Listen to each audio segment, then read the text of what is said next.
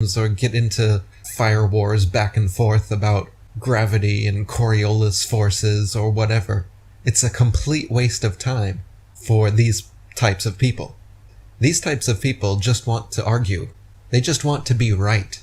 Their egos are like Swiss cheese, so full of holes that they are grasping onto their need to be right. And what they found is the flat earth, the most ridiculous thing in the world for someone to be wrong about. So they come running over with glee because they think they've found the stupidest people on earth that now they can make fun of endlessly. If you notice your average globe believer, the ones full of ego and giving you attitude when you talk about flat earth, oftentimes these were the teacher's pets, the big nerds, the brown nosers.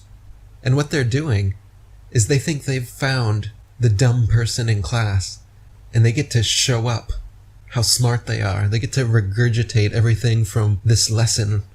You can see it in their eyes and their energy. They get all excited and giddy. They're so happy that you believe something so stupid, and they get to be the smart one. So rather than just sitting there feeding their ego by allowing them to think they're being the smart one, I recommend when you identify one of these willfully ignorant, egoistic ignoramuses, change the conversation from trying to even discuss the flat earth to discussing their willful ignorance, their cognitive dissonance, and their ego's lack of ability to engage in adult conversation, and then move on. Don't waste any more time than that with these people. Leave them to their globe earth echo chambers, while the rest of humanity gets on with enlightening themselves. Eventually, and it's coming to that point, there's not going to be anybody left listening to them. All their friends are flat earthers now. I was just contacted by a very prominent non-flat earther who everyone around him, all his friends, family members, people he respects, are becoming flat earthers now, to the point that he is finally opening his mind to the subject, and finally stopping this attitude that he's had for so many years, instantly rejecting and belittling anyone who claims the earth is flat. And that's encouraging, and props to him. I would really like to see more of that from these globe earth zealots. A little bit of humbleness. We all had to do it. Us current flat earthers, we all had to humble ourselves to the fact that we were lied to. And first, just to the fact that maybe we were lied to. That's the first step. That's the step we all took. That's all we're asking. Those of you who think you're being so scientific, that's how you do science. Skepticism, critical thinking, looking into all sides of the argument, doing actual experiments, gathering empirical data. This is what flat earthers are doing, while globe earthers are just regurgitating what they learned in their grade school textbooks with a big smirk on their face.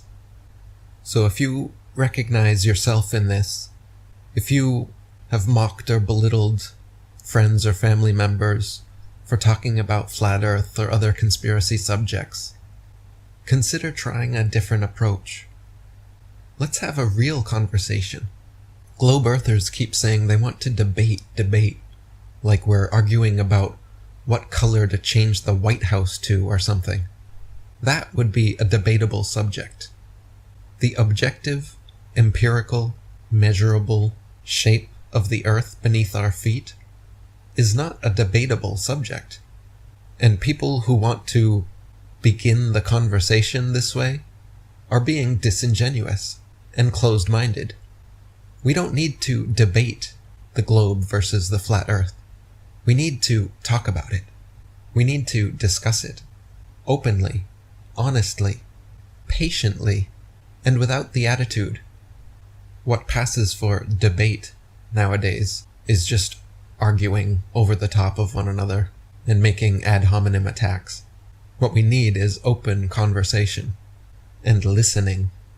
And even more than that, we need research.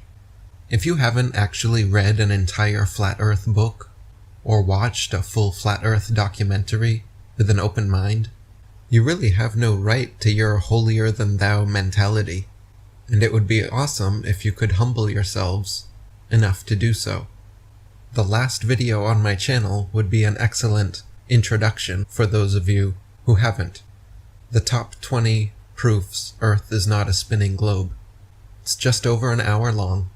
Please do me, yourselves, and the rest of the world a favor, and watch this with an open, skeptical mind. For the first time in your life, consider the possibility that your senses are true, and that your common sense and lived experience that tells you that you're standing upright on a level stationary plane with the sun, moon, and stars revolving over and around you, consider that that could be the reality, that what you experience is real. And do as Aristotle said, and hold two contradictory ideas in your mind simultaneously, without judging them. I guarantee you, if you're able to do that long enough to do your due diligence in researching the flat Earth, you, like every one of us, will become a flat earther.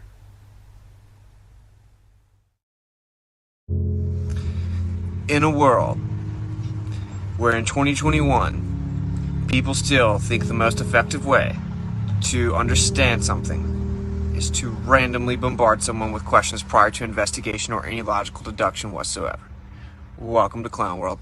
So I'm going to answer basic flat earth questions. There's someone in my comments spamming me with the questions. I don't have time to go back and forth and answer every Flat Earth 101 day one question all day on Facebook when you could easily research this stuff if you actually wanted to know the truth. It's actually pretty frustrating. But anyway, so the first question that this person is asking is, so are all the other planets flat? It's not even logical that it could be flat.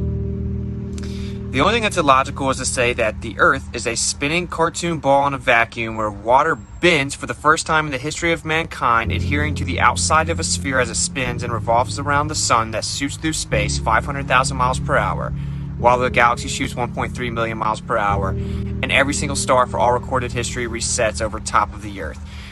Is the Earth, well, what about the other planets, right? That's the question. Well, are the other planets flat? I actually answered the question, but that's why I'm pretty, I don't know, aggravated, because you asked the question again, right? So I need you to listen.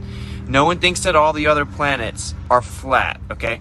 For one, there isn't other planets. When you say other planet, you are presupposing the Earth is in fact a planet, which is the very thing we are discussing, right? That's the question. Is the Earth a spherical planet? That's called a begging the question fallacy. Just reasserting that something's true isn't real. You'll be alright as I take away your little globe Earth religion that you were told about when you were 5 and you were given cartoons. This doesn't faze me at all. I'm literally not even fazed by it.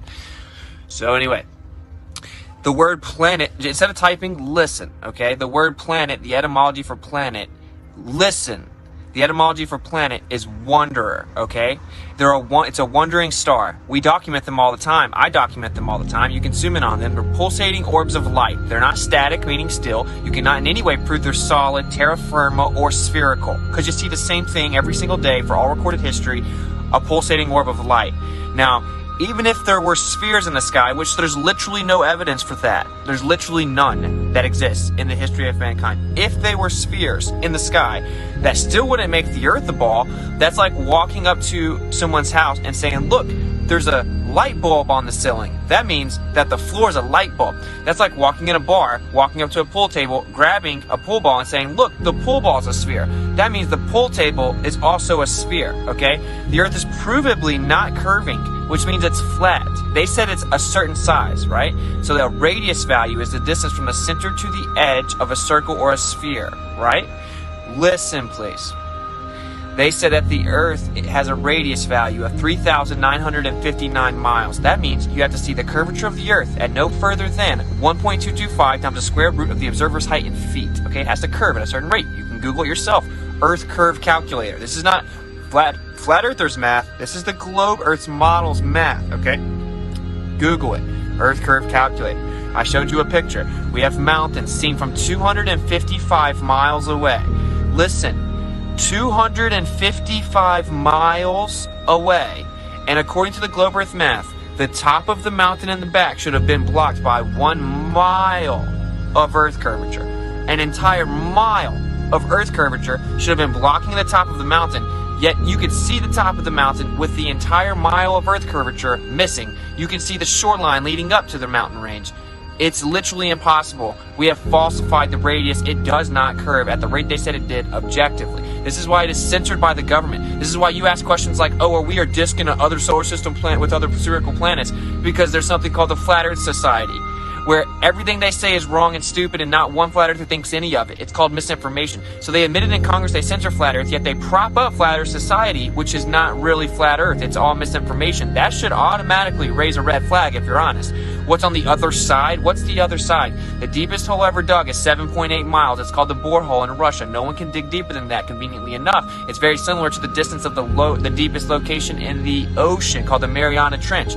No one's ever dug deeper than 8 miles. It's called the borehole in Russia. Now, whenever the Globe Earth had predictions based on the supposed layers of this Globe Earth, they were proven inaccurate the entire way down the entire 8 miles. They couldn't even get the top 8 miles correct with predictions, much less could they ever adequately predict 4,000 miles to a core that doesn't exist, that they still can't explain how it somehow creates a magnetic field because of the Curie point, and it's literally impossible according to Stanford and Harvard and Yale and Princeton. They literally can't explain the magnetic field in 2021 on a globe Earth. Now, would you fall off the edge? These are like elementary first grade questions, and I'm being honest with you, right? You need to listen. You have been engineered to treat us as if we're stupid.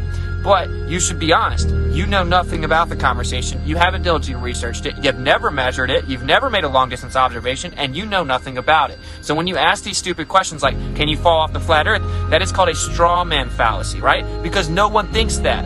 So can you fall off the edge of a lake? Can you fall off the edge of a shore? Of course not. There's a shoreline, right? You can't fall off the edge of a pond. There's a shoreline. The water's contained. There's something called this. You need to just listen, though. Right? Because this is so much information that you're going to have to learn for you to even get close to understanding the conversation. Stop trying to pretend you're going to make flat earthers look dumb, because you look dumb when you do that.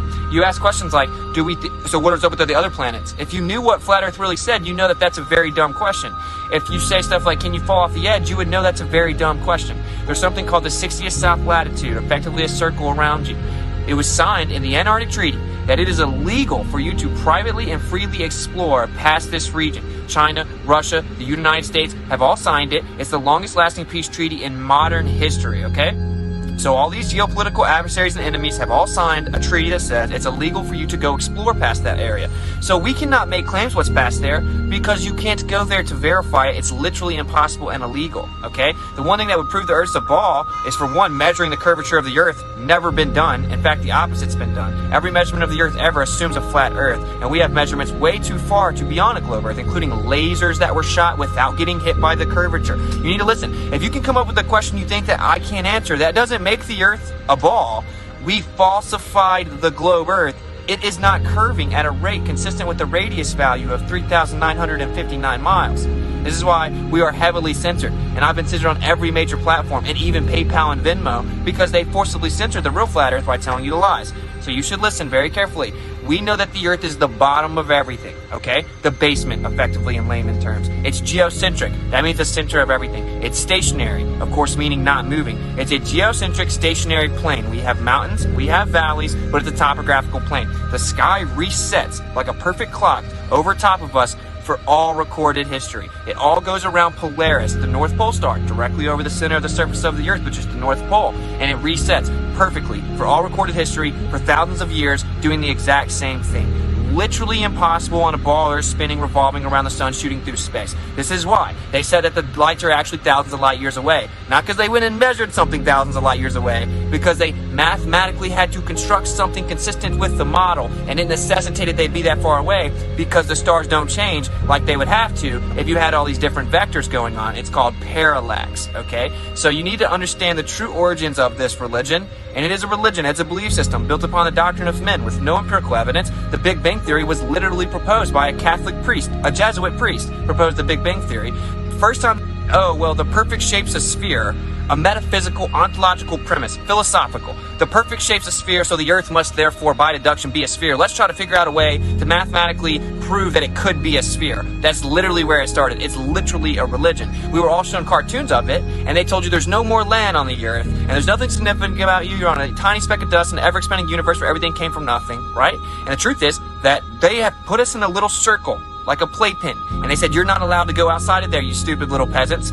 And there are people that are the peasants running around attacking the other people, trying to wake them up and free them. It's insanity. You should research it. So 1945, we brought Nazis over here in Operation Paperclip, okay? One of the Nazis we brought over here was Werner van Braun, because the W is like a V, it's German, right? Okay, Werner van Braun was an SS officer of the Nazi regime. He was brought over here to help us get to the moon via space exploration, right? The Space Exploration Department, he was put in charge of. In 1945, Operation Paperclip. It was called this because they put paperclips on certain people's files so they would know who to grab and pull over here out of the Nazi regime.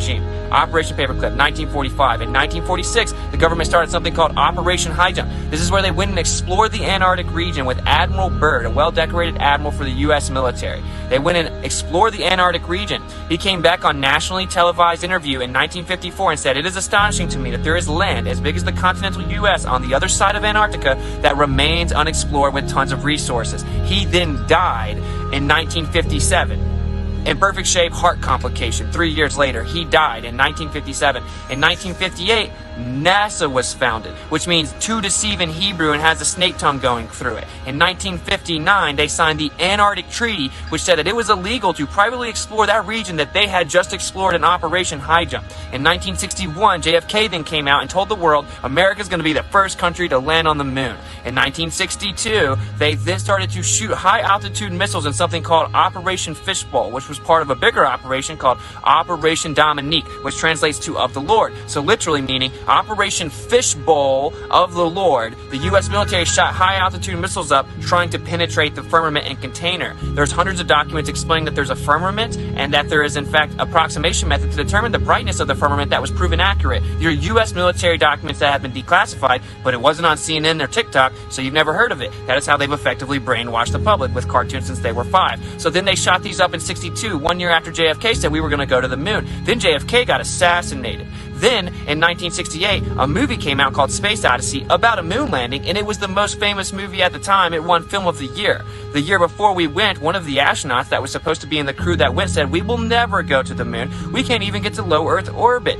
We can't even communicate in the same building with one another. It's impossible we go to the moon by 1969. He then went and hung a lemon on the module that was supposed to go. Right after this guy mysteriously exploded and died in a routine checking of wires on NASA's facilities. Then in 69, we miraculously were able to go after not being able to go to low Earth orbit in 1968. And then they called the president from a landline 238,000 miles away with no delay. Yet they say we cannot go back to this day over 50 years later because they quote-unquote destroyed the technology and it's a painful process to build it back, quote-unquote, from Don Pettit, world-renowned astronaut. This is where they supposedly took a real picture of the Earth from space in the Apollo missions when they supposedly went back and forth like 6 times with no problem, but now they still can't do it 50 years later because we can't replicate the technology from the 60s. In 72, we supposedly took a picture of the Earth in these Apollo missions, and that is the only supposed real picture of the Earth from space ever. They didn't go there. So very simply, a summary for you, okay? They brought Nazis over here who were typically famous for brainwashing people with propaganda. They said, hey, we're not going to hang you for your war crimes. We're going to revere you as scientific geniuses. We need you to help us with this propaganda effort. We're going to lie to the U.S. public and tell them that we beat the Soviet Union going to the moon. Then they went and explored the Antarctic region. They discovered that the Antarctic region had something there and what it was. They then came back and said, it's illegal for you to go there. And that treaty still stands intact where it's illegal for you to privately go explore it. They then said, don't worry though, we explore the Earth for you. You're not allowed to explore, but we explored it for you. Here's your little playpen. You stay in your circle, you little slaves. Look at space. Here's NASA. We're going to go to the moon. Something that you could never stand on, never land on, isn't terra firma or solid or spherical. Okay, so there you go. Are there any maps of the flat Earth?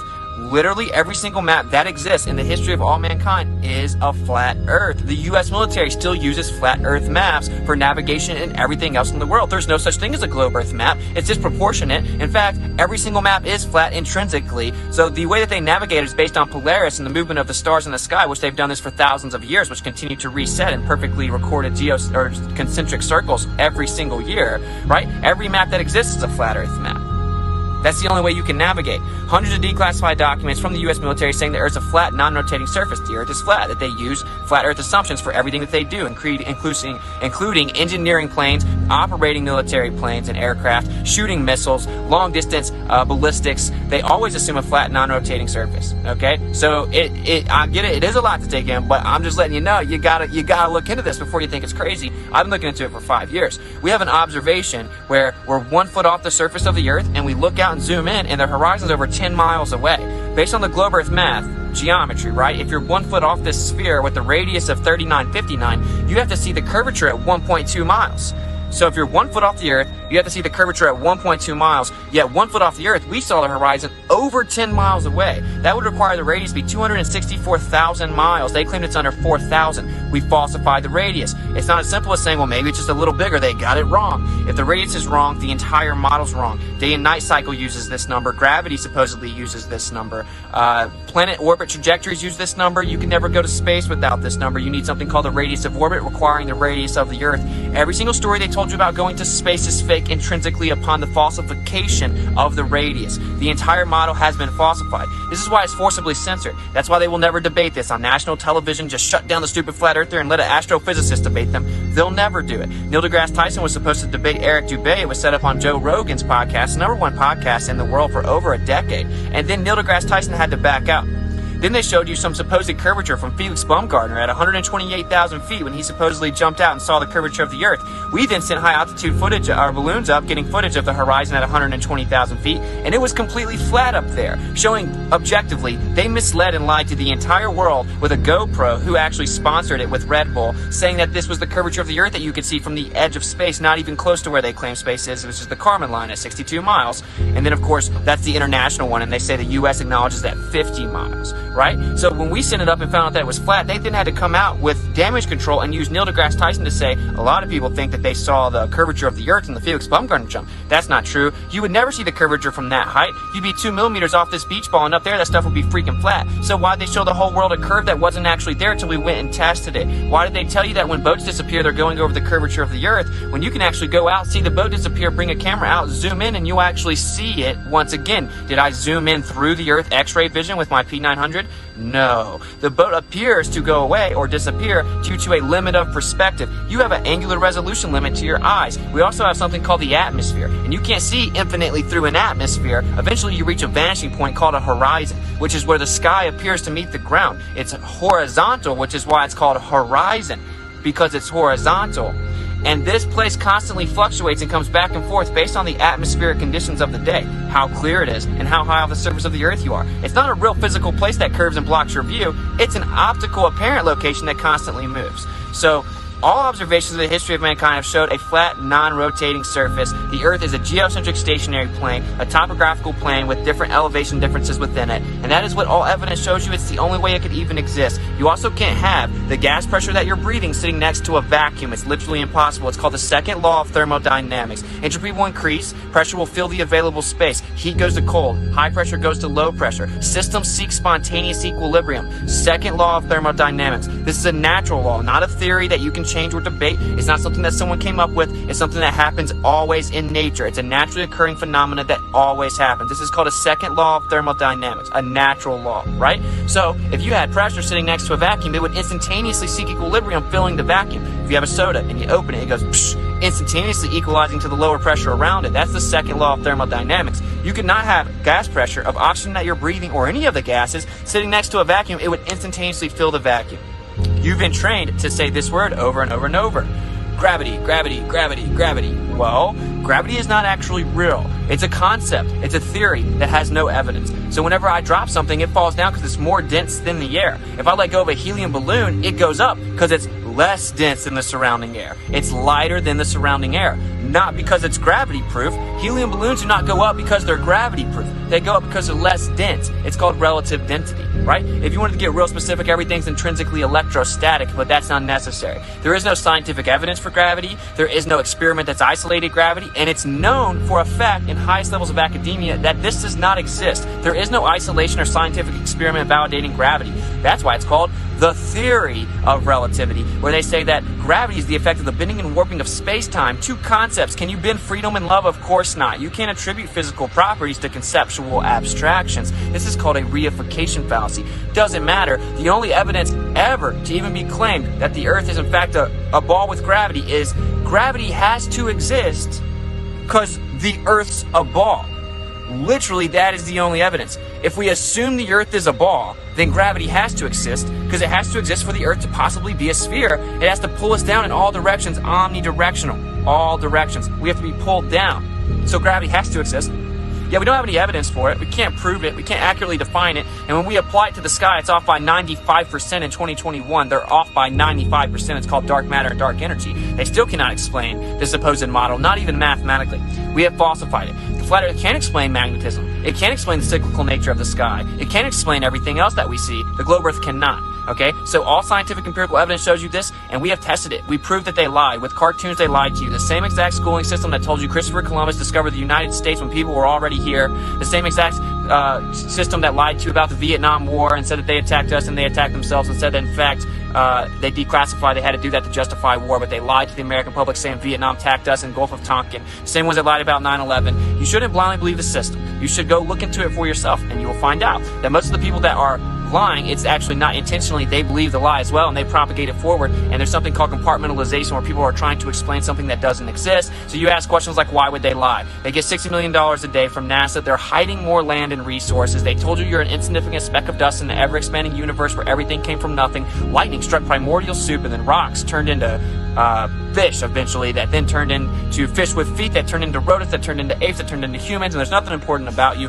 Random chaotic happenstance that you even exist over the course of billions of years of everything exploding from nothing. You get perfectly coalesced into spheres where happen to be you can somehow live here. So don't worry. Well, the truth is, the Earth is stationary and the center of everything, geocentric, and the sky moves in perfect circles over top of us around the center of the sky, right over the center of the Earth. And that means the Earth had to be created. It had to be placed there. So they're hiding the creator. There's 3 reasons. Also, you can't trust any of your senses. You think you're spinning 1,000 miles per hour, but you don't feel it. You think the Earth is curving, but you see it flat. You think that the sun is sitting still in the sky, but you see it move. You think the sun is 400 times bigger than the moon, but you see it as the same size as the moon. And so you can no longer trust your senses. You do not think that you can adequately tell the difference between truth and fiction. You must turn to authority to get all of your answers that you cannot understand. So they have brainwashed you into a slave state where you always turn to the authority to know what truth is, because you have been told that you cannot figure it out on your own. This is how you have good brainwashing capability of a state. So there's 4 very rudimentary reasons they would lie. Why wouldn't they lie? Knowledge is power. If you're the only one with the knowledge, it's much more powerful. When does the government not lie? Okay, so there are your answers. They're hiding land and resources and money and brainwashing you, and they put you in a little circle and told you can't leave there while they go hang outside of it. Okay, so there's plenty of reasons why they would lie. It doesn't really matter why they lied. The motivation of lying is independent of the fact that they did lie. Okay, and falsification is independent of replacement. We falsified the globe Earth. We don't have to replace every fairy tale they said before it's still real. If you tell me Santa's real, and then I see mommy and daddy bring presents in the house, I don't have to go come up with a new fictitious character from the North Pole or Santa's still real. We falsified your claim that Santa's real. That's all there is to it. Falsification is independent of replacement. So there you go. There are the basics. You can't fall off. You can't fall off of a lake. There's a shore. Antarctica is known to have the highest elevation in the entire world. It is an ice ring effectively around the water. Captain Cook tried to circumnavigate the Earth, and he went for 68,000 miles, and all he saw was an ice shelf the entire time. You're not allowed to go independently verify this, though, so the water is contained, which is convenient because fluid statics is also a natural law. Water finds its level. Water at rest is always level, period. Okay, so water conforms to its container and finds its level. Well, conveniently, it's contained on this flat Earth, and it's level. Of course it is. So how is 70% of a ball level?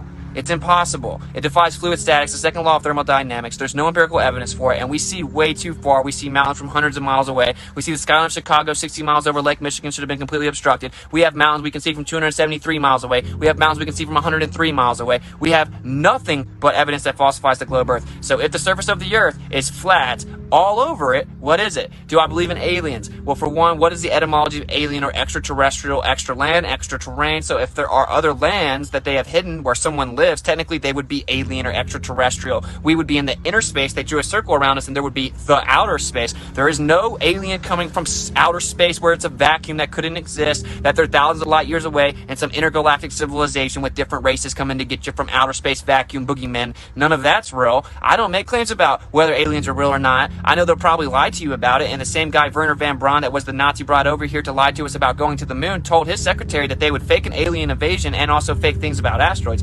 I don't really know. You can look into Project Bluebeam, but it doesn't matter. And by the way, Werner von Braun also put Psalms 19:1 on his tombstone, which says that the firmament shows the handiwork of the Creator. The firmament comes from the Hebrew word rakia, strong as bronze. It was stretched out over top of us to protect us, and we are like grasshopper inhabitants within the tent he stretched over top of us, and it's strong as bronze, like beaten out with bronze, rakia. So why did the guy supposedly took us to space put on his tombstone that you can't go to space because there's a firmament there? Well, he let the truth out on his deathbed. He also wrote a science fiction book in the 50s, and in the science fiction book that the Nazi wrote in the 50s, the main character's title is Elon, and Elon supposedly takes us to Mars. I guess that the prophet of the Nazi was really good at predicting what would happen, right? He wasn't just good at mass murdering millions of people. He was also a prophet that knew that Elon would take us to Mars in 2021 and talk about how he's going to do it. So the world's a stage. Jules Verne wrote a science fiction novel in the late 1800s predicting the moon landing and where the rocket would shoot from, what state, what direction, how it would slingshot around it, and everything else. They take science fiction books and they tell the public that it's true while they know the truth. Powerful people are lying to you, okay? So do not fall for whatever they tell you. You need to look into things for yourself. Don't blindly believe anyone. Go research it for yourself. Go test it for yourself. And if you do this, you will find out that the earth is provably flat. I would have to sit down here and talk for another 3 hours to tell you every flat earth proof. There's something called specular reflections. You cannot have perfect reflections on a surface if it's not flat. It cannot be concave or convex at all. Specular reflections debunk the globe earth. We have local reflections from the sun, showing the sun's a local light source. This is impossible in the globe earth model. The sun has to be so far away we have parallel rays, right? So it's impossible. This debunks the globe earth. We have crepuscular rays, which are divergent rays that converge onto the sun, showing the sun's a local light source. Impossible on a globe earth. They say it's actually parallel. It just looks like that. We see that the sun and the moon are the same size. They say that the sun's actually 400 times bigger than the moon, just coincidentally, exactly 400 times further away also, so that it looks like they're the same size, so we can have total eclipses. Or maybe they're just the same size, bro, and the scriptures are true, and it says that there's a lesser light that rules the night and a greater light that rules the day. Okay, that's all there is to it. We see the same moon for all recorded history, while people claim it's a sphere that spins, but if it spun 1/4 a mile per hour, slower or faster, we'd see the other side of it, so it just perfectly sits there for thousands of years. That's a cool story, bro. None of this has any evidence. It's all fairy tales. What we know for a fact is that water always finds its level. To have pressure, you must have a container, which means the way that you're breathing is the gas pressure on the earth is contained, and we see way too far. The earth's a topographical plane. It isn't curving. This is just the way that it is. You can't go deeper than 7.8 miles. You can't go past the 60th south latitude. We need to wake up and then tell them that we demand to know the truth and to be able to freely traverse the earth. That is the next step. Now to try to attack the people that actually researched it, are bold enough to not care that other people get triggered and try to call you dumb or try to attack you because they were told that it's dumb. The people that are strong enough and intelligent enough to actually understand it, research it, test it, and then go speak about it are the people that are fighting for you, whether you understand that or not. And we're used to taking the bullets, but you should maybe jump on the side of that people actually doing what's best for humanity as opposed to trying to attack them. So there you go. It's all a lie. Georgia Guidestones prove it. Yeah, exactly. The Georgia Guidestones wouldn't work unless the Earth was a geocentric stationary plane Earth, right? Because it's used as a compass, a clock, and a calendar. It shows Polaris day after day after day for all recorded history that it's been there, and it will always work, showing you where north is, because it doesn't change. For all recorded history, Polaris is in north. That's how you know where north is, so it would be a compass, right? It also shows you where the winter solstice and the summer solstice is. It shows you the time of the year. It's a calendar. Because the Earth doesn't move and the sun does the same thing, that has the same cycle. There's a cycle over top of us like a clock that resets every year. This cost almost $1 million to build it, and it would be a complete waste of money if the Earth was a spinning ball. Okay, so that's just the way that it is. And they tell you what they want to do on there, and I think everyone should just wake up, Maybe everyone should just wake up and stop getting triggered that we didn't go to the moon in 1969. Stop being surprised or acting surprised the government lied to you. Stop being surprised and acting like China and Russia lying is a big shock to you. The U.S. government has lied about everything. So what you should do is accept truth for what it is, right? It's easier to fool someone than to convince them that they have been fooled. That is not my problem. That is, you just need to look into the evidence and be honest. We see way too far. We falsify the curvature of the earth. There you go. I mean, I don't know what other basic questions I might have missed, but you should be able to figure them out. You'll ask stuff like, oh, you shouldn't look past the curvature. If the earth's a ball, it has to curve. If you were intellectually honest about this, you wouldn't get past that. You're like, wait, that's the most efficient way to test if the earth is in fact a ball with this radius. Geometry, measurements of shapes, sphere, certain size, dimensions, 3,159 radius. You would test that and see if it's curving at that rate, because it has to curve. If a woman's pregnant and she moves her hand across her stomach and then it comes down to the bottom, can she still see her hand? No, because the curve of her stomach physically obstructs her hand. That is what the earth has to do if it's a ball. This is where the answer lies. Is it really what they said it is? You can go measure the surface of the earth, and it is objectively, provably not what they said it is. So if your response to that is to not answer it or figure out how it could work or figure out what's going on or go test and see if that claim is true or see exactly if these observations really do exist, if your response is, oh, well, how do eclipses work? What about magnetic fields? What about, if you start asking every random question you can think of, you're being intellectually dishonest. You're diverting away, and you can't handle what the truth is. Right? So if you think you can ask a gotcha question that some flat earther might not answer, that doesn't change the fact we falsified the radius. Okay? We don't know all the answers. The globe Earth knows none of the answers, right? People will say, what about eclipses? Eclipses debunked the globe Earth, and they still use the Chaldeans from Babylonian time, 2500 BC, a geocentric stationary plane Earth civilization. They knew the Earth was flat and stationary and the center of everything, and they used something called the stereocycle from the Chaldeans from 2500 BC to this day at NASA to be able to predict the eclipses. They cannot use the heliocentric model to predict eclipses at all. There's something called the Selenilian eclipse, right? And it's where the sun and the moon are both above the Earth during the lunar eclipse, according to the globe Earth model. The reason you have a lunar eclipse is because the Earth blocks the light from the sun and casts a shadow onto the moon, and that's what actually physically obstructs the sunlight, causing the shadow, thus a lunar eclipse. Yet in the Selenilian eclipse, a lunar eclipse, the sun and the moon are both above the horizon, above the Earth, a geometric impossibility on the globe Earth. And guess what year they said that they discovered this and recorded it for the first time? 1666. It's not a coincidence they told you that the first time they recorded the eclipse that debunked the model is 1666, 666, right? The same year that gravity was discovered by Isaac Newton, supposedly, in 1666, with a number of 6.67, right? Where we have north and south Arctic circles at 66.6 degrees, while the circumference of the Earth in nautical miles is 21,600, 6 times 6 times 600, while we're on a 66.6 degree tilt with a curvature rate of 0.666 feet per mile squared, shooting around the sun 66,600 miles per hour. Okay, so it's a lie, it's a Luciferian lie, and if you're actually at the highest level of the occulted people that try to control the world and lie to all of us, you have to know these things, or you're not allowed there, okay? So that is why they lied. It's simple. If you wanted to control and brainwash an entire group of people on the earth, what better way than to start by lying to them about the nature of the very place that they live? If you want to brainwash them on the earth, why not lie to them about the earth? Why not tell them there's no more land, it's a finite little sphere, and you have to stay here? Because there's more land and you get to control it. Why would they not lie? Knowledge is power. It's much more powerful if you're the only one with it. So there are the basics for you. You should research it, right? Fly Man's watching, his panties are in a bunch. Dude is a gamma. Alright, I love you guys. I'm going to catch up with you guys later. Battery's about to die. I wanted to answer the basic questions. There you go. I can't go back and forth in comments. And if you watch this video, you'll understand why I can't go back and forth in comments all day. I have hundreds of people that are doing that and sending me messages. So, look at our content. Go find us and listen and learn and study and research. A lot of people on my Facebook will be helpful to you, but for everyone, drop the arrogance, okay? Drop the arrogance. When I first heard about Flat Earth, I thought it was dumb also. Then I humbled myself and researched to try to prove the Earth was a globe and found out it is far from dumb. And if you're still on that wavelength, even though waves aren't things and don't have links, right? It's just a transverse movement in a medium that has to be there, the antecedent to any type of propagation. But anyway, I digress, right? If you're not even on that wavelength of understanding that it isn't a dumb conversation, you're nowhere close to the truth. You're nowhere close to the truth. So just humble yourself, be honest, seek the truth diligently, and then you will be good to go, right? And people will be more than happy to help you answer your questions. They want you to come over here and know the truth. That's our whole thing. We want everyone to wake up and realize we've been lied to so we can get our power back. But just be respectful. Don't expect to be able to just hurl insults and attack people and that people are just going to love you and be real nice and just keep letting you do it. Because the irony is that, you're projecting your own intellectual insecurity. I go around the United States offering $100 cash to anyone in these major cities that can answer 3 basic questions about the globe Earth correctly, the basic questions about it, and no one ever wins the money. So be honest. You know nothing about it. It's okay.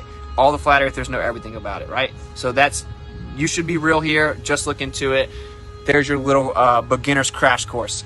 I love you guys. I'm going to go chill with another flat earther in a little bit, grab something to eat. I may do a computer stream later tonight. My phone's about to die. Peace out. Much love. MasqueradeTour.com, $ what's it gets a cash at, what's it at protonmail.com, PayPal if you want to support the tour. I know I speak fast. I'm sorry. It's just like what I do. So I love you guys. Seek and speak truth unequivocally. The weak find contentment in the consensus of ignorance. So strong people don't care what weak people think. Intelligent people don't care what dumb people think. Informed people don't care what ignorant people think. Stand tall and seek and speak the truth regardless of ostracism or any type of attack or pressure from society. It doesn't matter, right? The weak always do that. So just stand tall for the truth. And actually, whenever they revile you for his name's sake, rejoice, for they did it to all the prophets before you. Peace out.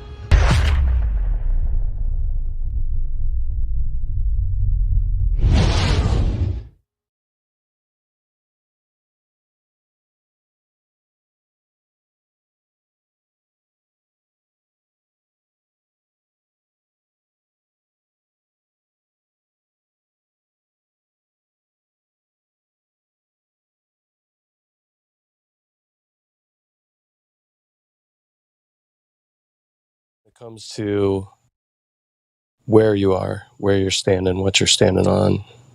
Do you have any ideas around that? Like, what do you think? What do you perceive? What do you experience? I think it's quite spherical.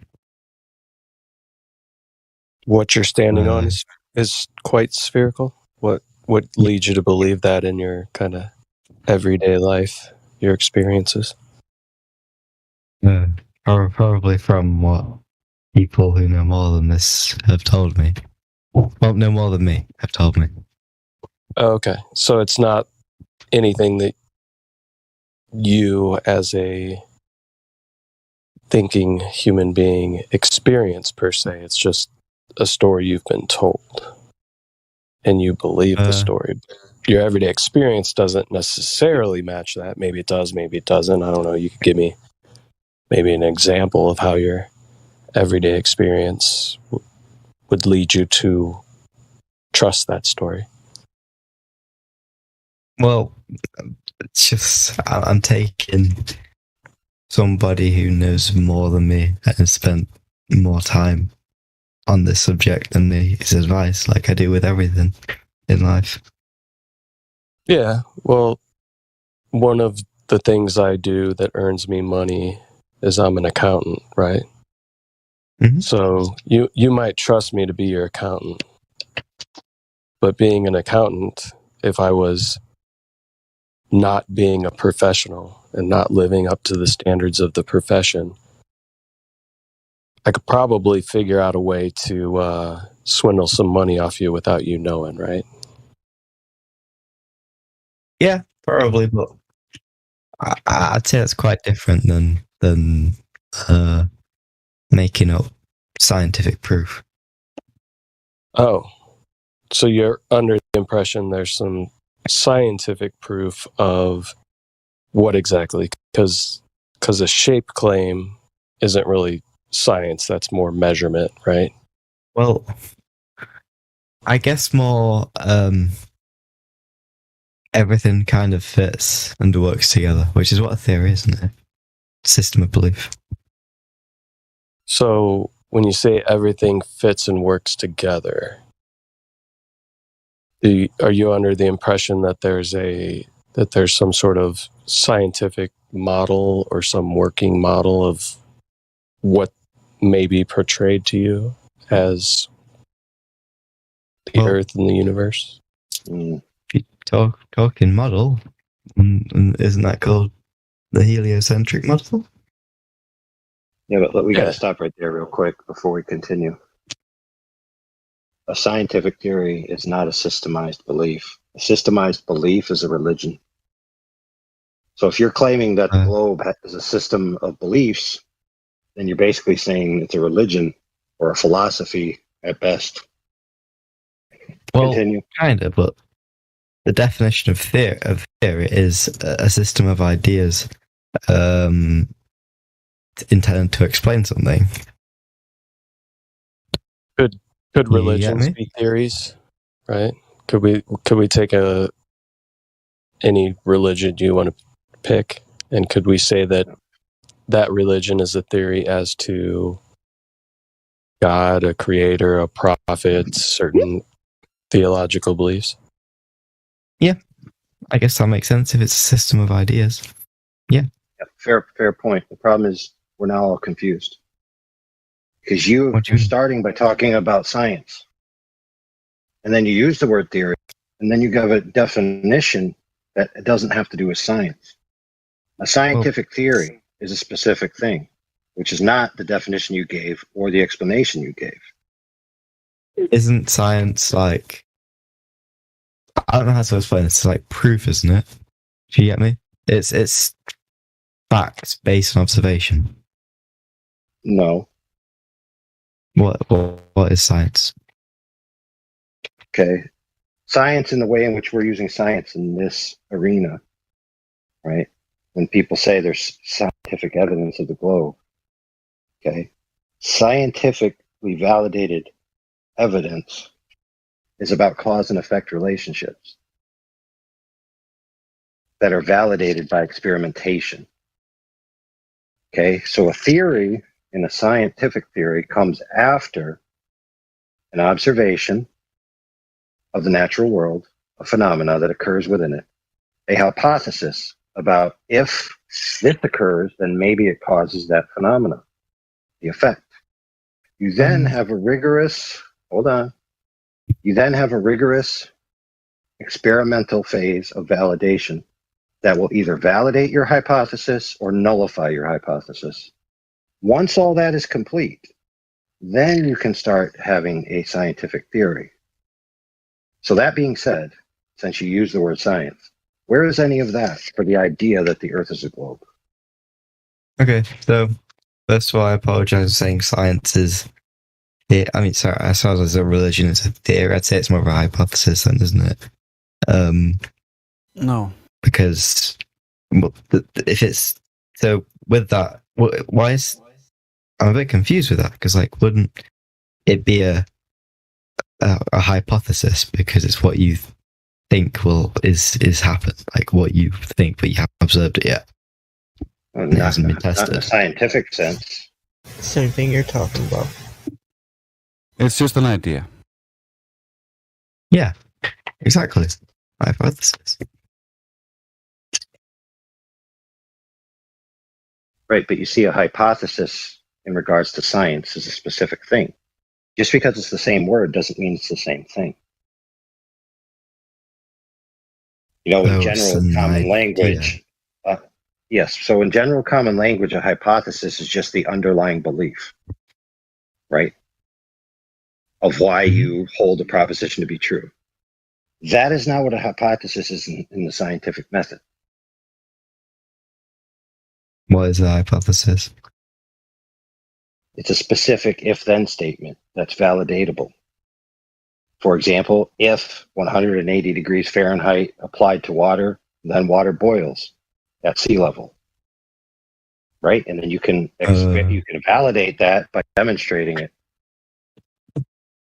So, for example, let me give you an example of something that doesn't apply. Okay, there is a blue knife on my table, right? Not a scientific proposition. It simply is the case that there's a blue knife on my table. Yeah, because you observed it. Yes, directly. The object in question is directly observed. There's no causal relationships required, right? Now, I want you to ask me questions about my knife. Okay. So ask me knife. questions about it. What questions do you want about your knife? Is it sharp? You think of the questions. You think of the questions that you would need to ask to divine what it is, because it is a knife of a certain type. So start asking questions like maybe the size of it. Okay, how big is the knife? 7 inches long. Okay, stop. Don't continue. Did I need to do any science to get that answer? You need to measure it. Oh, there you go. All right. I pass it to my friend who was talking to you earlier. Okay.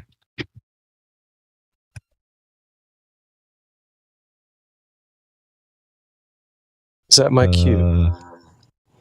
I think so. You can take a nap home. Sure. So, yeah, the measurement isn't science, right? Is that what we were just talking about? Yeah. I thought it was a part of science. It's not. Measurement can be is just measuring something. Yeah, it can be a tool used in science, but it wouldn't be science itself, right? So it's to measure. I'm a bit confused. So it's part of science, but it's not scientific. Yeah, so like AI was saying, in this realm, right, in this arena, we talk about science, natural science, which is the study of the natural world through experimentation, right? So we observed something in nature. We observe Yep. an effect, right? So let's go back to when he was talking about water and heat. So you and I are walking along and we come upon a boiling pool of water. And we've never seen this before. We look at it and we're like, oh, wow, this water's boiling. And then we come up upon it and we realize there's steam, and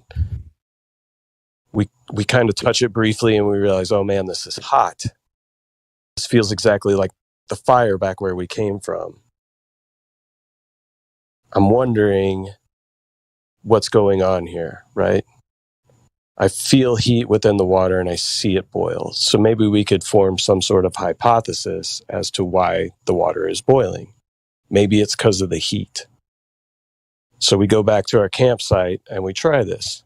We take some water, we put it over the fire, and it hits a certain temperature over time, and it starts to boil. So we can do this over and over again, and it's repeatable. So we have a variable that we're manipulating, which is the heat. We're putting the water on top of the heat, taking the water off the heat, stops boiling. So we're manipulating a variable that we think is the cause of the effect that we're seeing, which is the water boiling. So then we come to the scientific theory that heat causes water to boil. And we've demonstrated this through experimentation, right? So the key to all of this. Now, if we saw from a distance, really far off in the distance, a pool of water that seemed to be boiling, but we had no interaction with that pool of water, and we just started coming up with ideas as to what may cause that water to boil. If we don't touch that water, or we don't look at that water, or we don't try to take water ourselves and figure out what can cause this boiling, do any of our stories that we may come up with as to what is causing the water to boil, do you think any of those would be relevant? It would be a hypothesis. So let's say you have a hypothesis. So we're viewing this water that's boiling in a distance. We've never seen anything like this take place before. We're familiar with regular water. We've got some around us. What is your hypothesis as to why that water we see in the distance is boiling? Because it's warm. Let's come up with another hypothesis as to why water is boiling. We have no idea. We've never seen this take place. We would have no inkling or indication as to what may be the cause. Throw out an idea. I have absolutely no idea why water would be boiling. Well, we could maybe say that we think that there's some sort of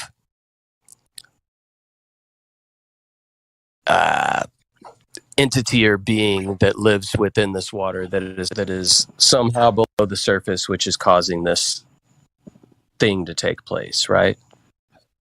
Yeah. Well, we'll make up a name for it. You pick the name.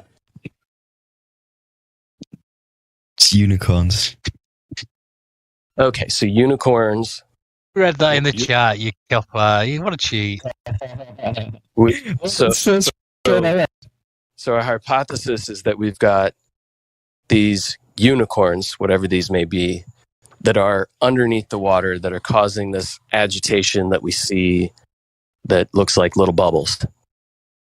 Now, what would be the first thing we would do to test this hypothesis?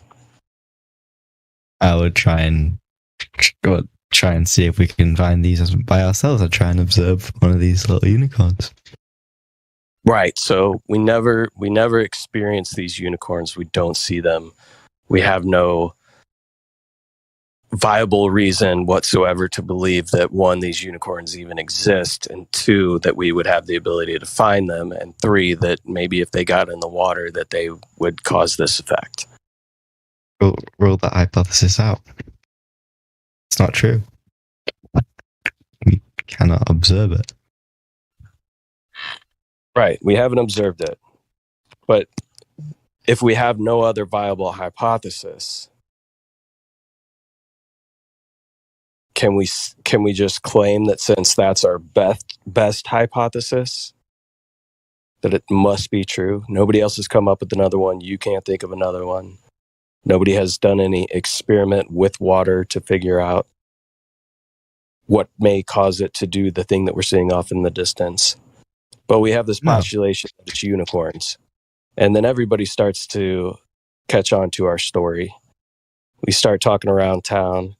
Yeah, you know that water off in the distance that we can't get to, but we see it and it boils? Yeah, it's these unicorns. Really? No, yeah. And then we start coming up with more stories about the unicorns, the color of their fur, how they can breathe underwater, all kinds of different things, right? Now, if we tell these stories, tell these stories long enough and nobody ever actually touches the water, goes to the water, tries to do any experimentation whatsoever regarding the water, does that make our theory, because it's the only one that we have, a viable theory? It's the right hypothesis. Well, I mean, it's the wrong opinion, but we haven't proven it. It's wrong hypothesis, right? Because we haven't done an experiment. That's the whole point. We need to do an experiment in order to come up with a viable hypothesis, right? Or you could observe these unicorns. So let me ask you a question. When it comes to what you believe in, the heliocentric model, globe Earth, all of this stuff, has any of it been scienced? Is any of it even a question of science? So it's been observed. It's been observed. Right. So what in particular has been observed? Curvature. Curvature's been observed. Where has this taken place? What do you mean? I don't understand. Where and who has seen curvature? Every person I can't remember the exact place. Every person that's ever seen an image or a video from above. Every person that's watched TV. Okay. So we got every person that's seen an image or a video. Well, if you photograph one of these unicorns, you would have proven to see the unicorns there, and Right. So you're under the impression. So you're under the impression that we have a photograph of Earth from space. Seems quite likely to me. Seems quite likely, but the funny thing is, it's 2022, and we still don't have one. Why is that? I'm back. Did you hear me? It's 2022, and we still don't have a photograph of the Earth from space. Why is that? I don't believe you. Where Can you provide one to me, or have you seen one? Could you give me an idea of an image? Blue marble. All right. Blue marble 2.0. That's a picture of Earth from space. I'm sorry. What was that? I believe so. You believe so? Do you know so? Or do you believe so? Doesn't seem very. It seems quite credible.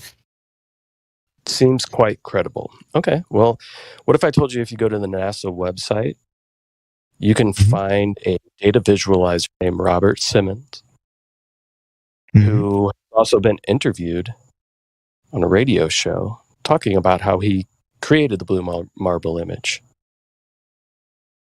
So what he did is he took strips of high altitude pictures and took that flat map, wrapped it around a ball in Photoshop, and then started coloring it in. He put in the clouds. He talks about how he made the colorations within the oceans, how he made it a little bit more green in areas that they had sensors that sensed more phytoplankton in the sea. He decided to use that data to color those parts a little more green, right?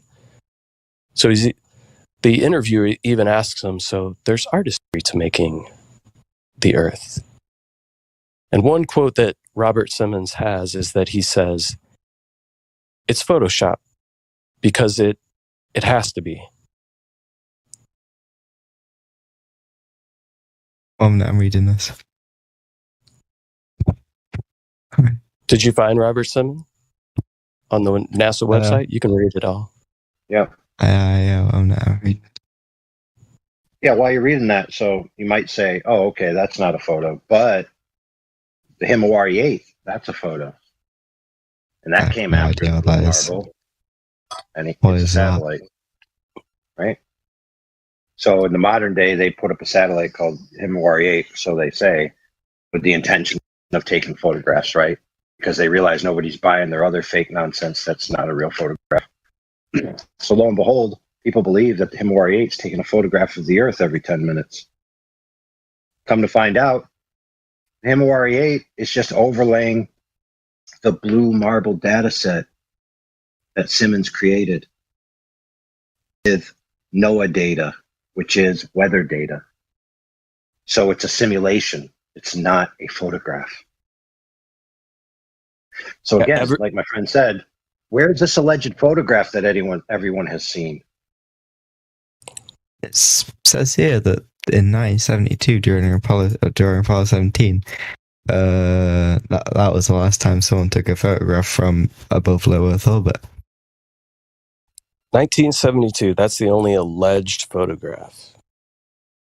From what this is saying, whenever this was interview was out, 2004.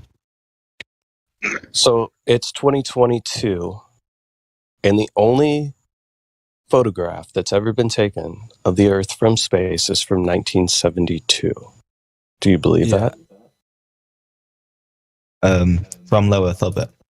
According so it shows the entire hemisphere. It's from them. They were going to the moon, they claim, and that's when they claim to have taken the picture. But NASA admits today that they cannot cross through the Van Allen radiation belt. They would kill anyone who would try. So they cannot send people beyond low Earth orbit or to the moon. What? So apparently, so that's why they couldn't have taken that picture. And even if you watch the documentary, a funny thing happened on the way to the moon. The tapes from when they were faking that actually showed more and were leaked and found and were shown in that documentary. So you can see exactly how they faked that picture as well. Right. So what we're telling you here, my friend, is that the only photograph that everybody's seen is scandalous at best, unvalidatable at worst. So again, where's this supposed photograph that everyone has seen? Well, until what you said, there isn't one. Oh, there you go. That's the answer. Well, I find it hard to believe, which I'm sure is quite normal. Wait. So you think it's rational to believe that the only legitimate photograph happened at the beginning of space exploration. And since then, not one has been duplicated by an advanced system. You think that's easier to believe than just to believe that they can't take a picture because they can't get far enough away to take a picture? Just like our other friend just told you, they admit that they're planning missions to go past low Earth orbit, past the Van Allen belts. It makes it sound like, wait a minute, didn't you already go past the Van Allen belts? I mean, if you're a wise person, my friend, and you think self-reflectively, all that sounds pretty scandalous, don't you think? Well, I don't think we've really have people really been past low Earth orbit since the end of Apollo. No, not really.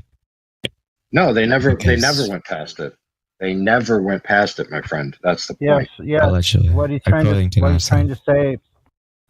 to say is in the Orion project, that's NASA. They admit themselves, just like he said, that until they fix this problem of going past the Van Allen belts, they cannot go past low Earth orbit. We're using the globe experts, NASA.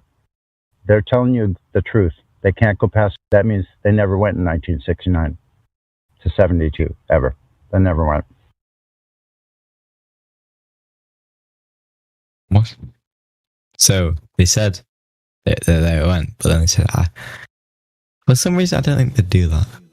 Yeah, they said they went a long time ago, and then they realized, the radiation would actually be completely lethal and can kill anyone who actually tries. So that's why anyone now cannot go. And for the last few decades, no one has been allowed to go because it's deadly. You can't go. It'll kill you.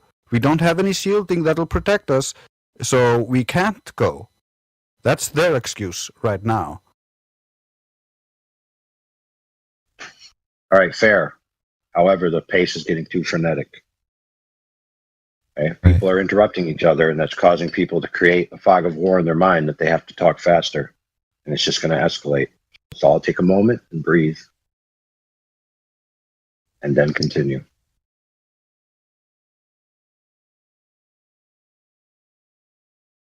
So, Laundry. Yes?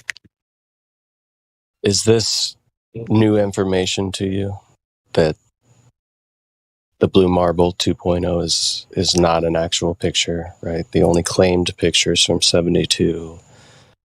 And there's certainly some issues around whether any of those missions did or did not take place, certainly because NASA's excuse of not going back is they're trying to figure out a way to get the proper shielding and protection against the radiation so people don't die going past low Earth orbit, right? So you said something not too long ago where you said something along the lines of this information was hard to believe, right? It's hard to believe that maybe what you thought were real pictures actually aren't. Are you just kind of trying to process that? Are you coming into the realization that maybe what you thought you believed before was proof? Yeah, is not reading up on it. It says here that the last photo taken from above low Earth orbit was the pale blue dot, right? Taken in 1990, which would make more sense. Yeah. So Voyager, which isn't a manned spacecraft. So that makes a lot of sense. No, it's an alleged space probe, which, if you believe it or not, is still up until, I don't know, when was the last transmission we allegedly got from Voyager? Within the past 5 years, I think. We're still allegedly receiving photographs from this alleged space probe that was sent into orbit. I don't think we're receiving photographs, and I think we have since the ones. But maybe it's Voyager 2 that's still providing images. The last photo from Voyager was 1990, pale blue dot. Okay. Watch So two. take a look. Take It a look was- at the what does that tell you? That What's that? Does that give you any indication as to what you're even looking at in that picture? Have you seen the pale blue dot? I don't think the quality of the image is very, I don't think it's like why does the quality of the image matter? Do you know what I mean? No, like if I handed you a photo that looks similar to that, right? If not the exact same photo, and I drew a little arrow on it to one of the more lit places within that image, and I said, this is Alpha Centauri.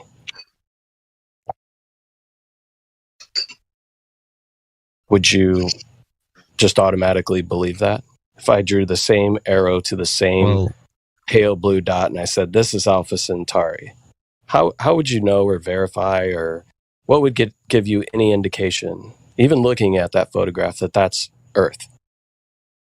Well, I wouldn't see a reason for you to say that it's Alpha Centauri. And surely if you did, you would try and make it a bit more believable by maybe putting some sparkles or something around it. Yeah? I don't know if sparkles would make it more believable. It actually would make it look more fake. But either way, either way, man, looking at this pale blue dot image, does that make you think that that's where you live? That that's a picture of where you live? Yeah, I don't see why they wouldn't. So what on Earth itself, aside from you believing pictures that are shown to you, which we've already proven, the main one you thought was proof of where you live and the shape of where you live, was a utter fabrication. So what on Earth here, the ground that you and I are both currently standing on, indicates that you live on a globe? Because that has no reason. Like what? So, wait a minute. Say that again. Sorry, really, I'm tired. Yeah. So what here on Earth gives you any indication, you personally, any feeling, any observation, or anything that you see in your daily life looking around you would give you any indication that you live on a ball? Well, that's spinning. Nothing, but it's the same for the other way around. There's nothing that gives me an indication that it's flat as well, because it's quite hard to observe that. Sure, I mean, I observe it all the time. I live near water, right? So I see very far. Looks very flat. When I go over, across this very large bridge in my area that's tall enough for cruise ships to get underneath it, and I look around, everything that I see around me indicates flatness. No indication of curvature at all whatsoever. But can you see those ships forever? Like, can you see them go forever? Forever? Do you think you can see forever? Well, I'm sure the higher up you are, the further you can see. Okay, so if I had a penny in my hand and I was standing on that ship, would you be able to see the penny? Ships are quite large, and you can How far away see them. How far away do you think you'd be able to see a penny? Oh, I don't know. About, according to you, forever, right? Forever. What? If I just went straight up in the air, would you be able to see a penny that I was holding in my hand as I continued to increase in elevation forever? If I had a telescope that could magnify it a significant amount. Okay, so let's even say that the moon is as far away as they claim. Could you see a penny on the moon? If I had a significant enough telescope, probably. There's not a telescope good enough in the world to be able to see that. What? Well, yeah, obviously. So when the ships go off in the horizon, you don't have a telescope. You have your human eyes. With your human eyes, would you be able to see a penny on the moon? Well, no. Right, because you can't see forever. It's different, right? Perspective. You understand that things shrink. Things get smaller with things shrink as they get further away. There's a difference between a ship dipping under the horizon and something shrinking. Yeah, can you explain to me the difference? You can see the ship get lower, and if you go up, you see the ship again.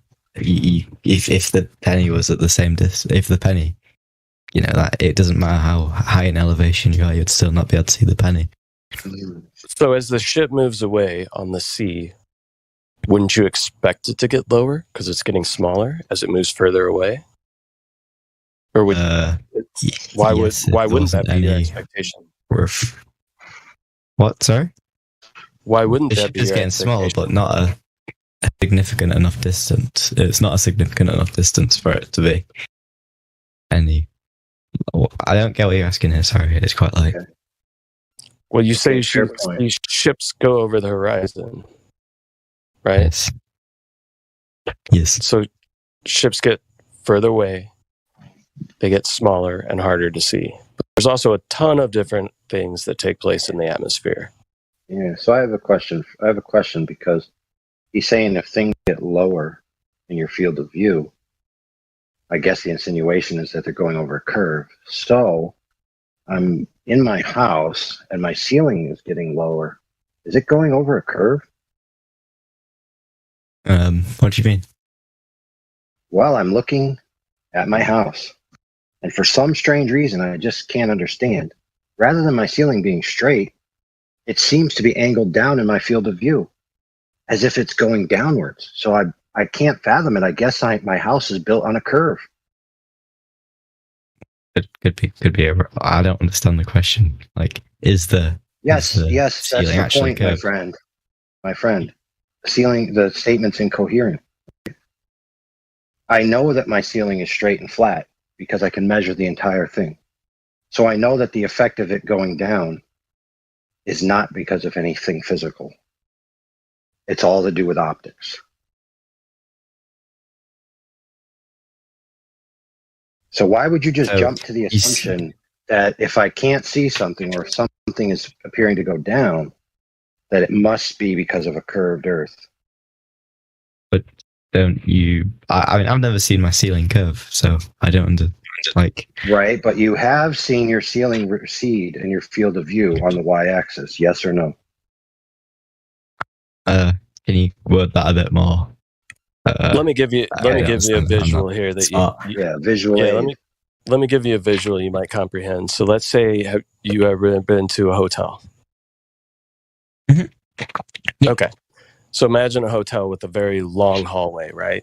We know it's flat, straight, because they don't build buildings that aren't straight, right? So we're looking down this long hallway and there's lights on the ceiling.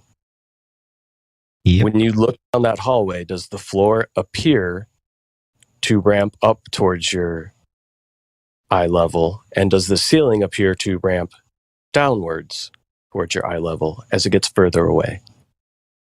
Yeah, to a point. Yeah. So in reality, is that ceiling that's above you physically going downward? Or is it just a matter of your perception due to perspective? No, but I don't think that's a large enough scale to see. Like the hallway would have to be quite long, wouldn't it? Wouldn't even have to be that long. I mean, that's what you see. To be able to see it. Well, yeah, because... Have you ever been in a hallway where you don't see the ceiling appear to come towards your center view and the floor appear to go up towards your center view? That's how you view everything. Always. It's perspective. Well, I don't think there'd be the hallway long enough to show it not. You know what I mean? Like, unless the hallway's like, so if you had a hallway that was from where you are standing to the ship that could be really far. I don't know how far ships are bend across the horizon. I'm not sure about that. Dude, if you had a hallway, so let's talk about that. If you had a hallway, if you look at the live stream voice text, you'll see an image of a hallway that's running as a GIF, and you'll see the effect in question. Okay, so if you had a hallway, the length all the way out to a ship where a ship starts to disappear, which is roughly 3 miles, 3 to 4 for a 6 foot tall observer if he was on the shoreline. If you were looking down that hallway, right, after a short while, the rest of the hallway would be unresolvable. And all you just see is everything converging to a point, and you'd be impossible to see the rest of the hallway. I agree with that. But right. So if you then remove the hallway, does the same angles of light not apply anymore? The ship isn't the same as a hallway because why not? The ship is a point, if you know what I mean. Right. So remember what I just said. You know what I mean. Remember what I just said.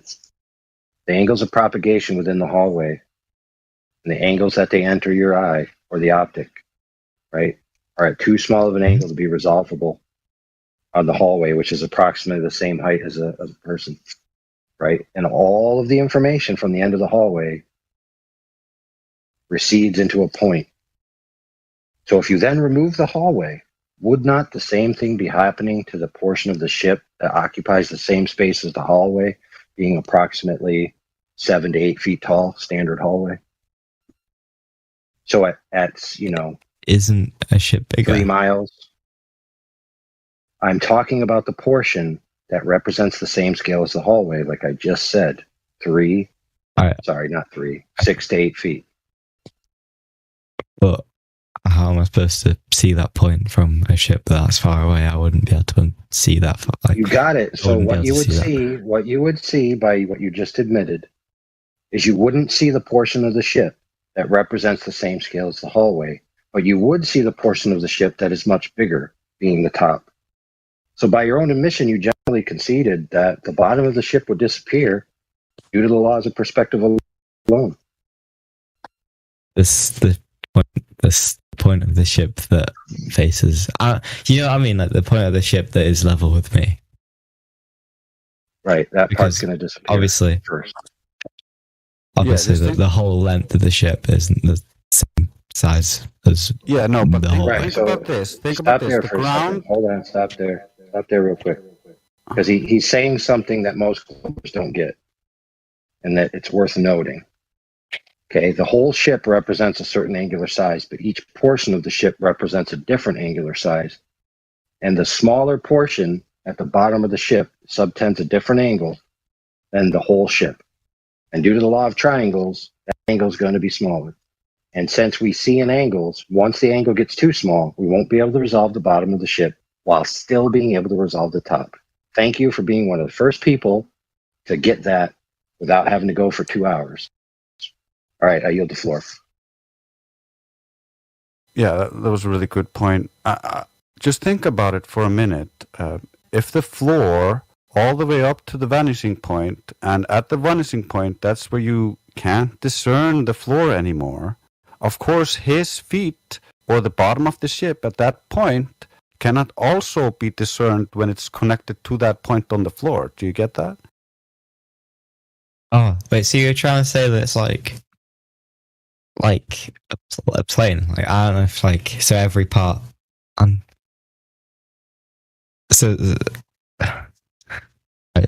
so every part is the. Sorry, I'm a bit,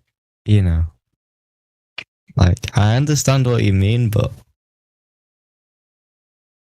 every part of the ship.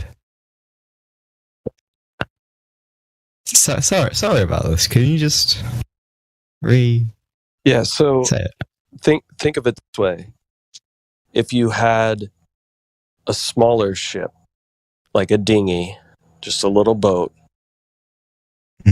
that was tied to the side of that ship, as it goes away so that you can see it. And you see this little ship. Now, if you removed the big ship, you understand that that smaller ship is going to visually disappear at a shorter distance than that large ship because it's a smaller object, right?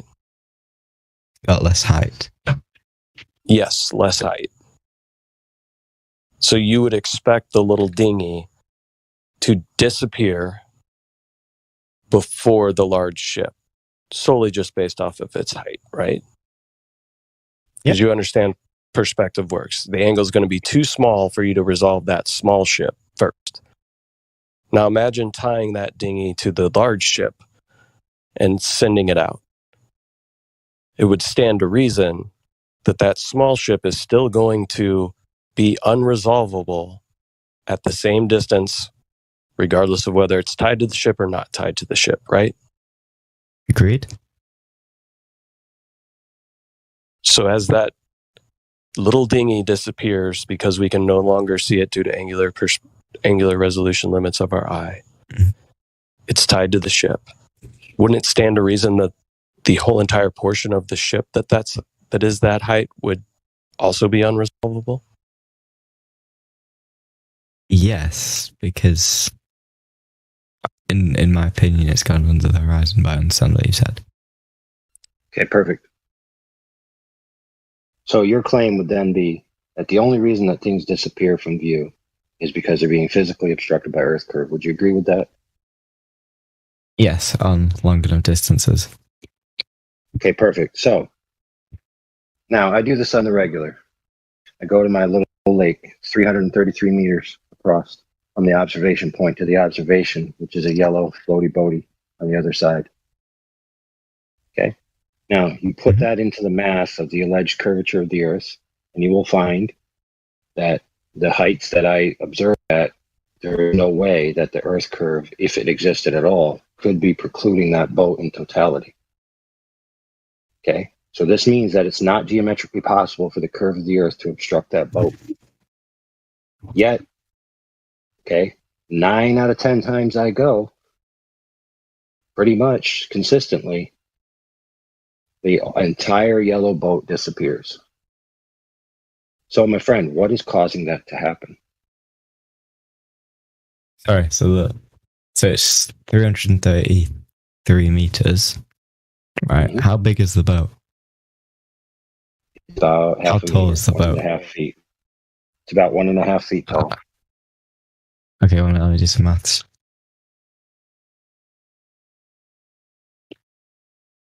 So how many...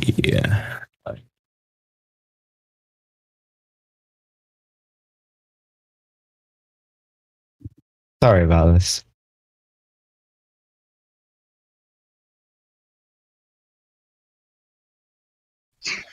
Just doing the math up the top of my head, no portion of that boat should be hidden. And if it is a portion, it's such a small portion that you wouldn't be able to notice based on the Earth curve calculator. Because that's what, about a quarter mile? Right. It's 1.2 miles. No, sorry, 0.2 miles. Quarter of a mile. Yeah, 0.2 miles. Sorry. Right, so do you know what the alleged drop over 8 inches per mile squared, right? Yeah. Right, so that would be at the surface. So then it would be like 1.6. 1.6 what, inches?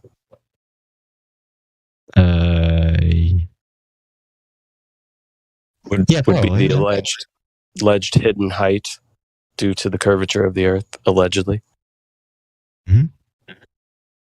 So when AI said he goes out, and 9 times out of 10, the whole entire boat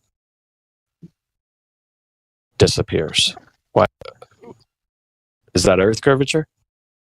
Do we have a tiny Earth? Smaller Earth? That'd be funny. Probably not. I'm so glad you said that. There's no reason. Right. So then what must be the reason? Okay. So it looks like it's happening. So what must be the reason? The only other hypothesis you've given is that whole stuff about vanishing points. Well, let's just be more broad, just for fairness sake. Okay. It's not because of geometry. It's because of an optical effect of some kind, whatever that might be. It's no longer in the category of geometry. It's in the category of optics, correct? Yes. Exactly. So now that we've agreed that the bottom of things can be missing, or an entire object itself can be obstructed without the necessity of Earth curvature in the way, we can now make progress.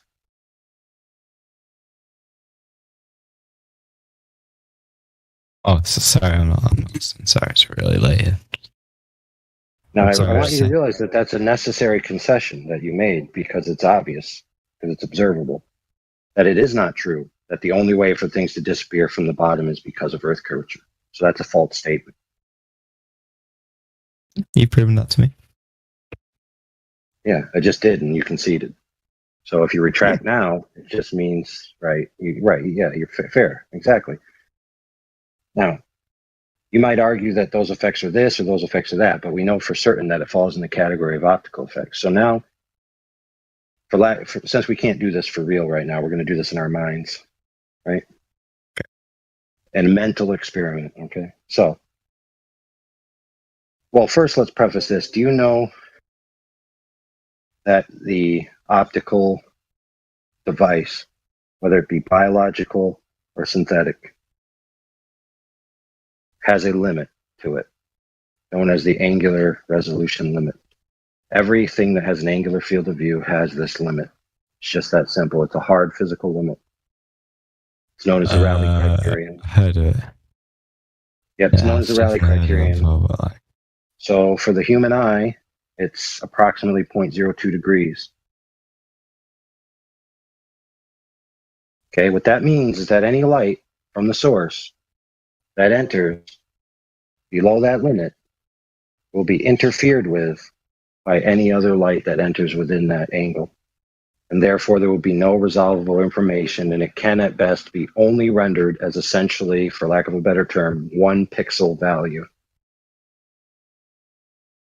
Isn't so you imagine resolution? Yeah.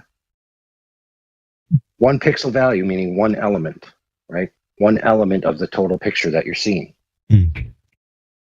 But so in that area, everything have different. In that resolution. angular area. Sorry. No.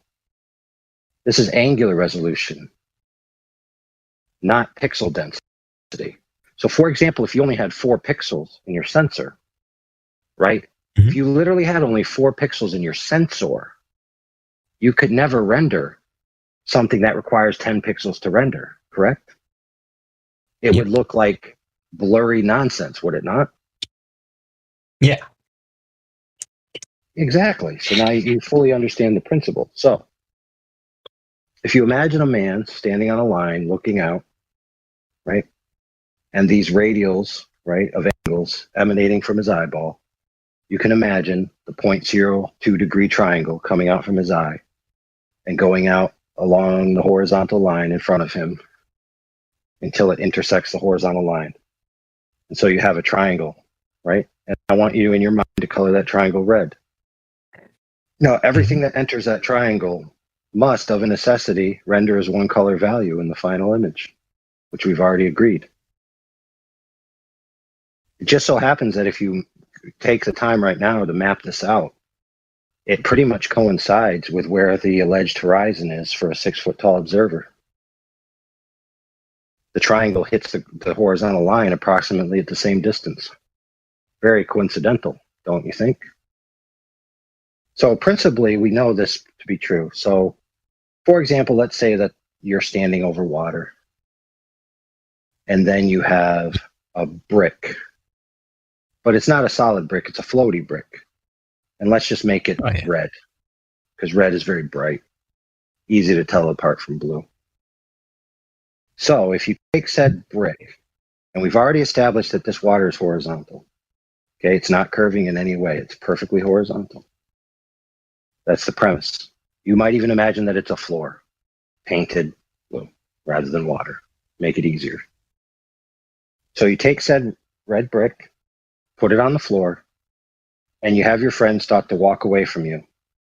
Now, as he keeps walking away from you, something interesting is going to happen. Eventually, you will not be able to see the color red anymore, because the red and the blue simultaneously will occupy less than 0.02 degrees.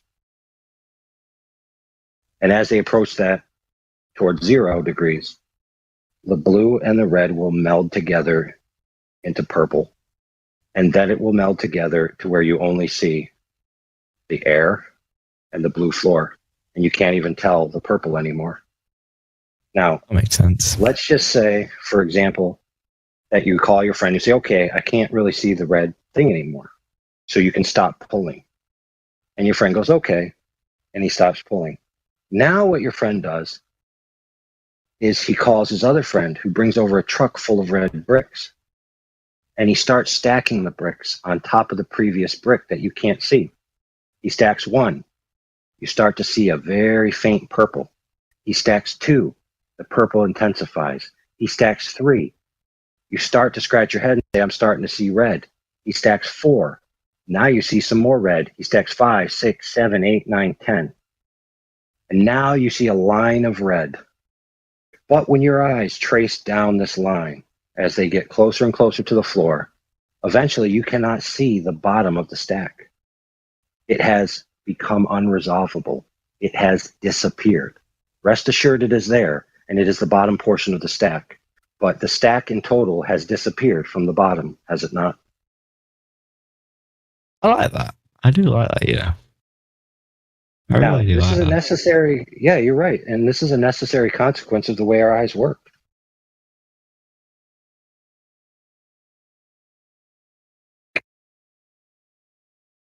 And and all optics with an angular field of view, by the way.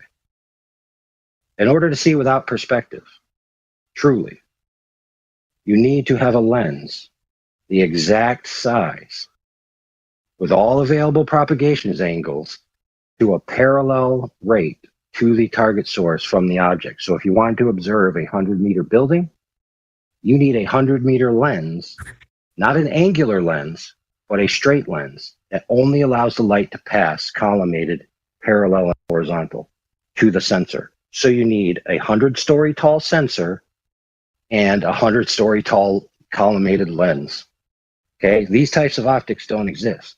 So every observation that we make is through an angular field of view with these limitations, in which we already have said that because of optical phenomenon, the bottoms of things can disappear. And that's just the facts.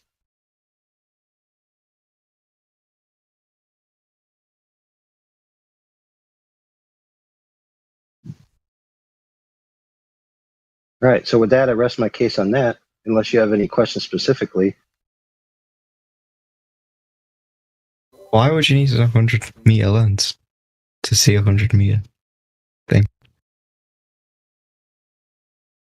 You need a 100-meter lens to see a 100-meter tall building without the effective perspective, and it needs to be a collimated lens where the sensor exists parallel to the light coming from the object. Like a mirror. So if you don't have such a lens and you use normal lenses like your eyes, you'd be standing on the ground, right? And the angles of propagation from the top of the building would be at a downward angle towards you, forcing all of the light from the propagation angles to enter at essentially inverse angles after they pass the lens. And that's what creates the effect of perspective. Is that you see imagine like a mirror. This is right. I'm imagining like a mirror, right? Okay. And this mirror is the same height as something. Yeah, right. So it's like a mirror, if you know what I mean. It would work like a mirror. Yeah, well, the problem is that mirrors suffer from a perspective as well.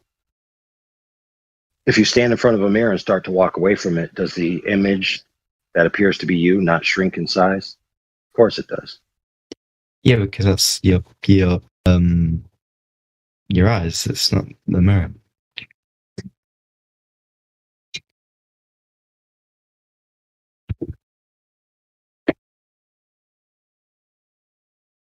Right, because your eyes are getting the angled light, not the straight light, not the direct one-for-one parallel reflection that's going back in on itself. So now you get it. There's also another way to show it. The ancient Greeks, of course, didn't have any fantastic telescopes or anything. They just looked at the horizon with their eyes, and they drew on a piece of paper and used orthographic view to assume that the horizon was Earth curve.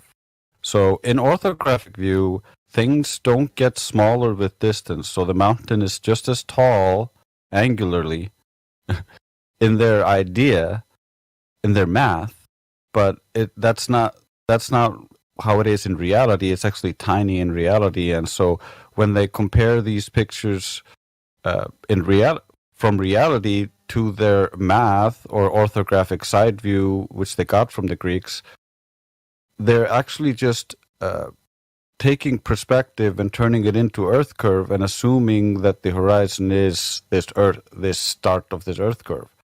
But there's no evidence to actually substantiate that.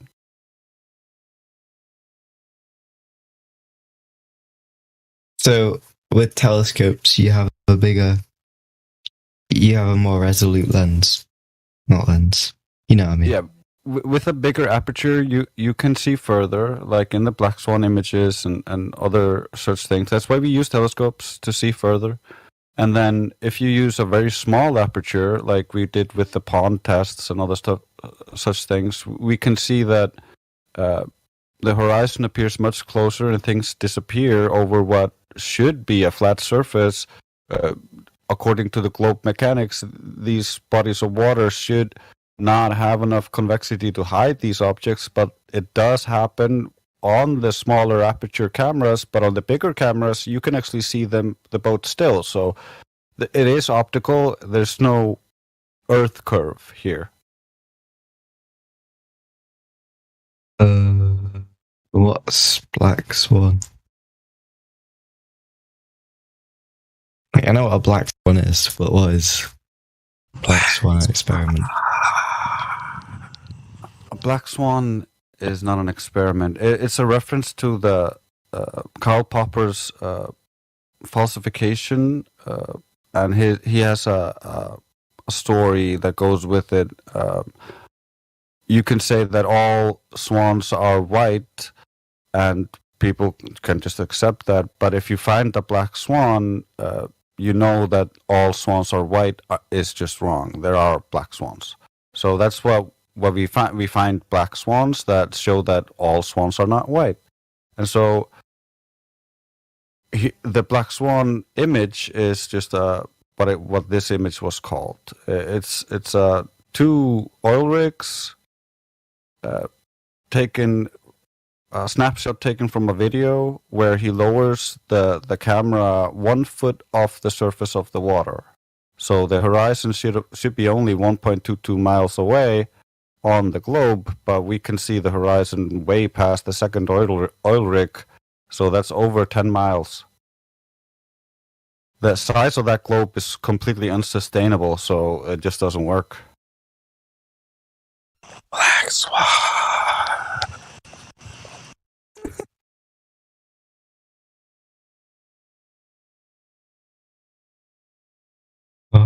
Excellent. Yeah, well said, Grace.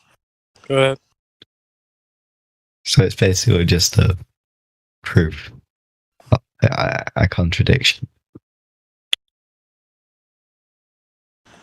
Yeah, we're comparing the claimed globe geometry to reality, and it doesn't hold up.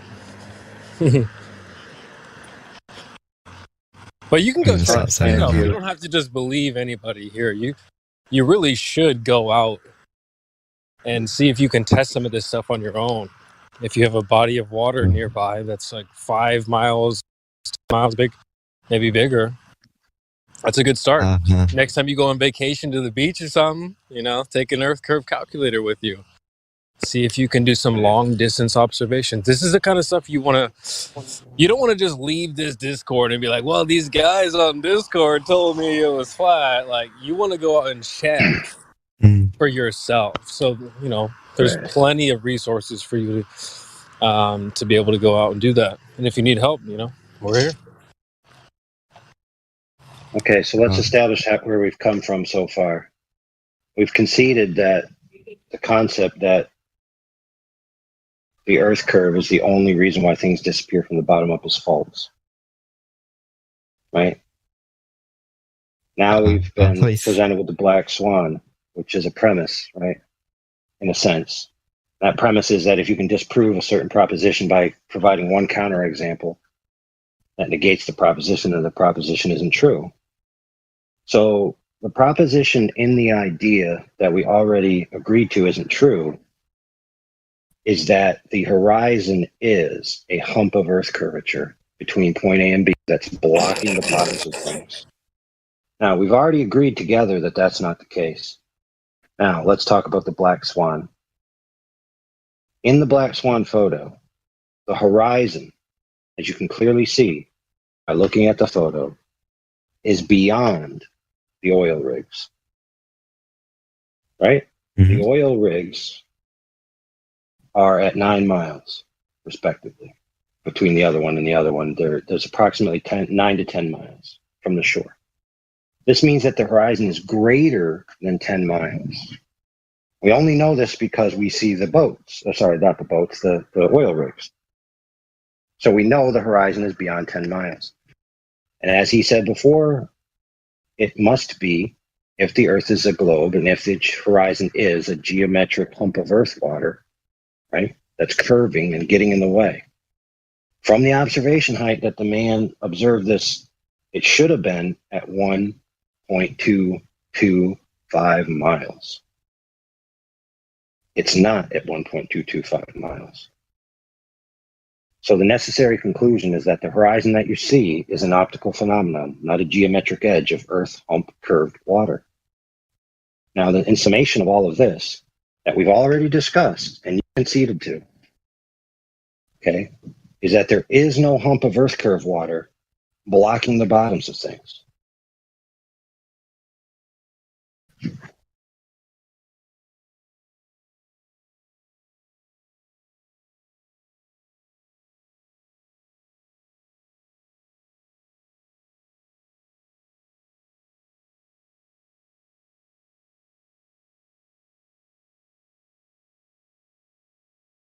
Now you might say, okay, that's compelling. How would I know for sure? Well, the correct answer is to directly measure the water. So far, we've been talking about optical defects, right? Mm-hmm. So let's measure the water. How are we going to do it? We can't use a string because of the catenary curve problem, right? Which is a physics problem. Just take my word for it. Can't use a string. Okay. Can't use a solid piece of steel for similar reasons. So the most efficient means to get something at that range, that we need a sufficient sample size, right? So what's a sufficient sample size? Let's say 25 miles. That sounds pretty good, don't you think? 25 miles, you'd see, doing the maths, 25 times 8, 200 inches, which is what? I don't know what that is in feet. 25 miles, it would not be 200 inches. Wait, what? So wouldn't it be 25, then 8 inches per mile, times it by 8? It's squared. Oh, there we go. So would it be 5? If you're doing it your way, it'd be a slope, times... not a curve. Oh, yeah, that makes sense. Sorry. Right, so 5 times, what is it again? What is it? 5 times 8? It's 20. 40. No, 25. 25 times 25. Times 8 inches. Right, so that'll give you inches. Sure. 5,000. That's going to give you. Right, that's going to give you the drop. 16 feet. Right, so that's 416 feet drop, right? That doesn't seem very believable to me, I'm going to be honest. Really? Yeah, Why not? I don't think you can see 400 feet of drop between 25 miles. That's like I mean, that's the math of the ball. significant. That's very significant. Yeah, it's very You know what I mean? significant. So we have something that's 400 feet, right? 400 I feet. can live with like 400 inches, but I can't live with 400 feet. Well, that's too bad, because that's the measurements of the ball that they told you exists. Yeah. Okay, so I'm going to walk you through it. So this is how it goes. You got 400 feet. It's actually worse than that, but we'll just use 400 for sake of argument. It's easy to divide. So what they did is they went, set up what's known as a laser transit measurement. Laser transit is basically a really long level, right? Because obviously you don't have a 25-mile long level. So you level the laser on the one side of the land, you shoot it over 25 miles of water, and you have a target, right? You set up the laser at 6 feet off the ground. You set up the target at 6 feet off the ground. Right? It's kind of laser be refracted and stuff though. Ding, ding, ding. He said it. He said the word. Oh, what? Hey. Shh. Calm down. Oh, no. We're not getting frenetic here. Yes. The correct answer is lasers can deviate due to refraction. Okay. So I want to ask you this before we start. You already have heard this is a 400-foot differential, right, between the drop. Mm-hmm. Now, yeah, we're going to measure this. We're going to measure this to see if that drop is there by setting up a laser transit level. Now, I'm going to continue with how this works, okay? So we'll set a baseline for how this thing is supposed to function. So in construction, let's say you have a foundation, so you have a piece of land. You set up the laser on one side, you set up the storyboard on the other, which is what the laser hits, and it tells you the differential between a level laser and the ground. So for example, if I set up my laser at 4 feet tall and the storyboard says 6 feet, right? Then that means I have to add some dirt to level the ground, right? And transversely, if it says in the other direction, I have to take some dirt away. So what this tells me is over my foundation that I'm trying to lay, whether or not I'm laying it flat. Because I can go with that storyboard and get 4 feet here, 4 feet here, 4 feet here, 4.5. Uh-oh, I got to change something. Right? Yep. Now, of course, there's tolerances, right? So when, for a client, I want to make a level floor or a level foundation or a level piece of land, there's tolerances that they're willing to accept. Now, dirt has a different tolerance that someone's willing to accept in concrete, has a different tolerance that someone's willing to accept for their tile in their kitchen floor, right? They want that floor flat. They don't want it curved, they want it flat. So I want to ask you this question. If they hired me to make a flat floor, and I got my measurements so off that I was 2 orders of magnitude off level, is that acceptable?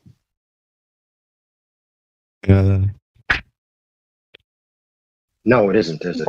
In fact, 1 order of magnitude is not acceptable. So, for example, if the differential is supposed to be 0.4, and I have 0.40, right? Those are the same, are they not? Yeah. Okay, but what if I have 4? I'm off by 4. Yeah. That is not a flat floor anymore, is it? No, it's what's the word? Sloped. Right. I've done screwed up. Now, what if it's off by 40? God, whoa. Yeah, you wouldn't even be able to walk. It'd be so steep. Right? So not acceptable. Okay, so if we take this laser transit and we want to know whether this Earth curve hump is there, and we can measure by getting the laser to hit a target of equal height, and it's off by 2 orders of magnitude, we've already agreed that that's not acceptable. So if the laser is at 6 feet, right, which is in the single digits, then the double digits, right, the tens is not acceptable. And the hundreds is definitely not acceptable, correct? So lo and that behold, would be a slip. lo and behold, this test was conducted. The ambient conditions were measured. The refraction was taken into account. The millirad beam divergence for the laser in question that was used on this day was taken into account. The laser hit the target.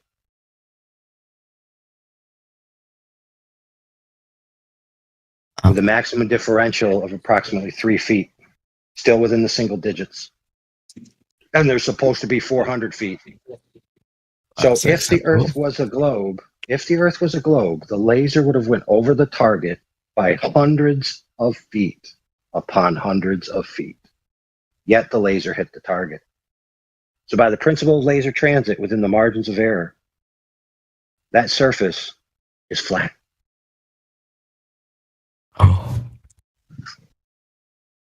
Now, what say you should be, I'd like to see that evidence. Lo and behold, we have it for you. We have a documentary of the people doing it. We have a short version of it if you don't want to watch the long version, just to get your, appetite satiated. We have a document, 120 pages, with all the information, the sites, the equipment, everything. One of my good friends will post that for you.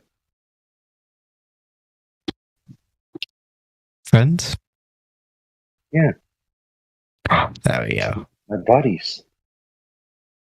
So what's going to happen is you're going to say, okay. Right? And then you're going to be like, well, is this the only test that's been done? The answer is no. Many have been done. Many. Hundreds. With all different kinds of methodologies. All demonstrating no big hump of Earth curve in the way. Observations as well in excess of 255 miles, to which the target object should not only be 400 feet below the curve, but should be a mile below the curve. Yet the object in question is clearly visible. So we've already established within tolerances that the Earth doesn't measure to be a ball, that the horizon that's been claimed to be a horizon doesn't exist, and that it's not true that the bottoms of things can only be obstructed or cut off by Earth curvature. So we've basically shown that there's just no evidence or need for this Earth curvature. What? Wait a minute, I'm looking at this thing, right? What is this thing about a blue laser and a green laser? Blue and green lasers refract at different rates. Colors refract differently comparative to the refractive index of the medium. By using different colored lasers, you can determine the refraction that's present in the ambient conditions. Okay. Which, by the way, the military recently did that. The military recently did that at 120 kilometers, shooting 2 lasers to see how it does, and they found out that it doesn't match the globe model. Space Force is going to be angry about that. Space Force is going to be angry at that. Well, I mean, yes and no, because most people, when presented with this evidence, just hand-wave dismiss it. Because they're under the impression, right, that the Earth is a ball. Therefore, what must be happening is that light is curving. Do they have any demonstrable evidence of such a thing? No, it's just an affirming the consequent formal logical fallacy. So now we've established that the rebuttal for all of this evidence you've been presented with is a logical fallacy, not actual measurements or demonstration.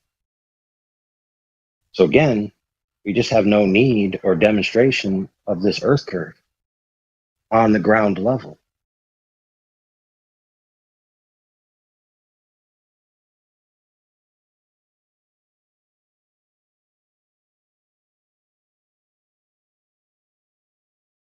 So, if you have direct evidence of Earth curve measurements, that is what is necessary to rebut these points.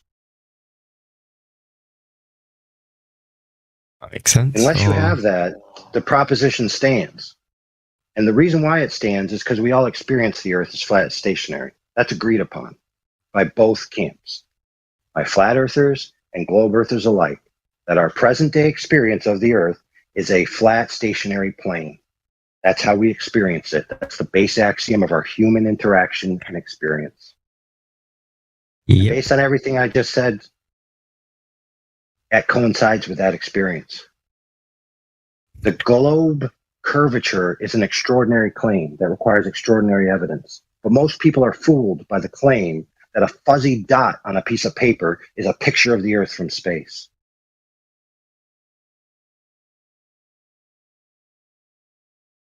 Given to you by a government, no less, who we know lies on the regular.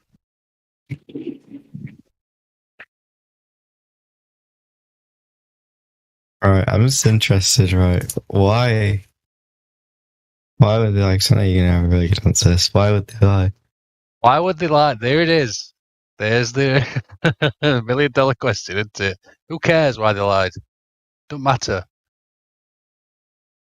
Right, but you're an intelligent person, right? You've lied before, and you've been lied to before, so you know why people lie. You already know the answer. You don't know the exact specific answer, but you know the general answers. To gain power, to gain resources, to gain fame, to gain women, all kinds of things people lie for. The government doesn't gain anything from anything. So like says that you. From that, though. Really? So It doesn't. So if I can post you, power. okay, cool story. Cool Doesn't story. gain But prestige. It doesn't. you sure about gain that? You sure about money. It doesn't. Yeah, quite. Really? So, okay, so let me ask you this question. Why does North Korea lie to its people about the status of its weapon systems?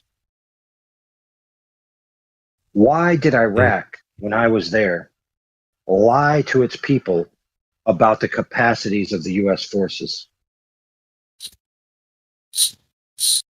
Why did the United States government, during the space race, have a vested interest to lie to the people that the United States was the first to conquer the moon? And you're trying to tell me that there's no prestige or power or world presence to be gained from a proposition that you've conquered space? Yeah, because they just wouldn't make the claim that they could go to the moon in the first place.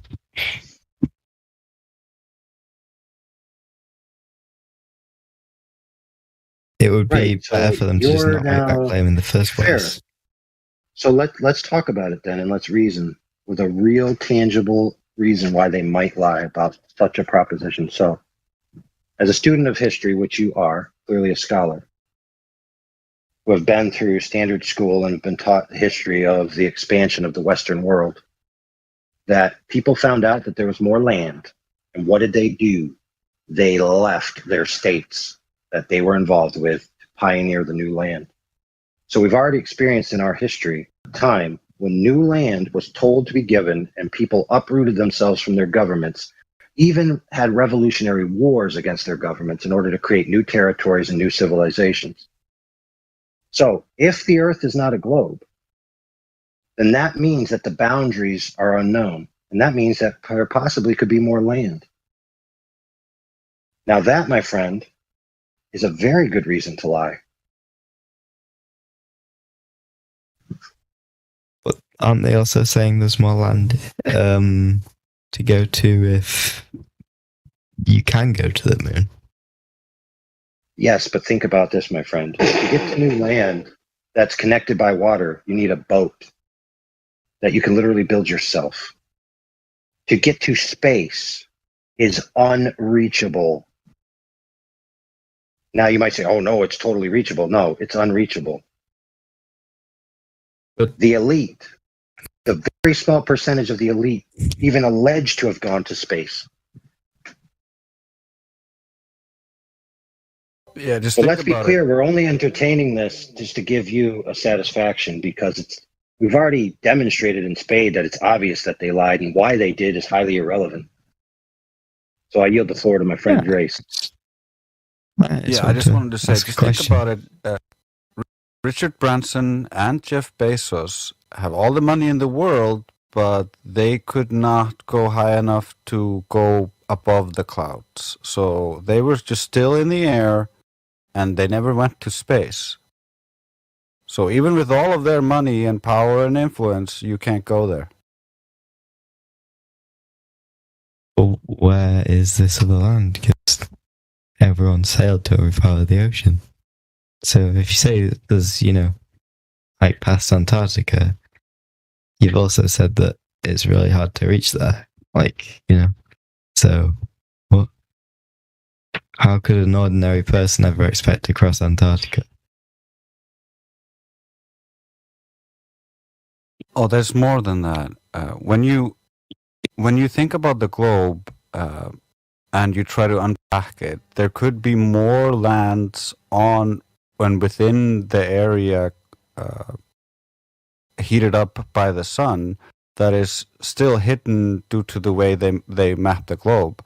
So we don't know the full extent of our world, and we're limited how far we can actually explore south due to the Antarctic Treaty. So we can't sail all those seas, and even just sailing willy-nilly, the coast guards of the specific countries will contact you and escort you back if you're sailing somewhere you're not allowed to sail.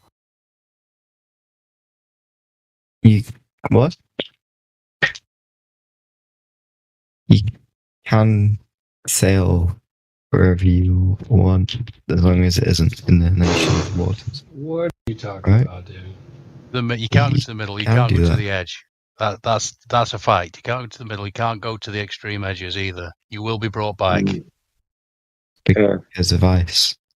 So if your proposition is true, my friend, that you can, then that means that there would never exist a story of a sailor freely roaming who was turned around by any military or shot at, correct? No, because that would probably be in the nation's waters, or they were doing something illegal. Right. So there's a guy called Jarl Anderhoy, right? Who tried to go to Antarctica in different manners. Okay, he lost a crewman being shot at by the government.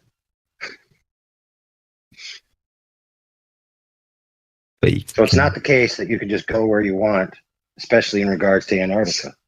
Not only that, but the logistics of doing so is very hard because of the nature of the temperatures and all of that. But again, keep in mind, we're only entertaining this for your satisfaction because we already understand logically why someone would lie is irrelevant. That they lied is the matter of the day. So you're just to be fair, no disrespect to you. You're trying to think these things through to make peace with it. But the problem is that you've already arrived at the bargaining stage. So your brain is already processing this information. Guilt. Was it the 7 stage, right? Yeah, but... Yep. Yes, for example, my grandfather's is dead. Why would he die? Why would God do such a thing? It's like, he's dead. It's just a simple fact. He's dead.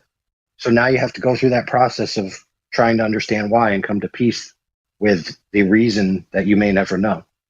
Once you accept that you may never know, then you can have peace with the fact that the lie is just a lie. I don't think it's possible to patrol that big of an area, though. Can I just say this, though, real quick? Like, have you been living under a rock for the last, 2-3 years, dude? Well, I don't know where people get this idea that you can just go wherever you want. You can't even fly a drone wherever you want. They have perms and rules and stuff like that, man. I mean, you can't even get in a car and just go wherever you want.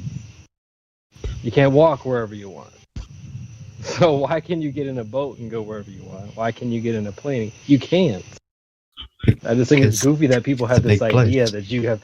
But then again, look at the last 3 years. You couldn't even go to the grocery store, dude. That's like, dude, I just don't know where people get this idea that, oh no, you could just do whatever you want. Like, no, you can't. Because it's a big place. Okay, Like, and I don't think it'd be possible, Bro, even if last year everyone you was on board couldn't with go to it. the grocery store. Everyone knows where that is. Come on, dude. Oh, so you're trying to say that you could do it? You could do it because there's nobody there to monitor you because it's so big they couldn't possibly know what you're doing. Is that It's your like claim? saying I can just do whatever I want on the highway. Who's gonna catch me? Yeah, so they don't have radar That's the anymore speed. or anything like Come that. on. That they don't track ships now. If you were on Antarctica, no. What? It's like saying, like, dude, well, if I'm in the boonies, who's gonna catch me? I'll just do whatever I want. I'll just drive as fast as I want on this Yep. highway. No one's gonna get. Who's gonna get me? So guess how they caught Mr. Yarrow? Information that was acquired at land, because you have to plan and do all the logistics at land before you depart. It's like you don't just magically arrive in the middle of an ocean where there's nobody there to catch you. You can get a boat. Like, there's nothing stopping you from getting a boat and then going and sailing. Illegally, as you're saying. And, going there. Like, Dude, you know what, You dude? get me? To be fair, guys make excuses about all the logistics of how their girlfriend isn't cheating on them. Because why would she? There's no way a car can go from here to there with that much gas. Of course, somebody would have noticed she was at the store. And all these excuses upon excuses upon excuses because they don't want to accept that one of their friends gave them the stone cold brass tacks truth of what their girlfriend was up to the other day. But why would she lie? There's no way she. And you may die. You may die without her ever telling you the reason. Reporting back in after sunset here, great looking sky. You can see the tail end of the Big Dipper. Ooh. And is one of you using some kind of machine tool, like a drill motor, or anything like that? No? Yeah, I'm doing my own teeth. No, seriously, I'm asking a serious question. No one's No. using anything? Because I thought for sure that I was approached by, this is going to sound strange, by a mechanical dog. What? I thought it was a drone at first. I mean, that's a thing now. So, Could be. But wait a minute. Whenever one of you opens your mic, it sounds like that. So I'm going to leave it to say the most logical thing is to say that it sounds coming from the Discord. And it's my imagination. I just heard it from the Discord. So, good. Got that solved. Thanks for your help. Was it me? It Sonny? I just wasn't turned a off. robot dog. Yeah, I'm glad it wasn't a robot dog. That would have freaked the shit out of me, but that's okay. I fucking fought him off if it was. I just turned my headphones off, Sonny. Was it me? I really don't know exactly. Try to Okay. talk when Right. you're here. You sound like you're on You some can headphones. solve. You listen. You two guys can solve that in another room. We're going to continue with the conversation. All right, my bad. Right. Exactly. Let's continue with the conversation. Forget about it. So if you knew that your girlfriend cheated, right, and you couldn't figure out why, and to her dying day she never told you, does that mean she didn't do it? Correct. Yeah. I mean, if you don't know why she would have, that means that she didn't. And to be fair, it may give you peace to find out the reason, right? And that might be why you want to know, because you want to have some kind of peace with why the powers that be who know the truth are lying to the public. And rest assured, it's a very small amount. Most people just believe what they're told and raised in by school. They have no clue about the true nature of the world. They're just Muppet puppets that watch the news and believe what they see, right? If they're shown a photograph that's allegedly to be a photograph, they're just going to say, yep, must be true. Well, couldn't they say that the excuse that they give, that could also be a lie? Yeah, I heard. I actually heard in the background that it was some kind of Dremel tool. I'm going through my files now to find out which model, based on the frequency. I'll get back to you on that. It's also worst part is we kind of showed him a video of the guy who shared it with us sleeping with his girlfriend, and he's still like, why would she lie about it? That it can't have happened. Why would she lie? There's no reason for her to lie, so she probably Right. didn't do it. There's no way she could possibly have done it. I can't think of a good reason why she would have done this, so then therefore she did not. Glober logic. Nobody admitted to using a drill motor or Dremel, so therefore it could not have been a drill motor or Dremel. So Right, that's false. logic. Sounds retarded. Yeah, so let's say for example that we know, or that you know. All right, let's say for example that you know that not only have you been presented with recent evidence that your girlfriend's lying, but in the past she's lied to you. Like at one time she said there's weapons of mass destruction in the closet. At another time she said, no, I totally didn't give those black guys syphilis. At another time she says, oh no, that's totally the reason why we went to war with Vietnam. Right? So the powers that be at the elite level have a track record of lying to the public. Right? So they're untrustworthy in a general sense. So they need specific evidence. Wait, hold on a second there, Ed, because like Santa Claus, when it brings joy, then it's not a lie. So it's okay to tell a lie as long as it brings joy, like Santa Claus. Oh, I understand now. So if they have a good enough reason to lie, then it's okay. I get it. Yeah, and then it's not even at that point. It's not even a lie at that point. So what you're trying to say is S&M, sadist and masochistic. Yeah. I get it. Okay. Mm-hmm. Okay. Awesome. That's kind of like Christmas. Yeah. Oh, just like it. Oh, holy mackerel. Yeah. Yes. Like, it's okay to for lie example, as long as it brings joy. Yeah. For example, in this context, if the Earth was flat, that would have huge philosophical implications. A lot of the scientists who came up with these ideas in the past, who philosophically chose to disregard the Earth as having a central position in the cosmos for philosophical reasons, would cry at night. Therefore, we must continue this lie. And then you're like, oh, that's such a good reason. We wouldn't want the scientists to be scared. Wow.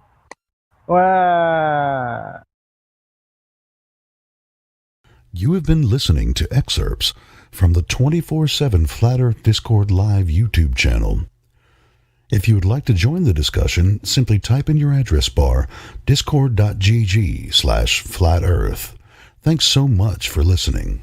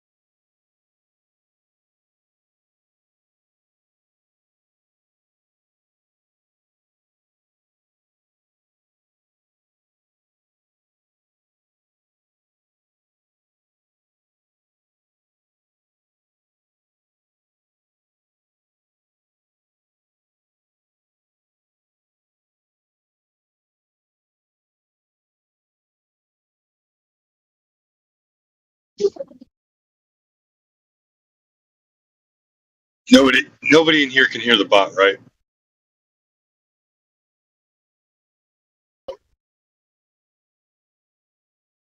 I don't want to stop it if it's not playing. Sorry, it was, and then it's just been quiet for a while now. I don't know if it was on or not. All right. I'm just gonna start a playlist and let it go for a little while until somebody wants to jump on. I'm out in the middle of nowhere, so my signal sucks. You know, I'll robot in and out. But so for now, enjoy the music. Right on. Thanks, brother. Problem.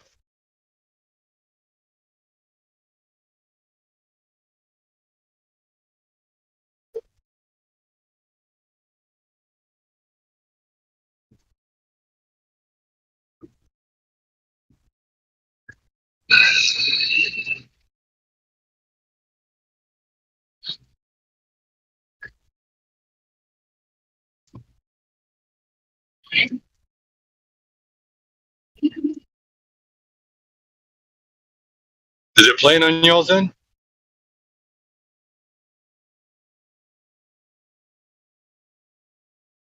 Still nothing. That's odd.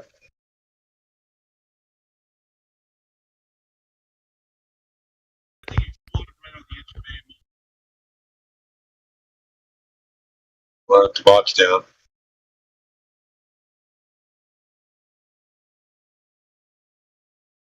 Or I wonder if the volume's down.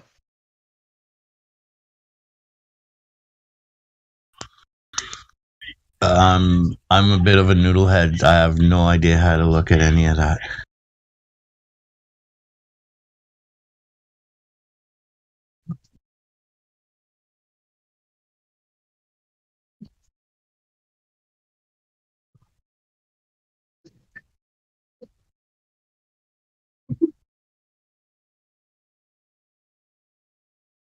Okay.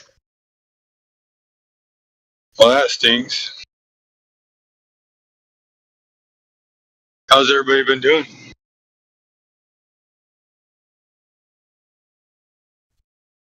I don't even know who was talking to me. It was moi, flat main can. Flat man can. How are you doing, dude? 6 one, half a dozen of the other. Yeah? Mom and I have some company for a little while. My aunt's staying with us for a few days with her little pup buddy. So Aunt Flo and her pup buddy? No, Count Connie, like my French aunt and her pup. It was my Uncle Mitch's dog. He passed away last year. Oh. Or the year before. Yeah. Okay. That's Buddy there. I just shared him in the live stream. Oh. Cute little bugger. Mm. But yeah, it's still flat here. Yeah. Still flat here. I'm in the middle of Red Square. I'm in Ottawa, Ontario, so. Okay. It's been interesting the last few years. Oh yeah, that's been interesting everywhere. But I will say this. Of all the things that have gone on, once you know that the earth is flat, everything else makes sense. Oh, dude. It's freeing for sure. I find. And it's much more exciting learning about where I am instead of trying to believe about exoplanets and bullshit and rovers on shit. Well, not just that. Like, there's people out there that do actual good research on history. And so I've learned a lot just on, like, the history that was never taught to me. Like Picard. Augustine Picard. Could be one of them. I mean, just learning about, like, the history of, like, what Christopher Columbus was. Oh, yeah. And you know, the giants of South America, and, you know, learning that the Greeks were probably the first to discover America back in the 1st century. A lot of stuff. Star Forts was something I never knew about. Yeah. Are you talking about the ones like in Antarctica? No, star forts. They're all over the place. They look like a star from above. And they were you know what? I think I know what you're talking about. They're like the old forts, but they're like in these like elaborate shapes. Yeah, they almost look like a snowflake. Yeah. Yeah, they have like natural symmetry in them. Usually positioned in defensive areas and whatnot. And they're practically impenetrable based off of like how they're set up and everything like that. Yeah, very interesting things that I wasn't aware of that I've been coming across, as you say, since starting the journey. Yeah, I mean, like you think you understand history and what they told you, and you're like, oh, that's good enough. No, it's not. Like what they told you was like spit on the ground. It's not what. That's not the truth of what really has been going on. Yeah.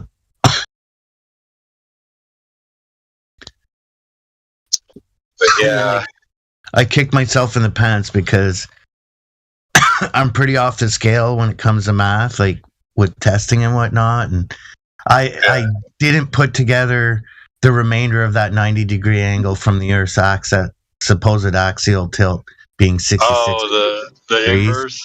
Yeah, like, why did I miss that all these years? Like, I kicked myself in the pants.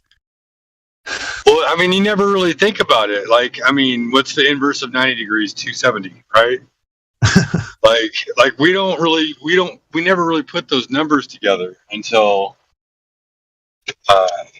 you start looking. Yeah, and then once you see that number, you're like, oh, I wonder where else this applies. It's like, I don't know, it's pretty cool. Like, here's another thing too. That it may not be an exact half, but like, so you got pi, which is like that 3.14159, so on and so forth. Mm-hmm. So the other thing that's amazing is the golden ratio. Isn't it like 1.5 something? So it almost kind of like equals half of what pi is. Correct. And I have to look into it a little bit more, but I've always wondered, like, is it an actual half of pi? It's probably as close as he could get. Right.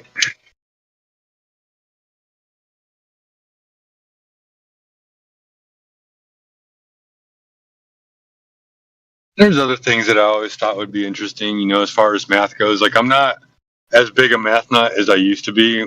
I got bored when I was in high school, so then I just kind of gave up on it. But, like, you ever hear the Freemason thing, squaring the circle? Yes, yeah. Like, I've always wondered what that is supposed to entail. Like, I've always wanted to try to solve it. You know what I mean? Yeah. There's got to be a way to solve it.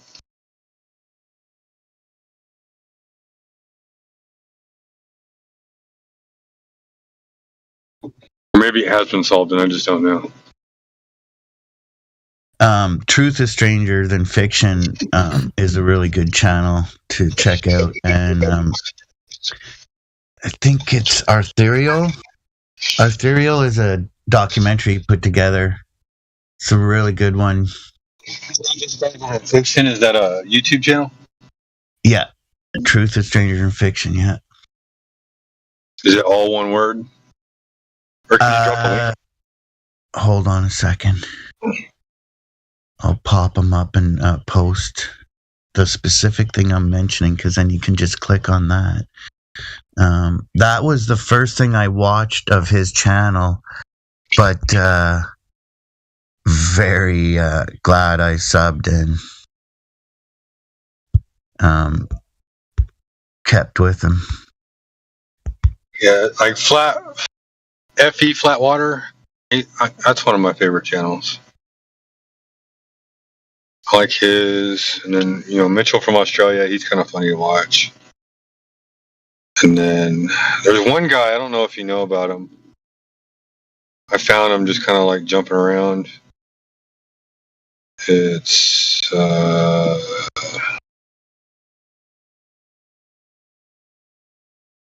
give me just a second.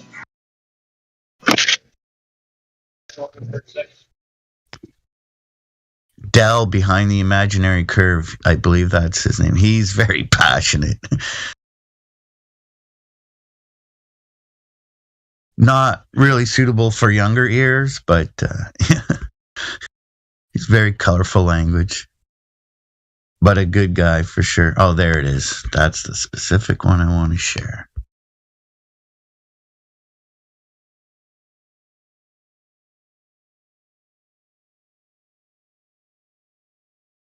And if my memory serves, because I have a crazy ass freaking memory.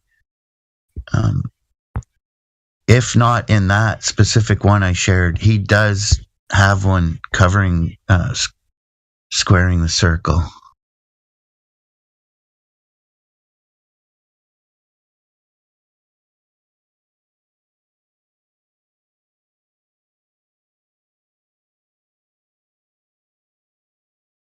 And he always ends it with something interesting too. Every one of his things that he does, he ends with something interesting.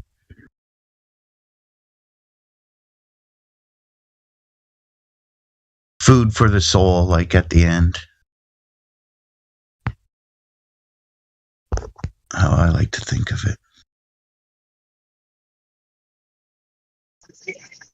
Yeah, give me a second, I'll see if I can find this guy's channel.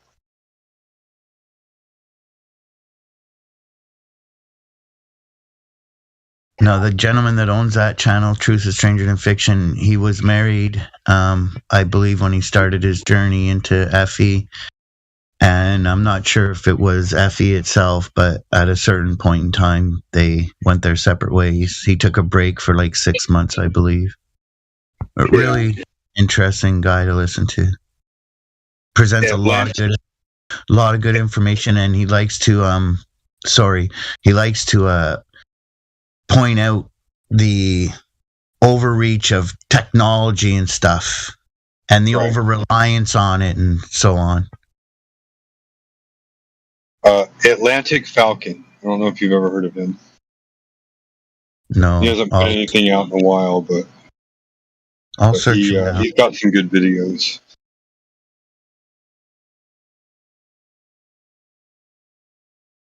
And then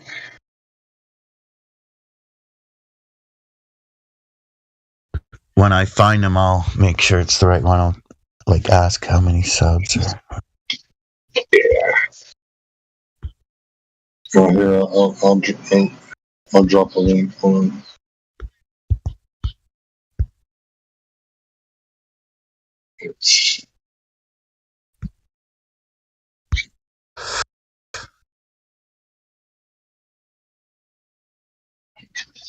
Oh, I think I found him. He's got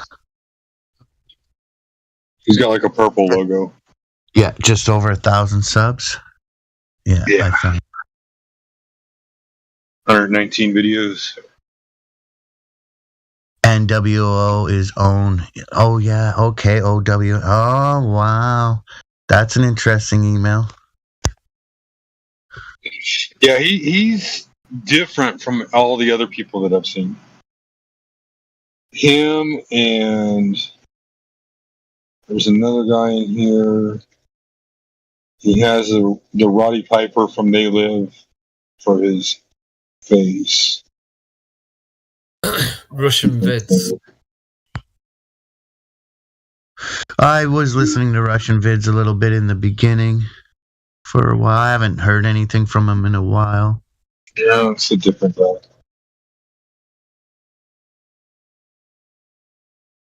I think Tyler 432 is a good one too. Yeah, Tyler 432 is a good one.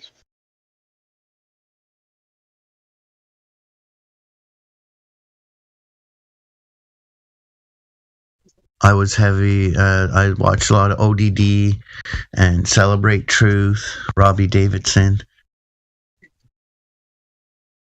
I'd like him to do an international conference in Canada.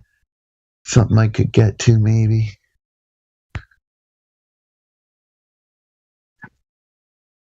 Wow, I think he lost his channel. I've seen it up there a couple days ago. No, the person I'm thinking of. Oh, sorry. Okay, sorry. I found out something interesting yesterday. You guys might already know this. It was a Glober who was like making videos on TikTok about how amazing the universe is and stuff. And it's some straight up fucking heliocentric bullshit. Okay, do you know about the number 108? No. Okay, so right, check this. I've seen it before. I don't know the significance. Okay, so the diameter of the sun. One hash brown and a Dr. Pepper light ice. Yes, sorry guys. Okay, the diameter of the sun is 108 times the diameter of Earth. The distance between the Earth and the sun is 108 times the sun's diameter. The distance from the Earth to the moon is 108 times the moon's diameter. Now, that's just some made-up bullshit, isn't it? I wonder why they used that number.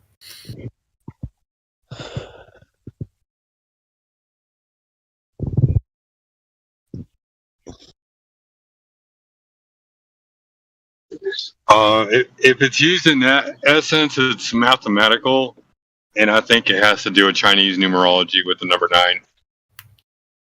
So you'd have to take in the concept the number 8, the number 1, and the number 9. Yeah, sorry, that's what I meant. Yeah, 1 and 8. Yeah, it's 9. Yeah. Mm-hmm. But that's the only reason why I can think of that they would use that number specifically. But it's crazy how the Globers or whatever, they can't figure out that it must be made up. They're like, this is so amazing, this amazing coincidence. Everything's exactly 108, and it's like they just fucking made it up. Of course they did. It could be any number. It could be any number, especially when these guys talk about numbers like millions and billions all the time. It could literally be any number. Yeah, it's such a joke. But I know it appears a lot in like articles and stuff. You'll see like 108 all the time, or 10.8, or something like that. For it now. I usually look out for 66 and 33. They use 66 a lot. Oh yeah. If I see the number 66 pop up in any like scientific, I say scientific with air quotes, any sort of scientific publication or information, I know they're chatting bullshit. You'll see prime numbers often as well, like 59 and 31, things like that. We were mentioning channels. I just wanted to quickly mention Bro Sanchez and Jake the Asshole. Those guys are Jake pretty the Asshole, yeah.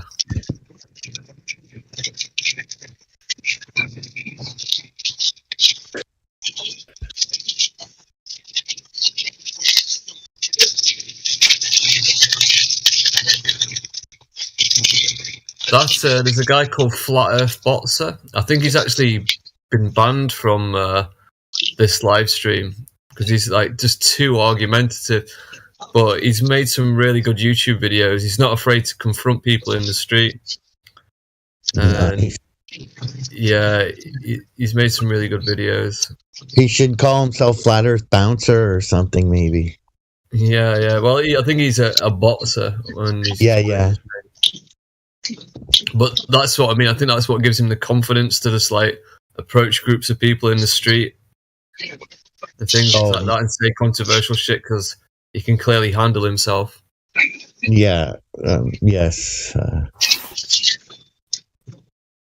Confidence definitely helps, and training helps because training helps you get used to the idea of being in a conflict, right? Like whether it's military training or martial arts, you learn to face the danger. Oh, okay. That makes sense, yeah.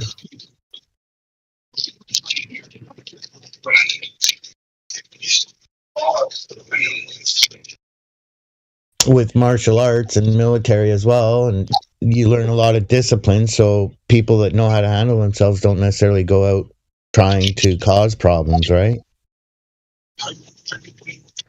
Nope.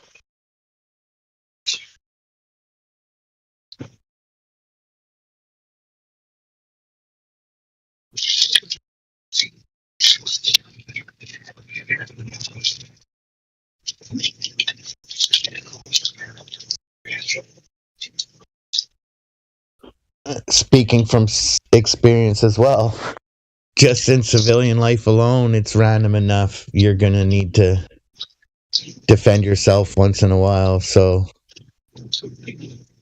training is a good idea if you haven't yet.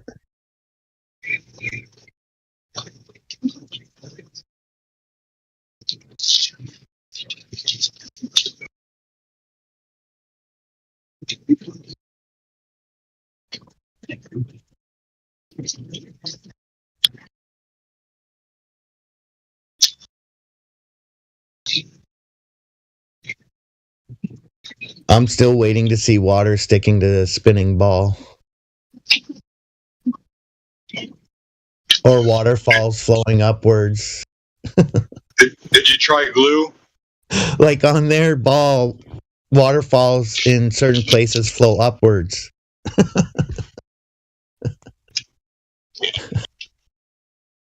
They're water ups, not waterfalls, I guess. I don't know.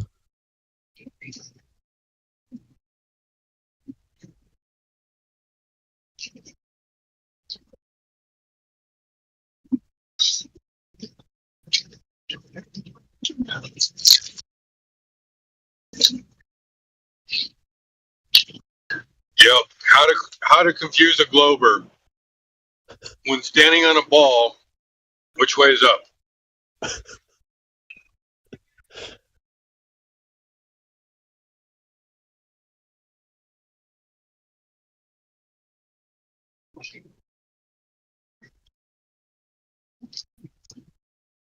Well, are we going to consider refraction? Imagine.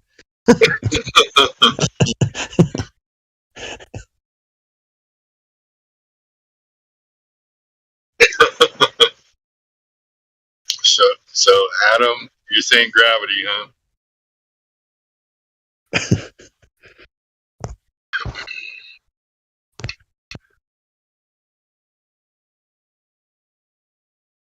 What's more taboo, gravity or refraction?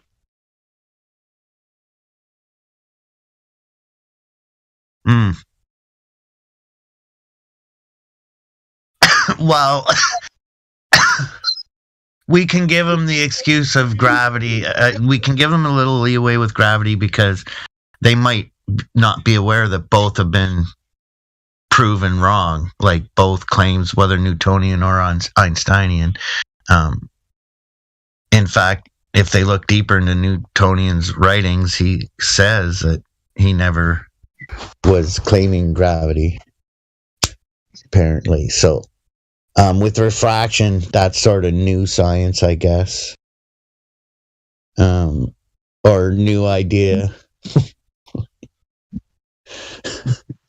I don't know. They're both pretty bad, if you ask me. It's almost asking what's worse. I could see the Eiffel Tower if it was flat, or refraction or gravity, because like even that is just ridiculous. To think I could see the CN Tower from Ottawa, like, come on, man.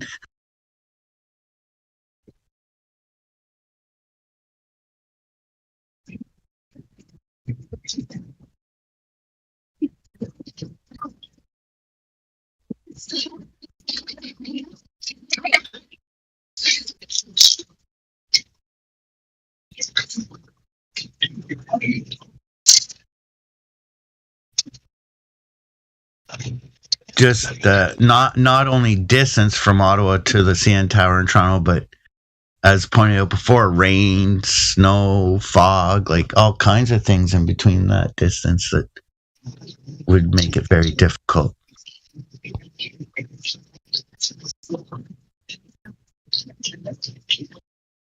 With Superman's eyesight.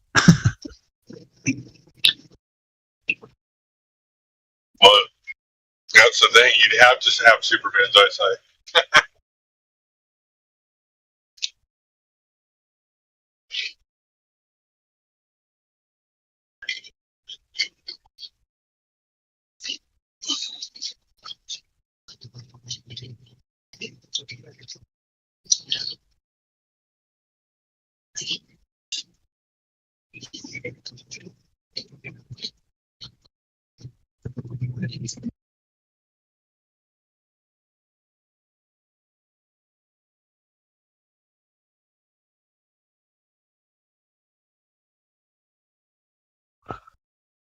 Yippers.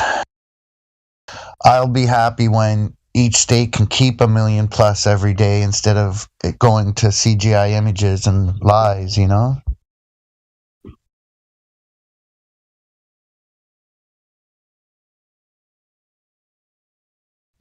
Yep.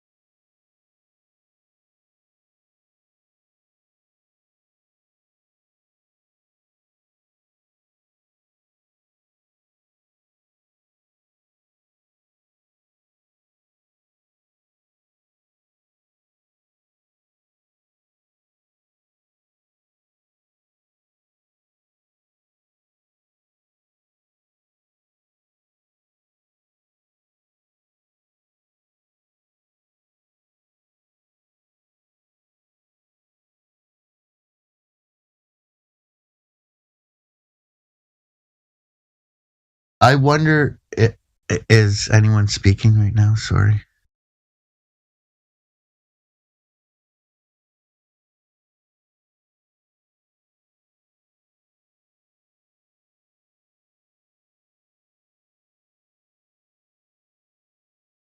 I'm going to pop out and back in just real quick.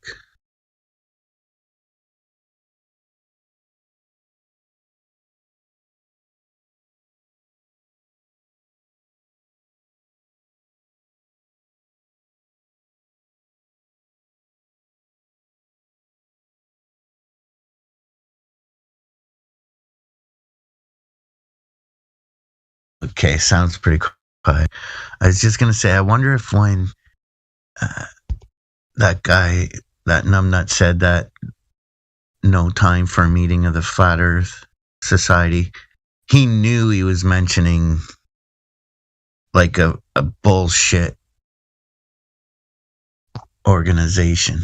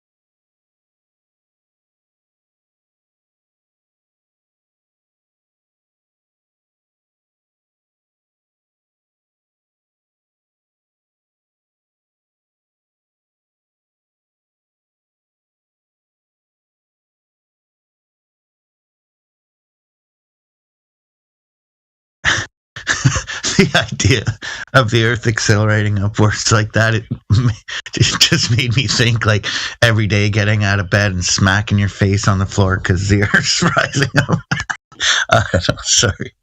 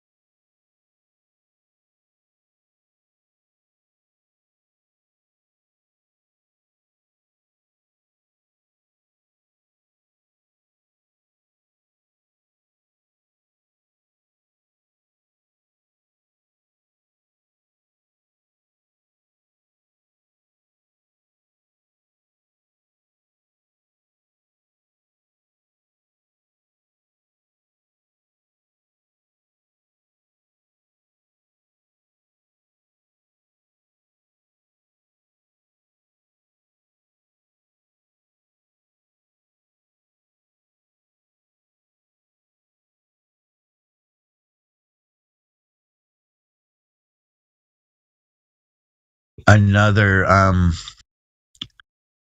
rough one is boats over the curve, like gravity refraction, boats over the curve, seeing the Eiffel Tower.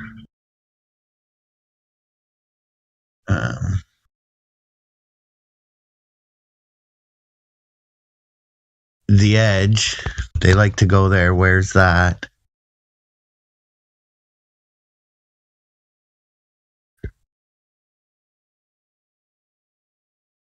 I hope I'm not talking over anyone.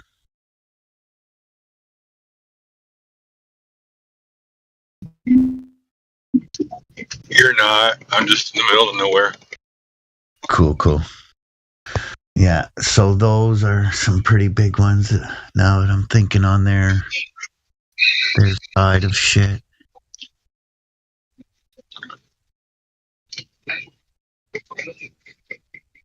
I should be able to see everything everywhere, like forever.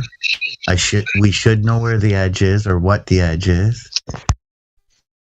Refraction accounts. That star, I can see that star 33 billion light years away. So why can't I see all the way across Earth? Yeah.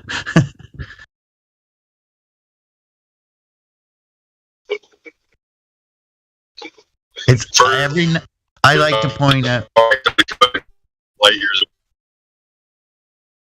That was heavy roboting. I like to point out you don't see stars every night.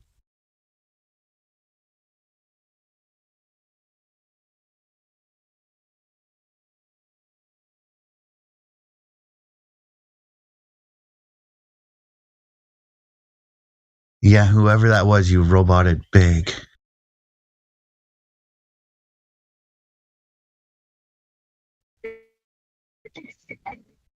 It's sheepdog.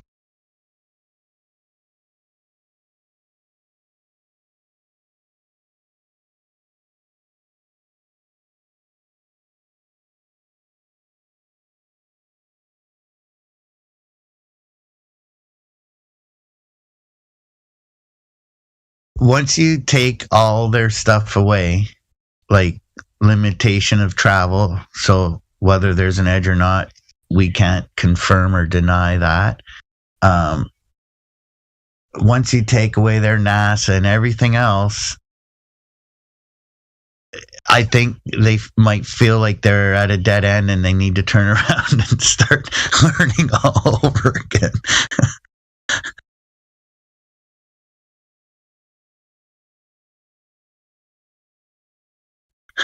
Once they can't prove water's bending over long distances and stuff, they're just stumped.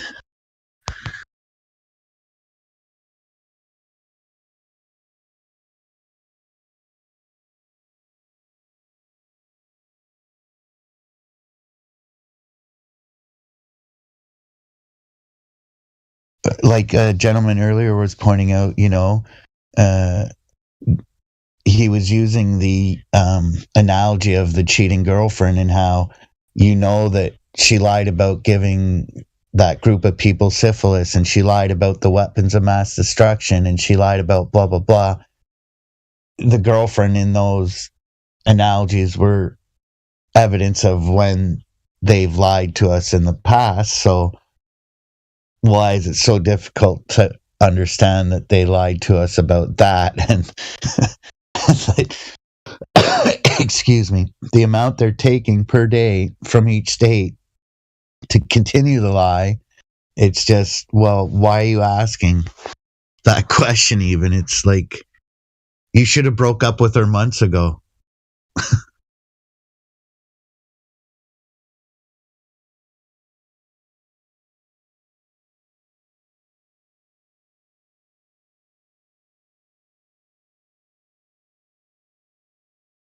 You're better off to be single and learn on your own than to be with her and believe all her bullshit.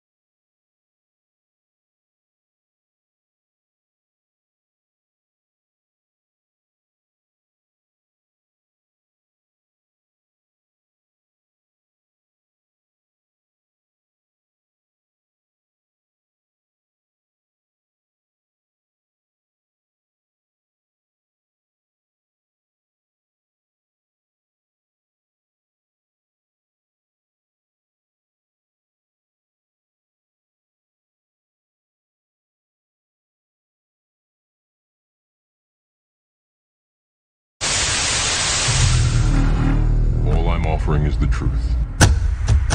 Nothing more. Not a climate scientist, but you're a very distinguished scientist and astrophysicist. What do you think about when people say, look, this is not settled science. There are still questions. Chuck, got to get this off my chest, like now. Okay. Hopefully it's not like any chest hair. No, it's not. Okay, I'm not good. particularly hairy anyway, so that's not a thing. Okay. All right, so when people say they want to go into space, I want to go. what do into they typically space. mean by that? They mean I'm going to be an astronaut. I'm going into space, man. I'm going up there. I'm going up there. Up there, and generally they mean they want to go into orbit. All right, anyone who has that's ever not what been in they space. mean. They don't mean that. They want to go to space, man. Well, okay. If that's the case, do you know how many people have left low Earth orbit? Well, first of all, you are going to have to define low Earth orbit for me. Okay, sorry. Okay. Because I'll say it another way. All right, the Apollo astronauts. Okay, that left Earth. Right. To go to the moon. All right. Okay. And that's space.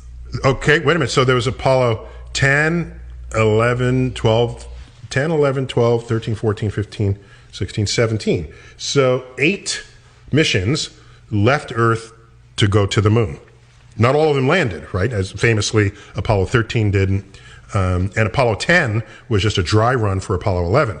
But those are the only people who have ever left Earth for a destination. That's cool. Every other astronaut, hundreds of them, are called astronauts, and we still say they went into space. And what that means is they went into low Earth orbit. Oh, that's just awful. And so low Earth orbit is, in practice, where the space station is. It's about a couple of 100 miles up. So the distance from Earth's surface to the space station is less than the distance from New York City to Washington, D.C. Oh, God, why are you depressing me like I'm this? just trying to be honest about this. This is awful. Okay? So when people say to me, you want to go into space, and because somebody's got some orbital tourist thing, and I'm thinking, to me, space is the large-scale structure of the universe. Thank you. Not boldly going where hundreds have gone before, driving around the block, as low Earth orbit indicates. Okay? So, yeah, you can drive to Earth orbit in, 3 or 4 hours. Oh. All right. If the road were pointing straight up. So NASA, when they say we are going into space, that's what they mean. Okay? Okay, that makes sense. No, that makes sense. So there's a distance for which that's it. And they rounded the number, so it's a nice clean number. It's 100 kilometers up, or about 62 miles. Damn. Okay? So is the space station space? Is that beyond that threshold? It's outside of that definitional layer. But it's still that. low Earth orbit. It's still LEO, low Earth orbit. All right. Listen, I can't find fault with anything you said. It kind of makes sense. Frankly, I have been pushing NASA to revamp its vision. The shuttle did some extraordinary work in low orbit experiments, this International Space Station, moving cargo. It was an extraordinary accomplishment, and we're very proud of the work that it did. But now what we need is that next technological breakthrough. We're still using the same models for space travel that we used with the Apollo program 30, 40 years ago.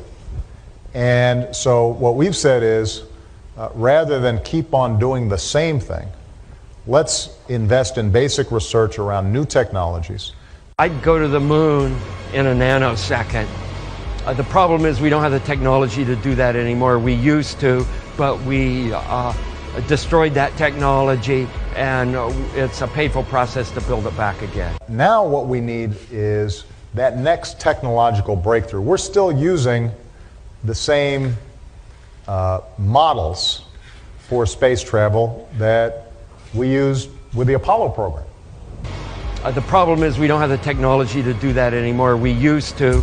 So you have NASA saying they don't have the technology to do that anymore. The technology that they used between 1963 and 1972, they don't have it anymore. But then you hear your ex-president say they're still using the same technology that they used between 1963 and 1972, which is their current excuse for not being able to go past low Earth orbit.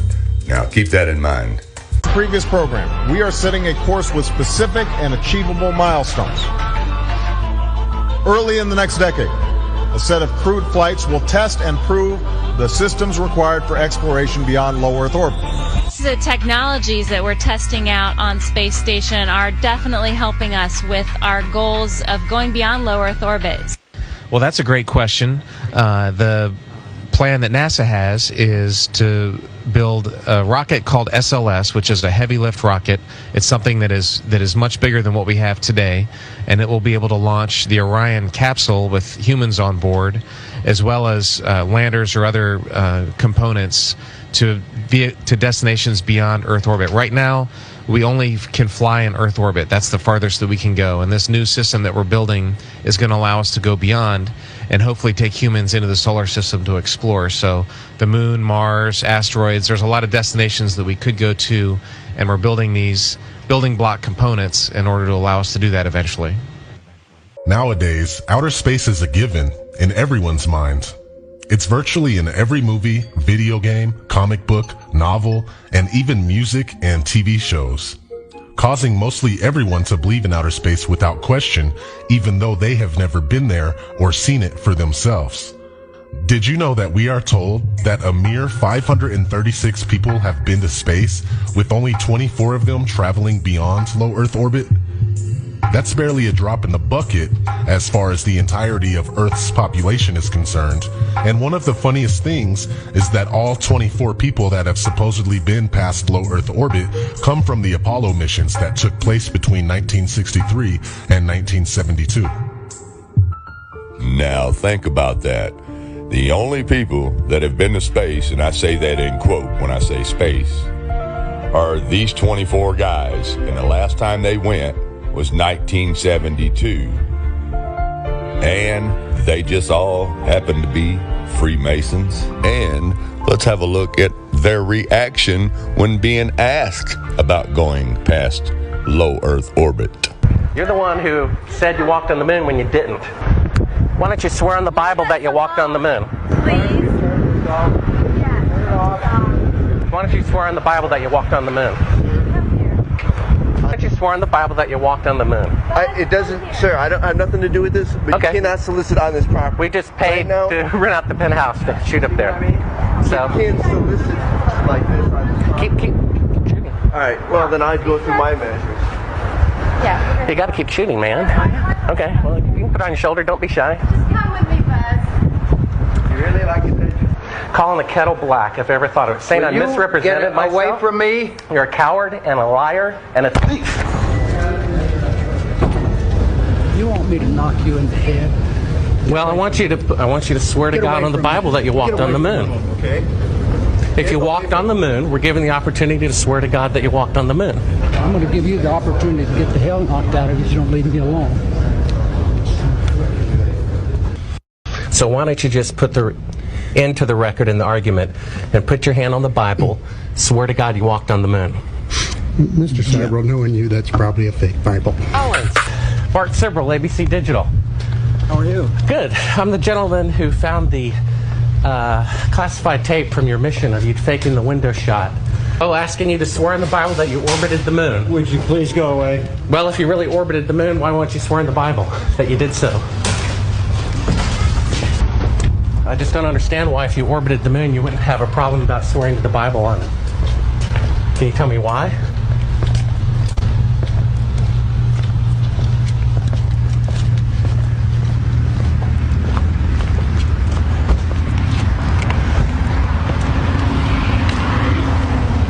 Are you afraid for the truth to come out? Tell us, what is this video? I'm not quite following it on right now. Yes. From the challenges by the group that has said we never went to the moon, and they're trying to pick holes in some of the lunar photographs. And it's an interesting subject because they're totally misguided. We did exactly what we said we did. And they can try to pick holes in the photography all they want to, but if you're going to press me on this, I'm not going to talk to you anymore, because I won't pursue this.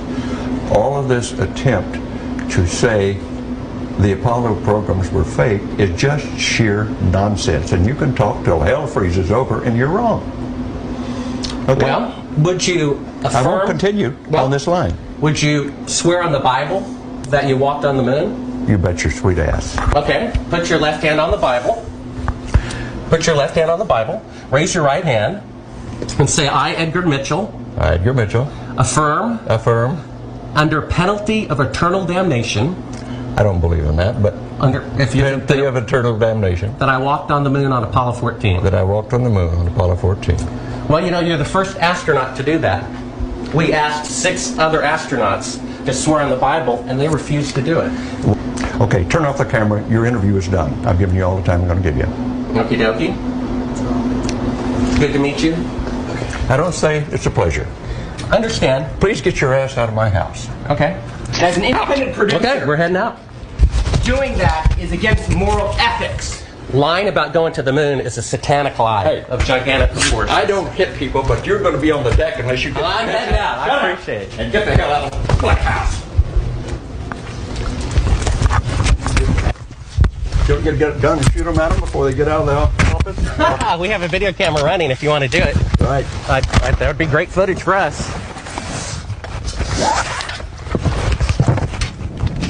See you later. In court, I hope. You want to call the CIA? Have them whacked? Now, you would think that these guys would be falling to their knees to swear on the Bible that they walked on the moon. You think it would be something they'd be proud of, but that's not their reaction. They're acting like criminals with something to hide, like someone who just got caught lying or cheating.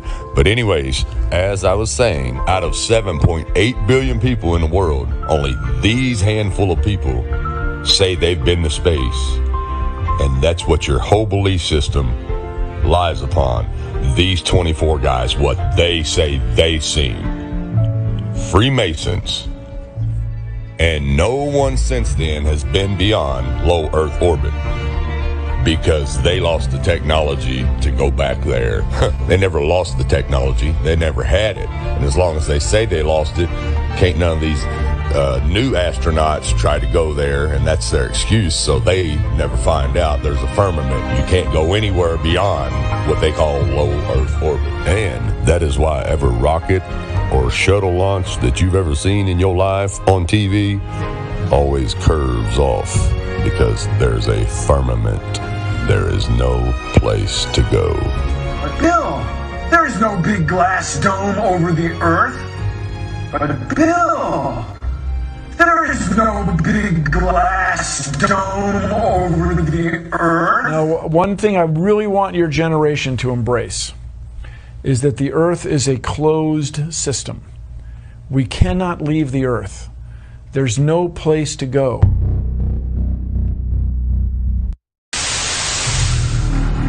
All I'm offering is the truth. Nothing more.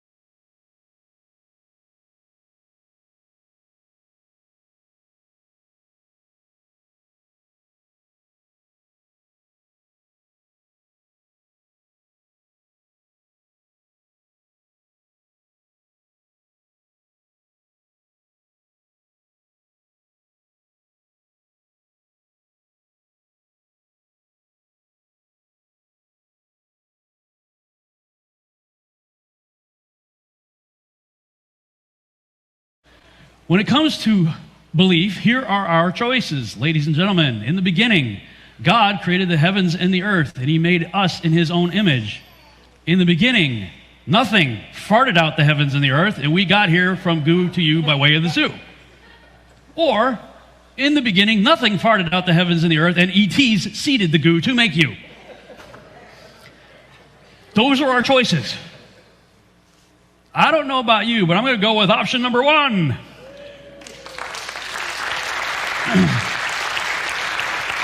And I'm not going to try to bend option 1 to match that other stuff.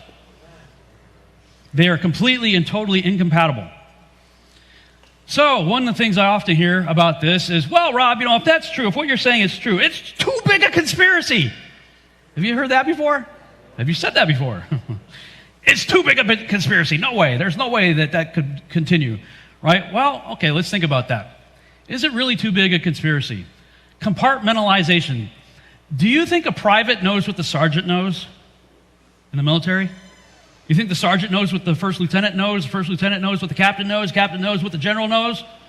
No, they know only what they need to know to do whatever they've been assigned to do. That's compartmentalization, right? Look into the Manhattan Project. If you want to really understand compartmentalization at work, and hundreds of thousands of people being involved and tens of billions of dollars being involved, the vice president himself didn't even know what was going on. The person in the office next to you didn't know what you were doing, and you didn't know what he was doing. No problem. Compartmentalization. The mechanic doesn't know what the king knows.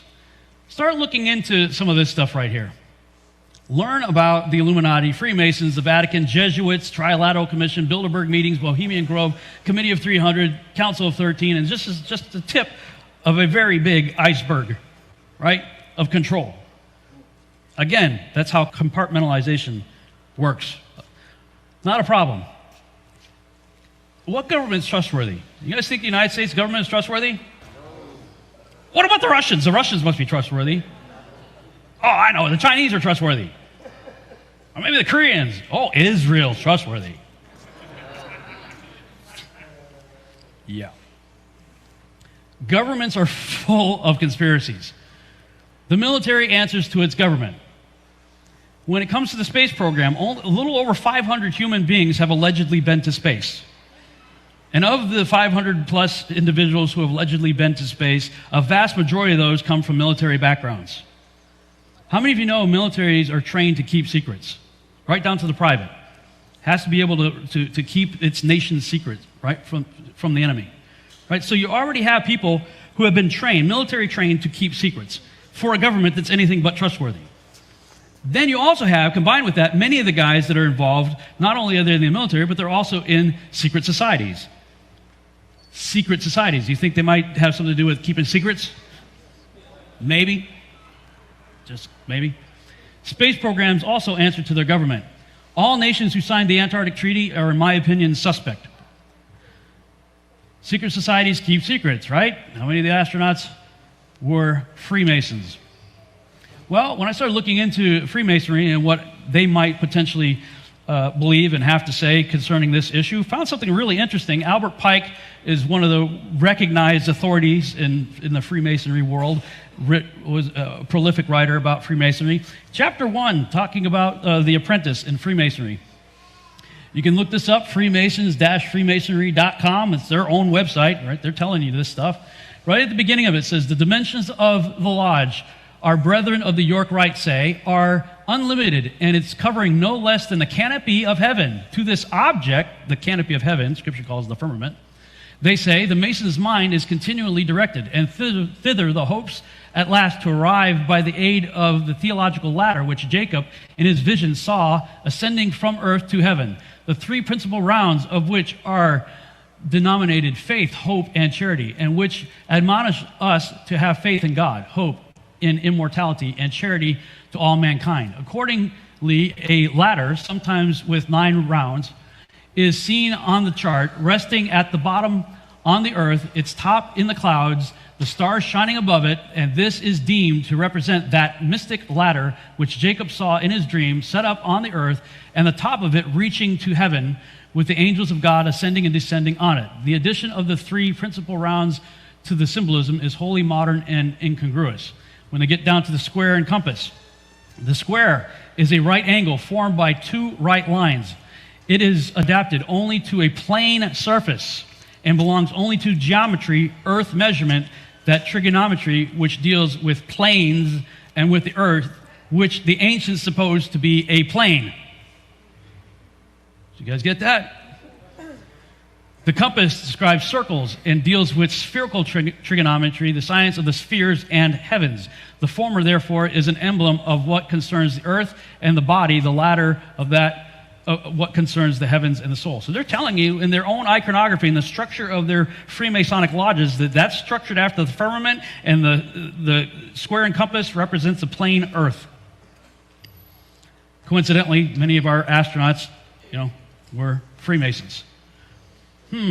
Maybe they were hiding something. Why was NASA completely run by high-degree Freemasons during the Apollo missions? Why were and are so many of the astronauts and others within NASA Freemasons? Could it be that they knew something and were/are therefore responsible for protecting the secret? Consider what Albert Pike had to say, what I just showed you right there in Morals and Dogma. In their own writings, they describe the ceiling as the canopy of heaven. To this object, the firmament, they say the Mason's mind is continually directed. They later say the square is a right angle formed by two right lines representing the plane earth. Right there. Okay, let's continue. Most are just doing their job and have no reason to question it. Oh, I've got a friend that works at NASA. Oh, congratulations, he builds stuff. Cool. Oh, I got another friend. He looks at a monitor and reads data. Awesome. They build stuff to put on something that goes on a launch pad with very few people are going to be involved with, that's going to launch and go who knows where. And by the way, they all lose contact with whatever they shoot up as soon as it goes over the Indian Ocean. Orion's over 100 miles up and going about 17,000 miles per hour. Just as it passes over the Indian Ocean, we lose communication.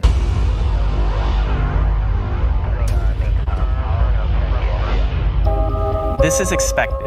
The communications link we have through satellites to Orion is momentarily lost. Why are you telling me that you lose contact even today with the stuff that you send up when it goes over the Indian Ocean? Could it be in that blackout time that somebody's switching something somewhere and feeding data to the people that are looking at the monitors? Maybe, I'm just suggesting, maybe that could be something like that. They build stuff, whoop-de-doo. They read data on computers, oh wow. They lose track over the Indian Ocean. The conspiracy of cosmology is no bigger than that of evolution. Is every teacher and everybody in on the conspiracy of evolution? No, they're just parroting what they've been taught themselves. As are so many other people with cosmology. It's the same thing, no different. And they put it in a textbook and nobody questions it. All right, then what's the motivation? Why would they lie? Well, I think this billboard says a lot. In science we trust. Freedom from religion. They got their prophets, right? Scientism is a religion. This is my theory.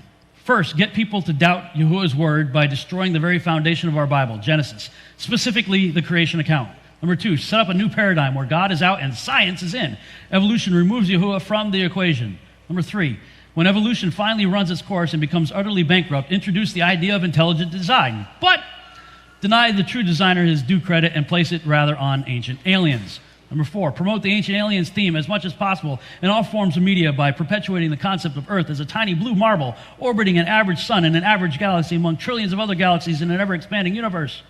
With so much potential for life to exist in such a vast expanse, the idea of alien scientists being our creators seems a lot more plausible over time and heavy indoctrination.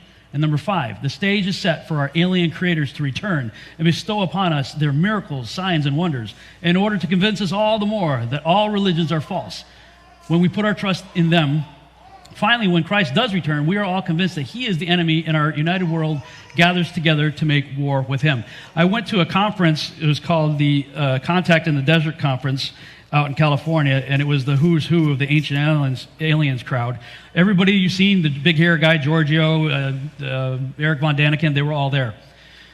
It was a whole weekend of these guys talking about, the Anunnaki and who seeded our world, and they're coming back, and we've got to ascend, and we've got to be ready for them and all this stuff. And oh, by the way, they have an enemy we may have to help them to defend against.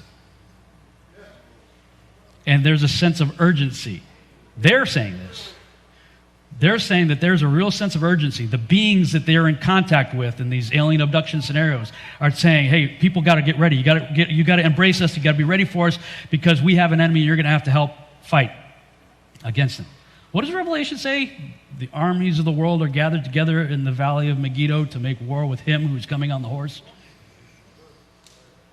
If 2% of what I heard at that conference is true, the church is woefully ill-prepared to deal with what's coming. How many of you know Scripture talks about a great falling away, an apostasy? I'll tell you, because most of these churches out there aren't talking about any of this stuff. When a mile-wide spaceship parks over the city, they're going to have no answers for it. And we've had the Catholic Church all along saying, yeah, you know what, evolution, I think that might be true. Oh, yeah, by the way, yeah, plurality of worlds, the church fathers, so-called church fathers, were talking about ideas of plurality of worlds. There could be other aliens out there. Well, if you open the door to the possibility of other life forms out there, did they fall too?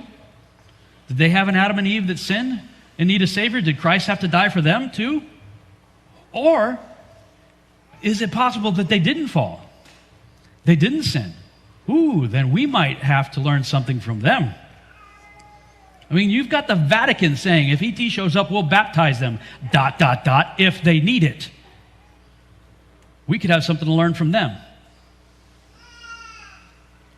I'm telling you, something's coming, and what intrigues me about this topic that we're talking about this evening is it nullifies and obliterates all of it. If we're in an enclosed world cosmology, you can forget evolution and ancient aliens goes out the window. There's no likelihood. It's not even remotely plausible.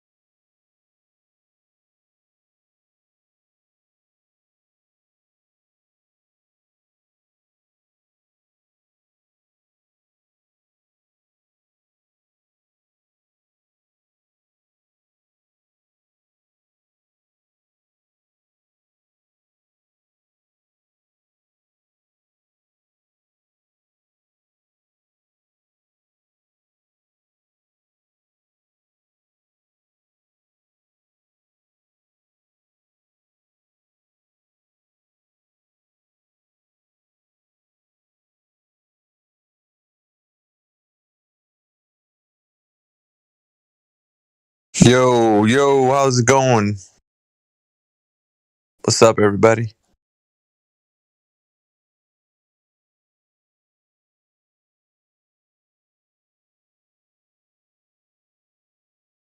Another beautiful day on Flat Earth.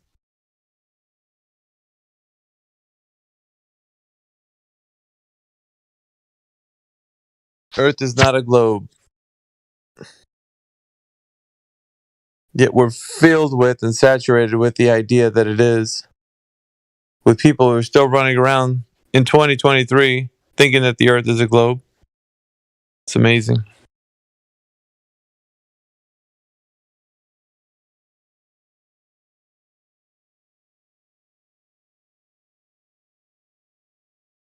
Who we got in here? We got Johannes Midegard, FE Batman, Wave Mixer. What's up, guys?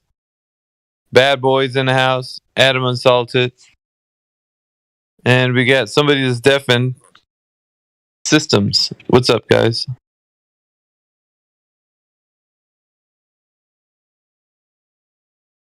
Is this the same bad boy that was on from like a while back? Who was really I guess a Satanist? Is that you?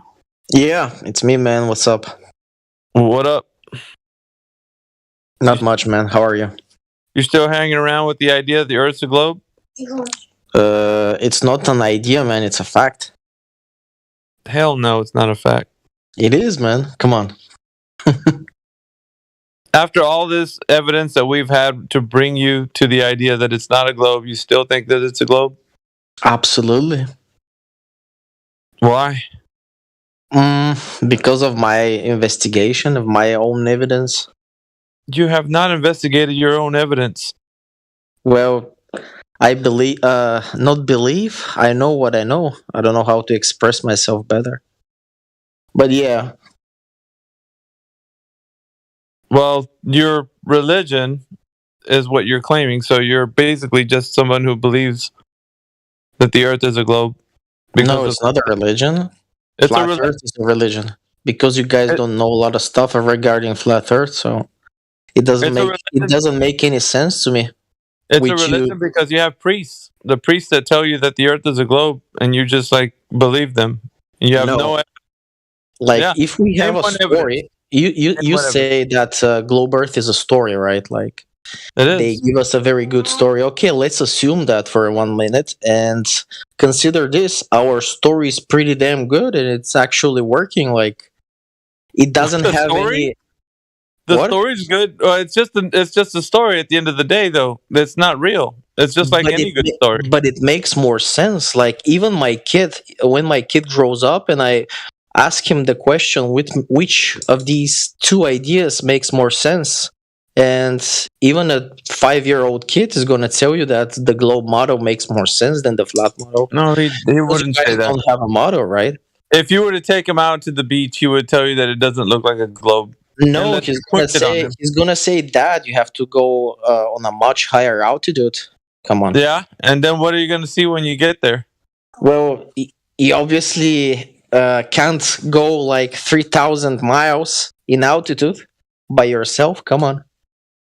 If you take him there and he witnesses it for himself, what do you think he's gonna say? It's a globe? In 3,000 miles? 3,000 miles? What? Yeah. What do you mean? In altitude, if you go up 3,000 miles. How are you ever going to do that? I don't know. You have to, if you really want to go there, you have to either wait for commercial flights in space at some point in time, if they happen, like in 20 years from now, who knows? With this point of technology. What? So wishful thinking. Just no, it's not wishful thinking. If you just finished saying in 20 years. Like, how do you expect in 20 years that's going to happen if you have to wait for it? You're wishful thinking.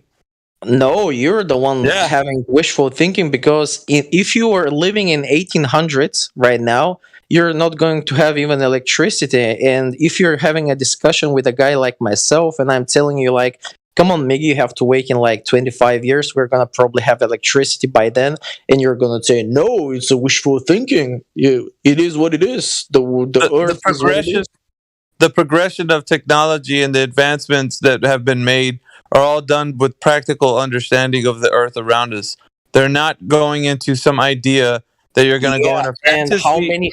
You're taking a fantasy idea of something that does not exist in reality, and Just then saying that because it's we going to can't exist. understand it yet, it doesn't mean it doesn't exist, right? Because for 1800s after Christ, people didn't have a clue how electricity works, and they couldn't reproduce it. So That in wasn't the case, beginning of though. It's something that 1900s, we have electricity. So what's it's the big something that deal? already existed. This doesn't exist. You're What taking existed? something that Electricity? the potential has always been there. Why Now, didn't they do it earlier? The electrical potential has always been present in everything. So So why that's didn't they not do it? that's not the case, though. The case is you're talking about a medium that does not exist, like the vacuum of space, and going to it and then looking down and saying that the Earth is something that it's not.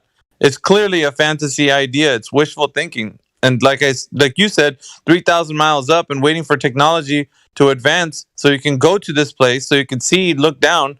It If is you wishful really thinking want to in the go truest there, sense. yeah. Why It's not? wishful thinking in the truest No. sense. And you're trying to negate the fact because you want your religious beliefs of the Earth being a globe to be real.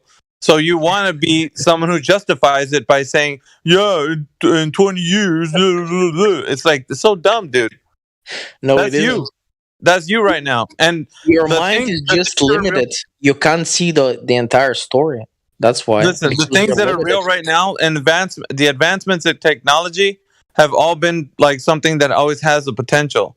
Like in the future, if something was to grow into a different way, like let's say that you want to talk about a system that has not been yet introduced or could be advanced, like I don't know, there's going to be a time where phones are going to be something different than they are today, or like communication is going to be different, or travel is going to be different. I would agree with that, but that's not something that is without potential. The thing without potential It is with the potential. idea.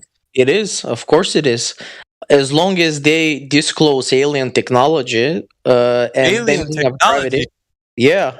What are you talking about? Don't you know about Bob Lazar's story about the Roswell incident and everything related to the UFO crap? Like, what, space aliens? Of course, space aliens. What aliens? Other No, you don't pole believe in- aliens? You believe in space aliens, man? Like You believe in other pole aliens? Come on, man. Like, you think Antarctica holds our oceans and stuff? I never said Antarctica holds our oceans. Most of you do. Like, many flat earth Well, people. who's making the claim? You guys, who? You Not me. guys. Did I ever make that claim? You already made. I never made that claim. The only thing that I advocate for is the Earth being flat and stationary. So what is holding the oceans? What do you mean holding the oceans? Well, because people can't be upside down, right? In Australia or something. That's your belief. That it's funny that you laugh at it because that's your belief. It is funny, isn't it? No, it isn't. It's not my belief. What are you It is. talking You think about? somebody's Like, antipodal?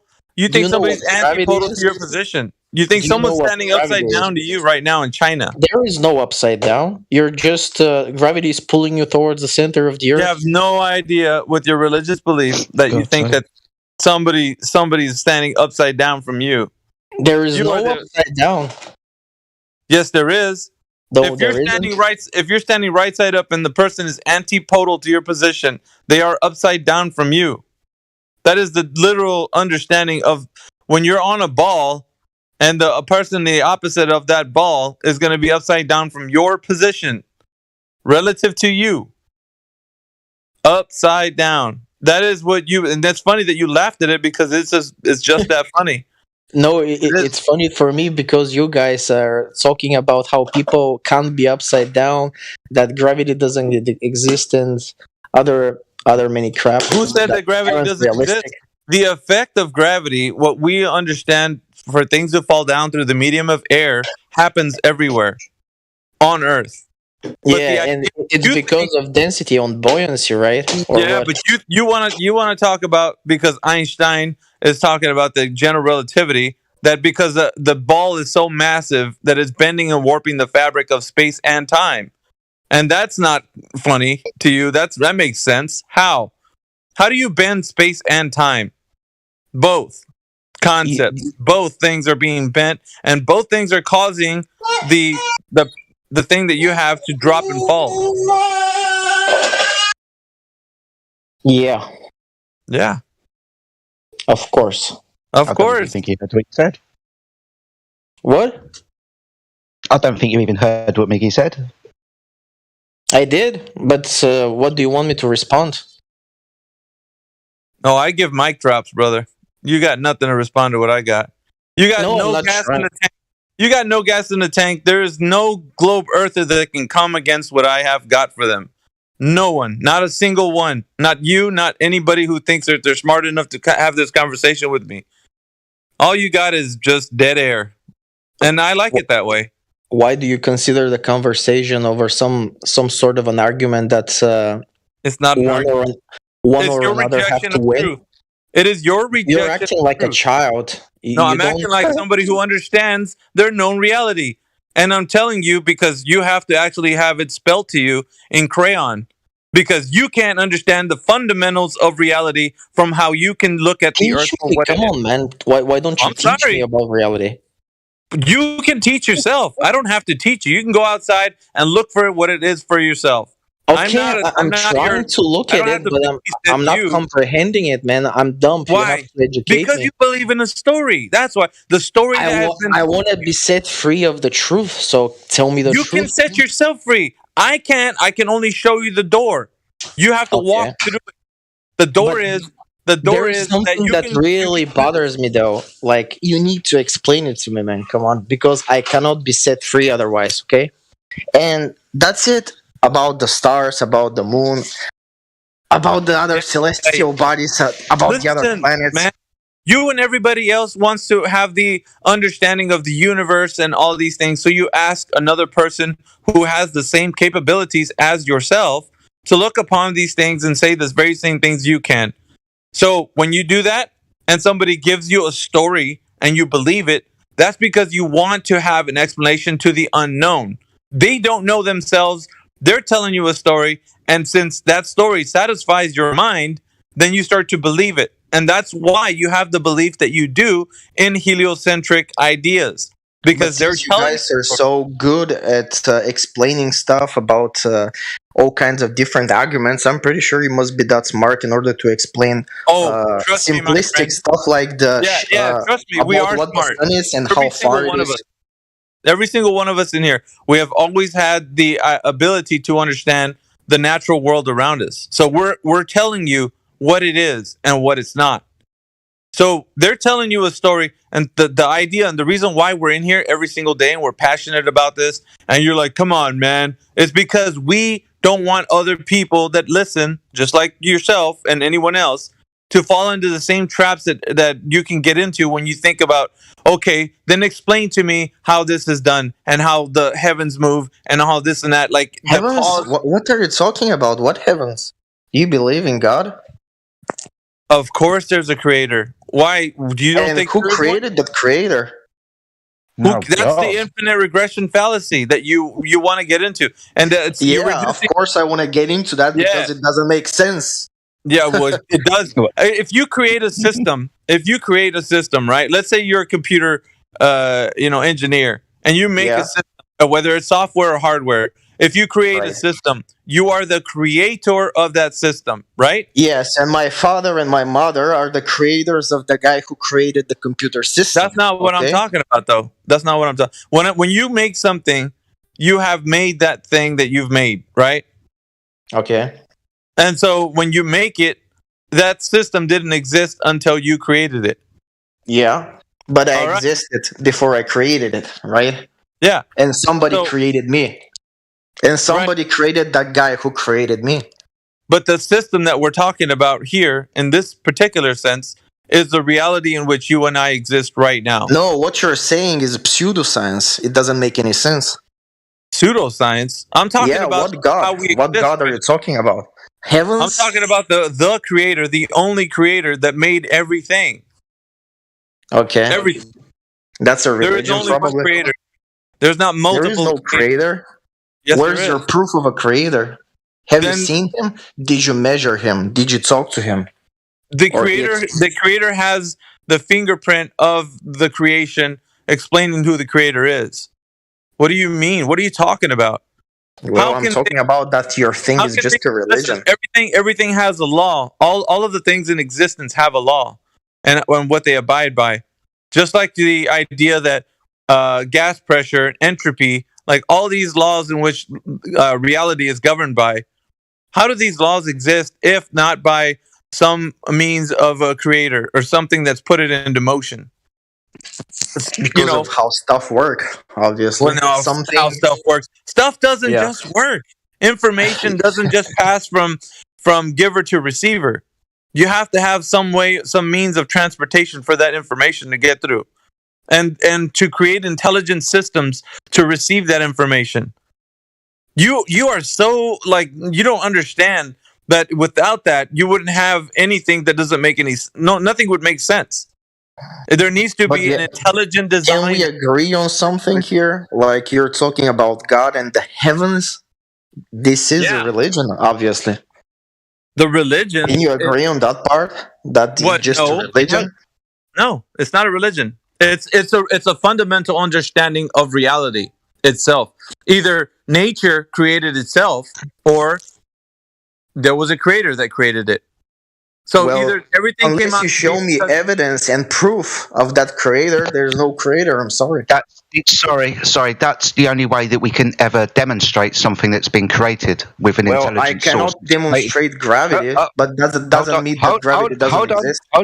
Hold on. Let's go one question at a time, and let's not talk about gravity just yet. You just talked about the necessity for a creator and asked for evidence of it. I've literally defined to you that's the only thing that we could demonstrate. We couldn't, for example, demonstrate to you magic, where things pop into existence for no apparent reason. So within this dichotomy of two choices, when you're asking the question, how was this created? It was either created by an intelligent designer, which we can demonstrate, or popped into existence because of magic, which we can't. No, it popped into existence because of evolution. Because of the Big Bang. Yeah, there you go. There's your big pop into existence for no apparent reason, devoid of intelligence source. Well, I understand that you want to feel special, but I'm sorry, it's not the case. All you've done is just point out the other choice within the dichotomy, the one that can't be scientifically verified. We can verify the other one that intelligence creates. You can't verify this story you've got about a Big Bang. Intelligent creates? Okay, I agree on that part. So I create a child, and that child after me is going to create his child, Hold on. That's reproduction. Well, it's the same thing. No, it's not. If something created us, then something must have created When you hear the word no, that's the time for you to shut up, because you're incorrect. That's reproduction, dumbass. Oh, so the only one, the God, is just existed out of nowhere. And if you decided to create the Earth and the lighting stars that are revolving around us. Come on, man. That's a childish story. Hold on, this is the ontological primitive, the dichotomy of creation. You know, one of the very first arguments philosophically thought about. You fucking idiot. And you think that must be so stupid in order to make the planets revolve around us and everything. Dumbass. You're clearly not following, are you? Yeah, you're not.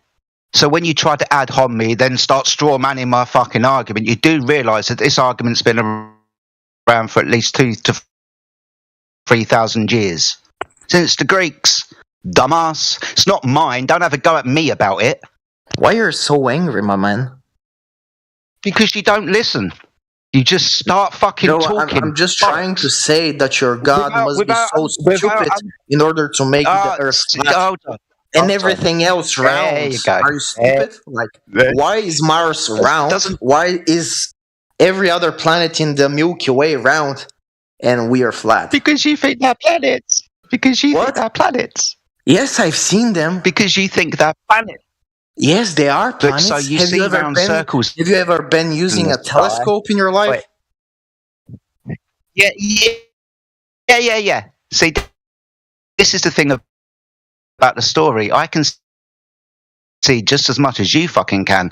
I just don't believe the story about them. What story? For example, when they turn around and say that Jupiter's a giant ball of gas within a vacuum and not dispersing according to the second law of dynamics. I don't believe that shit. Are you a dumbass? No, do you not know your own fucking religion? Because you haven't Jupiter's a giant gas planet within a vacuum, not dispersing into that vacuum. an observatory. Yes, I have. Okay, and did you I've see even Mars? been to fucking Cape Canaveral. How dare, sorry, Damas, have you got a crystal ball? Do you know where I have and haven't been? Are you spying on me like Dougal? Yeah, because the way you talk shows that you have absolutely no clue what you're talking about. So back to your story, dumbass, who can't follow a fucking sentence. Oh, you're you know sad. Jupiter, that's a giant. It makes me feel good. Come on, lay it out. Yeah, lay it out, man. Spit it Jupiter. out. Come on. Yeah. What about Jupiter? Yeah, get your fucking dick out and start pulling this. Yeah, I'll spit on your fucking face and call you shit. Okay.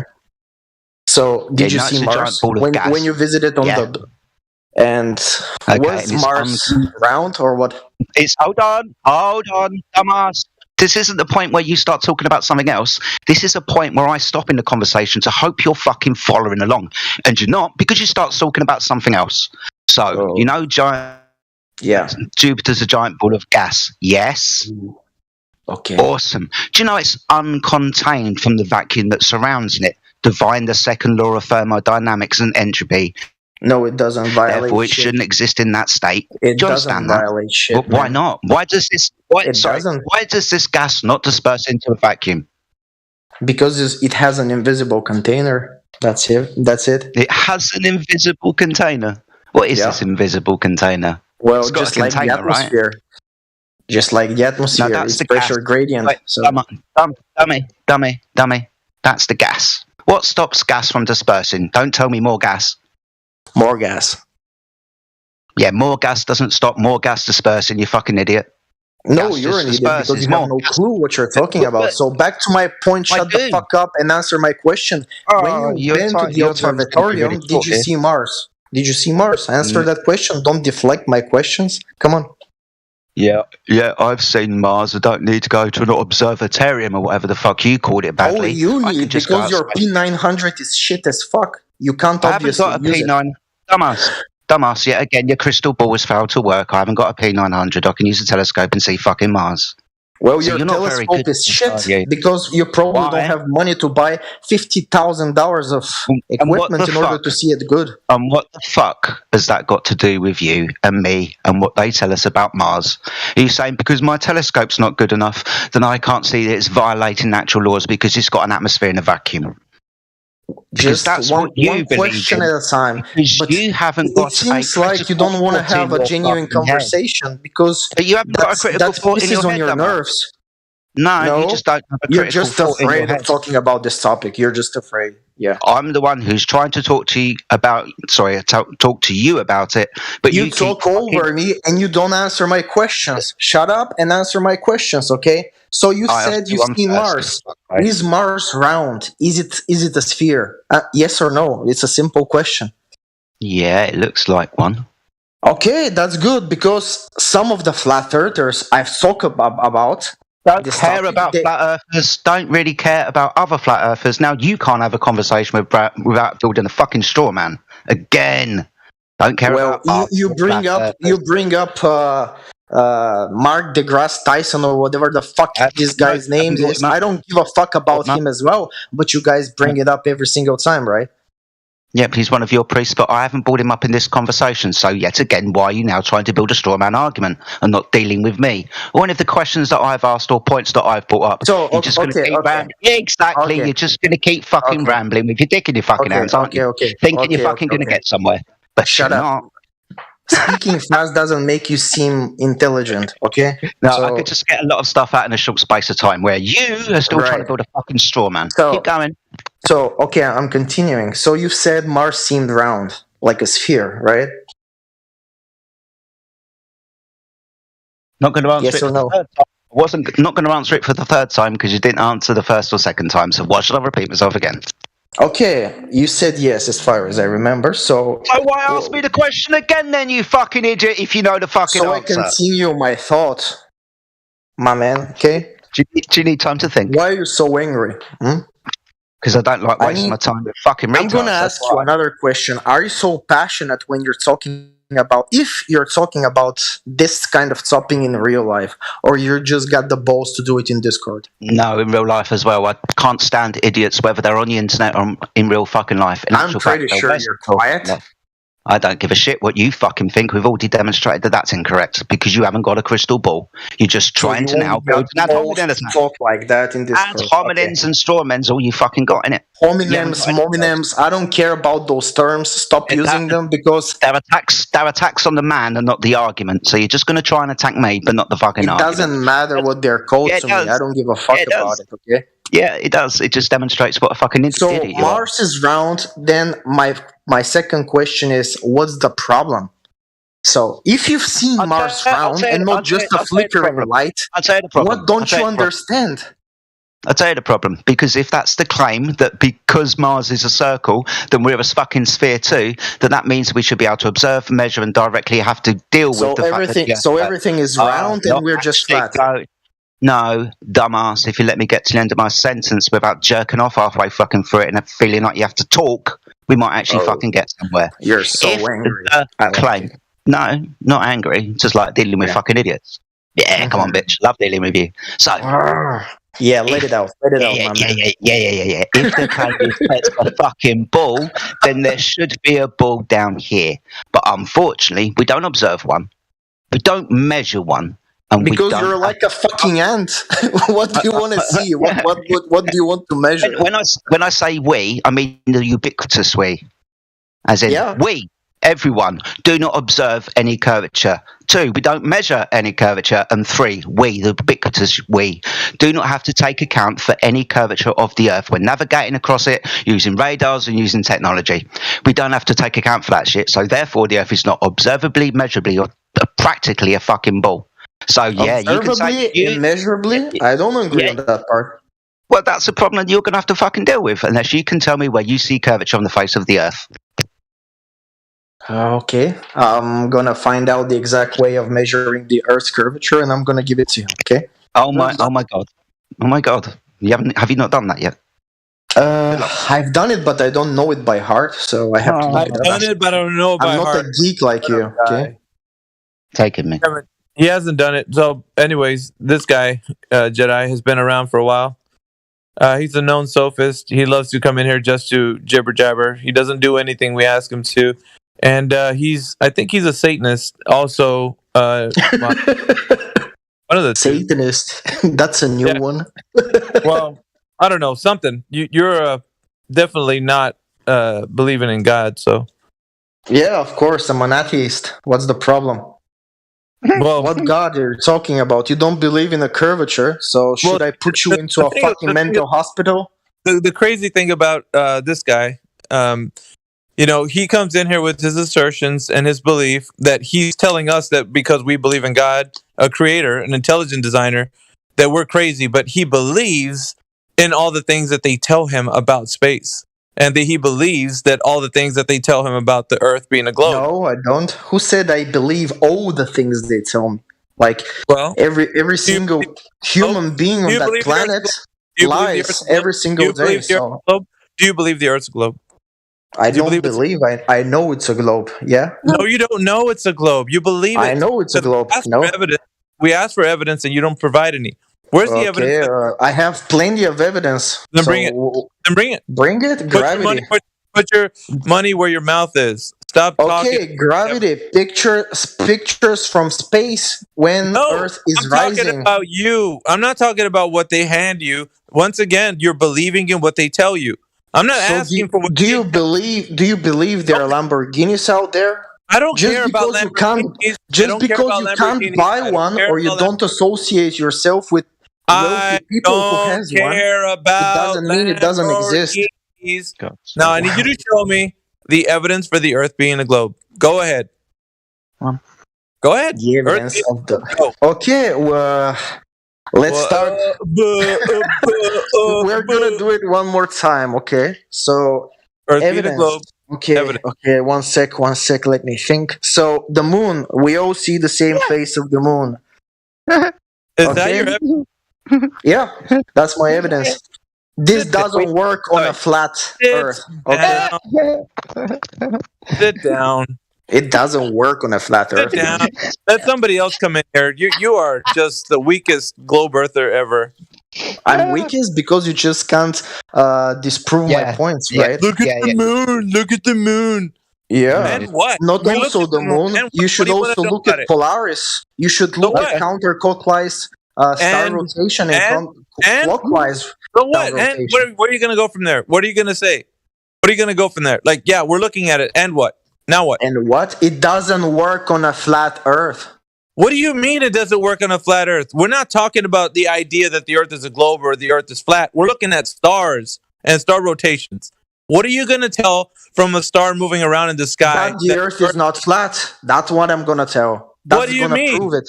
We're not. It's looking at a star do something in the sky. It's not going to give you a geometric shape of the Earth. You It moron. doesn't gonna give you geometric shape of the Earth, but it's gonna prove There the you point go. whether Then or thank you not for the Earth is agreeing with flat. me. Thank you Just for don't agreeing change with the me. subject and Thank you focus for on what I'm agreeing with saying, man. Thank you for agreeing with me. Thank you for agreeing with me. It doesn't give you a I'm geometric. not. Thank you for agreeing with me. So Not listen, Hoymar again. Oh my God. south from the equator, you don't see Polaris. Thank you for agreeing with me.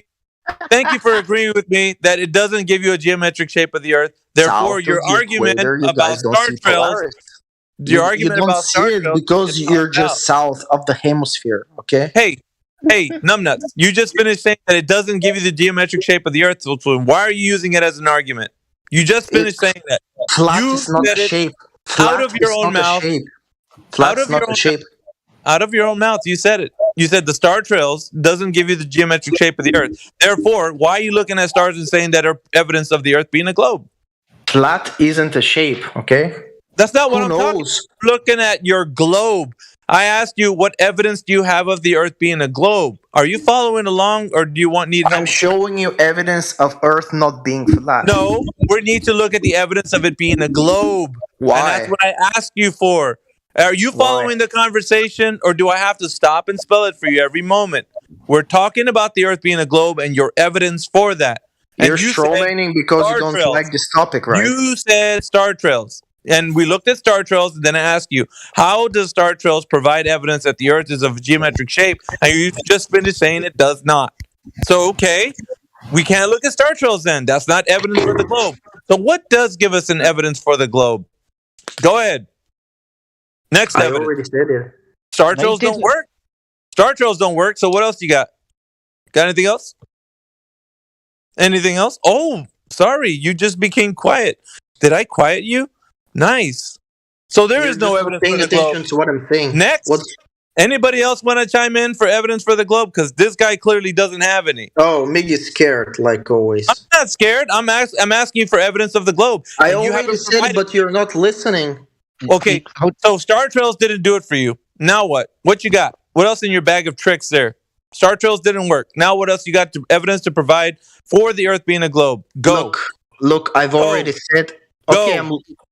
if you keep on interrupting me, and I'm gonna Go. Stop talking about your feelings and go. I'm not talking about my feelings. I just can't hear my Wow. voice, which you're shouting at me. Okay, Go. Shut up. And So, like I said, we all see the same face of the moon. Okay, and it doesn't. Shut up. It doesn't change from night to night, and it doesn't change throughout the night. And okay? It doesn't work on a flat Earth. No, idiot. I'm talking about evidence for the direction globe. of orientation. Listen, Is this the your evidence for the direction of globe? orientation Okay, so the correlates face with of the moon. I'm latitude. not going to your evidence. The face of the moon not changing day to day. Okay, how does that tell us the geometric shape of the Earth being a globe? Go. Okay. Go.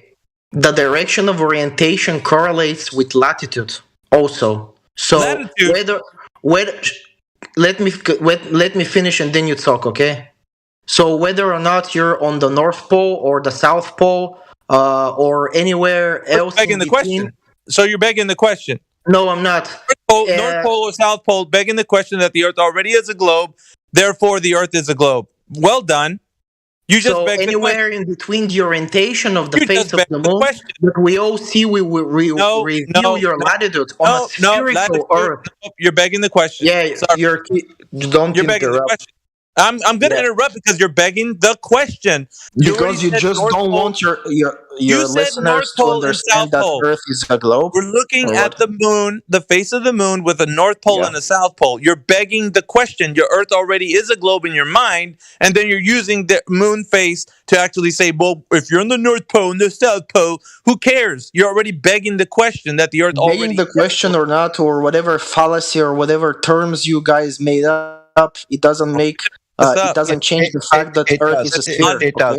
Sorry, it does. Do you understand that it's pointing out an illogical road of thought? Look, when you go outside and you buy stuff from the market, you don't say reason it's why a fallacy. we bring it up. You guys make it for reason why we bring it up, $50, dumbass. you I'm sell just it going to for talk through 1,000. it. It's to point out your illogical road of thought. Thank you very much for having muted the idiot. Okay, you fucking idiot. Let me clarify something. When you go to the Apple store and when you purchase an iPhone, you should care about that because you talk crap. So now it's my time to talk. Okay. Don't care. So when you go to the Apple store and when you purchase an iPhone, an Apple store, aren't you? We're not they talking sell about it for $1,000, right? You don't say it's a fallacy. You guys make it for $200. You don't even understand what a fallacy is, do you? By giving that analogy, you seriously don't understand what an illogical road of thought is, dickhead. Yeah, it's logical for you to buy something that's $200 and not spend $1.2K. No, not a very good analogy. Really shit, in It's fact. Go to perfect. the back of the Then class. you're wasting your money, right? No, so you're you're a dumb dickhead. as fuck. Here's what's happening right now. I've asked you for evidence of the Earth being a globe. You pointed to a moon face and then North Pole and South Pole, which already begs the question that the Earth is already a globe. And then you started talking about the Apple Store. Hopefully more people that think the Earth is a globe are listening to you actually say things because they can see how retarded this argument of yours is. You haven't provided any evidence that directly you just didn't listen to any evidence to what I had to say. I don't care to hear about the Apple Store. Why do I want to talk? I want to talk about how the Earth is curving at the set rate that they claim. Okay, back to Earth being a sphere, okay? Yeah, so I was talking about the stars. Didn't do it. So the moon phase didn't do it. Shut up, just let me talk, okay? The moon phase did not do it for you. And so you need to come out. No, it doesn't. You're begging the question with saying that the moon is moving on an Earth that has a North Pole and a South Pole. You can't beg the question that Earth already is a globe to put your moon on it and then say that it is a globe. No, it doesn't work that way. You have to provide evidence empirically. Okay, I'm gonna provide the evidence right now. Go. If you shut up for 30 seconds, okay? So consider people standing towards the southern tips of the South America, Africa, and Australia, okay? So they all can see the Southern Cross where they look south. And two of them can see it simultaneously depending of the time of the night. So does this make any sense to you? Hold on, 2 seconds. How much do you have to declinate between each of those three observers to find what you call declination? I don't care about declination. You just go out there and you do it, okay? Go and observe with your own eyes, just like you like to watch DC and observe it with lasers and stuff. Once you know what? Let me poke holes through your argument because it's ridiculous, right? You're looking at stars in the sky. That's what you're doing. Now, how does that tell us by looking at stars? The Southern Cross. I even put it the way you said it. If you're looking at the Southern Cross in the sky and three observers are watching the Southern Cross, how does that? And two can see it simultaneously. I don't give a shit. How does that tell us the geometric shape of the Earth is what it is as a globe by looking at stars? Go. Are you stupid? Like go. Because they're looking at the same direction. Yeah, and so what? How does that tell us that the Earth is a sphere? South actually means something. How does that tell us? And all these people are looking in the same direction. I don't give a damn. Towards the South Celestial Pole, so they can see the same sky. Yeah. No. How does that tell us that the geometric shape of the ground that we're standing on is a globe? Now, you got to tell me how three observers looking at stars are going to tell us how the geometric shape of the Earth is a globe. Go. I've already done that. No, you didn't. You just talked about three people looking at stars in the night sky. How does that tell us what the shape it doesn't work on a flat Earth, okay? I don't give a shit about that. I don't care about that. You're going to bring your evidence You don't care about that. Yeah, I because care about it how rules you... flat Earth. No, I care about how you're saying... It owns flat Earth, that's why. I care about how you're saying that the Earth is a globe by three observers looking at the night sky, looking at the Southern Cross. Now, it's on you to provide us, everybody here, the evidence that the Earth is a globe geometrically by looking at stars in the night sky. One more time, go. I've done it. I'm not going to repeat myself. Not. You're not listening to what I said. We have not listened to you tell us how three observers looking at the Southern Cross and three locations are going to tell us that the Earth we're standing on is measured geometric shape that the Earth is definitely an oblate spheroid. You have not done that. That's what you need to do right now. You have not done that, and neither has anyone else. So go ahead and tell us. I said on a sphere. I'm going to give you the floor. I'm going to give you the floor. But what I'm doing is I'm making it very clear for the audience that's listening to you right now. 3 observers, 3 locations, looking at the Southern Cross are going to tell us how the Earth is geometrically shaped as an oblate spheroid. Go. Okay, so like I said, on a sphere, south actually means something. Nope, wrong. No, you're wrong. And all these people are looking in the same direction.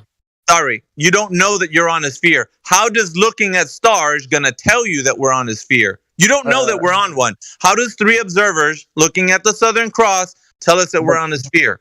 They don't know that. We're on a sphere, okay? No, we don't. That's begging the question. That's begging the question. Okay, I understand. I understand now. Okay. Okay, so now tell me how before you do the 3 observer stuff, you take a telescope, okay, and you observe the planet Mars, and you see Mars being around. No, sorry. All right, now we're going to change. Then you assume it's here. Okay, you're going to have to hold on because I have to clarify. How does Mars being a sphere, even if it is a sphere, indicate that we're standing on a sphere? And I got to clear the room. So, hang on, guys. So, one thing I got to point out is that his example of the moon phase, it fell because he was begging the question with North Pole and South Pole. Now he's begging the question with 3 observers looking at the Southern Cross, giving us the example that the Earth is an oblate spheroid with looking up at the night sky. So now I'm going to ask him for evidence once more again. And so no, it doesn't happen like that, man. Now it's your turn. No, it doesn't work like this. It's your turn now to explain. It does work like this. It does work like this.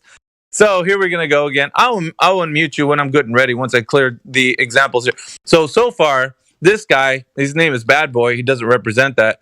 But he's come in here to tell us that the Earth is a globe by way of telling us these stories about how he's going to disprove flat Earth. But he hasn't given us any examples of how empirically we can look at the Earth being an oblate spheroid. That is the onus that's put on him.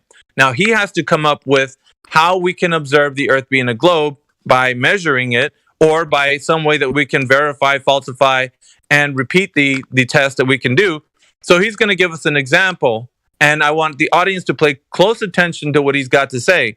And if he doesn't give us, and if he begs the question, I will interrupt him, probably mute him again, but then he's got to come up with the way that we can all understand that the Earth is an oblate spheroid. Okay, so I'm going to mute him. He's going to go.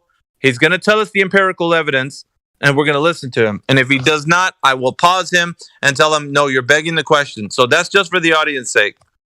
All right, let me unmute him now. Go. Go what? Give us your example of empirical evidence that the Earth is a globe. Is this a discussion, or is just you? Oh no, this is you bringing. This is you bringing the goods. This is you coming with the truth. So tell us. Do you consider this a dialogue? Oh yes yeah. or no? Absolutely. Okay. So the audience can hear now. Miggy says that he considers this to be a dialogue. I don't care about feelings. I care about evidence. I don't care about feelings either. Why don't you use this as an opportunity to prove that the Earth is a blob? One more time in time. Bring the evidence. Yeah, so if this is a dialogue, like you said, bring the evidence, please. It's your time to tell me, based on what I have said in the last couple of days. Well, there it is. You had your moment in the sun, and you blew it. You blew it, Why did you waste that moment on not giving us empirical evidence that we live on a sphere? I don't understand.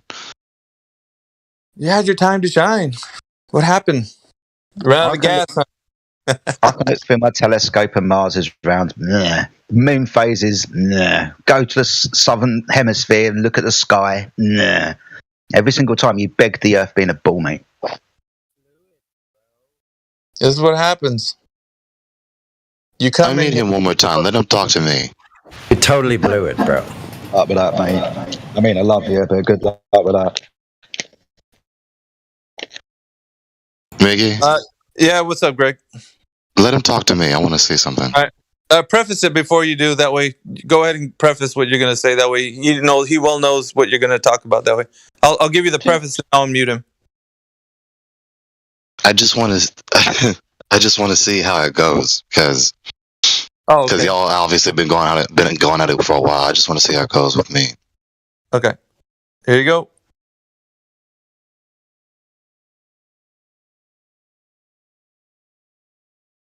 Go for it. Bad boy, if Mars is a sphere, how does it indicate that Earth is a sphere?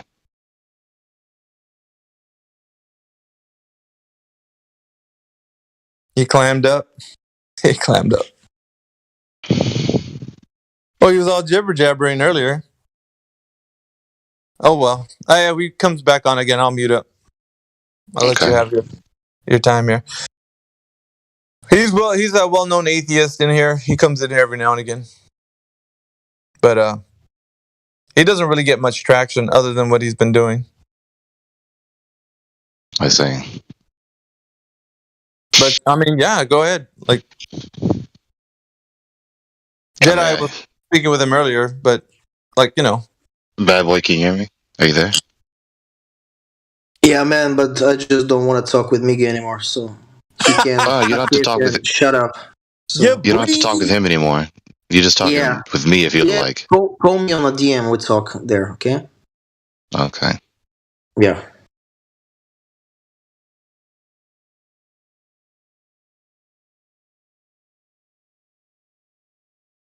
I mean, he said he's going to give you another floor, so I mean, you could answer my last question. Talk to him, dude. Look, I know Miggy, man. We've known each other for like 6 months. Look, dude, so he's a liar. I'll mute up. Like, I'm not gonna talk. Go ahead and talk to Gregory. He wants to talk to you. I'll mute up. I'm done what I was gonna do. So go ahead. I mean, no, he's out of the way now. Miggy, you just proved to the audience that you're a liar. So I don't want to talk to you anymore. Okay. No, you're not going to talk to me. I told you, you're going to talk to Gregory. Go ahead. I'm sitting back. I'm drinking my my water. Go ahead. Yeah, I can spot a liar a mile away, and trust me, Miggy ain't a liar. He speaks the truth as he sees it. President Obama isn't a liar, and President Biden isn't a liar as well. Well, I'm not going to. Look, are you trying to convince politicians are liars? What? That's literally the point. well, bad boy. Let's go on the last point, right? If Mars is a sphere, when we look through our telescopes or when we look through our binoculars or whatever device we're looking through, how does that indicate that we live on a sphere? It doesn't, to be actually quite honest, but it's a good starting point when you have all those overwhelming evidence. And if you think about when I'm responding such stuff, I'm just making fun of Miggy because he talks out of his ass. And when he brings up the creator and that we're being designed and whatever, it's not that I'm doing. I'm usually not this type of guy mocking people about their religion. If they want to believe in God, fine, that's fine by me. And but based on his question, and I'm assuming God is real, right? And everything he's saying is true. So I'm asking the question, so he's that dumb to create everything being a sphere and round, and we're just one flat disk, and everything else, the stars, the sun, is revolving around us. So I'm trying to tell him that this is really stupid, okay? It's really stupid. That's the reason I brought up Mars. I didn't want to show it as the big evidence or anything. It doesn't prove actually Earth being a globe, but it's a good point because if you're blind, like not blind, like if you observe from the moment of if you don't have a mirror, let me put it this way, and you're a child and you observe people, you're gonna know how you look based of observing people, even if you can't see yourself, okay? So that's my point here. I didn't want to put it into some big of an argument. I didn't want to fight, actually, but me and Miggy, we have history together, and he hates me because every time I disprove his stuff, so... You haven't disproved anything, sir. Well, let me say this. Sorry, just very quickly before you carry on, Gregory, you do realise that when we were having a conversation about Mars and telescopes, we were asking you for proof of a ball, and you said we could look through a telescope and look at Mars. And now you've just turned around to a nice cordial conversation with Gregory and said, do you know what? That's not very good evidence at all. No, you didn't. This is why we think you're a fucking idiot, because I clearly did. Keep your opinion to yourself. I was involved in the conversation. Little boy. It's not my opinion. See, that's what I mean. You can't have a cordial conversation without attacking people, especially when those people are pointing out your illogical fallacies and your Hey, listen. Bullshit. Okay. Listen. The difference between you and I, you know what it is? That I am who I am, and I can be whatever I am everywhere I am. Okay? So no matter if we're on Discord or in real life, I'm gonna be the same fucking guy, and you're probably not going to be the same guy. Okay? Because if you're standing in front of me and you're calling me an idiot and all of that crap, I'm gonna punch you in the mouth and you're gonna be knocked out. Okay? Okay. Telephone tough guy.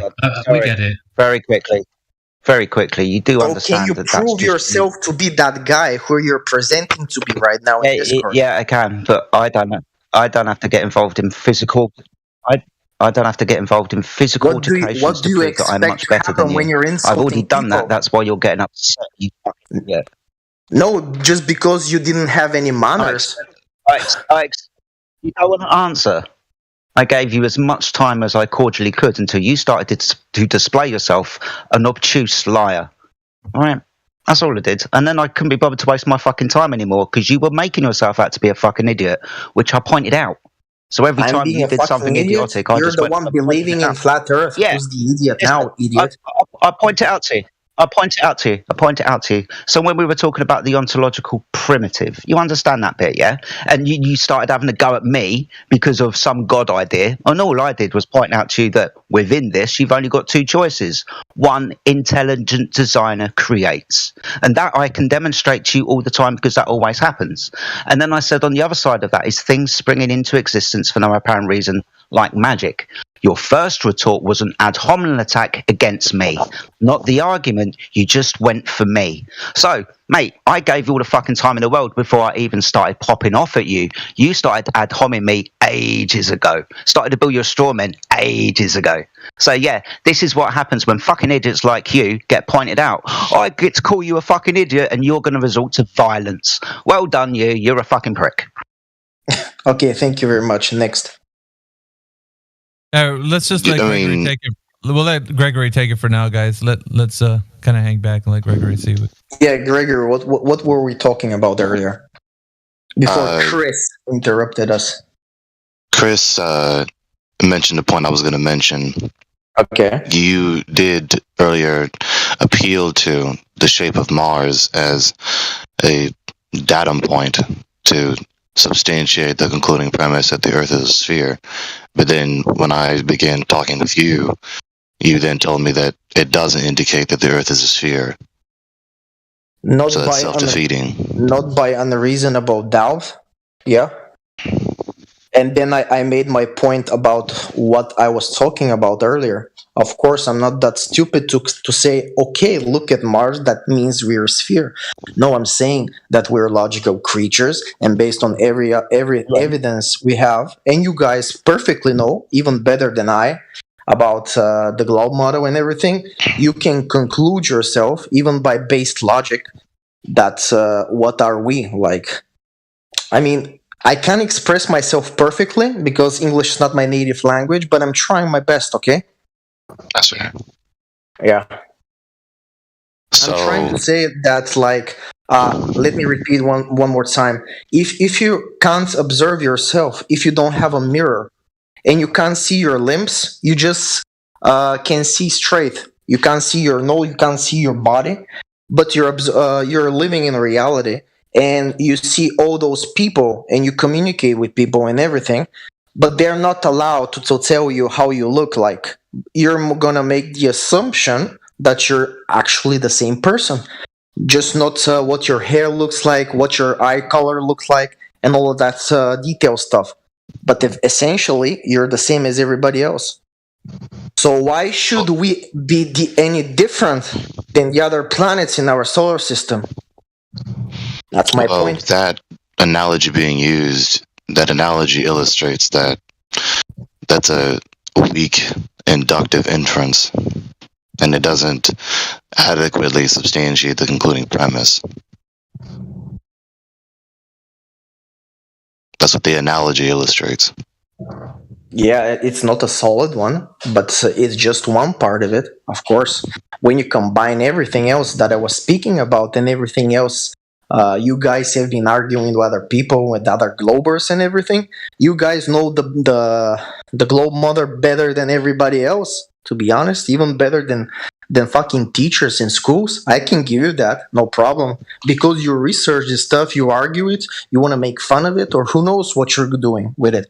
But I'm going to give you that you're familiar with the motto itself. So what I'm saying is everything is out there. Like, I don't even know how to proceed any further than that. We can have a discussion much longer regarding this.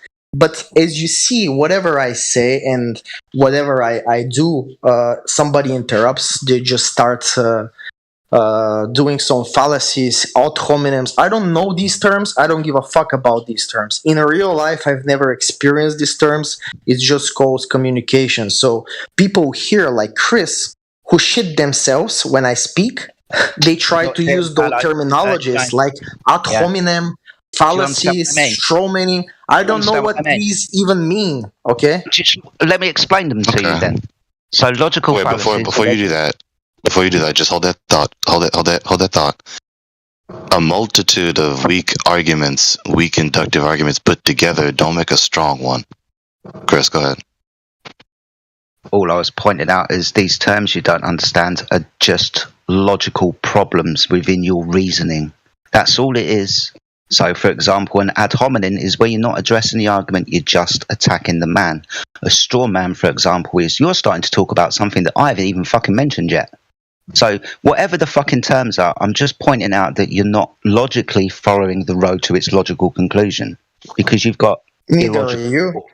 But I'm not telling you you're ad hominism me or whatever. That's because I haven't, until I started calling you an idiot. Because you wouldn't have been able to address what I fucking said anyway. In actual fact, you didn't. You went on to other subjects. You didn't identify or didn't stick on anything that I said to you. You just moved on. That's also a hand wave dismissal. Because dialogue should be happening according to how dialogues happen, not according to your goddamn rules. I don't follow no rules. Hold on. The goddamn rules of conversation. We're just having a dialogue, so we're going to have two-way conversation. Something that you're not going to answer and then start talking about something else. That's not a conversation, is it?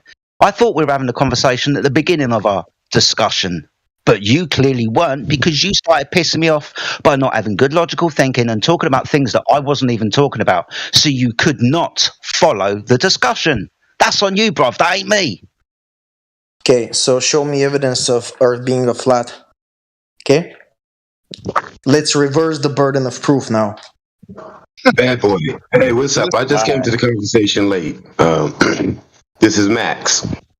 So, let me ask you, you're saying that because you see the other lights in the sky as globes, that logically concludes that you live on the globe. Is that your argument right now? No, this is part of my argument. What I said at the beginning was that we all see the same face of the moon, and that south from the equator you can see the Southern Cross, and north from the equator you can see the Polaris star.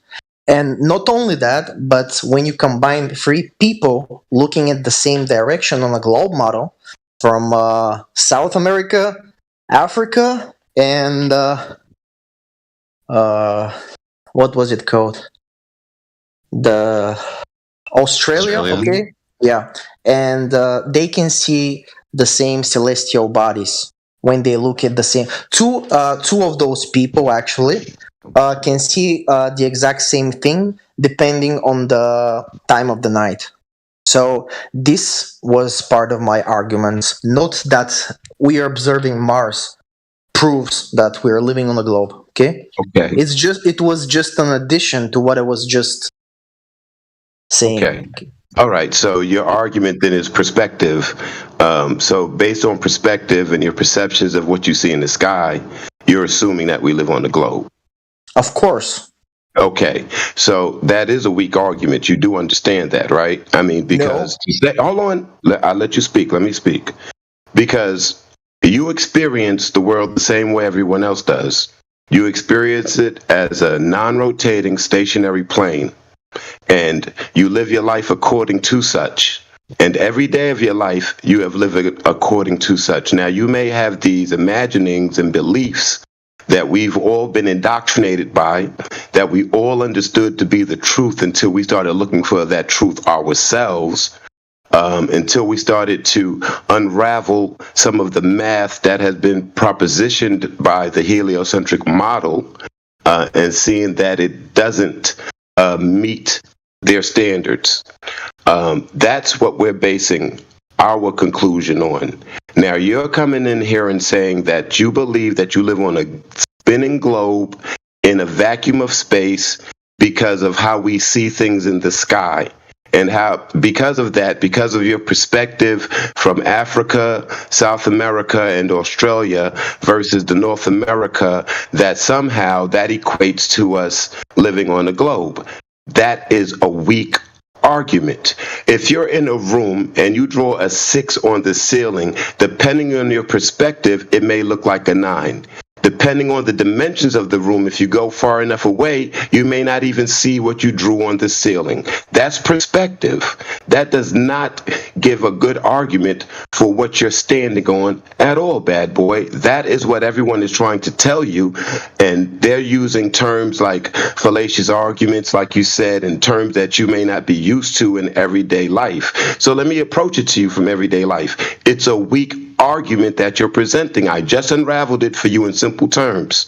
Now, if you have something else to present, that would be great. But if you're just talking about perspective and looking at things in the sky, that is a very weak argument to say that we live in a vacuum and that gravity somehow makes everything into a ball, and that when you look at Mars, that somehow looks like a globe, because it doesn't. If you've ever yourself looked through a telescope at any of the luminaries in the sky, they don't necessarily look like anything that you can land on, touch, or anything else. You're a liar. You're a liar, because you're the one who should go and look don't through a call me a telescope. liar. That is bad. I didn't insult you. You start off by insulting. That would be the wrong way to approach it. Right? So right you're now saying that if I ever, you assume that I've never looked into a telescope, and that's a lie. And then I asked you if you've ever looked at it through a telescope. It doesn't look like terra firma whatsoever. Now, was that a lie? I looked Is through it a a lie that telescope. it looks like terra firma? Does it look like terra firma? I've looked through a telescope and like I've seen something Mars. that you can land on? Does it And look it's like pretty something much you the can same touch? thing I see on Google Images, okay? It's pretty much the same thing with the dust. So you see the dust. You see land. That's what you see when you look through a telescope? You're a fucking liar. You want to call people liars? You're a liar. I don't You're say a liar.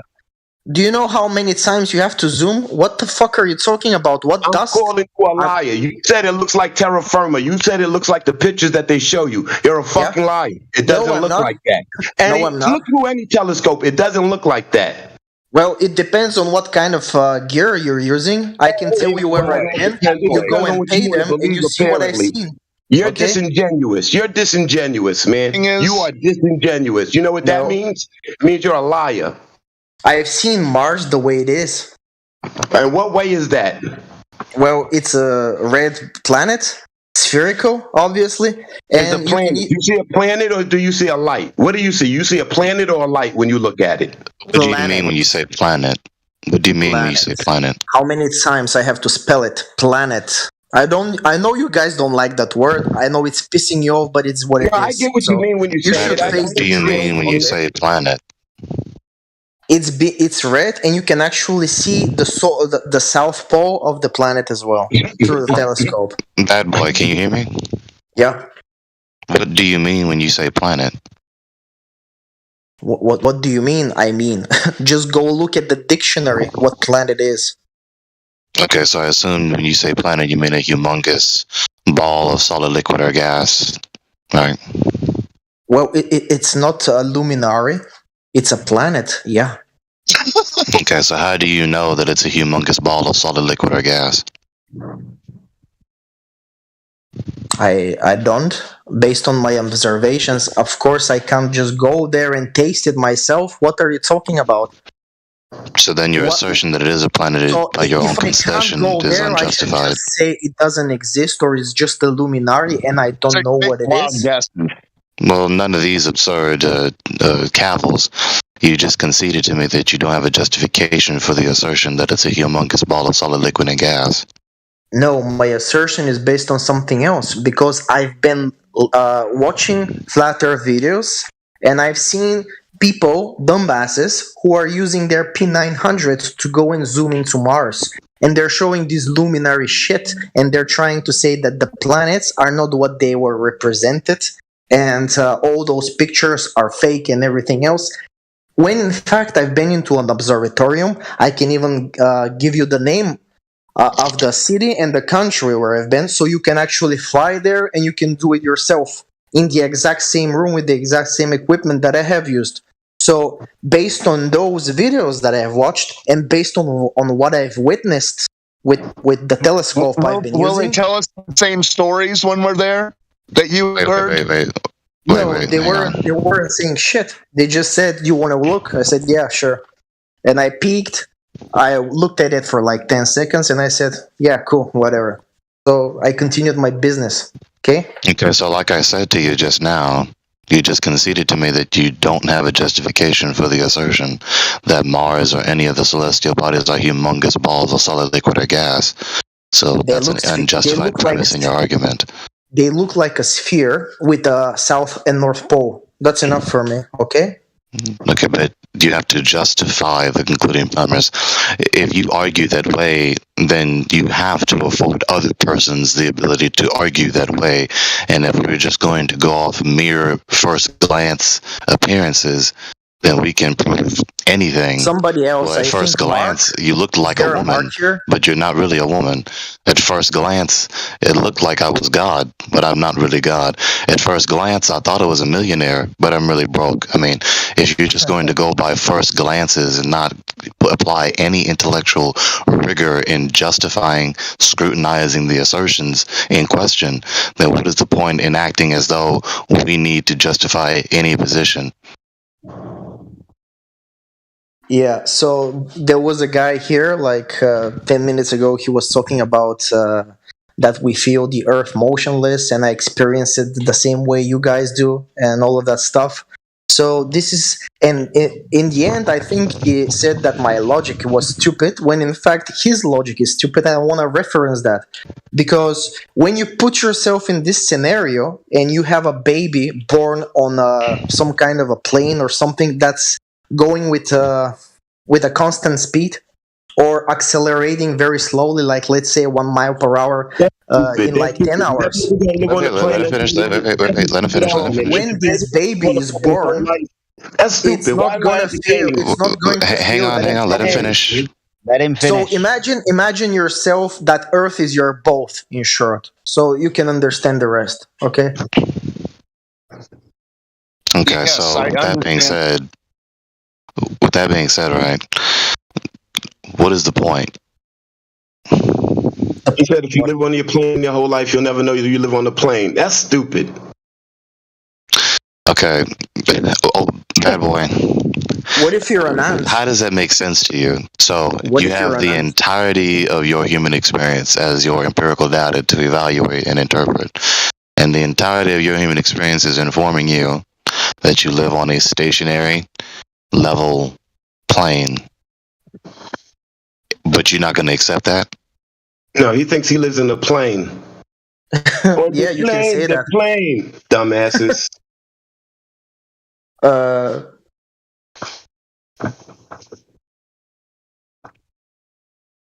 Because remember, you wanted empirical data. And the empirical data that we have been experiencing our entire lives is a stationary, level plane. That's what we observe. That's what we empirically detect with our senses every day of our Whatever you lives. observe, that doesn't make it necessarily true. Don't you agree on that part? So if you appeal to that, if you argue that way, you do realize you're undermining your empiricist, scientific position, right? Because now you just asserted that empirical data may not actually be representative of the object itself. It may be illusory.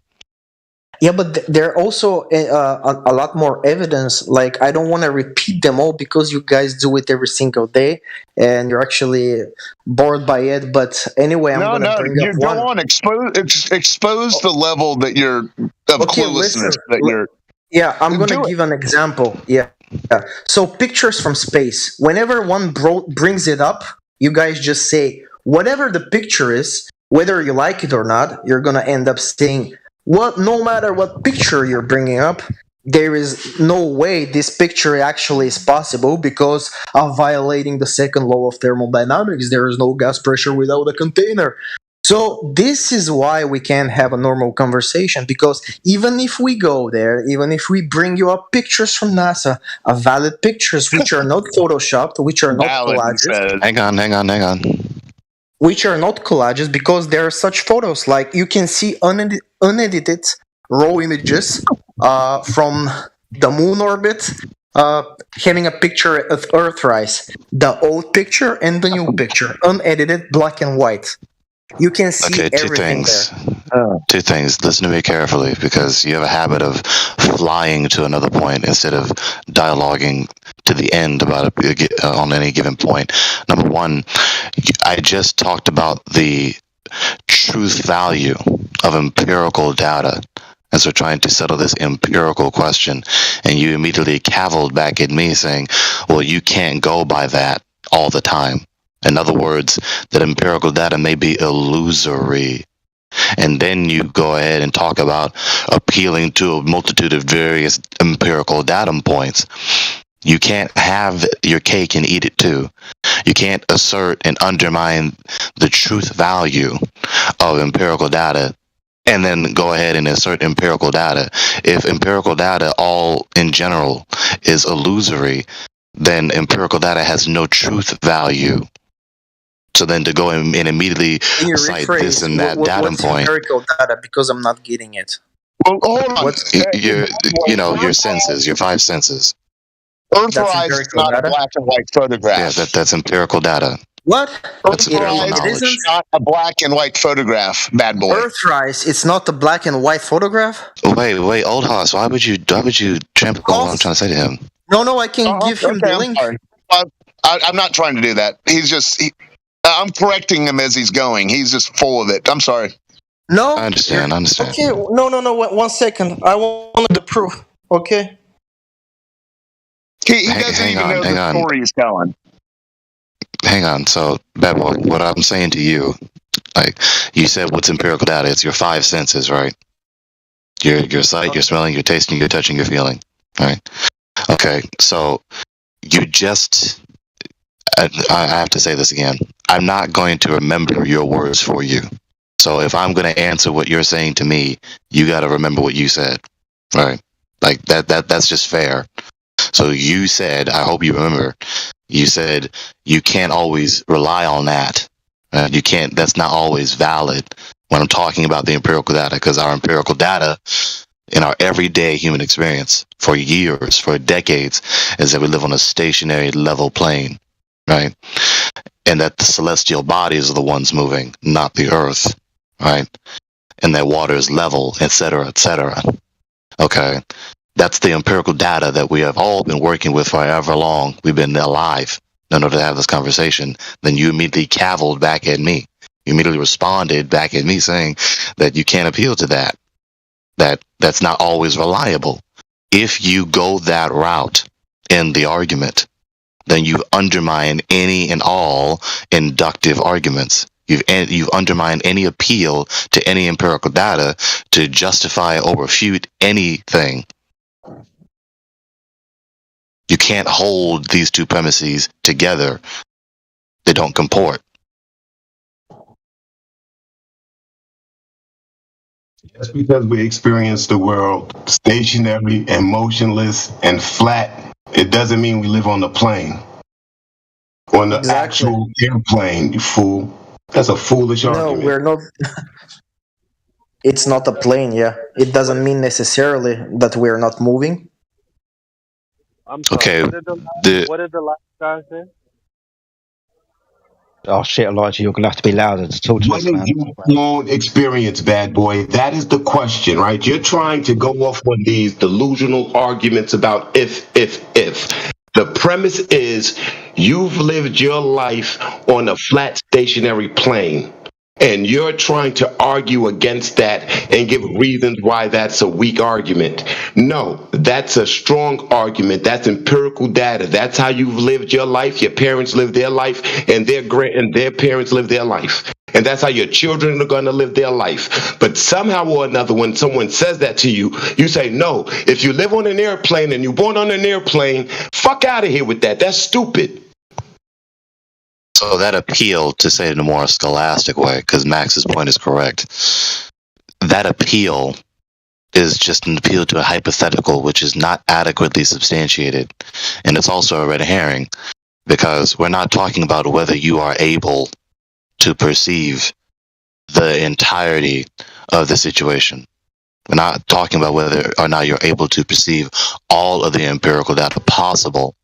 We're going with the empirical data available to us. Okay. In order for you to justify that appeal, essentially says that the empirical data is illusory. It seems like you're stationary, but you're really not.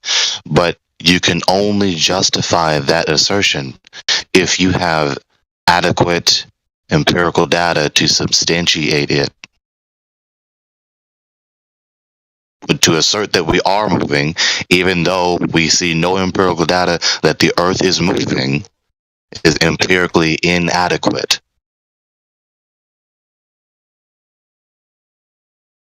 I.e. stupid as fuck. Goes both ways, my man. It doesn't go both ways. The empirical data substantiates our premise. It doesn't substantiate your premise. No, it doesn't. I'm gonna show you a photograph right now of a dress, and it's an actual optical illusion. And many of you are gonna see this dress black and black and blue, and the rest of the 50% are gonna see it as gold and white. So essentially, we're looking at the same JPEG file, but 500 people or whatever are looking at this photo. Half of them are gonna see one different. Bad boy, you know it's not 2011 anymore, right? What? You know it's not 2011 anymore. If you're changing the subject, it's not gonna help you. My point here is that you cannot trust You're your the one senses changing just the because you feel there is no movement. That doesn't mean necessarily there is no talking about movement. dresses. Yeah. So what? You're talking to me about God. Am I laughing to you? Okay, we get your point, right? We get your point with that. And so, like, again, if you go this route, you undermine your premise. Because your premise is an empirical knowledge claim. But then you also say that empirical sense faculties are untrustworthy to give you knowledge about the objective physical world. So then you can't know these claims about the objective empirical world if you maintain the premise our empirical sense faculties are unreliable to give us such knowledge. Number one. Number two, this is not analogous. This is a weak analogous appeal. It's a false analogy. The difference between your dress versus the Earth is literally a world of a difference.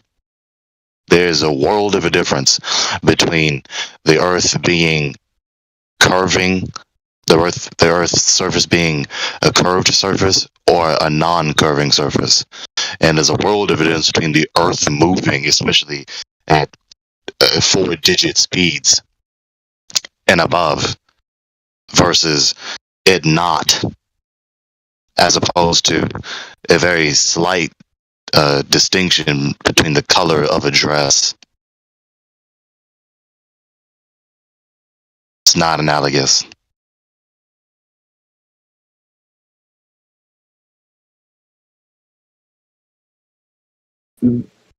But bad boy, the dress in reality is a certain color, right? Like no matter how people perceive it, like we can know what color it is. Like there is no quantity of light distortion that will give the illusion that we're moving at 4-digit and above speeds. There is no light distortion at all that will give the illusion that the Earth is a ball or not a ball, or that we're inside a ball.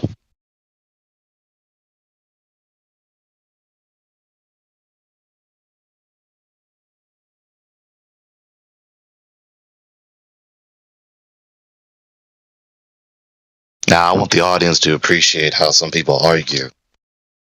Instead of going with the obvious conclusion that is warranted by the empirical data in this case, they will undermine the empirical data so as to barricade and blockade the opponent from substantiating their position. That's how people are going to argue. And breathe hard and threaten people. In addition to all that stuff. So we're working, appreciate this. This is an important point to appreciate in philosophy, in epistemology. We all are working with the same empirical data set, the entire cosmos. You see, this controversy in the two sides, the two opposing parties, well, they're working with the same empirical data, the Earth, the whole cosmos. The difference is not the empirical data that they appeal to, at best, notwithstanding instances where they don't appeal to this or that specific data point. In principle, at best, when they appeal to the same data, they're working with the same data set. So they're arguing that the data set, the empirical data, is substantiating substantiate. Substance, physical material, substantiate, you see, is substantiating their concluding premise. The difference is what then? It's not the empirical data. They're working with the same empirical data. What's the difference? The difference is their interpretation thereof. The interpretation.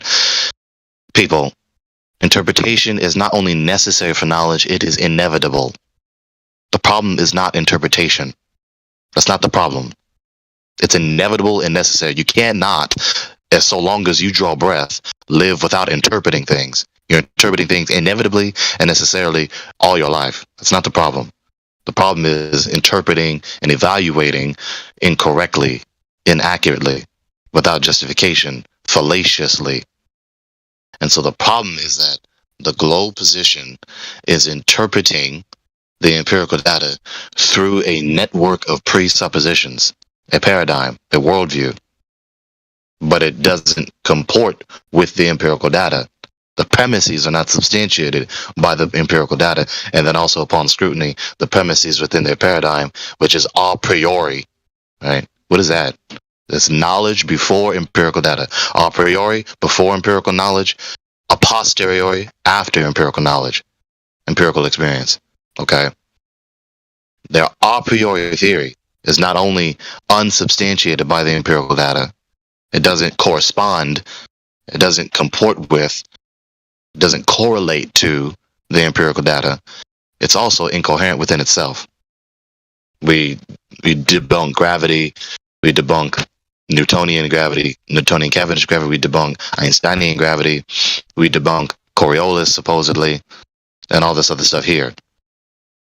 So it's both incoherent within itself in the first instance when the paradigm is presented, and it's also empirically inadequate. It is not substantiated by the empirical data. Therefore, it cannot be defensible. So basically, your evidence is weak for the globe, and when you come in here, it's not so much an argument, more so as an education.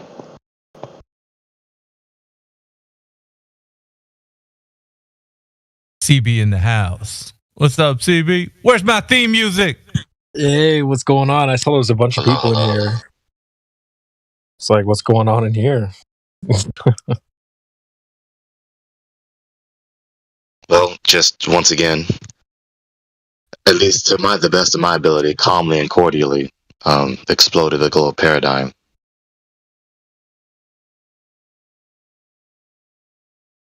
I mean, what is there? That much. They don't even have anything left at this point. They're just stuck on repeat, swirling around the drain.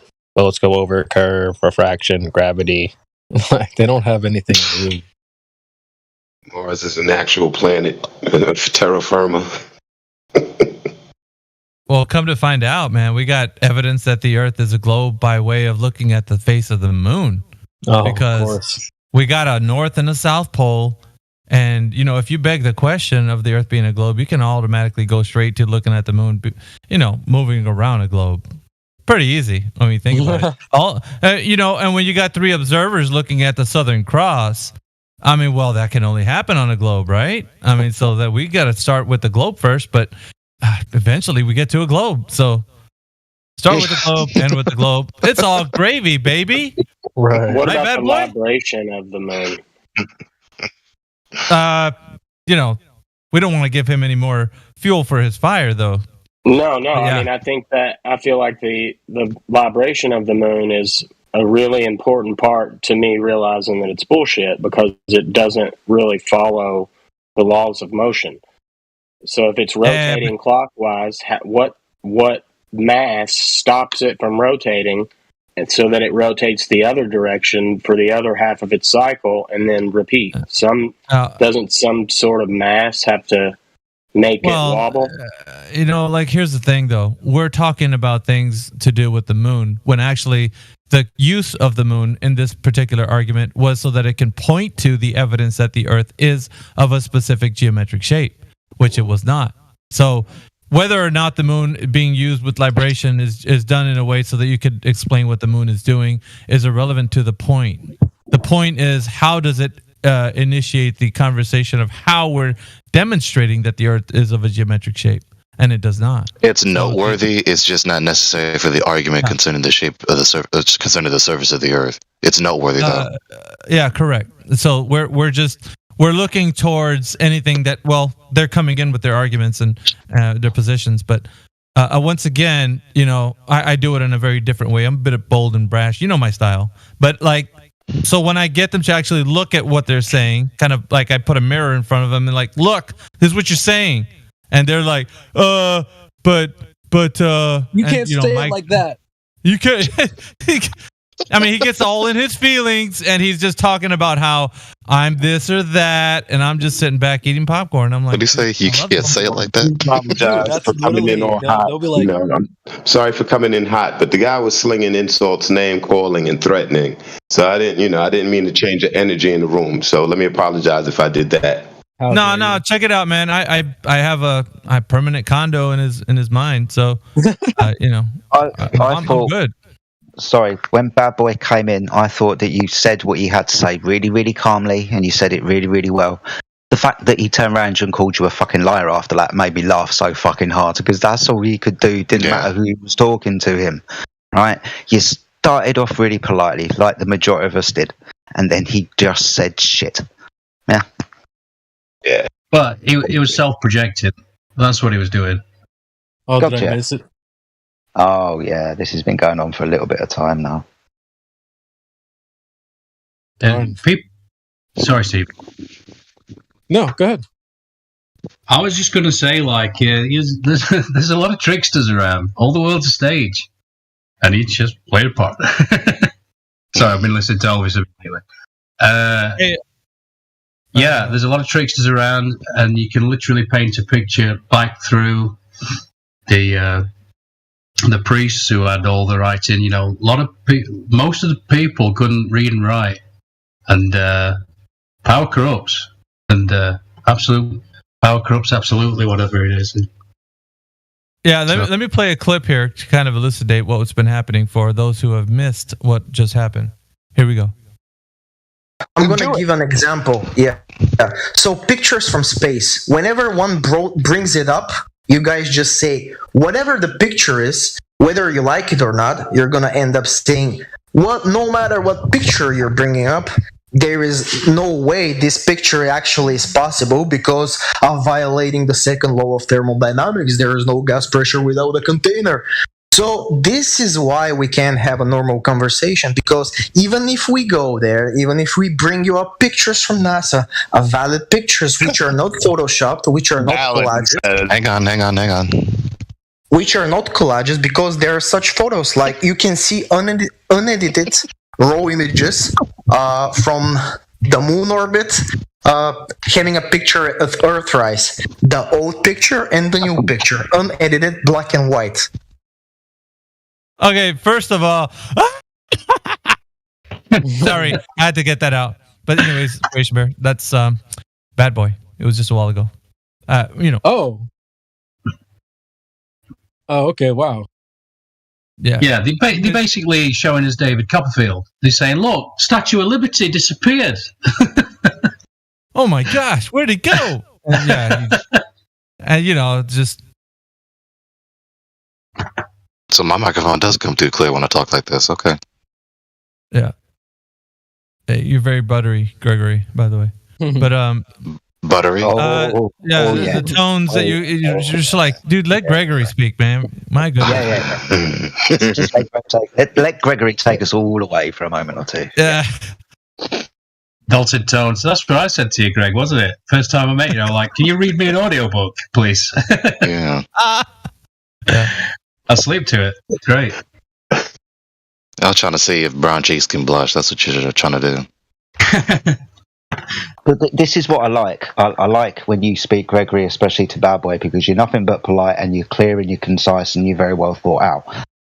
And then he responds in the way that he does. Like with Bad Boy. A little bit like with me in the beginning before I lost my fucking shit because I couldn't take it anymore. Thank you. Yeah. What an idiot. He was funny. Bree is in here. Hello, Bree. Hi. Hey, what's up? What's up? Sorry, I just responded. It was a reflex. Go ahead, Bree.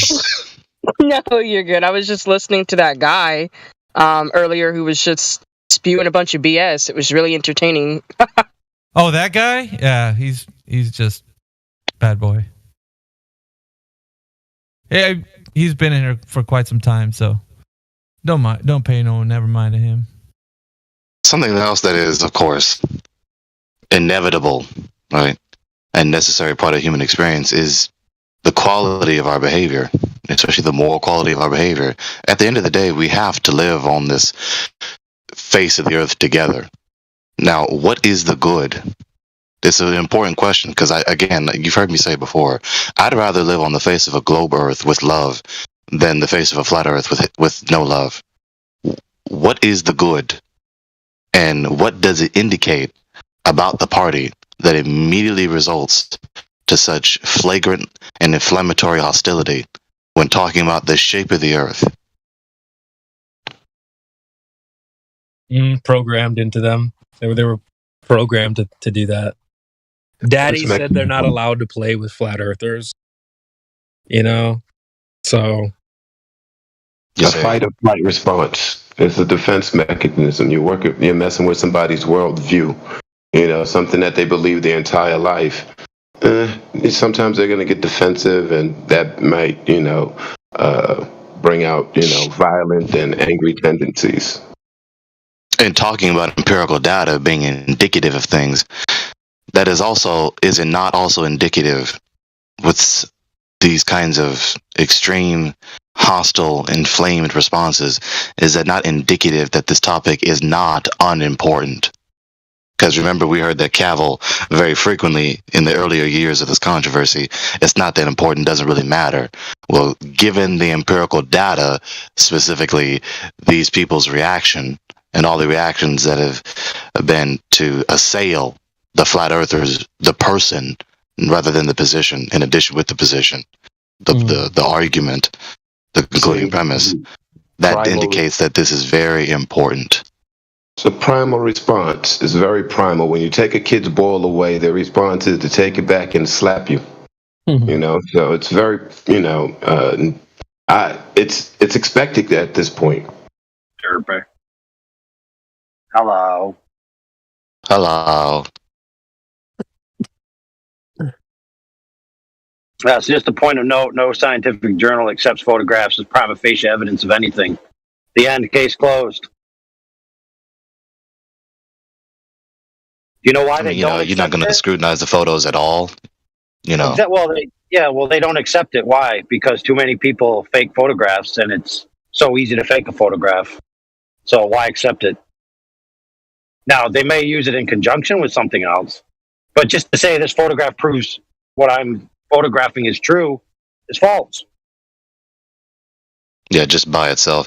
I mean, that's another instance of inductive reasoning. The journalists are inductively reasoning, given the likelihood of Photoshop, the likelihood of fabrication, that we can't accept this, like you said, prima facie on its face.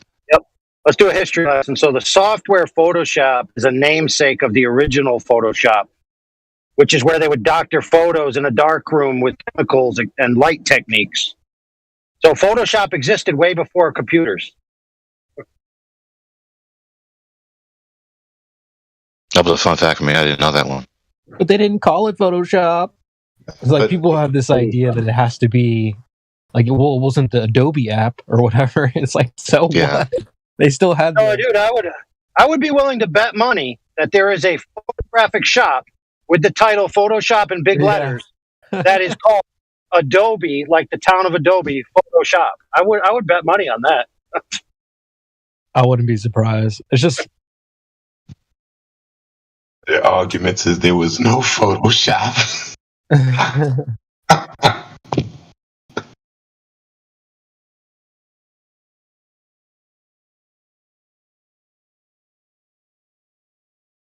heard it 1,000 times at least. There's another point. This extreme reluctance to consider the depravity and the extreme malevolence of some persons that walk the face of the earth, in spite of the whole of human history, and even just anyone's individual experience. And then at the same time, at the other side of their mouth, treat us like we're some extremely abhorrent persons in society. Like, is it really so far out of the realm of possibility that persons in the early 20th century, late 19th century, or earlier didn't think to themselves, I can fabricate a pseudo photo for my malevolent, unjustified, wicked ends? This devout naivety to, well, persons in power don't do wicked things or rarely do wicked things is foolish. But somebody would say something. Because the person who would say something wouldn't at all provoke the ire of the suspect they're trying to expose, right? Right. They wouldn't try to retaliate against that person at all, or people at all, right? Yeah. Every time a whistleblower tries to blow us the whistle, they just succeed with ease. They have no adversity to overcome. Been a lot of there's been a lot of fishy plane crashes and train crashes. Mm-hmm. A lot of Epsteins and Whosteins and Theysteins. Yep. A lot of Tupacs, a lot of Biggies. And when you start talking about that point, you inevitably have, because we're making the point, and they insist, right? Extremely insist their extreme naivety about, in general, humans for the vast majority of the time are just altruistic. Now that's a conflict about your doctrine of man, your anthropology. Now you have to discuss this. I mean, that's required in the official justice institutions. They have their doctrine of man. They have their anthropology about human nature. What they do, what they don't do, what is likely, what is unlikely, what they can do, what they cannot do, what they have done, what they have not done, what they will do, what they will not do, etc.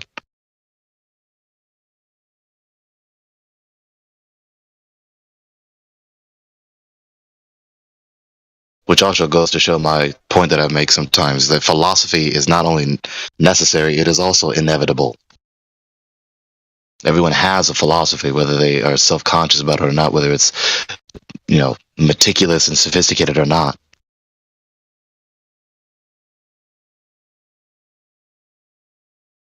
It's just a difference of, do you philosophize, do you seek wisdom well or poorly?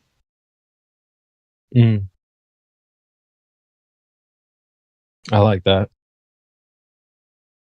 The thing is, though, is, Gregory, how many people aren't even seeking it at all? That's what I find interesting, is like the lack of curiosity. People have just they don't have the same curiosity that I had, at least when I believed in outer space and everything. I thought it was fascinating. I would like meditate on my place in the universe and stuff like that. And it seems like the people we talk to, they just completely lack that curiosity, or that, the beacon to truth, or whatever, like you said. Yeah, it's more specifically, right, it's a refusal, a voluntary refusal to seek and investigate. Nevertheless, they cannot live their lives without philosophizing. Like I said, it's inevitable. They have to continue gathering empirical data. They have to continue rationally contemplating. They have to continue immediately intuiting. They have to continue to rationally inductively reason. They have to continue inevitably to do these things, so as long as they draw breath. Right? It's just a matter of, do they do that poorly or well? Do they voluntarily investigate or not? Let me play another clip that was kind of putting that as an example, just what you just said. So, and it's you and Bad Boy just a while ago, for those who've missed it. Bad boy. Yeah. So, I'm trying to say that, like, let me repeat one more time. If you can't observe yourself, if you don't have a mirror, and you can't see your limbs, you just can see straight. You can't see your nose, you can't see your body, but you're living in reality, and you see all those people, and you communicate with people and everything, but they're not allowed to tell you how you look like. You're gonna make the assumption that you're actually the same person, just not what your hair looks like, what your eye color looks like, and all of that detail stuff. But essentially, you're the same as everybody else. So why should we be any different than the other planets in our solar system? That analogy being used, that analogy illustrates that that's a weak inductive inference, and it doesn't adequately substantiate the concluding premise. That's what the analogy illustrates.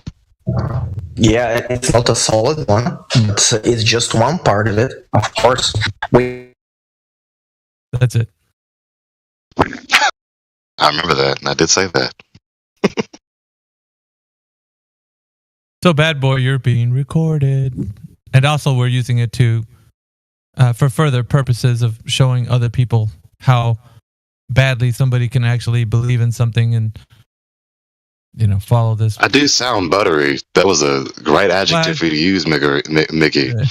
Yeah, well, I done told you. Sound like I'm trying to seduce y'all.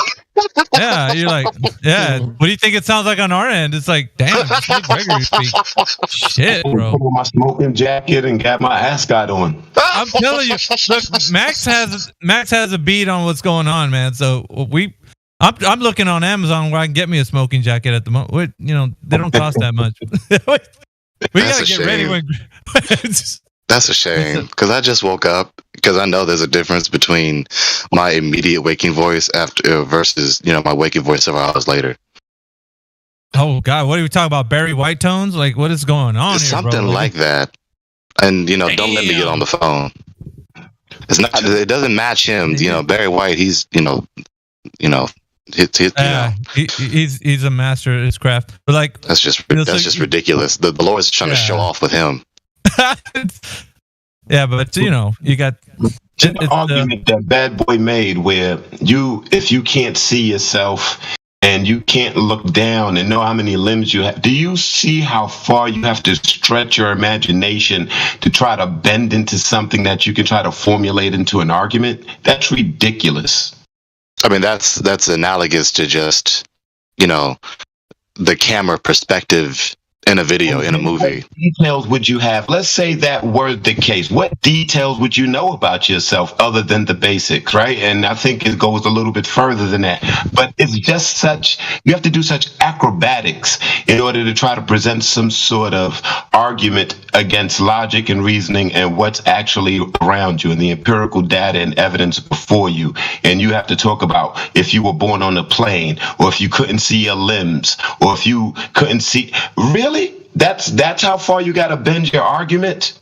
Do you know? I mean, when we start up on those premises, it's like, really, write a movie or something, man. In the analogy, right, the end we're trying to attain is direct knowledge of the object, the physical object, our face being analogous to the surface of the earth, right?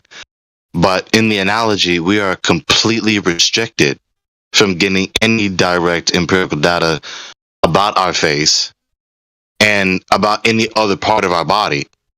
And we're supposed to reason from other objects to then get knowledge about the empirical object, which is our face, or any other part of our body. So that analogy, again, like I said, illustrates that it's a weak inductive argument. And if that is analogous to us trying to find the flatness or curvature of the surface of the earth, then that illustrates we cannot directly observe the curvature or any other feature of the earth at all. I generally don't entertain those arguments because they're not valid to begin with. They're malformed, and they're saying, I need you to suspend all of your senses except for your vision. All of your other senses don't exist whatsoever, and just go off of what you see blindly and make some sort of conclusion based on that. And still, even if that were the case, I could not make the conclusion that I lived on a spinning globe in a vacuum of space with water sticking to the side. It's ridiculous. Well, I'm on the other side, where I love it when they make these arguments, so that I can expose them for as being as self-defeating as they are. Because I can appeal to the very same argument and demonstrate that it does not get to the conclusion that they wish it to connect to.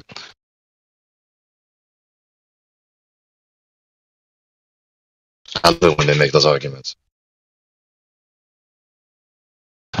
Either way, they're wrong.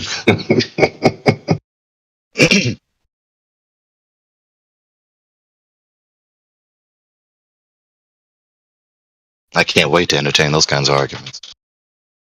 And we have 32 people watching the YouTube live stream text chat. If you guys are listening to us right now, this is a 24/7 Flat Earth Discord. We have conversations like these and many more. If you have evidence for the Earth being a globe, we want you to come in here and bring that evidence. Also, if you're on the fence because you're listening to what's going on in here, that's great. We'd like to talk to you.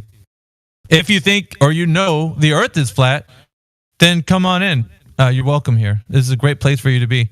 So we're inviting everybody to come in here and have a conversation with us.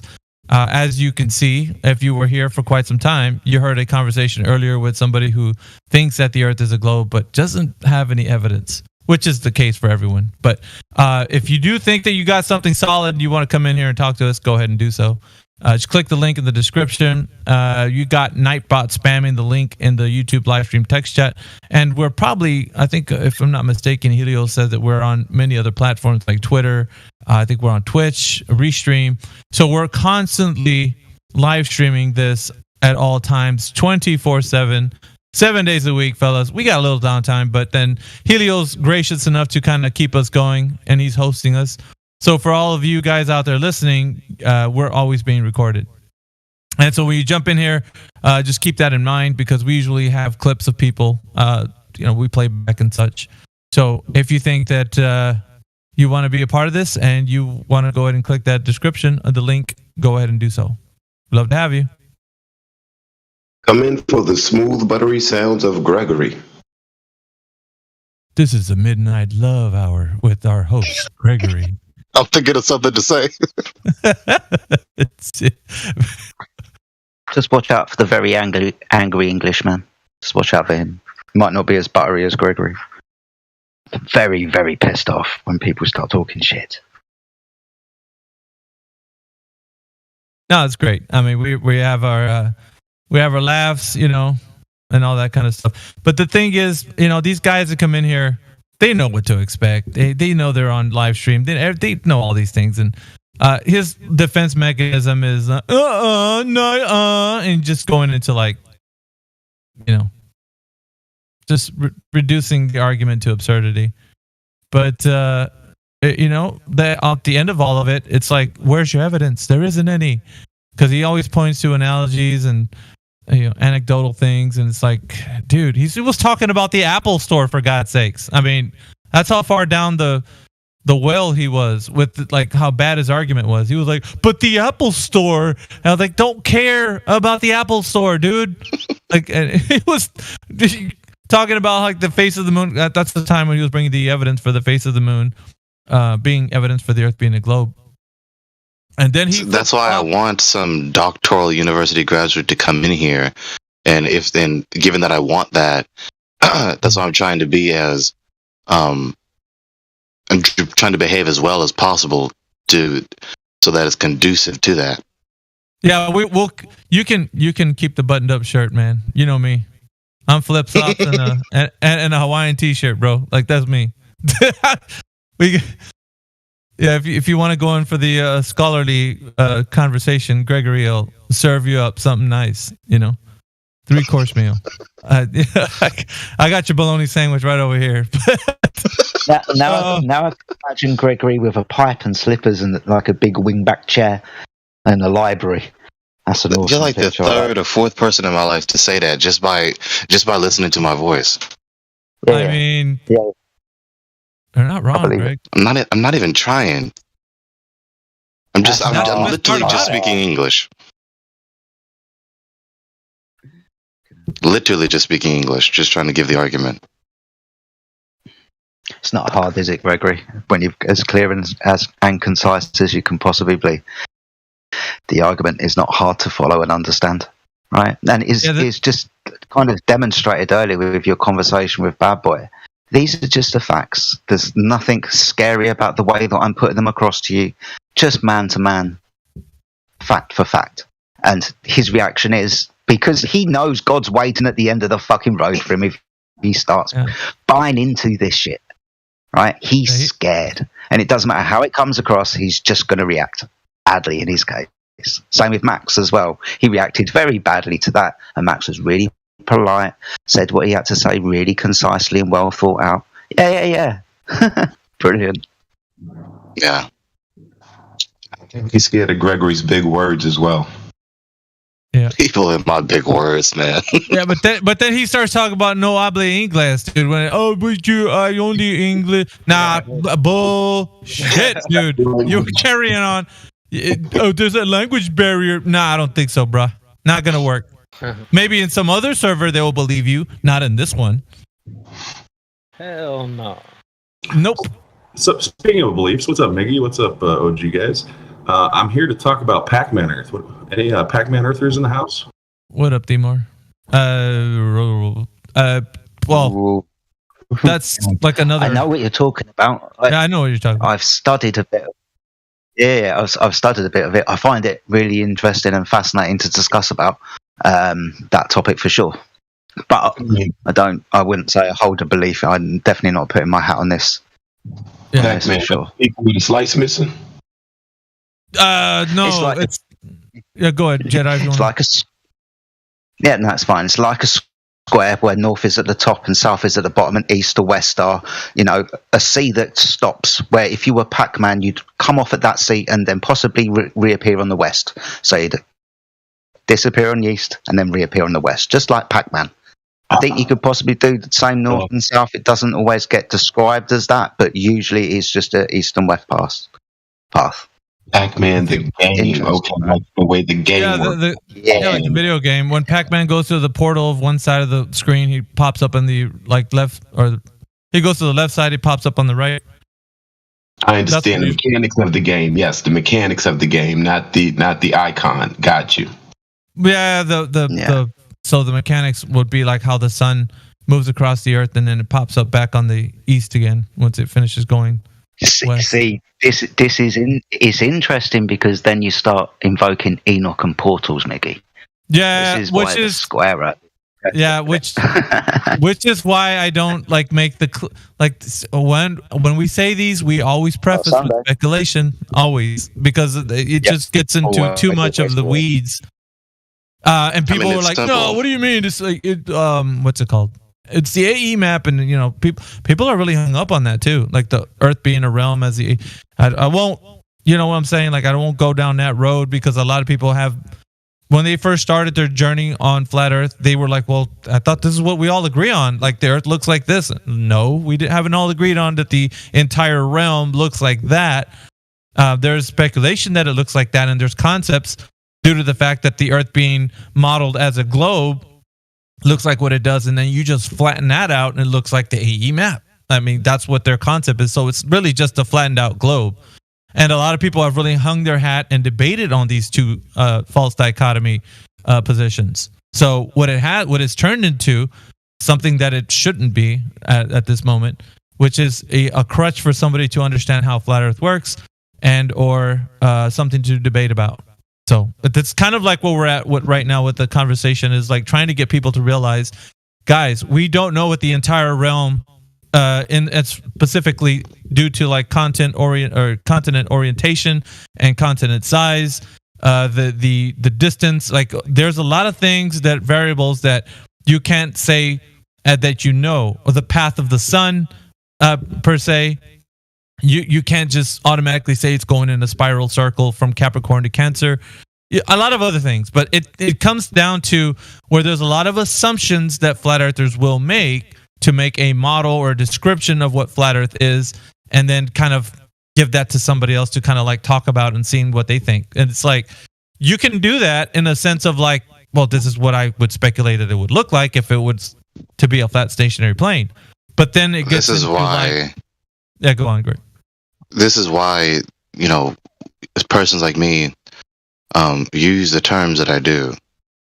That using the terms to distinguish between specifically the kinds of arguments, because the concluding premise is supported by whatever given kind of argument, be it inductive or abductive or deductive. Now, in my mind, as I articulate a critique against the Pac-Man sun theory, as it were, because it's specifically about how the sun behaves in its motion. My critique is that's not the best abductive argument. I say the best abductive argument, given the empirical data that we have, especially with the 24-hour sun, as we observe it move in its orbit, indicates that it's orbiting in a circle above the face of the Earth, rather than it moves in a linear line east to west, and then spontaneously, or whatever kind of mechanistic process, then instantaneously reappears on the extreme east of the Earth. So I'll agree with the idea of this stuff in the sky. Portals for the stuff in the sky is different than portals of the Earth itself, right? So the question is like Pac-Man Earth, is it the Earth we're talking about, or is it the stuff in the sky that we're talking about that does this? And then, like you were saying, is this a deduction? How did we get to Pac-Man Earth, right? We got there through maps. No, abduction. Well, I'm trying to get to the fact, is it as an abduction or is it a deduction? Did people get to my critique was abductive. Oh, I'm not talking about your critique. I'm talking about the idea of Pac-Man Earth, right? The idea that the Earth where it came from. Like, how did people come up with that? How do people get there, right? Sure, it's an idea, right? It's an idea like Einstein, bending space-time. But how do we get there? Yeah, what was the process of events that elapsed for someone to get to that concluding premise? That's an excellent question. Right. So the question, based on mapping, right? We're trying to figure out where we live, how it's mapped, and we use maps and compasses. Eli, say again. A reification fallacy. That's how. Like I thought or think the guy is suggesting. Okay, say the sky does do what it would do on a Pac-Man Earth, but that doesn't substantiate a Pac-Man either way. It's just what the sky does and what the cyclical nature of it is. But the only reason that this would have ever come about is a map. At best, if someone's trying to genuinely investigate, yeah. Your microphone is a little low, Eli. Yeah. Are you talking through your headphones? Yeah, so it's the making of the map that they would assume, oh well the sun is following this path, therefore the earth is this.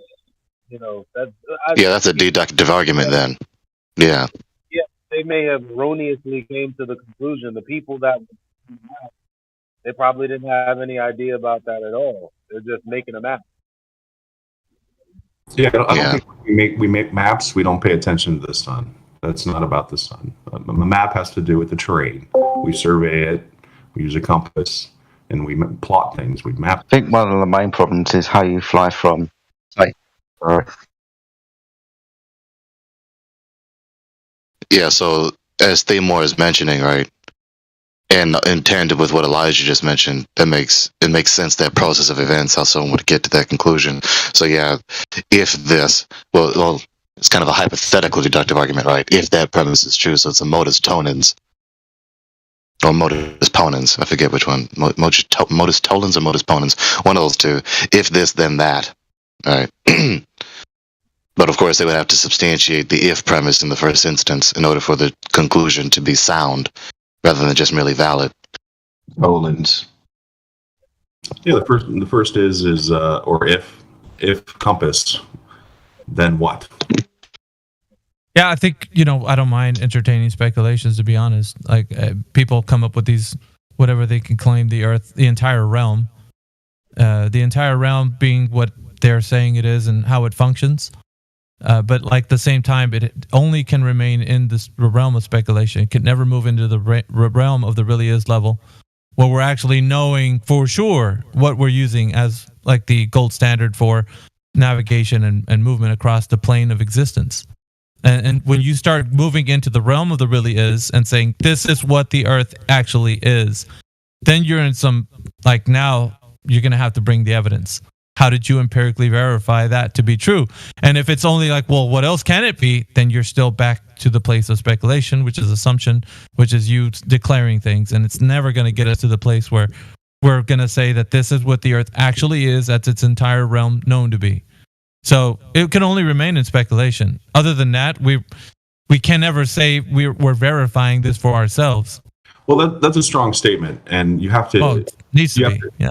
Well, I'm just saying you have to get to a point of research where you can claim that too, right? Like, in order to say that I don't know what it is, you have to, for sure, never ever. What's the premise in which you could never know? Why can you never know?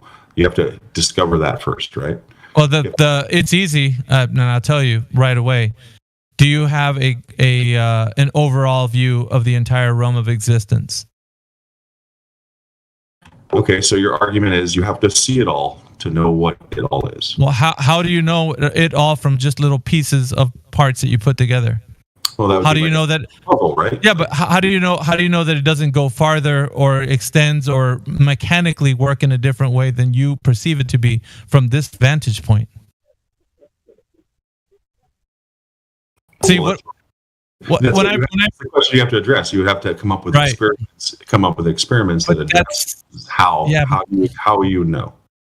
That's the thing, though. You can never get through a creator's perspective, because unless you are taken to a place where you're, seeing something from a different vantage point, you're only going to see it from this vantage point, and you're only going to be making your assumptions and assertions as to what you think could be the case, which never leads you to the place of knowing for sure, because mechanically you can't describe the cause of the sun's movement. You can only theorize, you can give your best guess, and of course the path of the sun, and of course, like, you can only deduct like certain things from the vantage point of where you're at. So if you start moving it into the really is level, then you're going to get into some like hot water with the people who are critically thinking about it and going to ask you specifically, how do you know? And if your answer is, well, that's the only way that it can work, then you're going to be roasted into like oblivion, because people are going to be like, well, you're just assuming then, aren't you? You're not coming up with a way that we know for sure. You're not verifying anything. You're just saying it because you want it to be this way, and it's your grand assumption that it's this way because you worked it out in your head that this is how it can be. What else can if they didn't go through a process of elimination with reduced to absurdity arguments of the other alternatives? If you assert that this is the only possibility without demonstrating that the other supposed possibilities are inadequate, then yes. But if you demonstrate that the other alternatives are inadequate and that yours is the only that your position, your concluding premise is the only possible coherent account that corresponds to the phenomenon, then that would be a valid and or sound argument. But I understand Mickey's point where just appealing, which is inevitable in the nature of the case, it's an inductive argument when you appeal to any quantity of empirical data, which does not necessitate the conclusion. It may at best give a strong defense of the conclusion, but it doesn't necessitate the conclusion. The only way you can get a necessary conclusion is a deductive argument. Yeah, you'd have to be in the perspective, like I said, that's a different vantage point than here on Earth. What do they usually say? If you wanted to see the entire Earth, get on a rocket and go to space and see the Earth from a different view? Well, in a way, they're kind of right, because you would need to be in a place where you could see the entire realm of existence from a vantage point that you couldn't here on Earth. So what they're kind of saying is what happened to Enoch in the story of like what was happening to him. That he was taken outside of the vantage point of being on the Earth and then seeing the Earth from a different perspective. But so he was describing a different kind of Earth than what we are saying even in here, like with the AE maps and the globe and so forth. Like every conversation that's being led to in here, even with Pac-Man Earth, there's a lot of things that are being led into a direction where it's nothing about what the biblical account is even being talked about. And so mechanically, we can say the sun does this and that, but then if you, and I don't know, Gregory, I'm just kind of like, when I'm looking at it, like eliminating all things and then saying it's this thing because it can't be anything else, I would still say you are not the creator. You didn't create the causation of that, the law that governs this. So you don't know either, even if by eliminating everything you can't think possible and then saying, well, it can only be this thing. It could only be this energy that moves it. I don't think so, because there's maybe something else, another force, another law that governs that, and you can't come up with something because you aren't the creator. So like, once again, because of the fact that you didn't create this place, you can only say from your vantage point what you can gather, the knowledge you can get from it, and limited knowledge, right? I mean, and so because of the fact that people want to push the envelope of like, knowledge and saying like, well, what are we going to do? Just admit that we don't know things and just be content? And I would say to that, yeah, why not? Why are we so... Well, you're talking about what is or is not possible, right?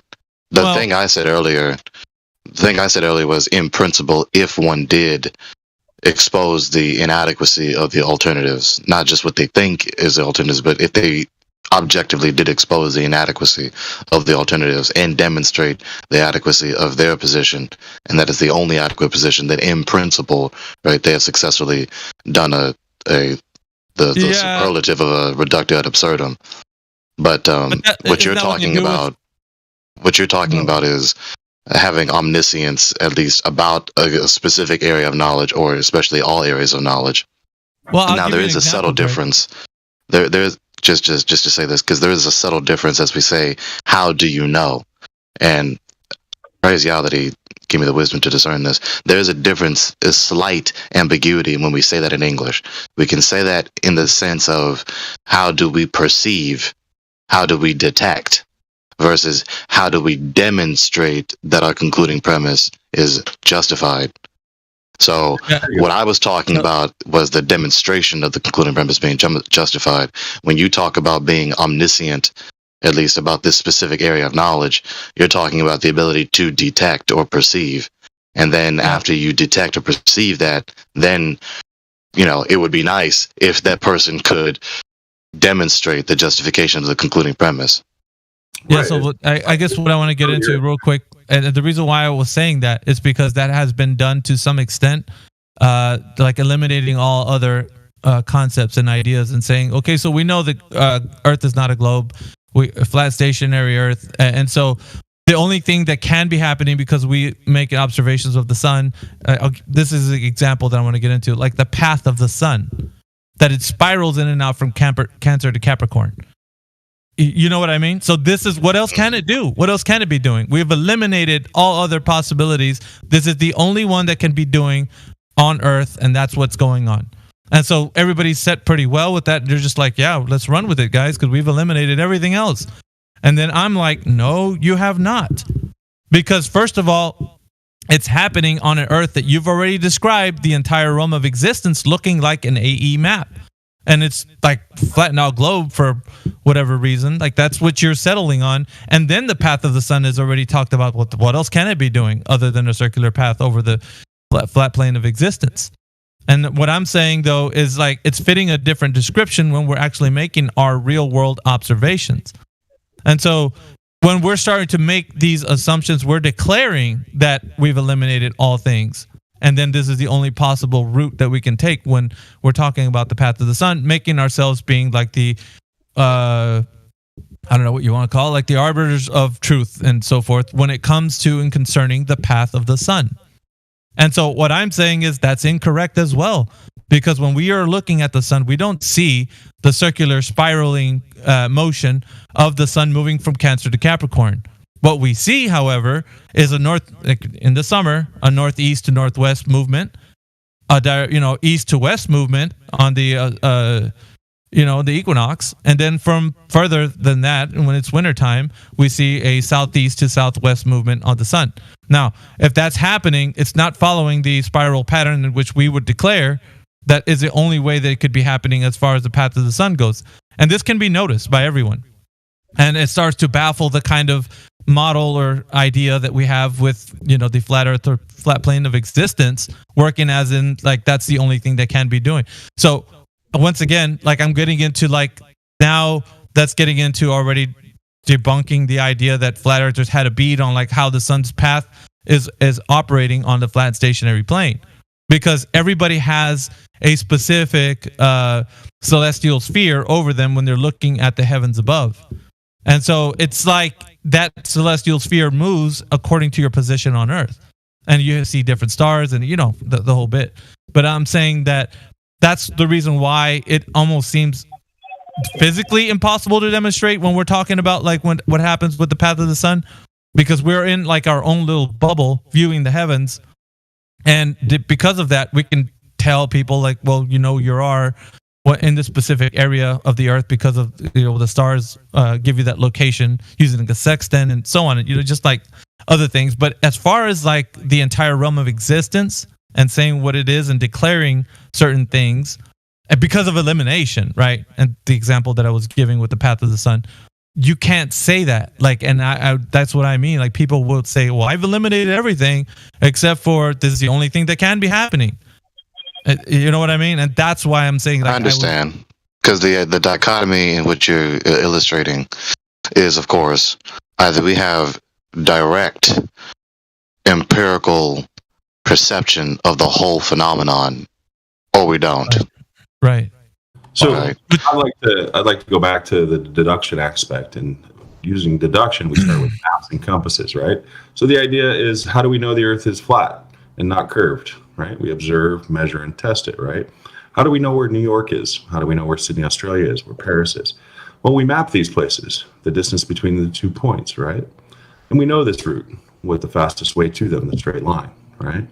So then we have a compass, right? That this tool that is used to create all these maps, and it shows us that east and west are a straight line. So the question is east and west a straight line or not, right? If it is, it presents a situation in which these maps that we're using, these rectangle maps, the way Google presents it, or Mercator, whatever you want to call it, are accurate to some degree, right? What degree is for us to find out? That's the question. So how do we know? And I would say that we would have to travel. We would have to go to these places to verify these distances, to know that these points are this far between each other. Can we do that? Is that possible? I think so. I think people have to do it every day. Yeah, So, but Two points. You don't want to categorically conflate a straight line between locations on the face of the Earth with the whole Earth, the whole transcendent directions in space as being only a linear line from east to west. So, okay, we're talking about the equator. Is the equator a real thing? And is the equator a straight line? Is No. east to west true? No, The equator is real, but the equator is not a straight line. How was the equator formed? Do you know? What is the equator? How did they get to that? There is no So equator. it's descending angles. Oh, just for navigational purposes, it's for navigational purposes, right? It's where we meet zero. So 90 degrees under Polaris, further away from that, then we reach zero. That's the equator. Around this magnetic point is a circle. That's how we got the equator in the first place.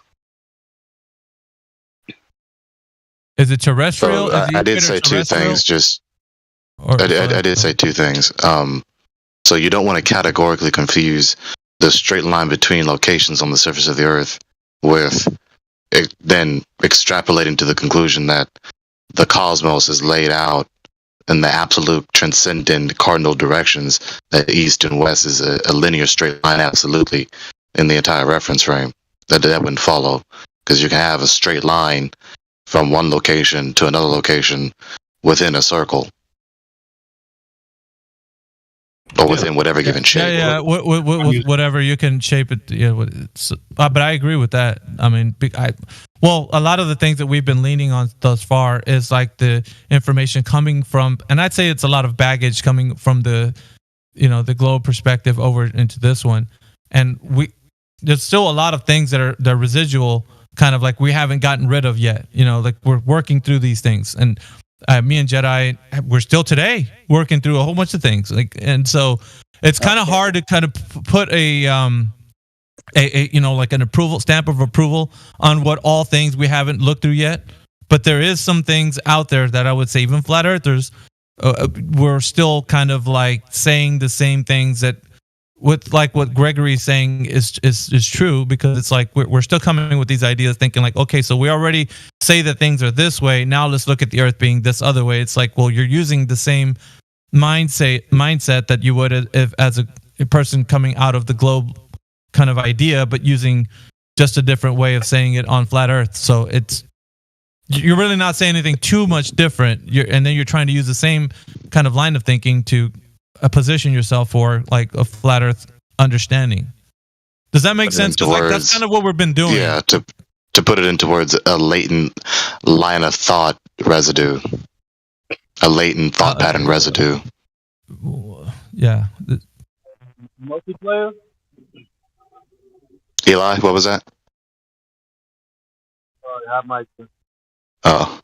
No, but that's what has been happening. Which is the reason why in here it's kind of like we talk about things and we could be wrong about certain things, and that's okay. It's not going to change that the earth isn't flat and stationary. It's just the fact that we're conceptualizing in a way that's why I say it's always good to kind of just air it out. What do you think? If you go into your speculations and something doesn't pan out, it's good because now people can talk about the reasoning behind it. But I don't think we dive in too much into it because we're pretty much in the house already. We just got to like start to figure out why we're thinking the way we do. When it comes to like how we're describing the flat plane of existence, even with cardinal directions, like Timbo kind of threw me for a loop, and it's one of the things that I changed my mind on about when we're looking at star trails and such. We're seeing things in a different way when we're seeing them in the sky. How are we applying these linear cardinal directions to, let's say, a projection of what the sky looks like to us on the northern part of the sky, the stars that never set, let's say, the ones that move in a different rotational pattern versus us seeing a star move from like east to west, or seeing the sun move from east to west, and then we see the stars that never set, and then they move in just like a rotational pattern, and then we're using cardinal directions to kind of apply that to something that's not on the land itself, the terrain, where the terrain, it's actually useful, right, using cardinal directions. It's not as applicable, I don't think, putting them onto something like, let's say, star trails. They seems to not represent as well, because you're looking at something on a projection.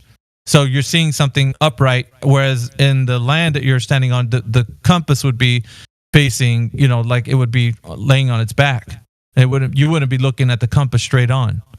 I understand that point. Yeah, I understand that point. That's an epistemological dichotomy where you have the phenomenon as opposed to the noumenon. That's Immanuel Kant. So you have the empirical data. You have the what seems to be the case, the phenomenon, as opposed to the noumenon, the object itself as it really is, the thing in itself. And so what we are perceiving, the phenomenon that we're perceiving, may not be identical with the noumenon. Right. And kind of like the way people get into these like really poignant debates in here within like the flat earth, saying that no, it only can work this way, east to west and so forth. And it's like, well, my friend, we're looking at something from in a different way. How are we applying cardinal directions to something from that we're using when you navigate on the ground, you're going to go in cardinal directions. When you're looking at the sky and you're seeing something looking to you like, just an image of something, how are you then applying cardinal directions to that? Because that doesn't seem like when you guys know what I mean? Like that, and that becomes an argument. Yeah, what is the justification for the concluding premise? Because, of course, best case scenario with anyone trying to make that argument, you would have to have the maximally comprehensive perspective and then appeal to whatever premises in this maximally comprehensive perspective to justify the concluding premise. But if you don't have the best perspective possible, then you're definitely going to have to do better in explaining the argument to justify the concluding premise. Well, that's another what else can it be kind of positions. And so I've had the conversations in here with people because I'm always like, guys, if you want to justify that to me, tell me how you think that is possible. And the thing when you go into like, well, it has to be used in this way, east to west, what else can it be? It's like, well, that's the thing. When you say that, it makes it like moot. Because if you're saying, when you ask the question, what else can it be? It doesn't necessitate the conclusion that your conclusion is the only necessary coherent one. I'm just talking about maps and compasses. I'm not making a conclusion. The premise. Well, we're trying to get to the idea. Like, how is it even an idea? And how an idea starts with a map and a compass, right? Timur, yeah, but like. Does what we're using work? Okay, if that's the point, then that's fair. How did they get to this conclusion? But the compass itself, like, and everybody's talking about magnetic north, and like the idea that it follows that rule, right? That governance. So the north on your compass is always going to point to magnetic north, and everybody understands that from a fundamental aspect, right? We all agree with that. But then you hear things you don't agree with that. No, I don't believe that. Okay, so the compass isn't pointing to magnetic north. No. Okay, so what is the compass pointing to? The compass doesn't point, it's an alignment. What is it aligned to? Mm-hmm. That's a split hair difference that wasn't necessary. Yeah. The arrow is pointing to a location. Well, that's the big difference, right? A magnetic location, a single point to the north, right? Where this is being drawn towards is very different than an alignment that can adjust based on different criteria, not a point on the map. So I believe that's a split hair distinction. That's making language impossible. So if it's pointing at a location to the north, this would affect how we map. What you're saying is semantically equivalent to what Miggy said. He's kind of right. I mean, a compass, if you're using a map and a compass, if the map's good enough, it will tell you that you will have to declinate, because a compass follows the magnetic field lines, right? It doesn't necessarily point to north. We have to adjust for it when we're navigating, so it is pointing north because the compass at different locations is following a different magnetic field line. The arrow is pointing in a direction because it's aligning with the magnetic lines, however you articulate that. Yeah. So is it pointing to magnetic north or not? No. You could say it's pointing to magnetic south in that case. Magnetic north and south. No, it's not pointing at anything. It's an alignment. See, this is a verbal dispute. When Mickey says point, he means point in the direction of, not as though a red dot on the map. Yeah, I thought everybody understood. Well, I guess just Gregory laying it out. That's what I mean. Yeah, pointing in like. This isn't difficult. I'm standing in the middle of the street and I'm pointing in the direction to direct the traffic in a specific direction. I'm not pointing to a location. I'm just pointing in a direction. Completely understand where you're going, Miggy, and I'm just listening to what he's saying, and he's correct in what he's saying. Technically. Yeah, but like, that's what I'm saying. What they're saying is semantically equivalent. Yeah, it's verbiage. But in correlation with what you're saying about navigation, in this respect, yes.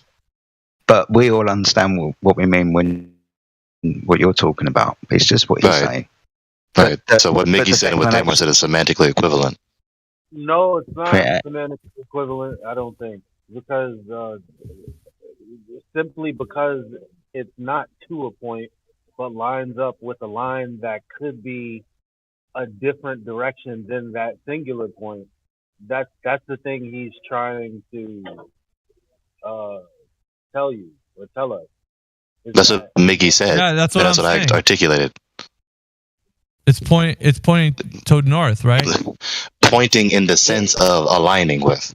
Yeah. It's not red dot on specific location, pointing in the sense of aligning with. That's what Mickey meant. But north is not a specific place, is what this guy's saying. Like, it's just like it's pointing towards north doesn't really mean anything in the sense that north is slightly this way and slightly that way, depending on how you're aligning, whatever. That's what Mickey meant. Yeah, that's exactly what I'm saying. That's exactly what I'm saying. But it sounds like when I said it, like it's actually a place on the earth that you're pointing to. All I'm saying is that it's pointing north. Like when you look at the compass, and if you now I just said it even like I took less out, more out, I should say. Point. But when you look at the compass, when you look at the compass, where does the compass point? North. It doesn't. All right, it doesn't point. Just now we're taking point. One side of the dial red doesn't mean it's pointing that direction. It could be pointing south in your idea here with a point, right? So it has nothing to do with a point. There is no point or pointing. It is an alignment. See, there's no point in disputing this. It's unnecessary. It's very obvious. Point was said in the sense of a direction, not a location. I'm just telling you why the language is inaccurate. You can continue to use. When you use your finger to point somewhere, it is not the same thing. Yes, that is a fixed location when you point somewhere. No, it's not. When traffic directors point their finger, they're not pointing to a location. They're pointing in a direction. In a direction. Their hand is aligned with a direction. A fixed direction. If they move, that point is the same place where you pointed to. We understand that. You're combating us unnecessarily. You're not being charitable in the interpretation. We're literally going in very specific detail to explain to you in what sense we mean. That's fine. And I'm just elaborating on why you using a sense of a word is not accurate. Well, it's just like his analogy of directing traffic. I would use it in the same way that if you're hiking. And I guess everybody doesn't see this, but like if somebody says, where are we going? Let's go north. And somebody goes, and he points with his finger where north is he wrong? And would you debate, what are you doing? You're pointing somewhere. I can't go that way. That's not north. You're pointing. Well, what do you want to do then? You just want to walk somewhere? Can you just accept the sense in which we said the sentence instead of having this verbal dispute about don't use the word point? This kind of things are annoying.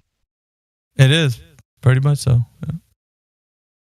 Well, you guys are articulating why we're saying the same thing, and I'm articulating why we're not saying the same thing. That's fine.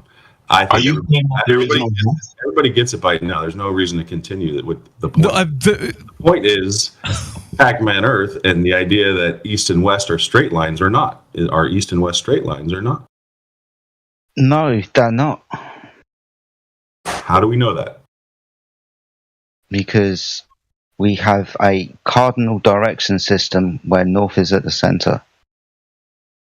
Well, okay, there's a subtle distinction again. We're talking about the directions themselves, right? When we go east or west or north or south, right? In principle, we're going in a direction. And in principle, when we illustrate a direction, it's an arrow, right? Pointing in some direction. So the entity itself is in principle straight.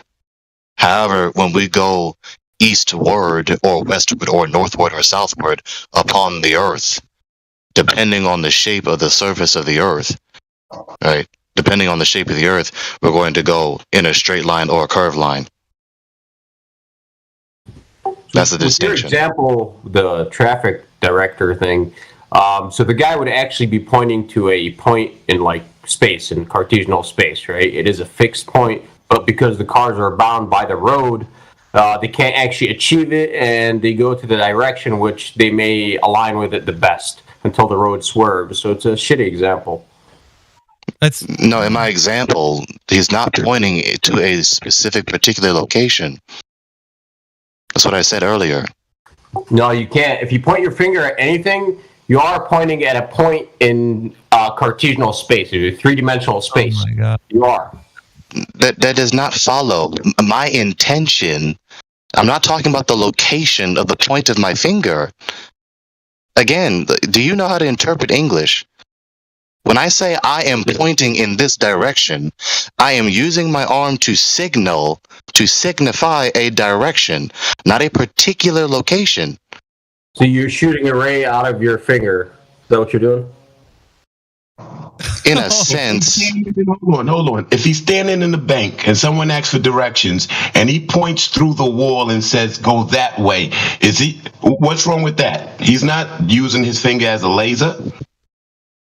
Nothing wrong with that. I get that. He's telling me to go that way, but it's not the wall he's pointing at. He's like, oh, just go that way, whatever is beyond the wall. So that ray I was making exactly. That ray you're shooting out of your finger, now you need an intercepting plane on the XY axis. Wherever that intercepts the ray, that's your point in space with, an X and Y and Z coordinates.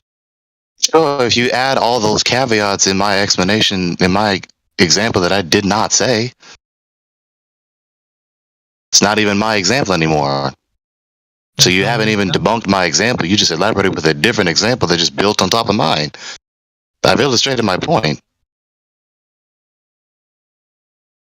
Okay, so when we say point in this discussion, we're saying in the sense of signifying a direction, not a particular correlata in space and time. Now, here's a question for the room. Does anybody disagree with that? Because if somebody will say, I disagree with that, I need to hear why. Because I don't think there's no gibberish happening here. It's like plain English, so... And this is how these disputes perpetuate unendingly, because people are just failing or refusing to charitably interpret what the other opponent is saying. I'm trying to tell him in what sense I mean when I say the words. I'm explaining further to help him understand what I mean and what Miggy meant, or whomever, to try and get understanding in the room. But he's just insisting that what I said is not the sense in which I said it. And that's just foolish. So what I said is the sense in which I meant. The words, when attempting to articulate English intelligibly as best as possible, is not inaccurate. So I am pointing in this direction to signify the direction, not to indicate a particular point in space, but to indicate the direction in which I want the cars to drive. And furthermore, with using the traffic director example, so yes, the direction itself by nature, right, is linear. But when the car is moving in that direction to change direction, then they're going to curve in their line, they're going to curve in their path of travel, trying to turn left or trying to turn right, going east or west. Okay, so back to the compass and how it works, east and west, straight lines or no. Someone said no. I'm kind of curious how we derived no, because when I look at all maps, there's a little legend, that says north, south, east, west, and there's straight lines everywhere. So that's why I said earlier, that's why I just said what I just said. There's a difference between the nature of the cardinal directions themselves, which are transcendent abstract entities, of course, versus the specific geometric property of the path that I took on the surface that I'm trying to traverse upon. So when the ship is sailing west, right, or sailing east, depending on the surface of the earth, right, unless they stopped, instantaneously turned 90 degrees or whatever degree from the position that they turned in, and then move in a straight line, unless they're doing that, then they're going to move in a curved path, left or right, going east or west. Well, how do you know that? That's what we observe.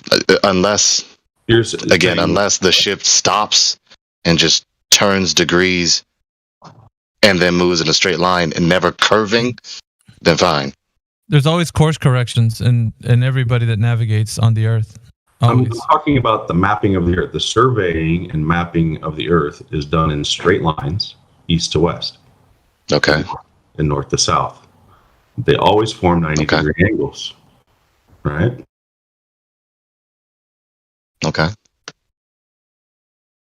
Are these straight lines or not? Are the east and wests on all maps straight lines, or am I looking at a straight line that's actually curved in reality? Is that what you're saying? You're looking at a map. No, I don't understand. What is this? I already explained to you the difference. The directions themselves, the thing in question, what thing? The direction, what direction? West or east? Right? They are themselves linear, as opposed to the object trying to travel in those directions.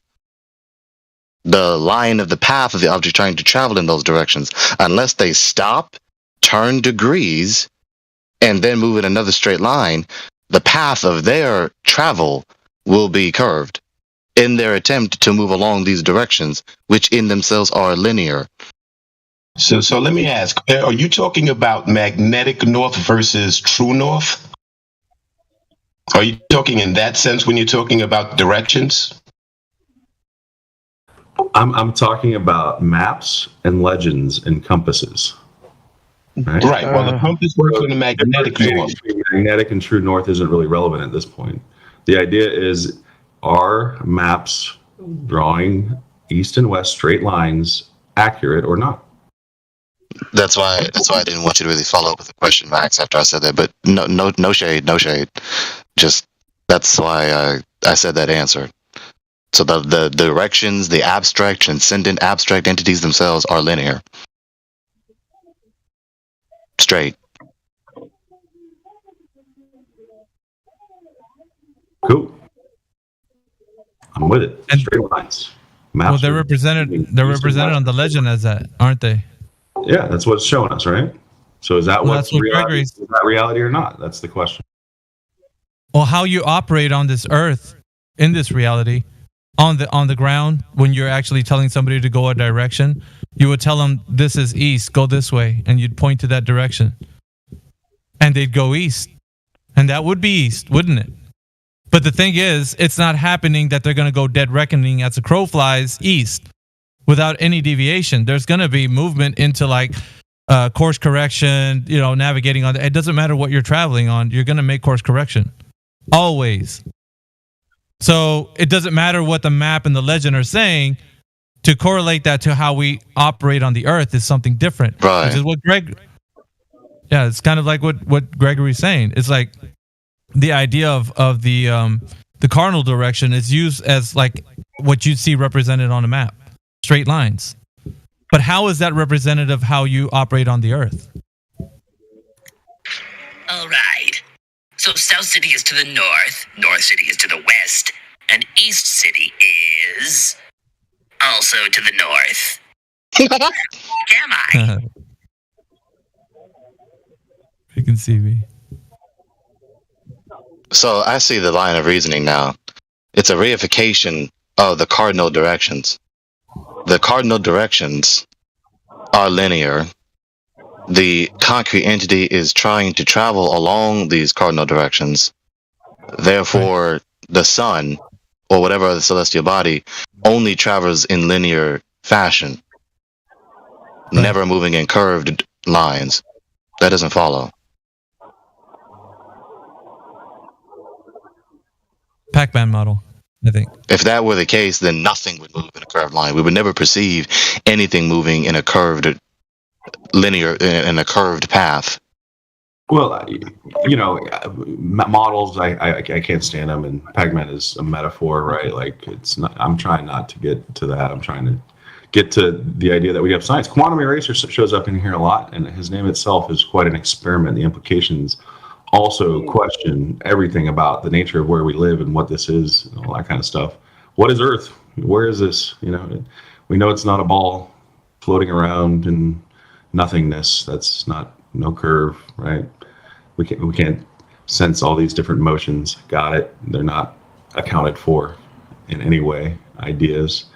But yeah, ideas can be dangerous, right? They also can be helpful to try to present questions. And the Quantum Eraser, I think, presents a lot of questions. What do you guys think about this choice Quantum Eraser experiment? Any the Quantum Eraser experiment, or more specifically the interpretation thereof, is ontologically absurd. People keep resisting me every time I give this critique, but perception does not have causal power. No, that's a misinterpretation of the experiment. Yeah, that's my point. That's the double. That concluding interpretation is ontologically absurd. Yeah. So my question is, well, what's your question specifically? What are the questions that come from this? We have a device. We turn it on. We see what it does. Usually, when you have a hypothesis and you confirm it, that's the conclusion. What question comes from that conclusion? What are you wondering? The implications of the concluding premise. You're observing natural phenomena, right? We're trying to understand light. That is the premise. So we present light. That's not the premise. Why would you say that? Because that's what we're using in the device. No, the phenomena is a diffraction pattern. We're trying to figure out what causes that. Like, it's not that deep. As deep as everyone keeps making it. Okay, so what causes the diffraction pattern? Well, when you do an experiment and you eliminate your ability to know which path the light took, that's what causes it. No, it doesn't. You're saying why not? Like, that's ontologically absurd. No, listen. You have a slit. You fire it. It's supposed to end up where you fired it, but it doesn't end up where you fired it. The end. That's not absurd. That's just what happens. Well, that's what happens. But the common interpretation, which is what I'm critiquing, is that your lack of knowledge or your perception of the phenomenon caused the effect. That's not the case. That's what happened. I don't understand the argument. That's not what causes it. That's ontologically absurd. That's the critique. Perception or knowing things, the state of mind, the subjective state, does not have causal power on external entities. That's the conclusion of the experiment, though. That's the interpretation of the effect. That's the interpretation of the phenomenon. That's not what you observed, especially when you say the premise that you don't know what happened. Gregory, it's not an interpretation. It is an interpretation, and by necessity, you can't not interpret things. If I say I spilled water on the floor, that's not an interpretation. That's just That is an interpretation. It's an accurate interpretation of the phenomenon you perceived. There's no escaping interpretation. So if that's the case, then what's your justification for saying it's a bad interpretation? Then? If we're going to say that's an interpretation, because again, you shoot light, you would expect it to go one place, it goes another. Like what? Right. What's wrong with saying that? I already said it. Subjectivity, subjective perception, the state of knowing or the state of not knowing or the state of empirically detecting or not empirically detecting does not have causal power. But that's literally There is no observers in that. I don't know if I'm going through or not. No one was observing the delayed choice quantum eraser, so you can remove the observer from that. We just used photo detectors. And not all of them got the diffraction, right? So some would get the clump, some will get the diffraction. So it's not, by that we can rule out it is not the detector that's making it form a clump pattern versus diffraction. So Elijah is right. Like when you look into it, there's no observer here. That's a double split. Wrong experiment. I mean, whatever experiment, whatever the experiment, it's very simple. It's just ontologically basic. The nature of knowing, right? The nature of perceiving is abstract. These are abstract entities. There's states, the subjective states of the subject in their mind. Okay, that does not have causal power. Oh yeah, we're left with questions. Causal power, cause and effect relationship is not what we're trying to figure out here. This is not a scientific experiment, right? So, well, it is a scientific experiment. Wait a minute, it is an experiment. That is the question. No. But there is no. If that's not the question, what is the question? The experiment is the light didn't go here. Thema, what is the question if it's not a matter of causality? Why did that happen? Well, it was a matter of me observing it or not. I mean, you can say no, but I don't know. I mean, we don't see this anywhere else in the world, but somehow, I mean, if that was the case, if me just believing or knowing things or empirically detect things was the cause, then the world would be the way I want it to. Right? That's absurd. Not necessarily. No, man. You're getting it wrong. That is the implication of that premise. I don't. What is the controversy? I don't understand. Do we understand ontology? When the path of the light is absolutely known, it doesn't have to have a knower. But yeah, that's the thing. When you record that somehow, that's when you get the clump pattern. Whether it's a human observer or electronic observer, that's irrelevant. So you can take your consciousness and your will out of it. It's just that's what light does. Now, why does it do that? That's a different question, right? Right. So, Cyrus, you're agreeing with me, actually. That's my point. Well, you're agreeing with me. Well, what? Then you agree with me. What the hell? Yeah, speak up, Elijah. You're kind of low. No, I said, then you're agreeing with me. What the hell? Yeah, we're all agreeing. Everybody's right here. Nobody's wrong here. It's just a matter of semantics and how we're approaching this experiment, so to speak. But it's a demonstration. It's not an experiment because we're not manipulating anything. We're just turning a device on, and we're seeing what it does, and we're interpreting what we're seeing. Right. So we're observing a phenomenon. We're observing a phenomena in this case, and then we're trying to understand what the phenomena is. Elijah, if you want to dispute that, go ahead. Why am I wrong? Why is this an experiment? And you need an dependent, independent variable in an experiment. Turning the light on and then woo-hoo is not. That's not the thing. The phenomena was a diffraction pattern. I understand we get phenomena out of it. That's not what we're observing and manipulating. Are you manipulating the phenomenon? That's what the diffraction pattern is, Sam-a-lam. No, it isn't. That's creating a phenomenon. Hold on. There's a conceptual dispute here about what is or is not a scientific experiment. Correct. Well, first of all, like I said, there's a phenomena. We don't normally see that. That's why we're trying to figure out what's causing this phenomena. Then you cause it. Where do you think they're experimenting with this phenomena. Just because they create this phenomena with this device doesn't mean they're manipulating this phenomena. They're not. They're not saying, okay, now we can. Thamor, they don't have to touch something with their hand in order to manipulate the independent variable, Thamor. Look, they're recreating the phenomena that already exists. I mean, we're not even close to critiquing this thing for real. Like they're artificially manipulating something in the process so as to see what does or does not cause the effect. They're trying to see what causes an effect. It's a scientific experiment. They don't know what the effect is until they run the device. Whether they know what the effect is or not is beside the point. If they're trying to find out what is causing the effect, then it's an experiment. Oh my God! Listen, no, guy, I just told you. You come across the phenomena in the real world. That you already have the effect in the real world. You're trying to figure out why that happened.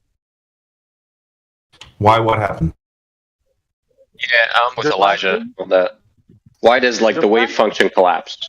Why does the diffraction collapse when we absolutely know the path that the light took, whether through the slit or to the detector, like detector 1 and 2?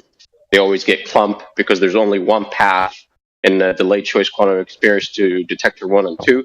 But detector 3 and 4, the light can take different paths. And based on that, detector 3 and 4 always ping diffraction, and detector 1 and 2 always pings clump pattern. There you go. Thus, we concluded that when the path of the light is absolutely known and recorded, whether by an observer or electronics, whatever, the wave function collapses, if you want to call it that. Or you get the clump pattern. Okay, now you switched conclusions. We're not being consistent. No. My conclusion has been the same throughout this entire dialogue.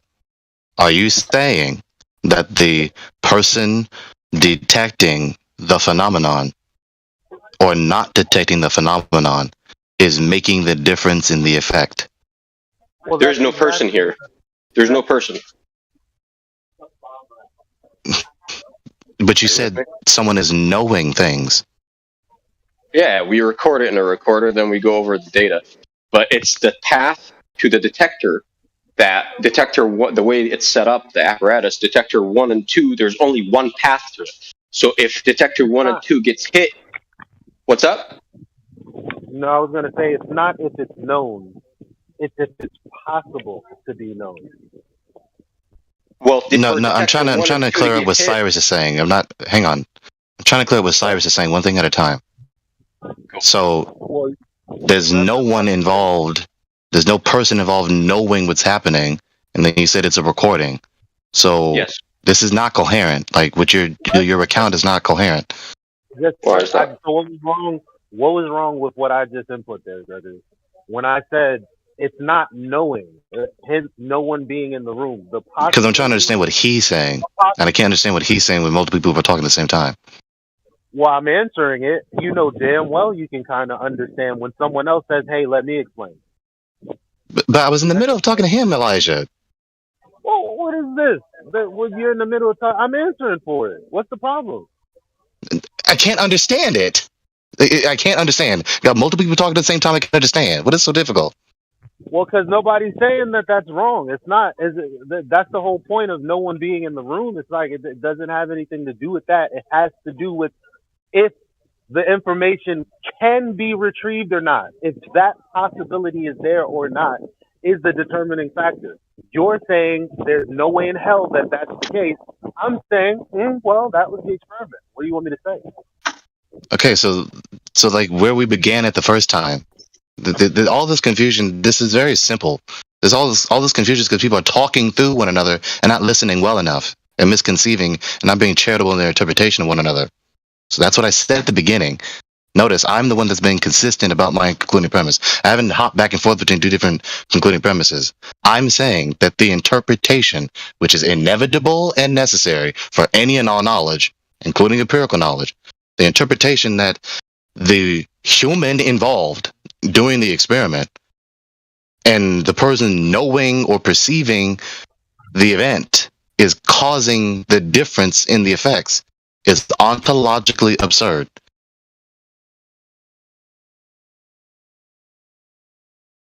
Like we said, man, there's no person involved in the delayed choice quantum research. It's not the double slit. What is the point in saying that? Is it not human beings doing this process? Yeah, but there's no one observing it. That's what I'm saying. There's no observer. Okay, so there's no one observing it. There's no one empirically detecting it, right? No one, yes, no humans. So then what is the cause? It's the path of the light. Elijah said it. I just told him. If the path can be retrieved, which means we can absolutely know which way or which slit in the double split, right? The path, the light went through, then that's when you get the wave function collapse. You get the clump pattern. When the path can be known or retrieved.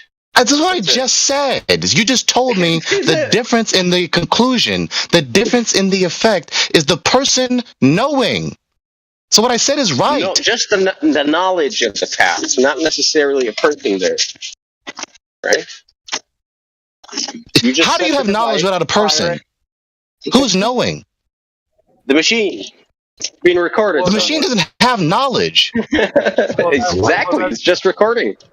It's the retrieving. So then knowledge is not the difference. Knowledge is not the cause.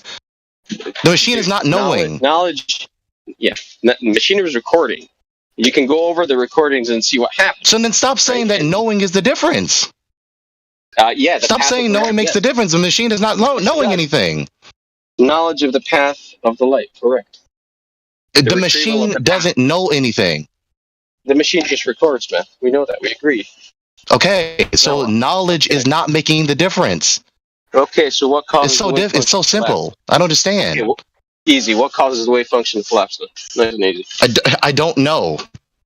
Okay. That's the more rational answer. I wasn't there. I didn't do this experiment. I don't know what's causing this phenomenon, but it's not an abstract entity, especially a concrete entity that cannot have the abstract property of knowledge. Yeah, but that's what we get, though. That's the problem. The results are consistent. Cyrus, the machine, you told me that the machine knowing the difference is causing the effect. Machines don't know anything. So that concluding interpretation is wrong. I never said that was never my interpretation, by the way. I never said the machine was just recording. It's the knowledge. Okay, so it's just recording. You earlier said that it knows. Bro, you earlier said that. This is what I'm saying. You're not being consistent. This is annoying.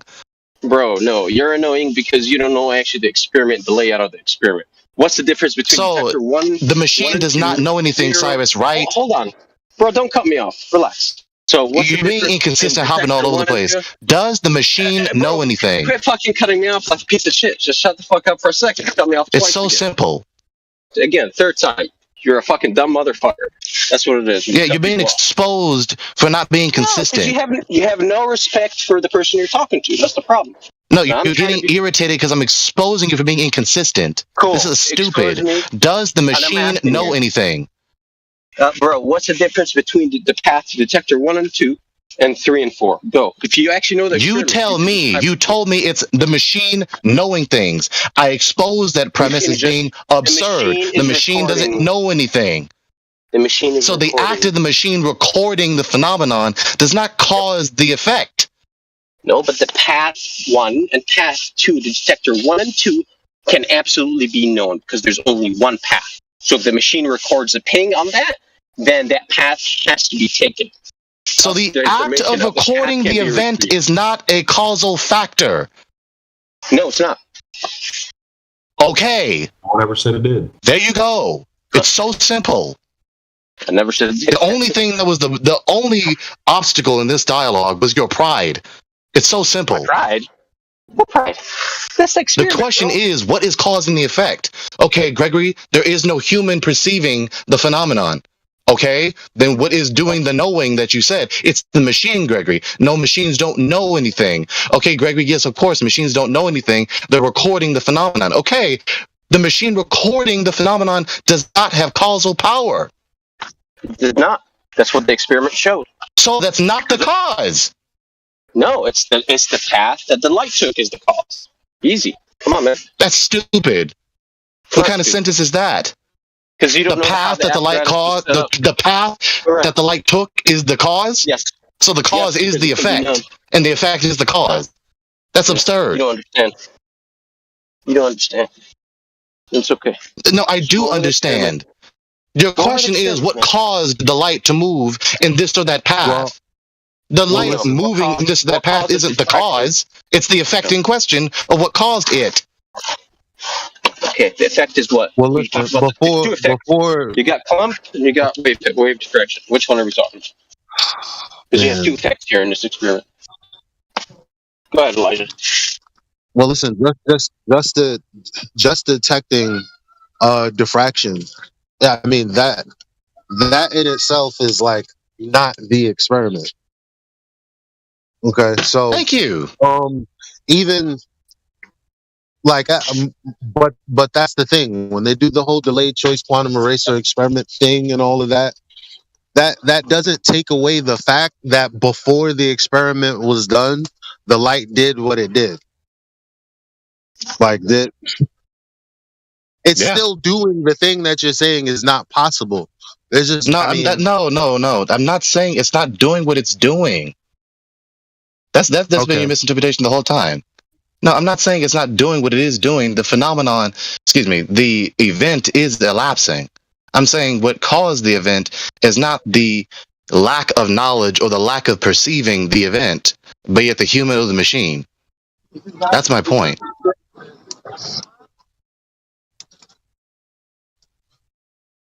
I can't make that sentence any more clear. Yeah, I get it, but and still, it's because of the introduction of the second slit that changes things simply because we don't know it's going through the slit it's going through because there's 2 of them. So it's like in one instance there's a pattern and in the second instance there's not. I mean, I don't understand that last point. What say that point again? In one instance there's a pattern and then the next instance there's not. The only difference is you knowing which path the light took. That's not the only difference. You don't know that at that. You don't know why at that point because it's not an experiment at that point. Yeah, I mean, in principle, if you don't know, then you can't simultaneously have knowledge of what caused it and not know. So, but again, then asserting that that's the only cause of the difference, you not knowing what's happening, I mean, that's ontologically absurd, and that concluding premise is not justified. You don't have omniscience about the whole situation, about every fact related to the situation, in order to know that. So I enjoyed the double slit because, one, it's a simple experiment, right? Oh, look, here it is, simple. So then they decided, okay, let's see why, right? So they go, let's put some sensors here, figure out why it's doing this. Does it have to do with this? Does it have to do with that? Why? And the double slit experiment into the quantum eraser experiment is rather simple transition. It's just why, with a couple more options, right? It's not dealing with the how. We're not trying to figure out how light does this. We're just seeing that light is doing this. Why? We're trying to figure out the why question. Wait. More Are you asking the teleological why? Is that your question? It's the design of the contraption that we're using, right? The first one is. Wait, are you saying that this is not a causal question at all? This is a teleological question? This is trying to understand the nature of light. And when we shine it through slits, it gives us some clues. And we're saying... No, listen. I'm trying to understand you. If you don't answer the questions, then I won't understand you. Are you saying that in the first instance in the history of doing this experiment, that they're not trying to answer the question, what is causing this effect, but rather, what is the purpose of the event, teleologically? We cannot get into what and how until we understand the limits, right? We're trying to use different devices to further understand why, and then we can address how, right? So no, when you ask why, you have to know what the what is. If there is no what, then you can't have a why. You can't ask the question, why did this happen, if you don't have an event to question about its purpose. The what is diffraction. The what is no. The what is not. The what is light. What are you talking about? You can't run any of these experiments without it. Wait, it's not that difficult. How did it get here? Stay more. You cannot ask the question, why did this event occur, if you don't have an event to ask the question about. Was shining light through two slits. Okay, so that is a what question. What caused this effect? It's a causal question. Okay. The light caused the effect. We knew what caused the effect. It was the light. Obviously. No, see, but you're in the wrong.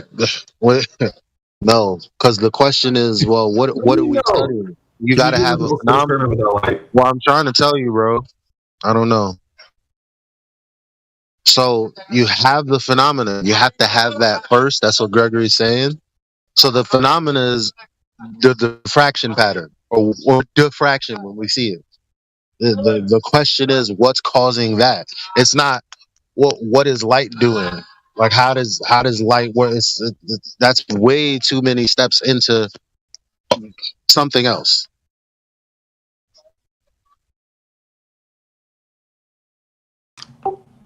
The first question is not what is light. That's not anywhere in the hypothesis. The diffraction pattern of what? Light. Okay. Light. We're talking about light. That's the what. Well, Gregory did say that there's a misinterpretation of the scientific method earlier on. I mean, because you're making it harder for me to. I don't know why this is harder for you, but understand the basic concepts of because he's asking you for the phenomena that is the independent variable, and you're saying phenomena is light. No, because light is just what I'm looking at. Light right now. That's actually not the dependent variable. The independent variable. Me looking at me looking outside right now and seeing not diffraction is not it, brother. That's not it. Like I'm looking at light right now. I can shine a light from my light. No, that's not what I'm studying. You're studying why it collapses, why the diffraction collapses, correct? Well, the why. Well, wave function collapse is just what happens after you try to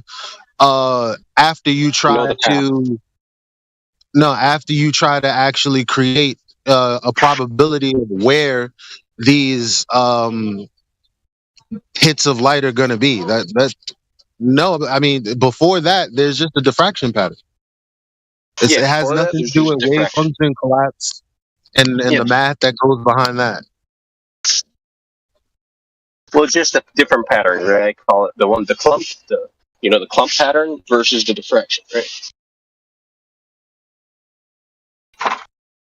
Why do we get one versus the other? That's why it's a beautiful experiment.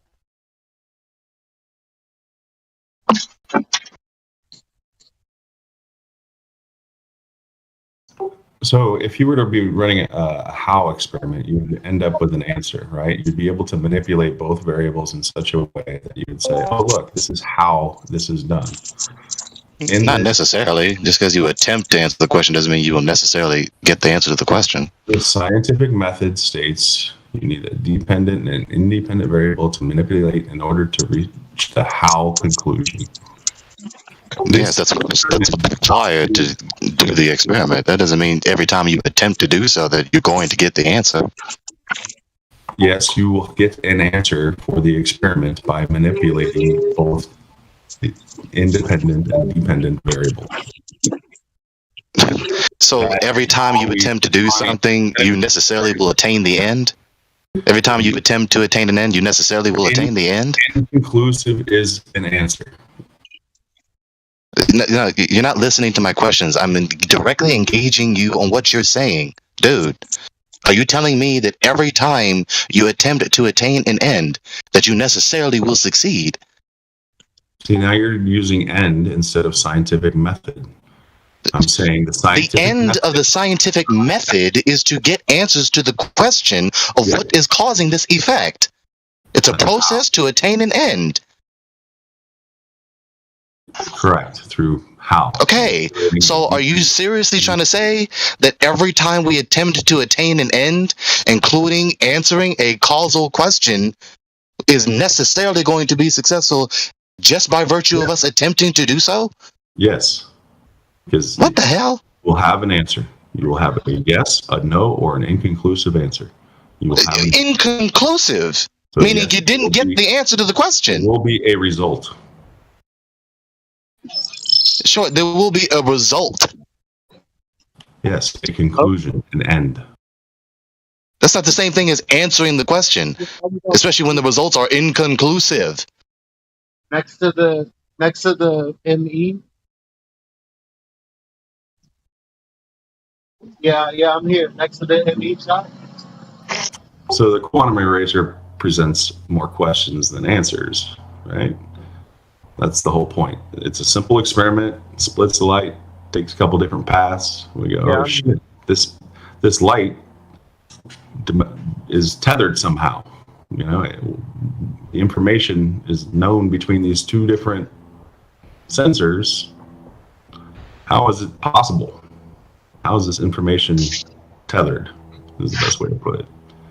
And that would be the how. How, right? We're observing a phenomena, and now we can ask how. We now know that we can have this phenomena exist without an observer.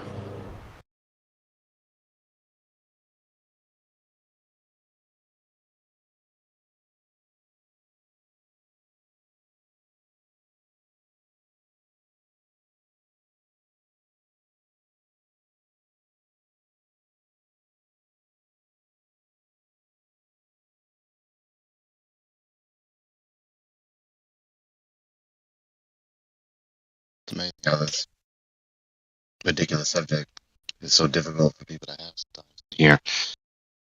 So the results are inconclusive.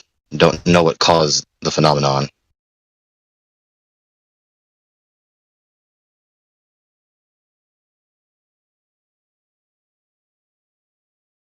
It's ontologically absurd to sit up here and assert that knowing or empirically detecting it has any causal power. It does not.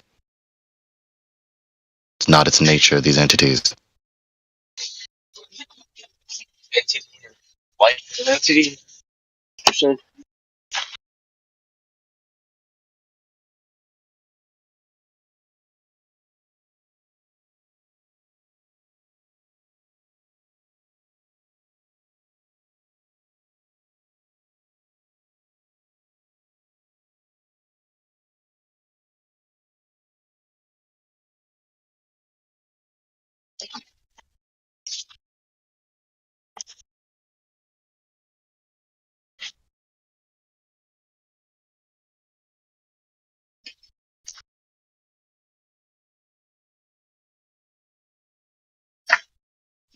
Gotta get our categories straight. That's why I don't use the term scientific method when talking about the causation inquiry method, because it's too vague. It's causation inquiry method. Trying to answer the question, what caused this? Which is synonymous with the question, how did this occur?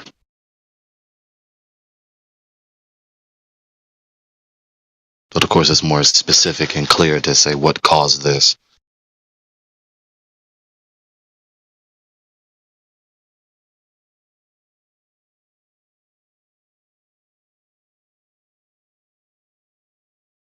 And even if someone does try to appeal to the common fallacious interpretation of the so-called double slit experiment, or whatever the so-called quantum eraser experiments, it does not at all support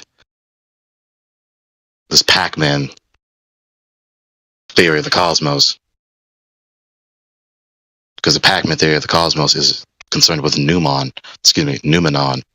concerned with the material object itself, not the perception thereof, and whether or not perception and knowledge thereof is causing the phenomenon to occur.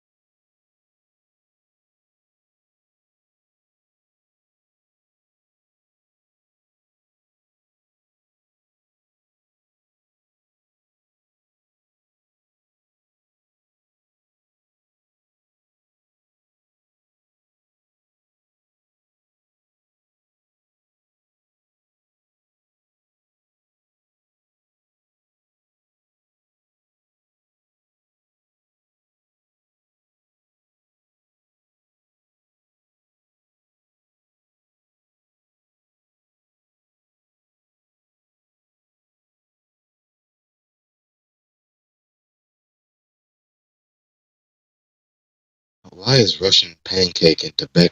That's not what the word I wanted to say. In debate text chat calling me dumb.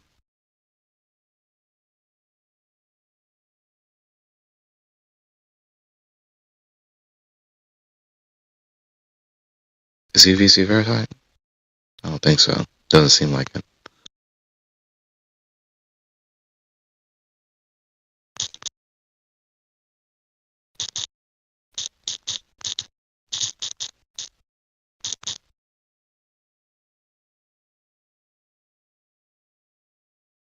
Obviously trying to get my attention, so okay. Wicked disrespect.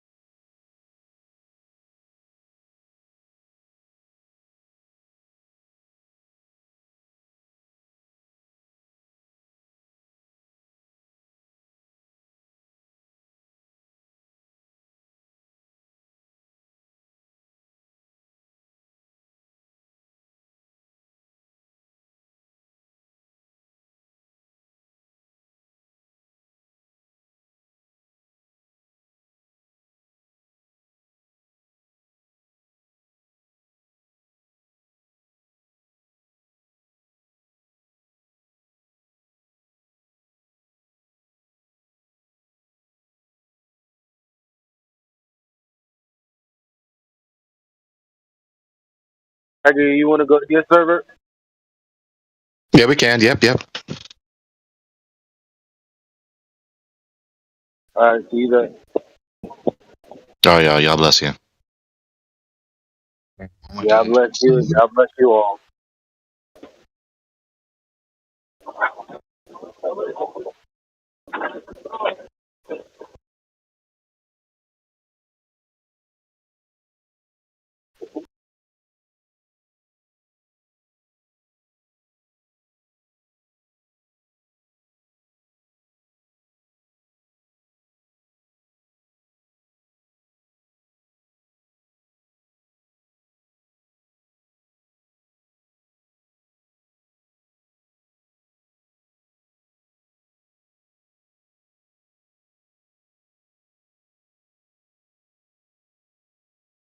Well, who have we got here? We have Wave Mixer, Adam Unsalted, CB, Effie Batman, Flatman Can, Johannes, Max Smart 86, Mike Power, Orvis, Cyrus, me, of course, Cuddy, Carro, Sunny on the plane. How are we, guys? All good. Hey, Max. Hey, what's up, Timbo? How'd you recover from the sing-along the other night? Yeah, I guess so.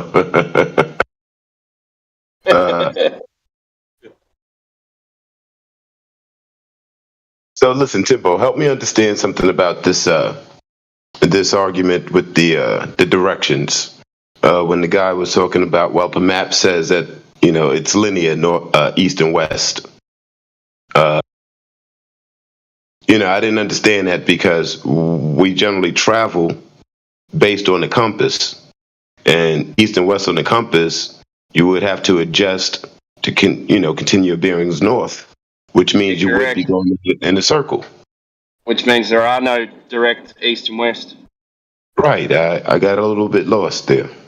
I wasn't actually listening. I was getting ready for work. I was logged on, but I was getting ready for work. But what was going on? I heard Gregory arguing with someone, but apparently I missed it because I didn't quite catch, the essence of the argument. I mean, if you're talking about on the map and, east and west being straight lines, yeah, on paper, east and west are straight lines. Okay. Yeah. So I think they were talking about Pac-Man Earth. Yeah. So Yeah. if you think of a map, and then you go out one side. Yeah. Oh, you acknowledged that, didn't you? I remember you were saying, yeah, you leave one screen and you come out the side. So that would be straight lines east and west. But I don't know. To me, that's silly. It You've is. got a dimensions. you've got a center point, which is north. Seems to be one direction. Yeah, with a compass. Right. So everything should kind of be based around that. So how would that work on that? Exactly. And even if you wanted to say, okay, well, I'm going true north, in order to even start going in any direction, you would use a compass to get your bearings. It's the only way you can. It's the only way you can use. It's the only thing you can use. Yeah. Yeah. And then once you start heading east, you always have to correct to east. Right. There is no east. There's no east. Right. Agreed. Yeah. So this other thing, when they say, oh, well, at the solstice or whatever, the sun rises directly east and sets directly west. And you go, yeah, from where? If that sun's rising over the horizon, let's call it that for word's sake, yeah. Then what I'm looking at is not east because it's further away, so it starts to change directions. So it's not rising directly because once you start heading east, you've got to correct to head east. So it's not even like it's just a general direction. You can't use directly east for anything. Exactly. So when he started talking about alignment versus points and all this, semantics. Yeah, no, you can't do it. All right. Thanks for clarifying that for me. Yeah, I'm not sure what they were talking about. I missed a lot of it, so I can't really elaborate on what they were talking about. When Gregory comes back, I'll pick his brain a little further to see if he can expound on it and maybe elaborate and clarify some things for me. Yeah. Is that little blow-up house a tent? What's that? The little blow-up house. That'd be fun if they came in a tent format. You blow it up real quick, and then, bam, you unzip it. It's a little tent.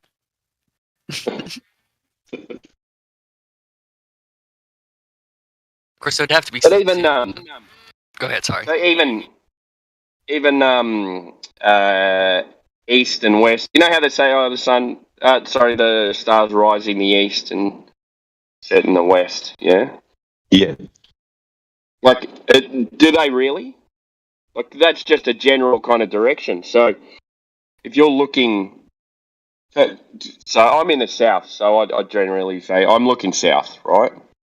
Yes, they kind of rise in that easterly. They come from that easterly direction and head in a westerly direction. But when I'm looking where the stars are coming from, I'm actually looking south.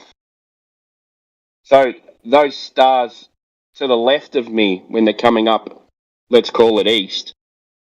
If I'm looking in that easterly direction, I end up going south. You know what I mean? Yes, I do. Yes, I do. Are the stars really coming from the east, or are they coming from the south? They're only coming from east based on the perspective that north is in the center. And, in that perspective, yeah. Once you go off your bearing, then you're not east. Then they're not east anymore because you draw a line to the south. This is true. Yeah, it's been doing my head in for months. Because it's weird. Every direction from north is south. Every direction from north is south. Any direction you go other than north. Yeah. If you head east and west, you end up going south. Yes. So it's trickery. So can you say everything comes from the south? You know what I mean? Yeah, no, it gets so weird. Yeah. So, once people understand that any direction from north is south, and that we made east and west for traveling and to understand things, it gets a little easier because every direction from north is south. Yeah. And can you use north, south, east, and west in the sky? Because now you're projecting it onto a 90-degree vertical wall. Yeah. Unless you're looking directly up, then you can't. It just for conversation purposes, perhaps, but no. You cannot use the compass to navigate or direct. The sky. It doesn't work. Well, even directions in your head. If you're saying, look, those stars are heading, east and west and south. Well, you're on a vertical plane now. You're on a vertical plane now, so you're projecting east and west, north and south up onto a vertical wall. So it doesn't work. Wow. So, that's why, in the sky, they're using the sky to prove that the Earth's a ball is fucking useless. Yeah, that's useless. Yeah. No one can use it because we don't even know what it's doing. We know that it's good to be used as a map, and we know that it's good to be used as a clock. And I'm sure that there are some other things that we can. Yeah. So outside 100%. Of that, I'm not really sure about the stars. Yeah. And the moon is the biggest mystery out of them all. Yeah, the moon does the months every 28 days. The sun does the year. The sun does the days. The sun also does the years. The stars do the years, and then you've got your other years as well. 2,400 years, and the ages. Yeah. Yeah, the ages. Yeah. Yes. That's just a perfect timepiece. That's all it is. It's not telling us we live on a ball. Oh, but the stars, they rotate in this, Yeah, you just said it, mate. The stars rotate. If you look at Mars, you would have to assume that we live on a ball. Yeah. You can see it through a telescope. It's a spherical object. Can you really? Please show me.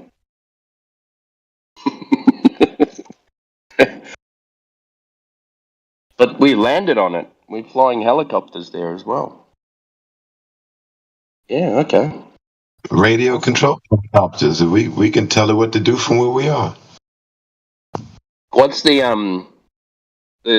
speed of light to Mars? I think is 8 minutes. So these so-called radio controls that they're doing take 8 minutes to get there. So you got to think. When they're doing these controls, when they're landing this thing on Mars, it takes 8 minutes for that thing to send a signal back to Earth and then 8 minutes to send it back. So 16 minutes to send a control to the helicopter or the Mars lander. You know what I mean? That's stupid. It'd crash by then. Dumbest shit I've ever heard. That's amazing, but you still can't get a signal in the desert. Yeah. I can tell you that. Last Christmas I did a trip up through the desert, only in my own state, so I wasn't even that far from civilization. Not that far from civilization, but there's Australia's everything's far from civilization. But maybe 400 k's to the nearest tower. Mate, I couldn't get a signal at all. I've got a satellite phone as well for emergencies. I don't know how it works. It's called a satellite phone, but what it does is it just sends off a beacon, and you can make emergency calls from it. But what I think it does is it uses the Flying Doctors airways. We have something here called Flying Doctors, and they They fly around the outback and rural kind of hard places to get to in Australia. And I think they use it uses the Flying Doctor's telecommunications system. I'm pretty sure that's how it works. Because last time I went up through the middle of Australia in 98,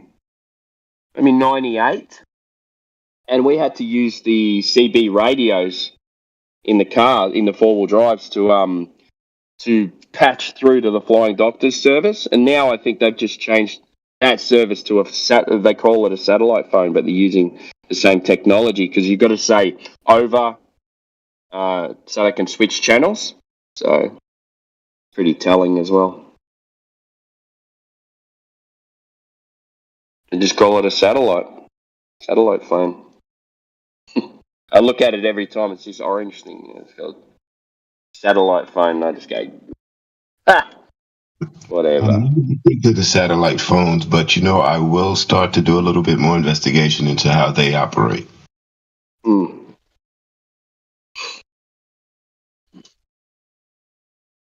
I think maybe you guys have the same kind of service, like a plane service, that like a private plane service, and they patch off each other.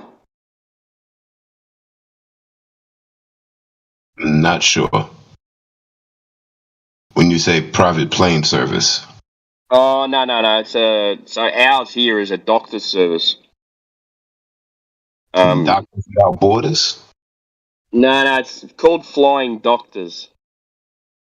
So the Royal Flying Doctors Service. It's a doctor's service that fly around on planes in outback Australia. And that's the only communication you can use when you're in outback Australia. I know that walkie-talkies, working most of the year. Yeah.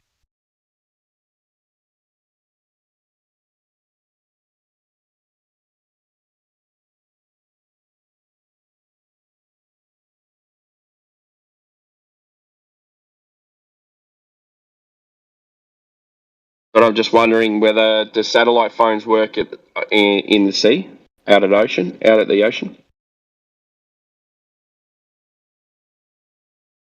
Gonna have to look into this a bit more.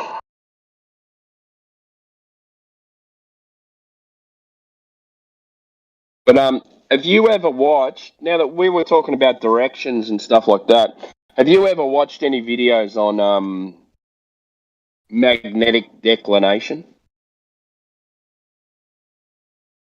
I've not watched any videos, but I've heard the term quite a bit.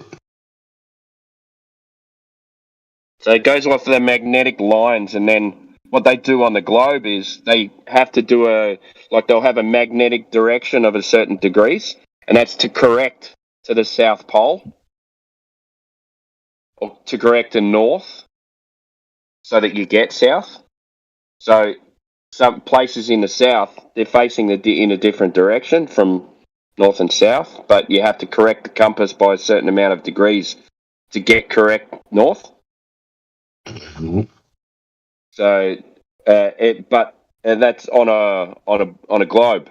If you put it on a kind of a flat map, it goes in 4 quarters. It's pretty wicked. I'll see if I can find those videos.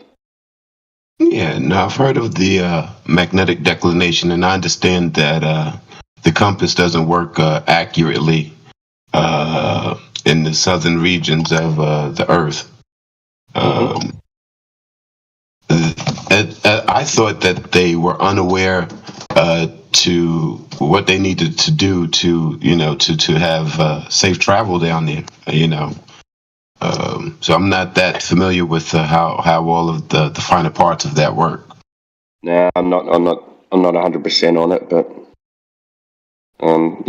but just started kind of looking into it. It's very interesting. About the magnetic field shift on the Earth, the magnetic field shift from time to time, and so there's a lot of things about the magnetic that are amazing, and I don't know a lot about. Yeah, I don't think anyone does. To tell you the truth. I hear this guy Austin Whitsitt. He gets deep into the weeds on it, with the electrostatics and the and how that's different from electromagnetics, and Yeah, it's way above my head. Yeah. Yeah, he goes in heavy. Yeah. Indio's really knowledgeable on this stuff. Yeah, he is.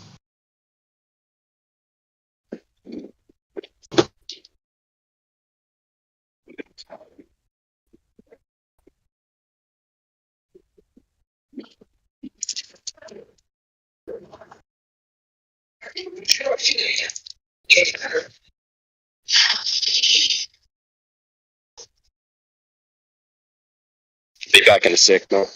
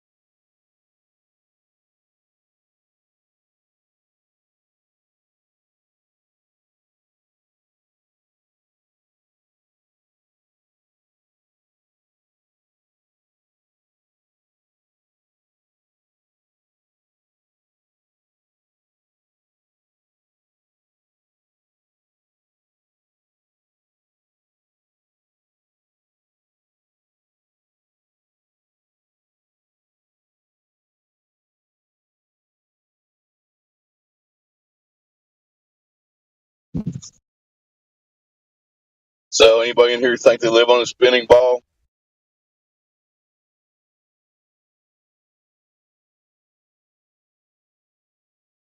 Your silence means yes. For sure, Dave. 100%. 99.9% actually, sorry. You're officially antipodal to my position, correct, Timbo? Yep. Our feet are facing each other. Fair enough. How crazy does that sound? Gravity.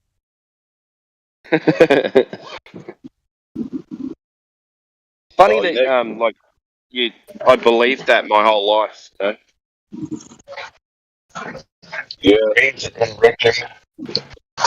Excuse me, Dave. I got.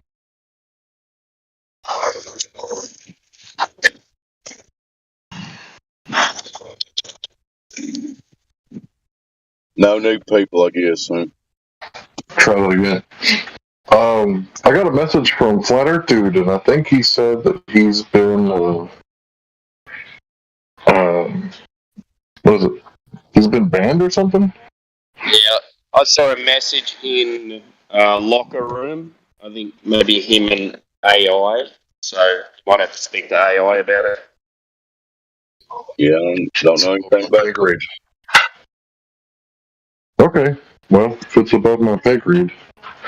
I thought it was an accident, and I was assuming that somebody accidentally butt dialed them, accidentally banned them. But if there's a reason, then I'll leave it up to the mods. Fair enough. Give us the full report from the great state of Texas, Larry. What's going on? It's bright and shiny outside. I'm about to go ride my motorcycle. Indeed, it is. Be careful operating your motorcycle. Thank you for not saying driving. Yeah, I guess you're not technically driving it. You're steering it, but I don't know. Operating. I am a traveling man. Yeah.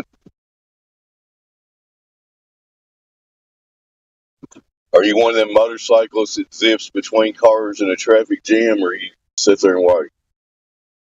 I got a cruiser. I'm a leather daddy, so I usually just kind of cruise. But when I'm working, I do the zipping in and out of traffic. Okay, fair enough. Yeah, so I drive like a maniac, but I travel like a normal person. Makes sense. Yeah.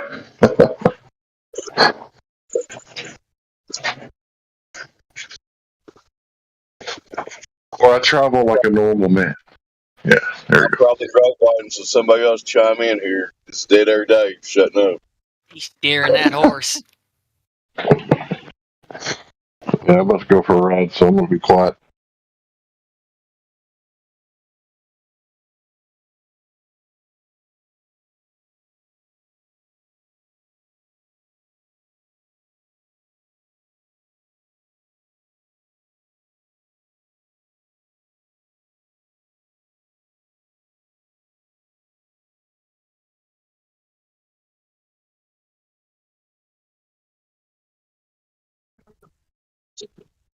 Everyone here has the right to remain silent, but do you have the ability? We shall find out.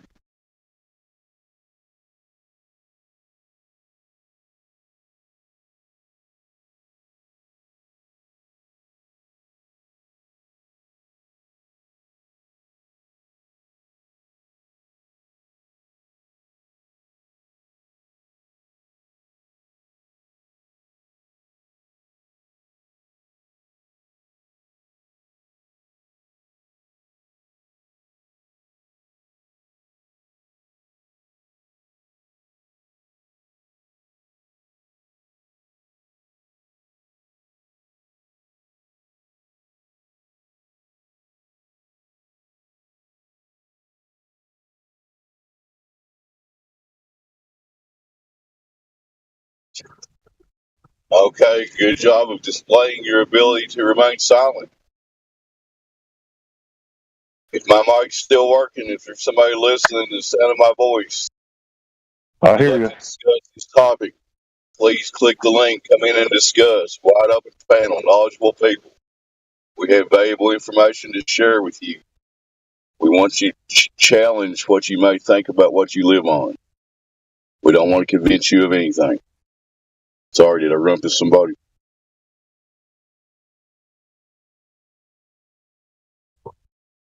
Nah, bro, you're good. Go ahead. I was pretty much done. I just want somebody to come in here and maybe start critically thinking about their reality. Is that too much to ask people to do? I don't know. It's too much for some, but not all.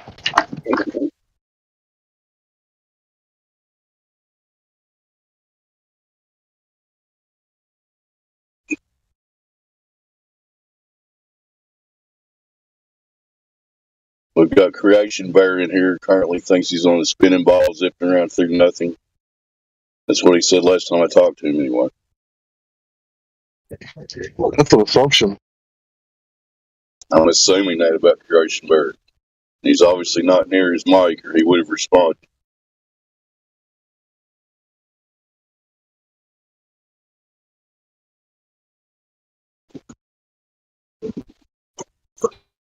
Who else can we pick on? I think CB's rolling around on some water hills. Yeah. He's out there skiing the water hills on the ocean.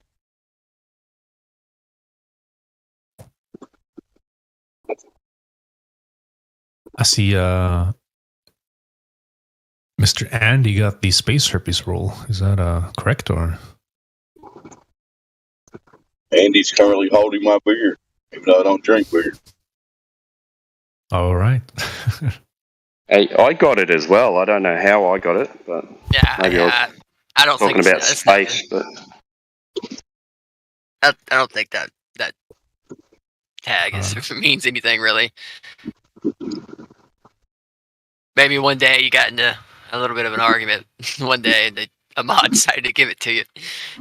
I don't know.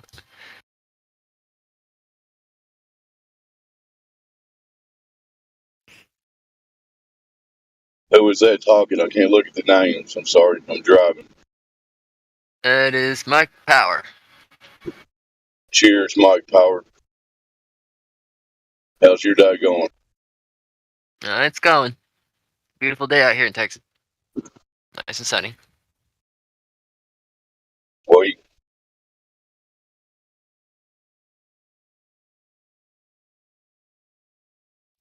All good here. It's getting late. Had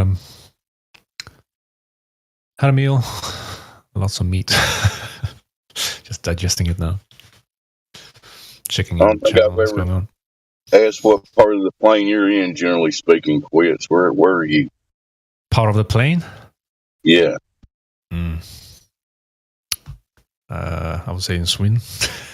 Oh, Sweden. Yeah. I never would have thought Sweden. You don't sound Swedish, but I guess you do. I don't know. Yeah, I've been watching too much American movies, I guess. Teaching myself. Yeah.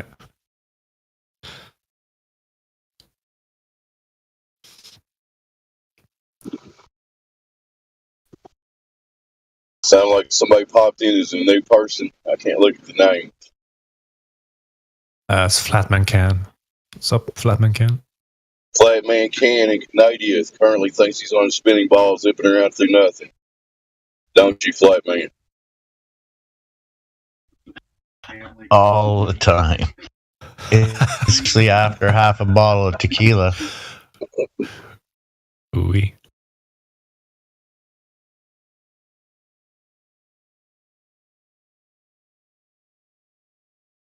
What about Greta? Have we talked to Greta?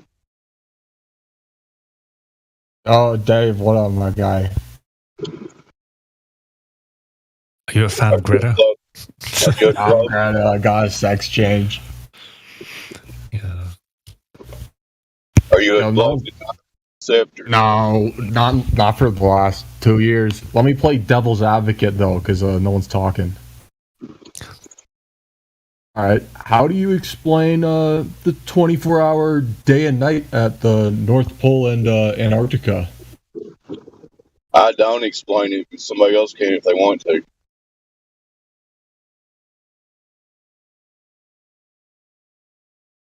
I haven't seen verification of the 24-hour sun in Antarctica. If you got that, I'd love to see that.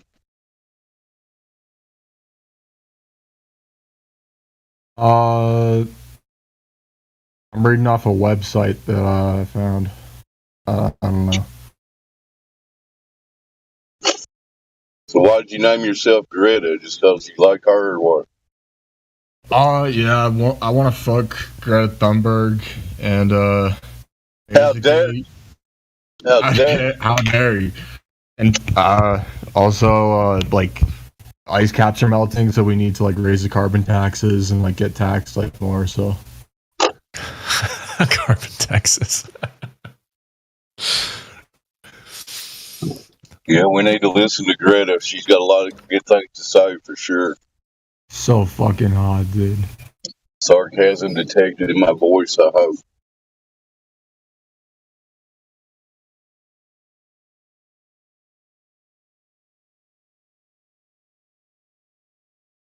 I can't believe my mic's still working. Probably sounds like shit, though. As I cruise around these Kentucky hills, the various undulations, I get out of the satellite range and shit. Somehow. The balloons ain't working right or something. Who knows?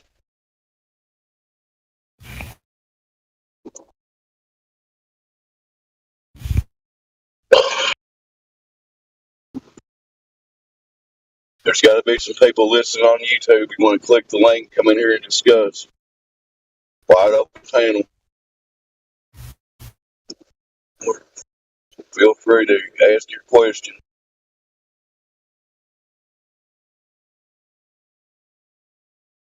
You might not necessarily have the answers, especially me. I'll be glad to tell you I don't know. One thing I'm 100% sure of, I'm not on the spinning globe. That's about it. Okay, here's a good one. flat Earth is missing the third dimension. To have a dome means that all heavenly bodies are located on or near the dome. A real solar system is 3D space with big objects very far away orbiting each other. The dome is a 2D projection of this 3D space, very similar to the 2D projection of the globe Earth onto a flat plane. I have no idea how the fuck to even begin answering that. Anybody else?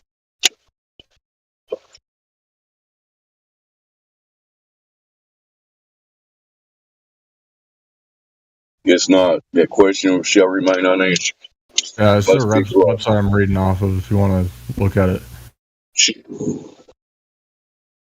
must be a globe. Nobody can answer that question.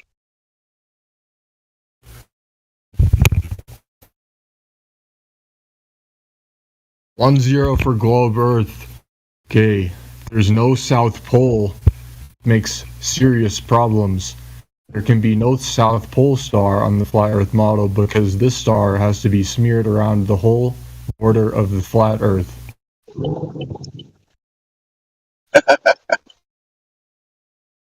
Where are you getting these questions from? I put it in the chat. I can't look at the chat. I'm sorry. I'm driving. Yeah, no worries. I'm just wondering what the source is. Wikipedia or something like that. No, it's I clicked on one of the links. It's the interactive flat dome model or whatever. The subtopic problems with the flat Earth model. So they're basically tearing down straw man that nobody claims, right? Well, no one's talking, so I figured be more. Oh, that's good. Play That's good. devil's advocate. Yeah, I ain't complaining. I'm just saying that's obviously straw man arguments. They put this model on us and then use their bullshit to tear it down. When all we're talking about is where is this globe at? Go ahead, continue that article. I'm about to go into robot territory anyway.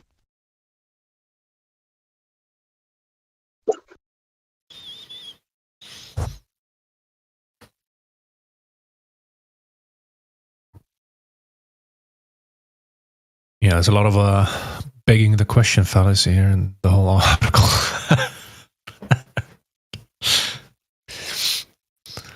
The 24-hour sun and the South Pole has to be proven. Man, I don't even want to read most of these because they're just kind of ass. Yeah, I think you were right about whatever the fuck you said. I've been awake for 24 hours, so I'm harder than I guess it fits the name.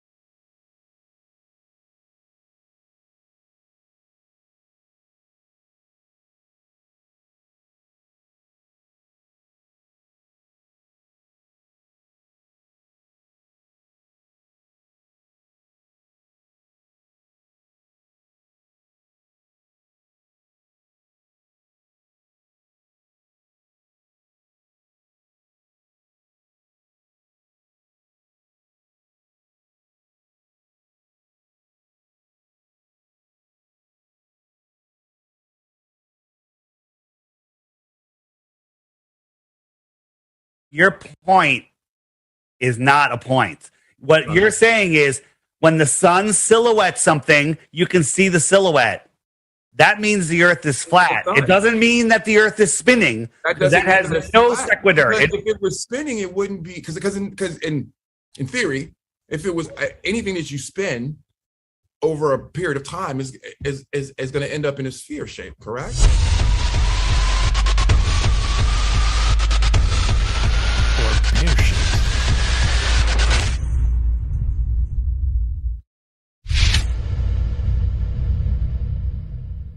Spoken with anybody about flat Earth? Have you had anyone on about flat Earth? Have you looked into it? My coach has been talking to me about it for a year, 2 years now. Okay. And he said, he's got the app. All right. He's definitely said he was a man to talk to. So I was like, hey, let's have this conversation because obviously I have different views than what Coach has regarding flat Earth. Sure. And I think with with Coach just kind of diving in, he has a topographical view, right, of what's going on, and I'm looking for more of the in-depth explanation as far as what flat Earth is, because I have my assumptions, so I think we can start off and kind of roll right into that, right? Explaining what is the concept of flat Earth, what is that entail flat Earth? Could you give me an explanation of that? Sure. Well, did you guys hit record for your side? To record on your side? Yep, okay. Yep. So when people think flat Earth, they think the program to think that it's a disc floating in space. Anytime you see anything on television, talking about flat Earth, they show you this. They show you a disc in space. This is not what flat Earth is.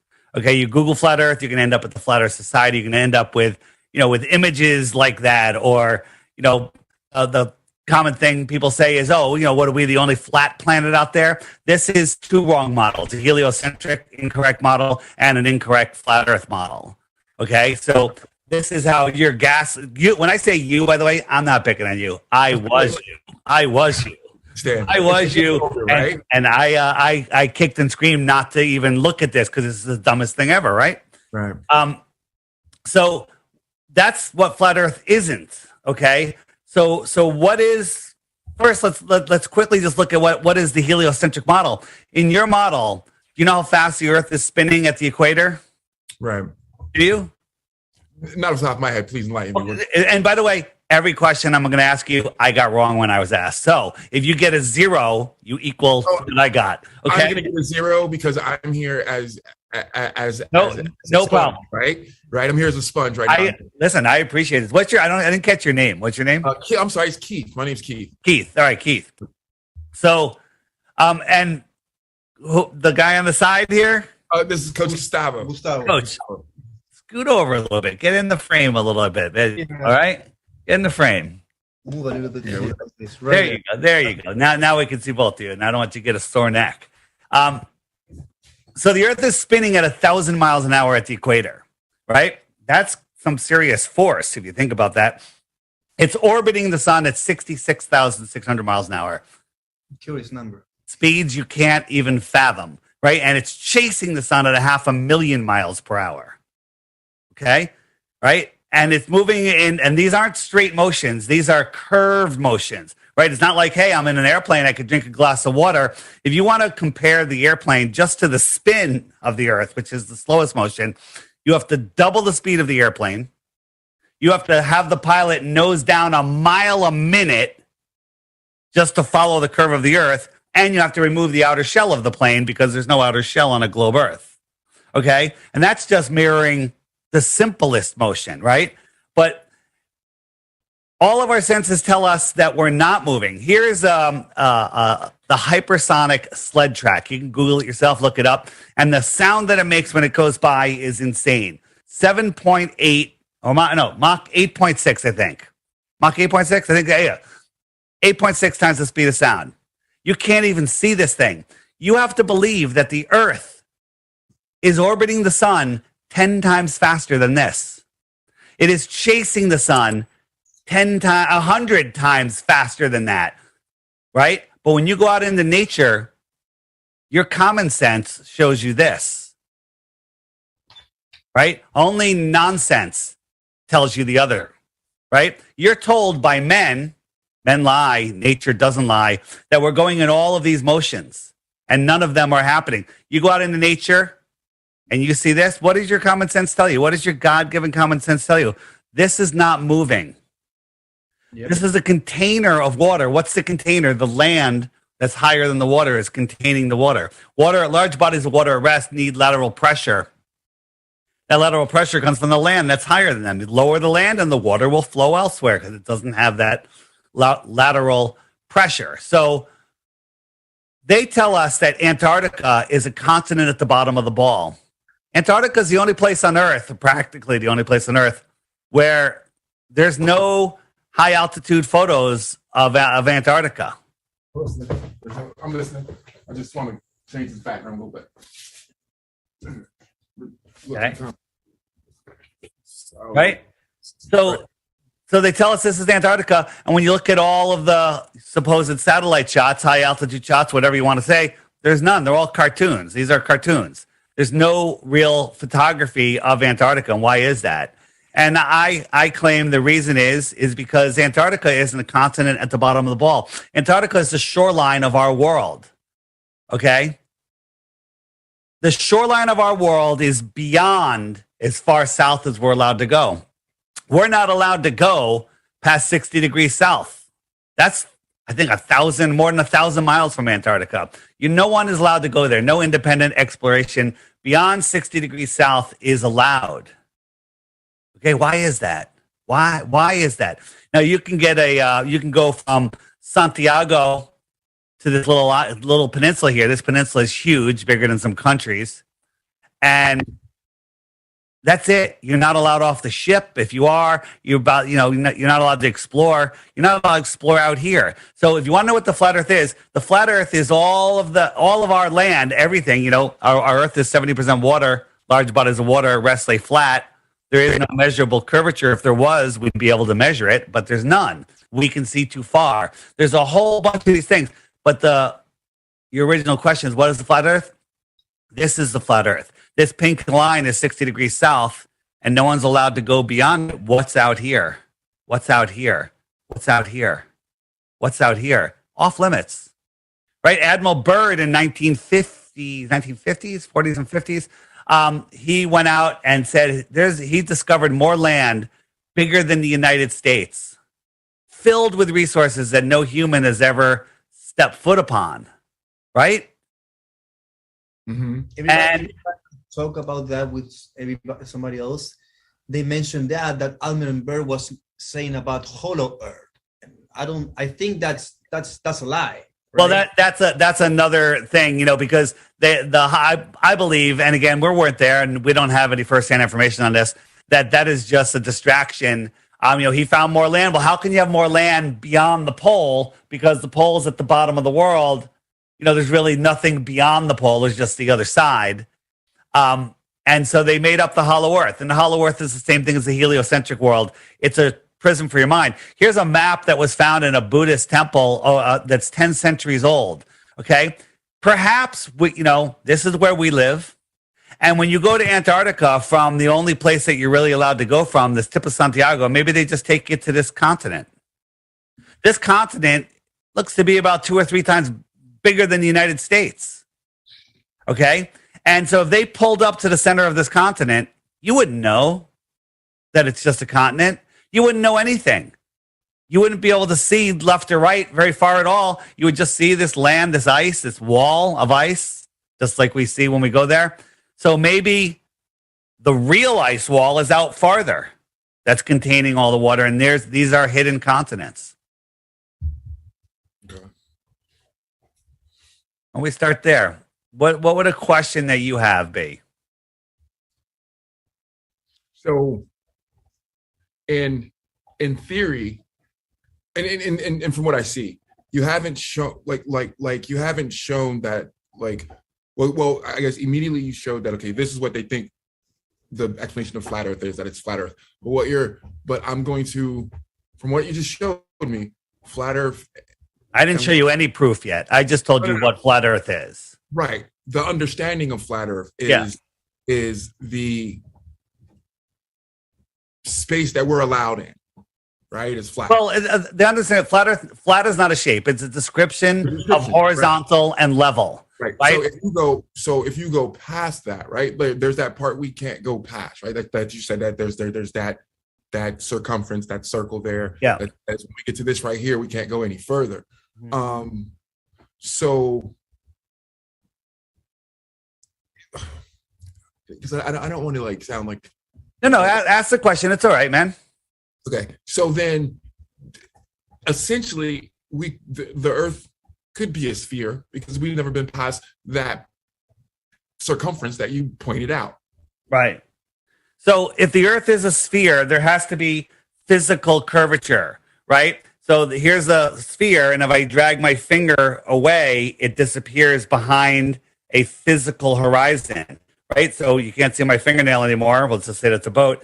Zoom in, you still can't see it because there's a physical horizon. Our horizon's not physical. Right, but your finger wouldn't, your finger on that object itself, right, is not, you would have to use something the size of an ant, right?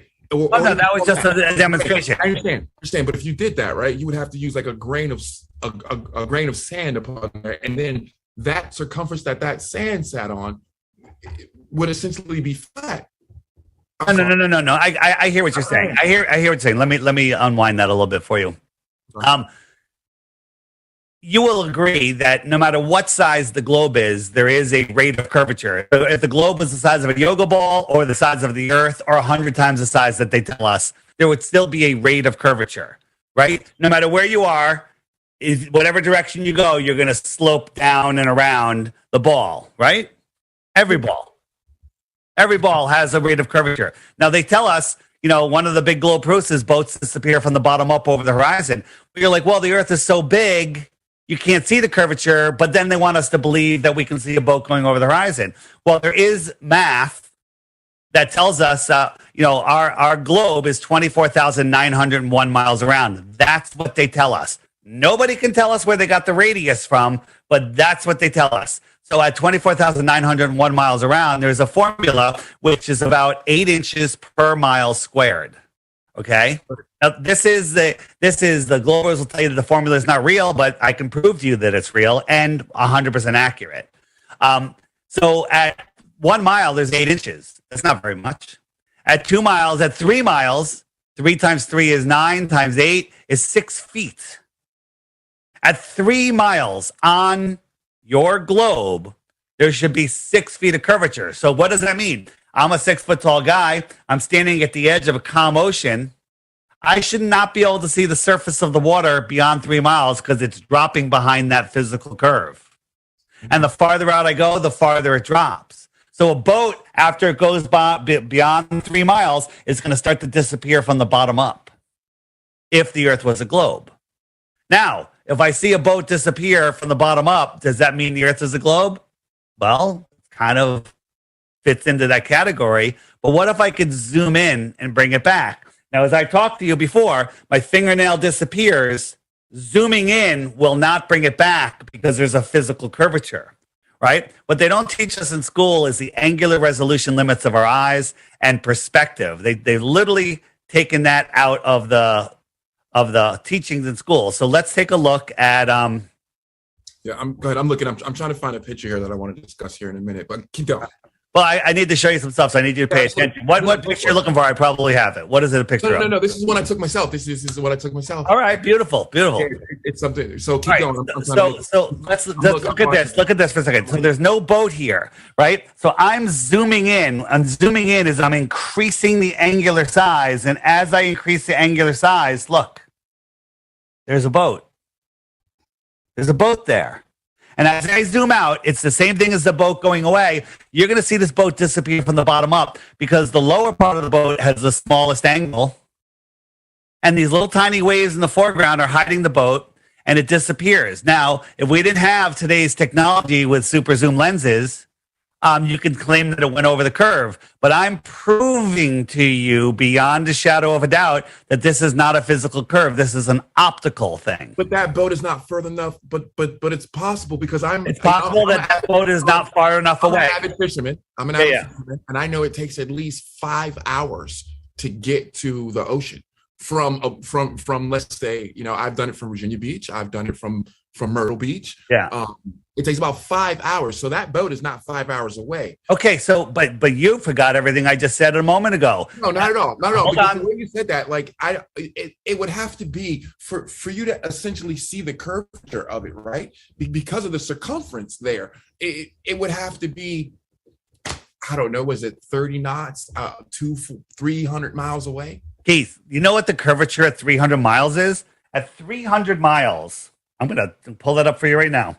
At 300 miles, 300 times 300 times 8 divided by 12 equals 60,000 feet divided by 5,285.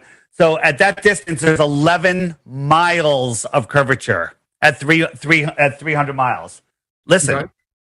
11, Keith, you have to look up. Stop looking for your picture. I'm trying to find the picture. I know, but if you're going to bring up a point like that, that is pointless. That is absolute. You're not listening.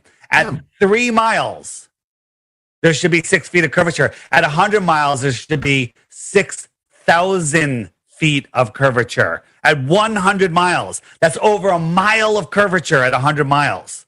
Okay, so we don't know how far that boat is, but we do know how far this oil rig is. Now it's only 9.4 miles away, and the camera is 1 foot off the ground, 1 foot off the water. According to Globe Math, and I can show you that math, and it's very easy to understand, the horizon should be only 1.2 miles away. That water should drop below a physical horizon at 1.2 miles away. But look, not only can we see the entire rig, we can see the surface of the water for dozens of miles beyond it. Okay, there's a video that shows this, but you can see the water surface. That just at the rig alone, there should be 59 feet of curvature. 59 undisputed feet of curvature. So the only explanation you have is that the image is refracting up and stopping. So the image beyond it is refracting up whatever number of feet and stopping at eye level. The water in front of it is also refracting up, but the rig is just staying at eye level. Everything is magically refracting to eye level, or it's flat.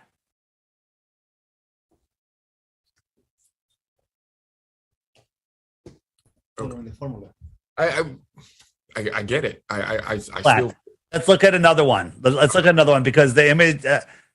I think we're gonna just make the image that you're looking for really not matter. I found it. Okay.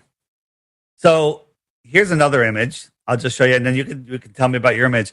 This is Mount San Jacinto from Malibu, 123 miles away. There should be over 7,000 feet of curvature. But with our infrared cameras, we can see it. Turn the infrared off, that mountain is gone. Can't see it. It's not there. It's sky. Turn on the infrared. There it is, right there. So our atmosphere is like soup. I'm glad you showed that picture. What's that? Glad you showed that picture. Okay.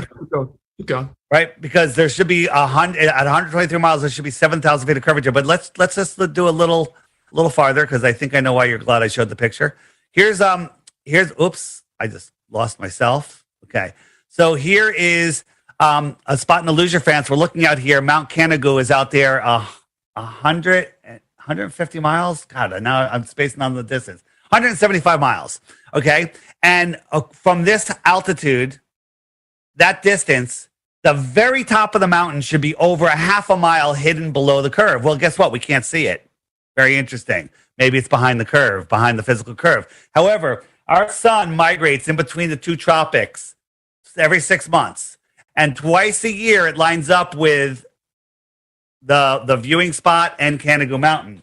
The light that's bouncing off of that mountain can't push through the soup of the atmosphere and get to our eyes because it's just not bright enough. But the sun is bright enough.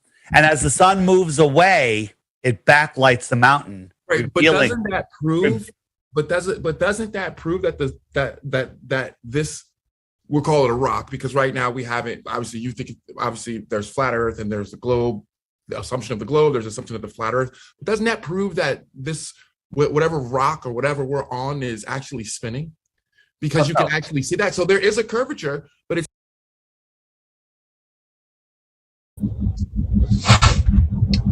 Hold on, friends. There's not an assumption of a flat Earth. Flat Earth is the base level experience that both sides agree is the common human experience. Capiche? That's what you go out and experience. You experience the Earth as flat, level, stationary. Both sides already agree to that point. The globe then says, yes, you do experience that way, but now we have excuses why it's not that way. All right, let's continue listening.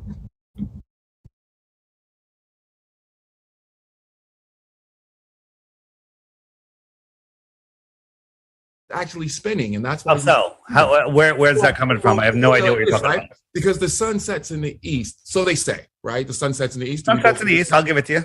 Do we both believe that? The sun sets in the west. Sorry, it rises in the east. That's in the west. Well, I live in Virginia. Yeah. And I have that same picture that I took myself with my Apple iPhone. Yeah. Where you can see where the sun is reflecting mountains that are at least 300 miles away. I have a picture that I took from National Harbor. I took it at National Harbor, Maryland. And you can see as the sun is setting, you can see the reflection of mountains. Reflection? What do you mean by the reflection of mountains? Explain. You can see silhouettes of mountains, but only in the sun. Only in the sun, right? Only in the sun, right? Showing that the Earth is actually moving. That doesn't show that the Earth is moving. You go back. Wait a minute. Hold on. You gotta let. No, I'll let you. I'll let you talk away. Talk the whole way. So if you go back to your original picture where you showed where the sun, where the planet is chasing the moon, going around it but not moving, then you should not be able to see the silhouette of mountains because they should never be on that side of the sun. Keith, I have no idea what you're talking about. You got to explain it better. Okay. If I can see, if the sun is setting, we all agree that the sun's setting. I'm going to go back to the picture, but let's just look at this for a second. The top of this mountain should be a half a mile below the curve. It's not. It's right here, and the sun is revealing it because the sun's light is strong enough to push 175 miles, where the reflected light off the mountain is not strong enough to push. Right. Or that could be showing that the sun is. I mean, that the planet is in a rotation. And wait, hold on a second. You think that because the planet? I'm telling you that the sun is moving, just like we see it move, just like we sense it's moving. We're not moving. I showed you that with water, with those lakes. The sun is moving. You showed a lake. You didn't show an ocean or the side of a island where the water is crashing up to the island. What does that have to do with this image? What does that have to do with this image?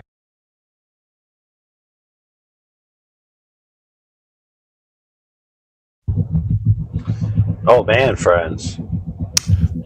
Interesting points there.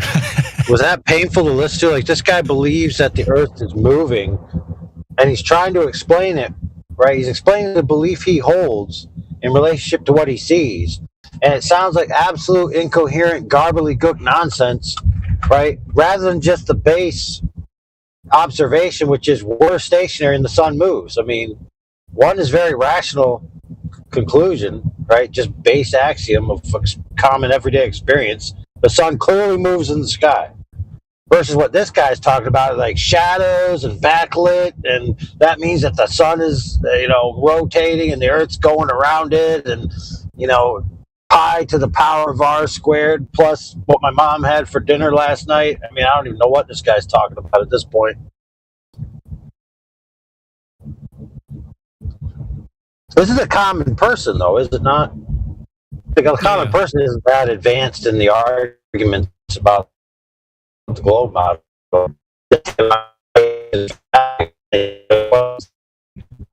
Garbage. Yeah, he's mixing common sense with cognitive dissonance as well. Yeah. This is big soup. What we have here is a case of... All right, let's continue. I'm sure it's going to get even juicier.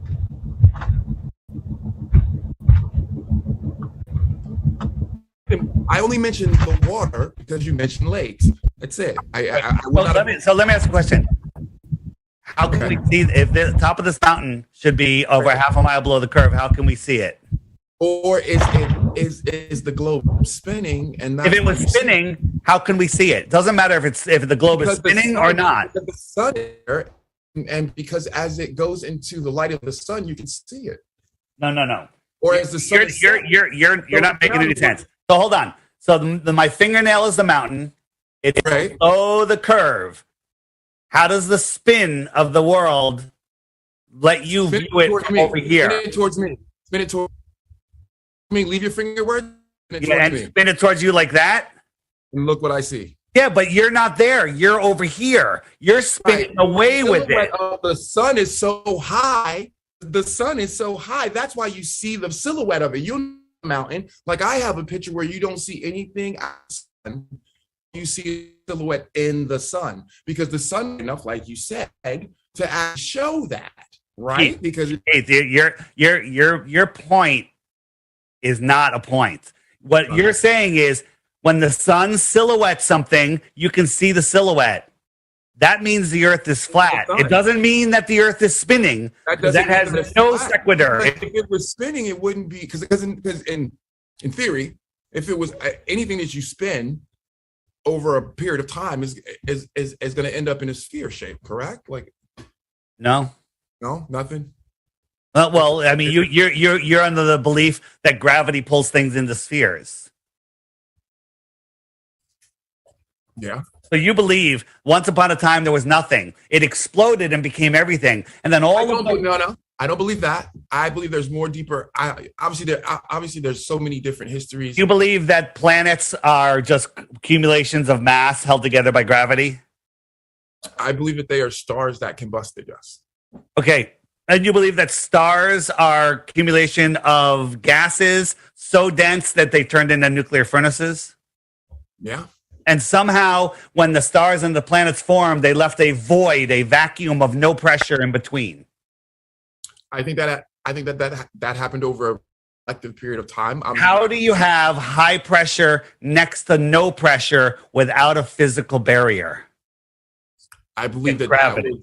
I believe that was created through gases and obviously other things. I'm not a scientist. I know. I couldn't hold myself. All right, friend. So so what we have is a situation that's impossible. Yeah, don't worry, it took a lot of time. Something's impossible and you just put a lot of time into it, eventually it happens. Oh man, this is delicious. I don't know about it. Oh. Time heals all wounds, right? Yeah, over time. Over a period of time.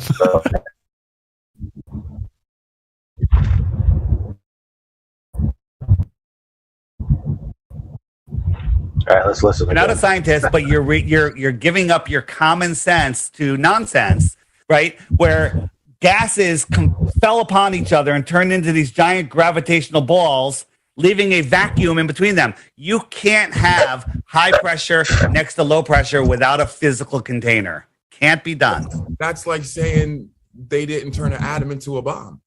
They didn't. Nuclear bombs don't exist. Whole nother show. Right, that's a whole nother show. They didn't. So, when you start looking into that, and anybody that's listening to this, Crow 777 Radio, Crow with 2 R's, Crow 777radio.com, episode 053 and episode 400. Listen, it'll change your life. What's that? A little slower so they can get it. Crow. The podcast is called Crow, CRROW 777radio.com, and it's episode 53, 053, I believe, and 400. If you listen to those two and don't believe anything, verify what they're saying, you will understand that the nuclear bomb scare is a hoax. It's meant to control the world. There is no such thing as nuclear bombs. Just real short, Hiroshima, Nagasaki, 3 days later, the trains were running, the sandwich shops were open, the flower shops were open, and people were back to work. And today, there's no problem living there, but supposedly there's radiation that lasts, thousands and thousands of years. It's nonsense. Well, I would, I wouldn't say that to the guy who went through it twice. Well, there's people that died there. There was a huge explosion, but there's video of them piling up TNT, skids and skids and skids of TNT at ground zero. There's video of them doing it, right? There's a guy named Galen Windsor that traveled the world that worked in the nuclear industry, showing that the plutonium is not dangerous. He swam in the pools at nuclear power plants, and he ate plutonium. He showed people that it's not what they tell us. So listen, that's a whole nother thing. That's a whole other show, right? All right, so continue on with this right here. I'm going to obviously chime in when I have questions. But go for it. Yeah. So the whole spinning of the Earth, revealing mountains. I don't really understand where you're going there. I'd kind of rather just move on unless there's something else you want to say about that. Here and you're here, you're also spinning with this, so you won't see the curve. Right. So here, an example. If you're here, listen. If you're here, this finger's you, and then this finger's an object. You can't see it because there's a curve in between it, right? On the sun, you don't see it. Hold on. You don't see it. You're right. You're here. You can't see my finger. That's on my side. And as you spin, it comes into view for you, the viewer, because you're here. Right, but this person always has the curve in between them. As the sun goes down, and I still see the sun, right? I see the silhouette in the sun. I don't. You're right. I'm on the other side I'm on the other side, so you're absolutely right. But I can still see that half of the sun. I can still see the sun, which is showing the silhouette of that mountain. So like you said, if you put that globe back up, yes, I'm there, but the sun is way back here. But I don't care how far the sun goes away, that person that's below the curve will not get silhouetted by the sun. As long as I can see the sun, and we're not really.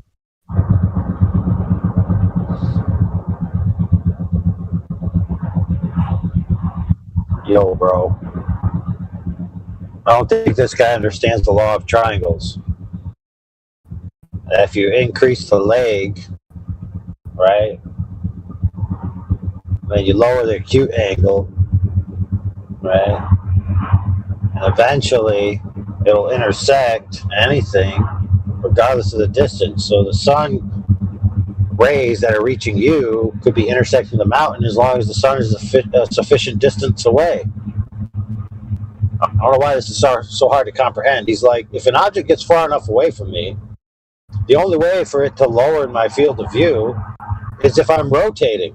It's like, what?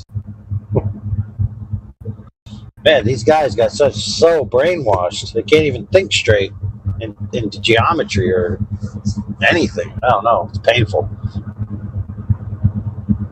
So you know what the vibe I get here is like Dearth is like a para, if you know what I'm talking about, like in education. It's like the SPED kids. There's a teacher, they teach the lesson. Then there's a para that helps interpret the lesson for a kid's particular disability. And so, like, Dearth is like dealing with a disabled dude right now. He's trying to interpret the data for him with crayons. All right, let's listen to some more.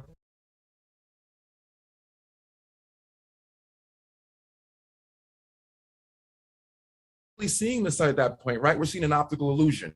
Everyone knows that, right? At that point, I believe it's called an optical illusion, where the sun is really way up here, but because of the lights, you see it looks closer, right? It looks like it's actually right there at the edge of the water. So obviously, I can see that reflection of the sun, which I see the silhouette of those mountains in the sun. I don't see it anywhere else because in the picture that I there's no way that you can see it. Hold on in the sun. Listen, what we can take up the rest of the show arguing about this. Get a ball, make a model, show me how that works. You can't because it doesn't work. Okay, so let's just talk about how the sun sets, just so you can understand that a little better. Go ahead. Go ahead. So here's a little demonstration that I made. I call it my flat Earth kitchen. Okay. So right here, I have a level line. We're viewing it from a celestial point of view. As you can see, the camera is about the same height as this line. I'm moving the sun across it in a nice straight level line. My counter is here. It's level. This here could be skyline. It could be cloud deck. It could be a city, mountains. We didn't go below it. It's opaque. And now we're going to view the same exact thing from the camera that I have, a terrestrial view. The camera's on the counter at the other end. And now that I look at this line. If I showed you this first, I said, is this level? You'd say, no, it's tilted down at about 45 degrees. And I'd say, is this sun going below this opaque object, which appears to be at eye level, but isn't? It's way above eye level. And you'd be like, yeah. And now I look at it, look at this line. It's almost going straight down. This is a level line. This sun is not going below this, but it's getting eclipsed by something in the distance. Here is a real sunset versus my sunset. Look right here. What's the sun going behind? What's it going behind? It's disappearing from the bottom up. Is that the cloud deck? Is that a city skyline? Is that a mountain? Or is that just the way the sun sets due to perspective? As the world is spinning, it probably is showing you what's there. Because that's not the size of the sun. We don't when you show me that sun, that's like that light you have right there. If you brought not the sunset, but the actual what you were doing with the sun there, and put it right behind where you see the bottles, right behind that, you have bottles back there, correct? Mm-hmm. Right, you have bottles on both sides of that. Mm-hmm. Now as you pull that down, if that light was bright enough, you would see the silhouette of those bottles on that globe that you created, right? On that sun you created, on the. But you don't. But no, you're again. You think that as the Earth spins, the mountains are going to line up with the sun. You're spinning. Like if we're together spinning on a ball, let's say we're on a ball and there's a hump between us 10 feet high, so we can't see each other. Okay, and somehow we're stuck to this ball and it's spinning. Okay, I'm never going to see you. The sun could go behind your head. I'm not going to see the silhouette of your head because there's a 10-foot hump between us. Okay? Only if I got closer to you would I see that. But if we're on a ball, the distance that we're seeing these things, the mountain, we're not getting any closer because it's still 175 miles away. It should be a hump, a physical hump in between the viewer of the mountain and the mountain. And it doesn't change because we're not. It doesn't matter if we're spinning or not. We're on a ball. There should be a physical difference. You're missing that. You're struggling to hold on to your ball. I'm not struggling. I think that if the silhouette that you say it is true, it wouldn't be up. It would be you want to see it in the sea. You would see it reflected in the sea, but not up. No, you would see it reflected in the sun. That makes sense. You would see it reflected in the light, right? You wouldn't see it anywhere else but the But in light. the picture that you show, Right. you were watching a silhouette up, like here. It doesn't make sense. If you are in the water and you have a silhouette, you're going to see the silhouette in the water, not up. No, you're going to see it in the sun. You're not going to see it in the water because it's But on it's the not other in the- side of this ball. but it's It's not in the over, but it's over here, right? And the sun is reflected as we're going like this. As we're going like this, because eventually it never covers the whole thing. So No, eventually it actually goes out. It never leaves that. But It again- never leaves that short horizon. So here, so look. So here's my finger's a mountain, and the sun is behind it, and it's silhouetting it. So now you can see it. Pretend that you couldn't see it because the atmosphere. Right. Now you can see it. But if it was over the mountain, I don't care where the sun is. Here. It's not going to silhouette it because there's this curve that's blocking it. It's my finger is now a half a mile below this curve, and no matter where I put the sun. If it's going backwards, if it's going towards you, absolutely. If it's going away from you, you're going all right, it's coming towards you. No, stop the sun. The sun is not moving. Well, the sun is moving, but let's go in your model. Okay, so here, now you're saying, oh, now I can see it, right? And but that's not true because you're over here on the other side of this hump. This hump is, stop, listen.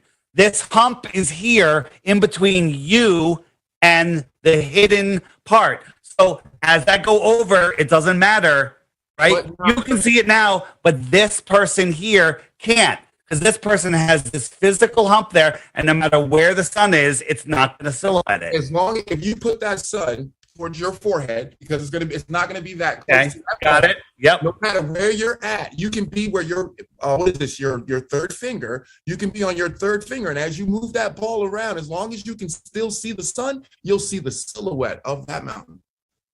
And you can't see the silhouette of that mountain from behind the curve. The silhouette is in the sun. No, and you can as long as you can. You're see having a the mental sun. block here. Okay, can you see my face? If it was reflected off the sun, yes. Okay, well the sun. You know what? We have to move on because this is a mental block for you. You're just not getting it. When there's a physical hump in between a viewer, if you're here and somebody's here, this is a physical hump between. I don't care how much it turns. You'll never see each other. But if you're on the right-hand side, which is towards me, and the sun is that light back there behind you, right? There's a light behind you, right? And that's the sun, right? If it's reflecting off of that light behind you, and I can still see that light behind you. How could you see the light behind me? There's a physical ball in front of you. You only see it for a brief moment as the sun sets. Eventually, you can't see the sun no more. As long as you can see the sun, you can see the silhouette. When you can no longer see the sun, only because it's flat. Nighttime outside. Okay, so listen, what you're saying makes absolutely no sense. However, let's pretend it does make sense. It would be the same on a flat Earth, so you're not proving the globe. It would be the same on a flat Earth, right? Listen, hold on. We have a flat plane, okay? The camera is the sun, okay? I'm sorry. The sun's back here. We have a flat plane, okay? No matter how far away I get, when the sun lines up with that flat plane, you'll see the silhouette right there. Great, agreed on a flat plane. Do you agree with that? Okay. Okay. Now you're saying even though I'm hidden behind the ball, the sun somehow makes it, which doesn't make any sense. Let's pretend it makes sense. Hey, hold on. Let's pretend what you're saying makes sense. It doesn't. But it doesn't prove anything because my explanation, there's my building, my thumb, right? And I go back and now look, I'm silhouetting it. No matter how far I go, it silhouettes it, and you have a direct line of sight over the flat plane. That makes sense. But then I would always see it. I don't always see it. Why? You don't always see it because. All right, I'm going to explain what. Go ahead. Okay, explain. Wait, on a flat Earth, you can what? What are you going to say? No, I'm going to say you said on a flat Earth, I would always see it. No, I would always see it. I wouldn't see it. Not true. Not true. Not true. Look, how would I not always see it? I'm going to show you why. Dark mountains, lighter, lighter, lighter, and then it turns into sky because you can't see the light. The light that's reflecting off of my face isn't as bright as the light that is reflecting onto the actual sun. We're talking about on the sun. We're talking about the silhouette. I'm talking about the sun, the silhouette of the sun. Now, if the sun set behind here, we'd be able to see the silhouette of the mountains in the distance. But because you can't see forever, things get dimmer and dimmer and dimmer. The sun is the brightest light in the sky. That's why it's able to silhouette those mountains. Okay. That's simply, it doesn't get much simpler than that. When we look into the distance, in certain lighting conditions, we can see mountains that are far, far beyond where we should be able to see them. But the brightness as things go into the distance, there's mountains out here, you can't see them. So do you believe this is the curve of the Earth? It's obviously, clearly not. Okay? But that would almost be saying all mountains are created equal. No, I'm not saying that at all. I'm saying the light. Listen, do you know what the inverse square law of light is? You don't. I didn't either. Now I'll tell you what it is. You have a light. Every time you double the distance to that light, it's 1/4 of the brightness. Any light, double the distance is 1/4. So if I had a light that's 1 lumen at 50 feet away, at 100 feet away, it's 1/4 of a lumen. At 200 feet away, it's 1/16 of a lumen. At 400 feet away, it's 128th or whatever, 1/4 of a 16th, whatever. And it's going to get to the point where you can't see it. The light just spreads out, just like sound, and it won't. One sec. And you can't see it. That's what's happening with the light that's bouncing off the mountain. It's getting dimmer and dimmer and dimmer, trying to push through the thick atmosphere, and it can't. It can't push. About the sun disappearing that you took a video with the evaporate. It's like evaporate. Yeah. I'm going to show you that even though the sun is the brightest light in the sky, it also can't push through forever. They teach us that light travels forever and ever and ever, billions and billions of years and miles and stuff, and that's nonsense because light spreads out. Right? If I had a balloon, right, I have a non-blown up balloon. Let's pretend the rubber is the intensity of the light. So I have a rubber, it's a nice balloon. I blow it up to a foot wide. That rubber has to spread out and fill that whole area. That's much thinner now. It's less bright. If I blew it up to 10 feet wide, could you even see the rubber at 10 feet wide? This is just a small example. If I blew it up to 100 miles wide, all of that light would have to spread around that 100 miles. It would be unseeable. So here is where did it go? Sun and sunsets. You remember what I mean about the video that you? Yeah, I'm showing right now. Here it is. So pay attention here carefully. Whoops, that's not it right there. This one. Nope. This one. All right. So I got my drone up in the air, super clear, freezing, below freezing day, super clear, and I watched the sun. In 5 minutes' time, it went down, down, down. Now, if we were spinning, it would just keep on going down and down. But it didn't. It went down, down, down, down, down, and then it stopped. And it sat here for 10 minutes. Now. But that's not the sun, though. That is the sun. Okay? It sat here for 10 minutes. Now, my friends are over here at the beach. Mm-hmm. They saw the sunset from the bottom up 10 minutes ago. I'm still looking at the sun. Okay? And the sun, the most important part isn't the fade out. It's the fact that the sun went down, down, down, and then it stopped right here. It stopped. Does that mean the earth stopped? It should always be moving at the same rate if the earth is spinning. You ever looked at a light and closed your eyes? You ever looked at a light for a long period? So you think that this is just is gone? No. An illusion. No, it's not. Watch. That's it just fades out. I'm showing you. Obviously, it fades out, but that's just like how when I go over the Woodrow Wilson Bridge, one time the moon was sitting on the bridge. Yeah. And I went to go take a picture of it because it was amazing. It was the biggest moon I ever seen. It was a blood moon. Biggest moon I ever seen. It was literally as big as this ball in my hand, in my face when I was driving. I went to go take a picture of it, and it wasn't there. Yeah, it was there, but it was tiny. It was tiny. Yeah. So let me tell you what that is. That has nothing to do. That has nothing to do with what you're seeing here. I'm going to tell you what that is. Okay. It has nothing to do with what's going on here. The next time there's a full moon on the horizon, okay, this is going to sound weird. Turn around, spread your legs, bend over, and look at the moon upside down through your legs. I know that sounds crazy. Okay. And what you will see is the same thing the camera sees. The moon will be tiny.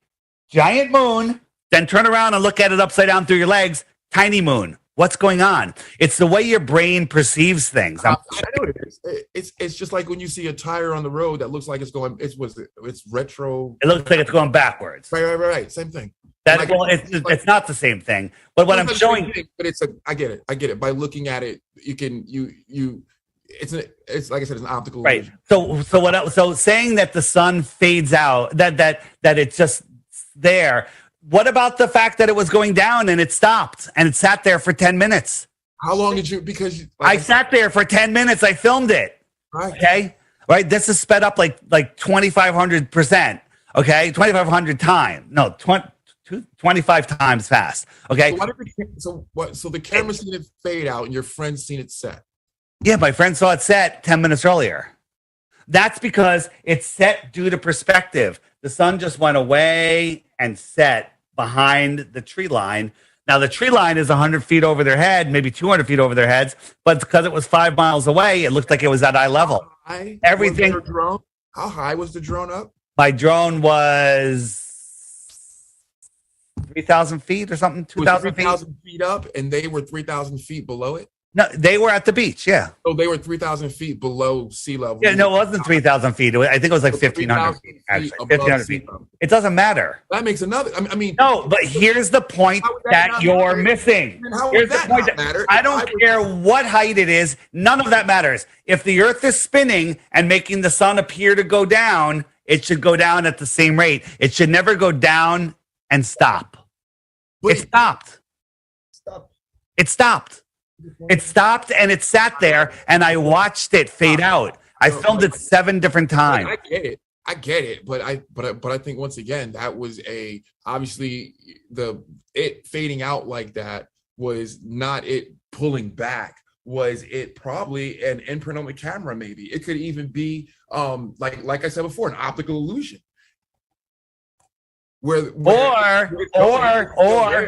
Or possibly. Maybe it's just going away and the light can't reach us anymore. The most simple explanation, the one that we can demonstrate 100 times. So then why is the light on the other side?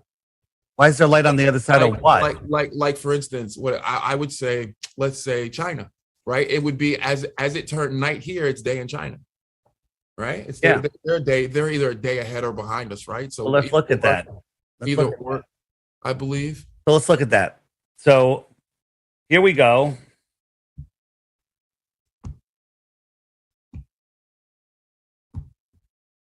Here's the sun. Wherever the sun is, it's noon. It's noon in Australia right now. Okay.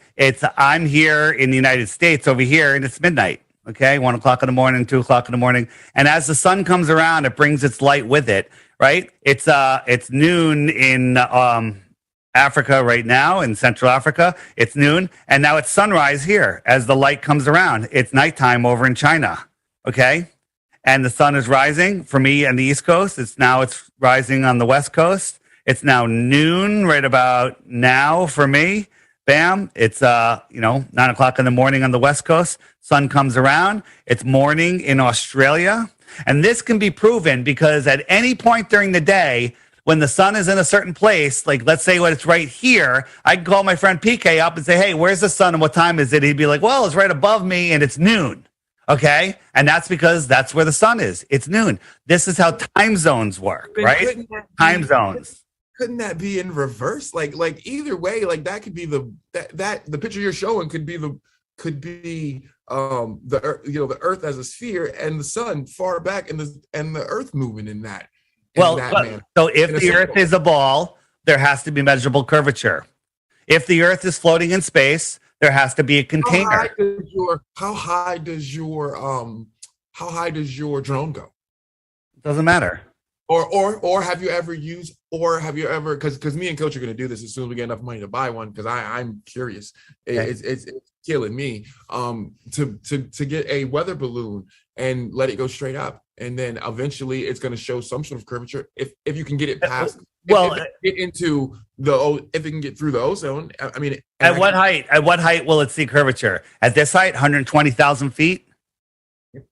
Probably more than that. Well, you can't go higher than that. Weather balloon won't go any higher than that. And actually what I see is, I mean, if you really look at that, you begin to see curvature. You see curvature because you want to see curvature. Can you widen that picture though? Because that's, you know what I'm saying?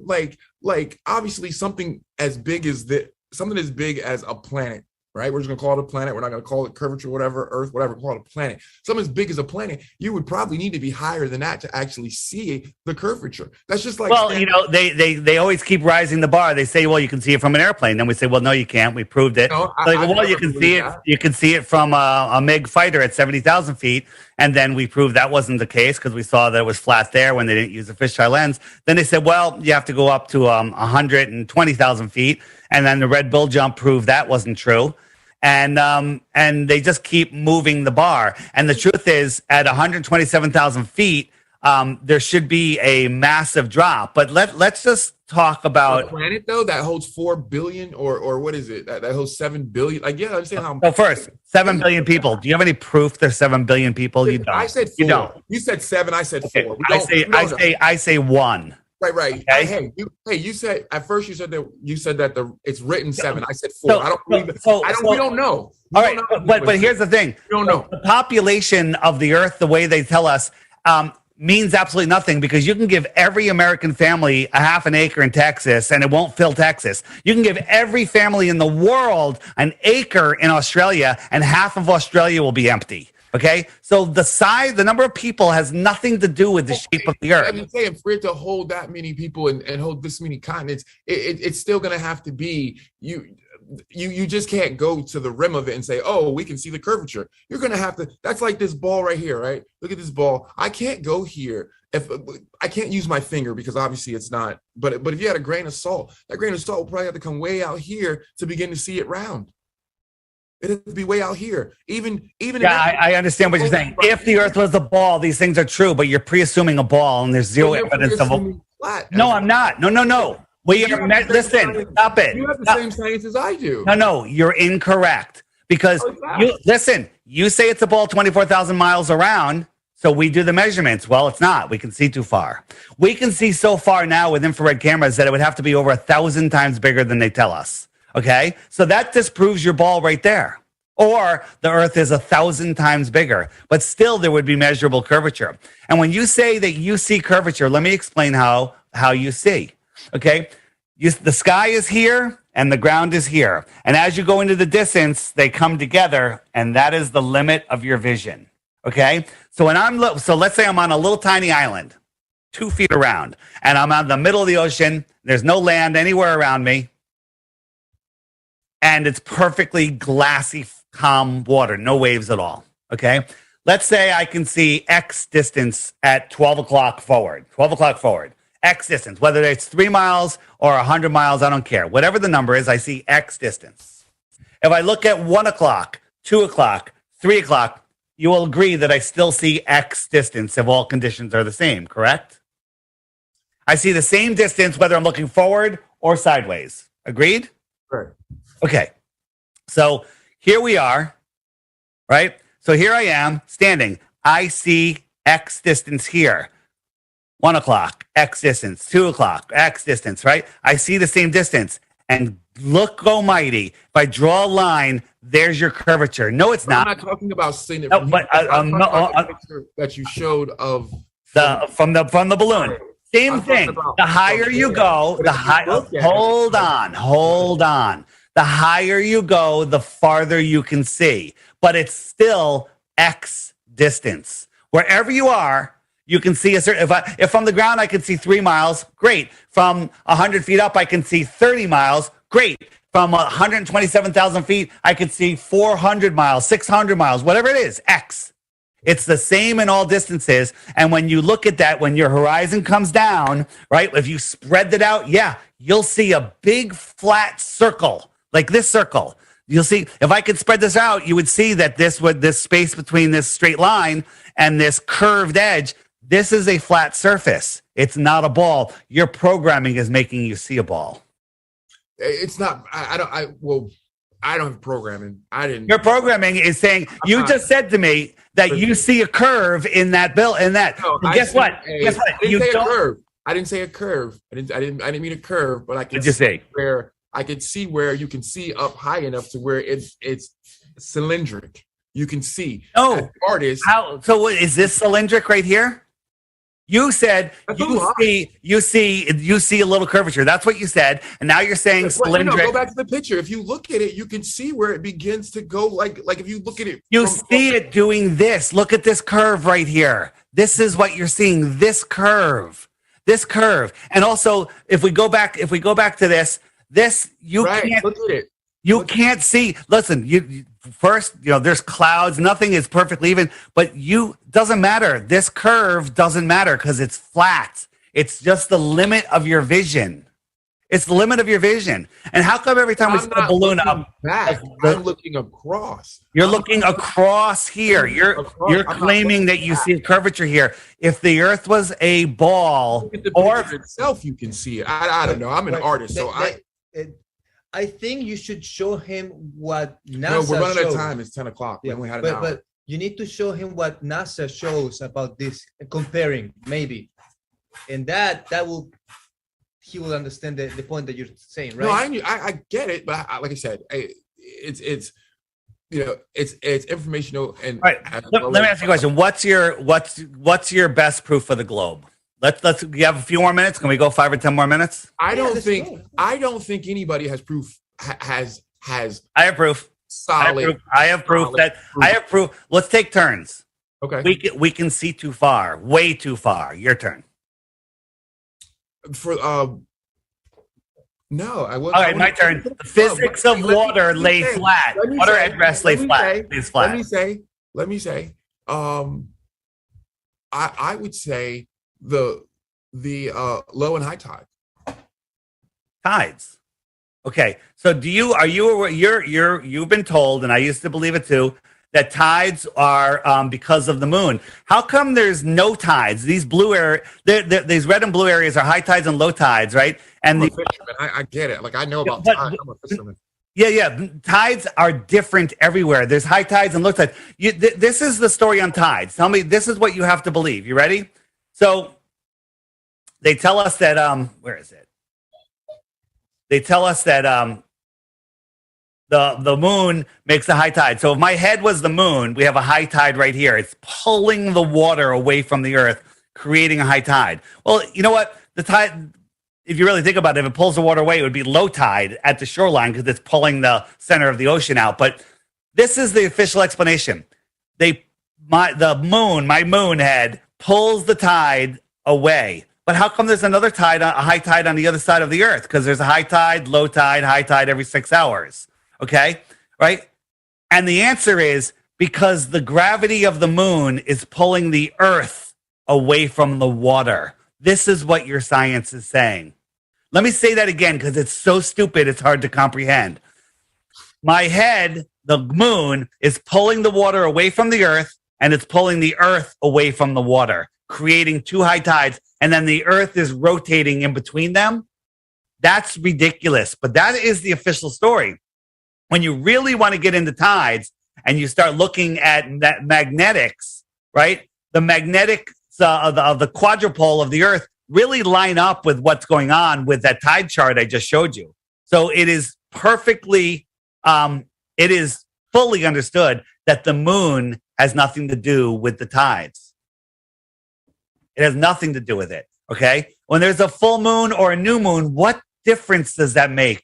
The moon is still there, right? When there's a new moon, it just means that the sun, in your world, it means that the sun isn't lighting it up. The gravity, is there no gravity when the sun's not on it? Okay, what difference would a full moon and a new moon make if it was gravity that was affecting the tides? There's tides, there's areas like the Maldives that don't have any tide. They're on the equator. Wait a minute. The earth is spinning. The centrifugal force, they tell us in science, pushes the water out 14 miles high. Heliocentric science says because of the spin, the centrifugal force, that the water bulges 14 miles high at the equator. Have you ever seen that bulge? Because it's taller than Everest. I've never seen it. If you ever fly from the north to the south, and you'd have to triple the flight height just to skim over a hump of water, this is what your science, used to be my science, this is what heliocentric science is telling you. And people are like, oh, yeah, that's really cool. And, you know, the earth is so big, if we shrunk the earth down, it would be smoother than a cue ball, even with that 14-mile high hump of water. Nonsense. Airplanes fly 5 miles high. How do I get over that 14-mile hump of water without tripling my height and just to skim over it? Okay? This is pseudoscience nonsense.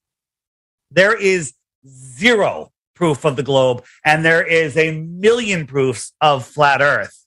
And we can prove with science, you know, you can use math for anything, but we can prove using their math against them that their story of stars is nonsense. What's that?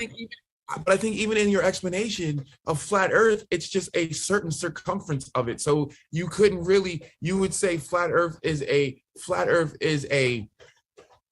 I don't want to have, and this is the placeholder term or word I'm going to use, but you would just say it's a flat Earth is just a continent on this planet. No, I'm not. Flat Earth is, because you said that there's a circumference around it where we can't go, right? So it's like a playground where like all the we're going to say all people live, right?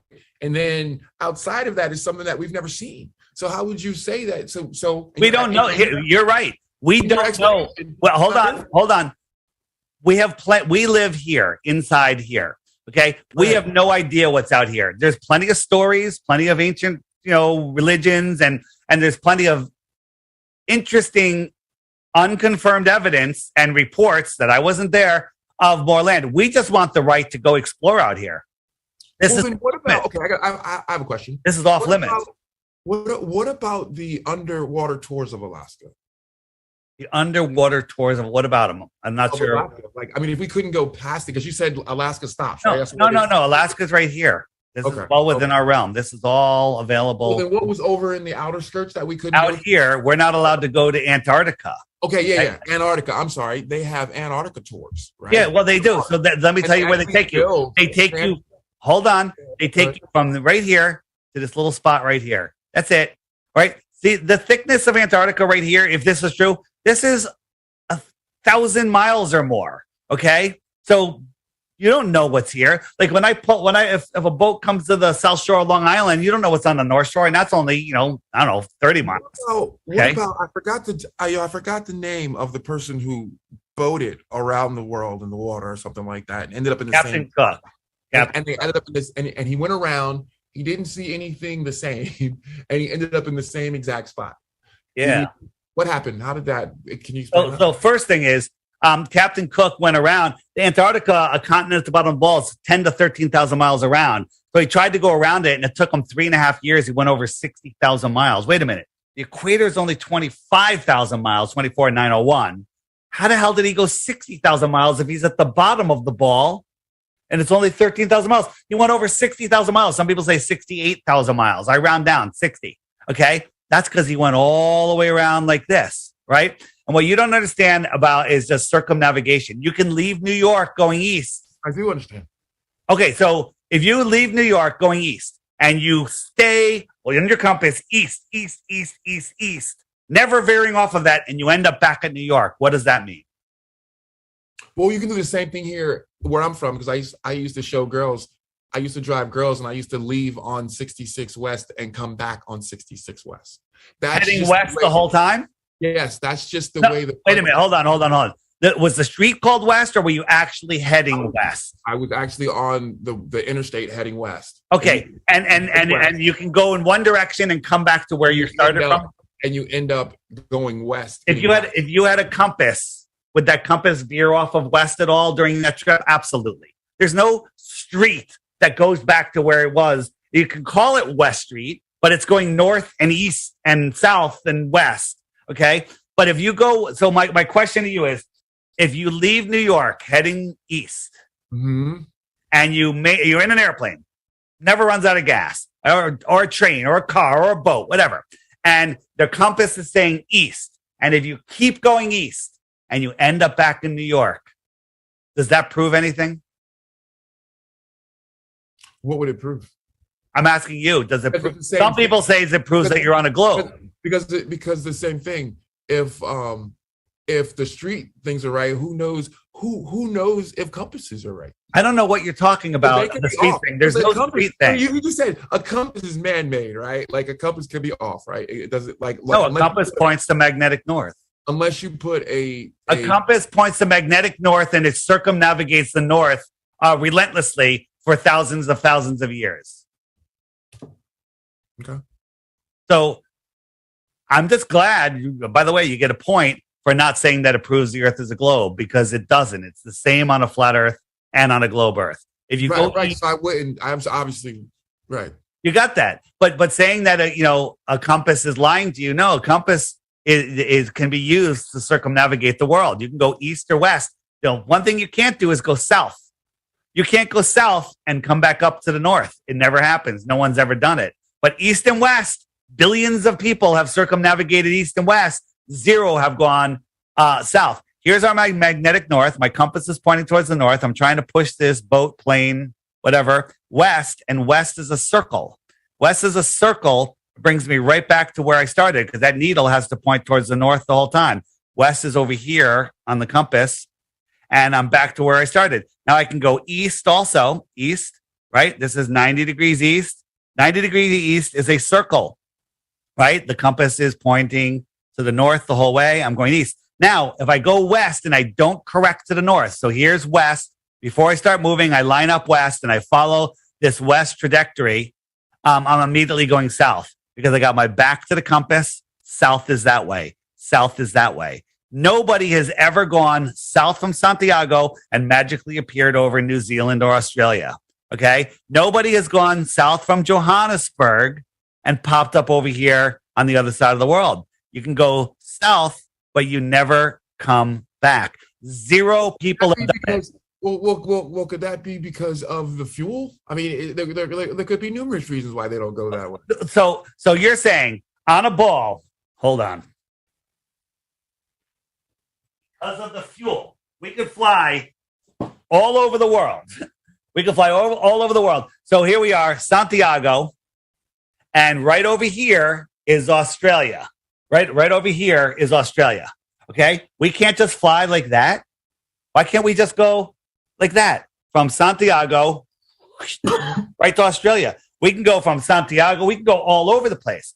Let me just show you. I mean, there could be a lot of reasons for that. Obviously, the airways are controlled. There could be, depending on what ports they fly into, depending on where the airplane goes from there to another, depending on what size of airplane is at that particular airport. There could be a lot of reasons why they don't go straight. It could be financial. They can charge more if they make you sit on a plane for 18 hours. Let me ask you a question. Good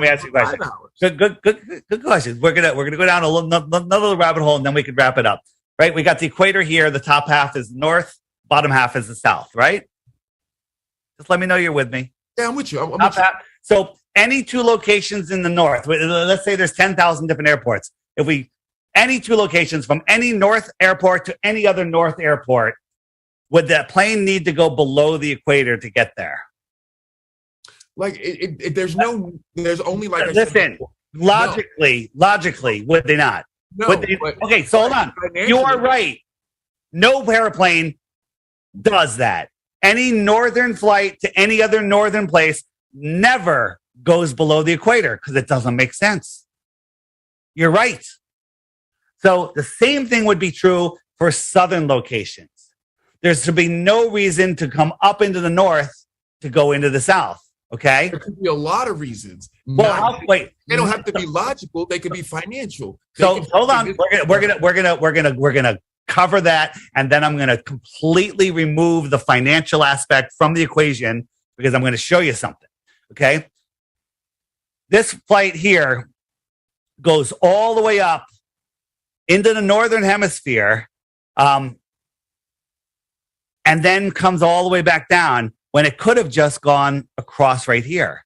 But if you look at it on a flat Earth map, it's a straight line. The blue circle is the equator. It's a straight line. That's just a coincidence. Maybe they have to pick up passengers there. Well, my folks just left Atlantic City, New Jersey to go to Mobile, Alabama, and it took them 12 hours on a plane because the plane went from, because they had to go 2 hours away from Atlantic City. Then get on another plane to take. So that I'm talking direct flights. I'm talking to take them up. Okay. To go back down. Yeah. I got you. So here's another one. Right? They could have gone right here to Lima, Peru, which is the same or less distance than going up to Los Angeles and then over. But if you look at it on a flat Earth map, it makes a little more sense. Boom. Stop in Los Angeles and continue over. Okay. Or it's just like I said before. Hold on. You can keep making excuses, but you're not going to be able to in a minute. You're not going to. Excuse. That's how it works. Like I'm gonna that's how business works, right?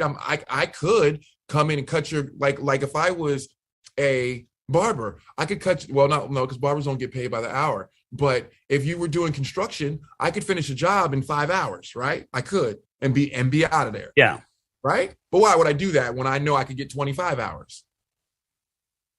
I got you. So you're going to make the same excuse up for here. They go all the way up to Los Angeles and then all the way back down here rather than just cutting across. Because that's not, like I said, once again, I mean, you could use that. That's not the only thing you could use, but I mean, that's like for thinking about it, flying, trying to get somewhere. Yeah, because they're trying to get as much money out of you as possible. So wait, so there's a full plane of people that want to go here, but they fly twice the distance. Because they want to save money? No, because they want because they want to be because the You're making stuff up now. No, the plane service wants to charge them more money, right? They want to they want to have a reason why it costs so much to fly here, why it costs $3,000 to fly this way, because we got to go here and then go there. All right, now I'm going to completely blow your excuses out of the water, and I'm really curious what you have to say here. Okay, so now we have a flight from New York to Hawaii, and somebody had a medical emergency. A woman was having a baby or a heart attack, whatever it was, and they went all the way up to Seattle, which is like 1,500 miles out of the way. When the emergency happened, they landed 15 minutes later. Like really quick, they landed. But somehow they went 1,500 miles out of the way to Seattle. Well, when you look at it on a flat Earth map, the emergency happened right here. And guess what? Seattle's right on that. Because they're, how fast does an airplane go? 550 miles per hour. So that would take 3 hours to get to Seattle. Right. Or were they close? Or were they to the left of Seattle? Like, they were here. This is what hold on. This is what the seat back was showing people. Right. This is the flight path. And they went all the way up here. But then when we look at it on a flat Earth map, it's lined up. Let's just look at another one. I got a couple more I want to show you. Okay? And see how many excuses you can make. I'm not making excuses. No, you are making excuses. Watch. Here's another one from London to Islamabad, and it landed in Moscow. But that's a business practice. No, hold on. Business practice is somebody's in a medical emergency, get them to a hospital. Okay? So here's the flight path that they said they were taking. And they went all the way to Moscow. I think this might be close to 2,000 miles. Okay, let's call it 1,000 miles. How did they get there in 15 minutes? It would take them 2 hours. Well, look, Moscow's right on this exact line of where that's why they landed in Moscow, because they were flying over Moscow. Hold on, there's more. Well, I mean, you told me flight path, but how do we know that was the actual flight path? I'm showing you. This is what they're telling. Hold on. This is what they're telling us the flight path is. Emergency happened. They had to land. This is what really happened. Okay, because this is where they were. They were right over there. Okay, so I got a new one for you too. One that just happened recently. Dallas to Beijing. They went all the way up to Calgary. Okay, again, look at this distance. 1,500 miles maybe. Calgary happens to be just. And how long did it? Well, where were they when the emergency started? Emergency happened right about here. Now, are we sure of that? Yes. And by the way, don't believe anything I'm showing you. This is just a meme. I'm going to show you where you can get all the information and go verify it yourself. But and all of this is verified information. But if you believe me, you're crazy. And if you go research it yourself, then you'll know that I'm telling you the truth. Okay. And all the research has been done for you, put together for you. Okay. But again, another one here. There's actually 18 emergency landings now. But here is another one I want to show you. There's two more I want to show you. So this one from New York to Auckland, New Zealand. And right here, there was an emergency and they went to Fiji. Okay. Why did they go to Fiji? New Zealand was either the same, if not closer. Okay. But if you look at it on a flat Earth map, New York to New Zealand, there's Fiji right there. New York to New Zealand. Fiji's right on the flight path again. How many times does this have to happen for someone to stop making excuses? One more. This one is really sickening. Okay. But it's an important one. This happened a few months ago. Plane from Hong Kong going all the way to the UK stopped in Frankfurt, Germany.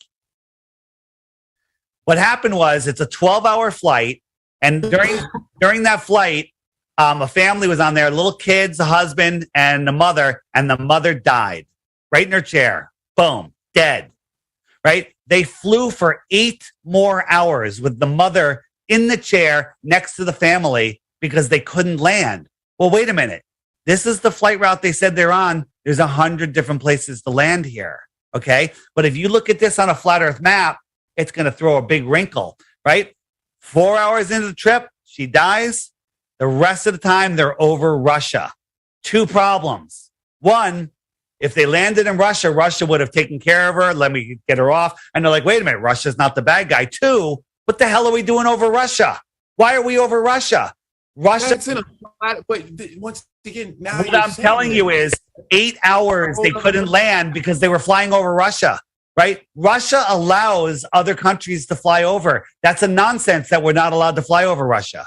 Okay. But the route that they show, listen, airplanes like to save money. They go in a straight line over the flat plane. Airplane flies over a flat plane.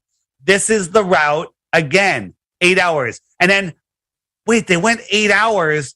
Why didn't they just finish the last hour and go to London? Why did they stop here? Because that was the first place they could stop. Okay. Again, emergency landings prove we live on a flat, stationary Earth. And if you want to find us out, there's a book called 16 Emergency Landings Proving the Earth is Flat. It's a PDF online, or you can get it on lulu.com. It's an awesome book. It's all documented. The plane routes, the flight, when it happened, where they landed, the newspaper articles. It's all put together. There's 16 out of the 18 or 19 that there are now. And it's a great book. That's all. And by the way, all of those books, here's what I recommend. You are desperately clinging to your ball. And by the way, I did the same thing, so don't feel bad. Okay? You're desperately clinging to your ball. I know I'm not clinging to a ball. You are, because you have zero.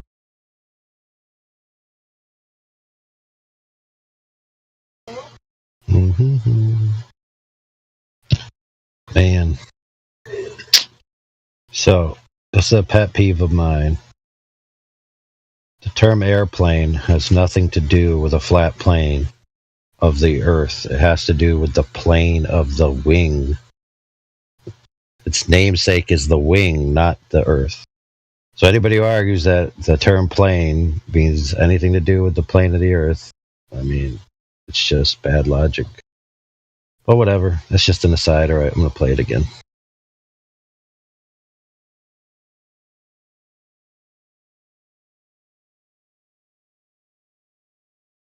Proof of the globe, and you're claiming I have no proof, but you're not listening to what I'm saying. I'm listening. We can see too far. We can see too far. Everybody has the same thing. Everybody has the same evidence that they're working with, right? No. Like you're working with maps that are made from ancient Greeks. I'm not gonna say I'm using Greeks.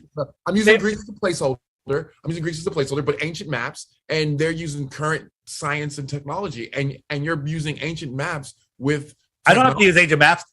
We can see too far. You showed me a flat Earth map. We can see too far. We can see too far. Where did the flat Earth map? So we don't have a perfect map, but the best map we have right now is the Gleason's map. And that came from? It was in every school library, and it's a one that's used for navigation, to this very day. But it was removed. It was made in 1880 or late 1800s. Is when it was made, and they claim that it's just a projection of the globe. So how in the 1800s did they map out the globe when we couldn't do it until now? Okay, then they had the ability to project that out into a map. No, they literally took the Gleason's map and wrapped it around a globe and told you live on a ball with absolutely no proof whatsoever.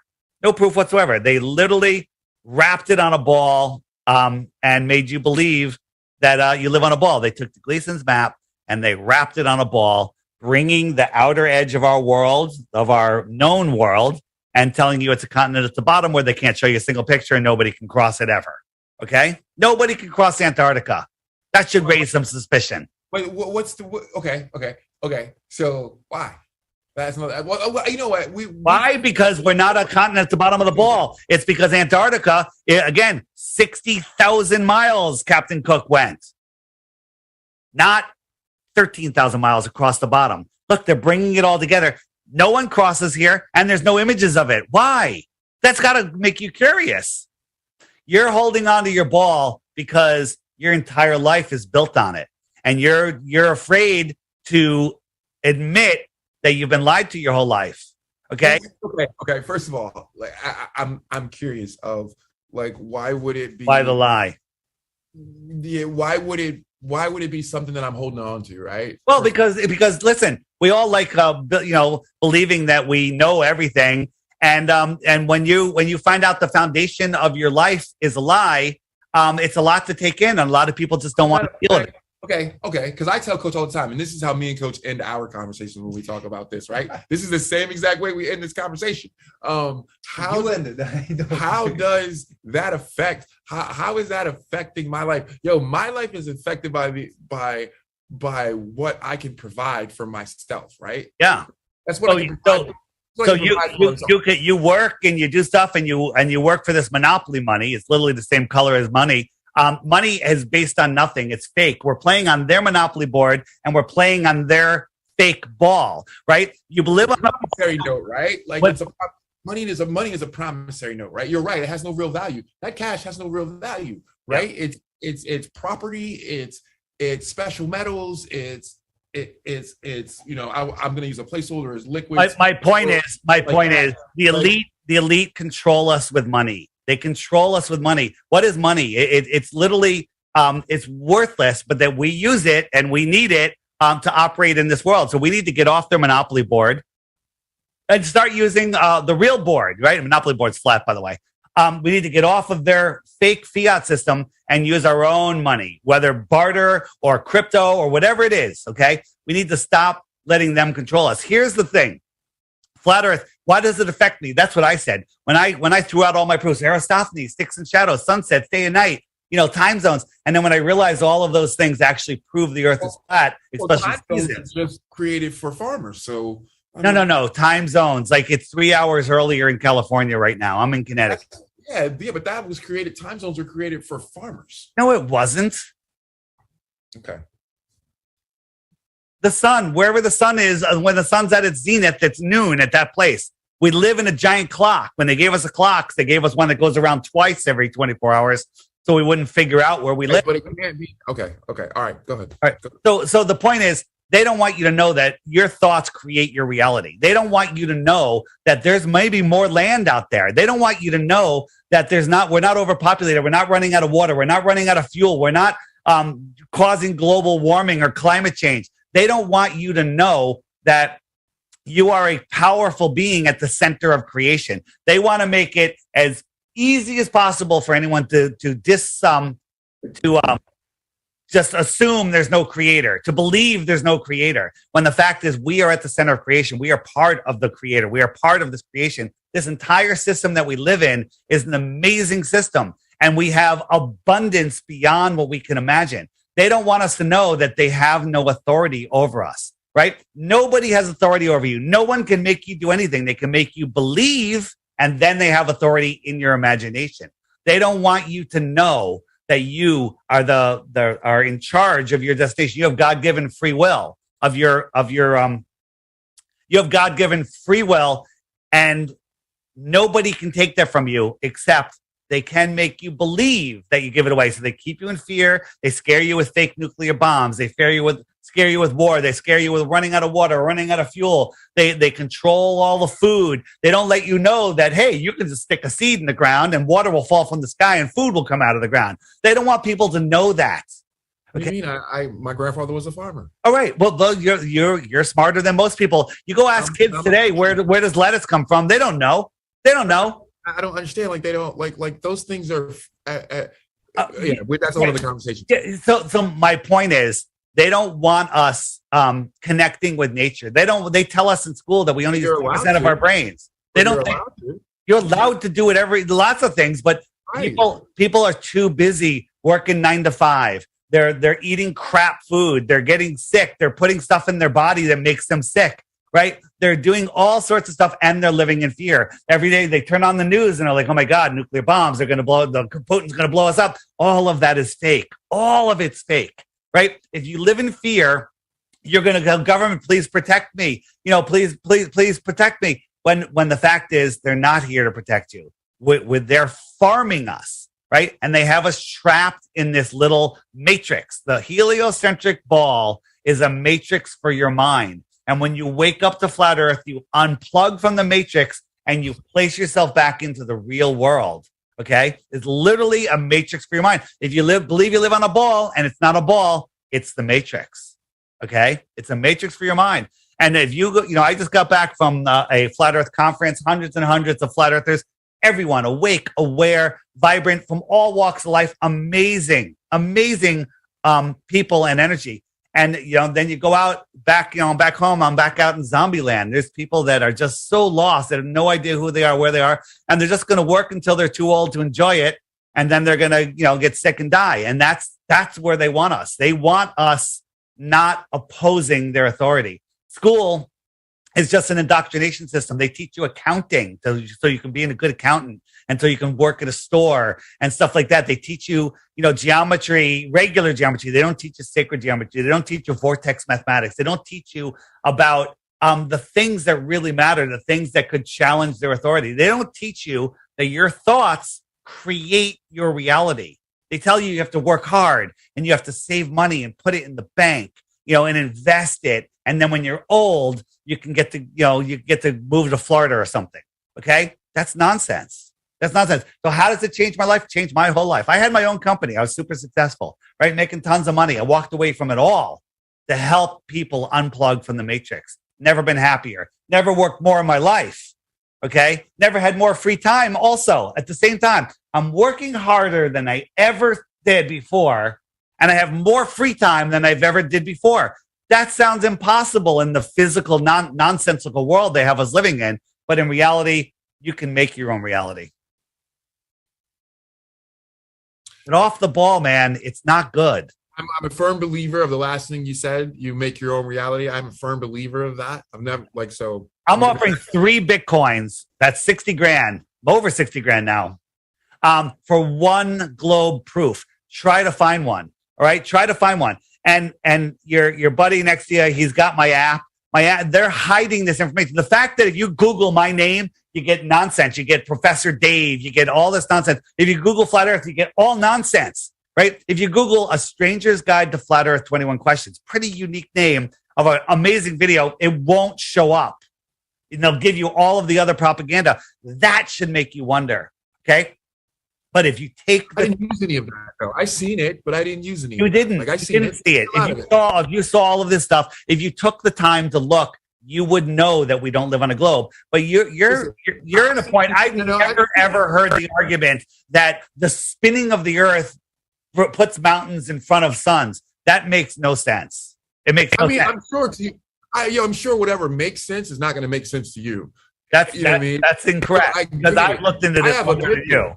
I have a picture. You sure have, and like I said, that's why I'm here as an informational only. And there'll be some questions I'll have, but I'll let you explain and then go from there, which is what I did. My point, just going back to the beginning, your thing with the mountain and the sun and the Earth rotating and the sun being far away can let you see over the hump and blacklight the mountain doesn't make any sense. However, it makes perfect sense on a flat Earth plane. So even if yours was true, it proves neither.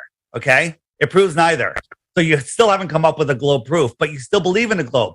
I know more about the globe than you. That's a fact. If you knew a quarter of the amount about the globe that I do, you'd be a flat earther. Okay? Because the globe is the dumbest crap ever. I don't think that's true that I'd be a flat earther. Well, then learn about the globe. Learn about the nonsense that they tell you about the globe.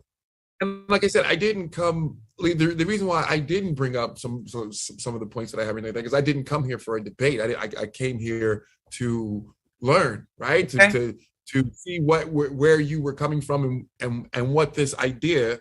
I don't want to call it idea. I use it as a placeholder. I don't want to disrespect your knowledge or anything like that, or your commitment to something. I don't want to disrespect that. So I'm using idea as a placeholder. But I wanted to see where you were coming from with it. And yeah, I had a few questions that I feel like when they were valid points to you, they were nonsense. But it seems like when I made valid points, that was nonsense. Well, I was bringing no. So like I brought up the distance of curvature, and you're like, well, you'd be a grain of sand, and we could see 300 miles. You threw away. Hold on a second. You threw out. You go 300 miles before you'd see the curve, and I told you that's like. What I say, 16 miles of curvature or whatever it was. And you think that's nonsense? You think that's nonsense? Yeah. There's stuff that. So what is the formula for curvature? But once again, we'll go through the footage. We'll I'll look at some of the things that you talked about and do my own research because that's what I do. Like I don't. What is the curvature at 10 miles? Just 10 miles. 6 feet. On a big enough plane, none. No. On the globe Earth that you're told that you live on. On a big enough plane, none. No, not a big enough plane. A big enough plane, you can see we're on a big plane. But on the globe that you're telling me, hold on the globe that you say you live on, at 10 miles, there should be 66 feet of curvature. So what you're saying, at 10 miles, I should see how much curvature? 66 feet. 66 feet of curvature. Of curvature at 10 miles. On 10 miles. Let me show you. I can prove it to you right now. Well, that's fine. That's fine because we're running late and it's already 10:30. I want to go ahead and wrap it up. Is there anything that you can? My suggestion to you is, because you're not going to find any information except stuff that will dig you in deeper into nonsense.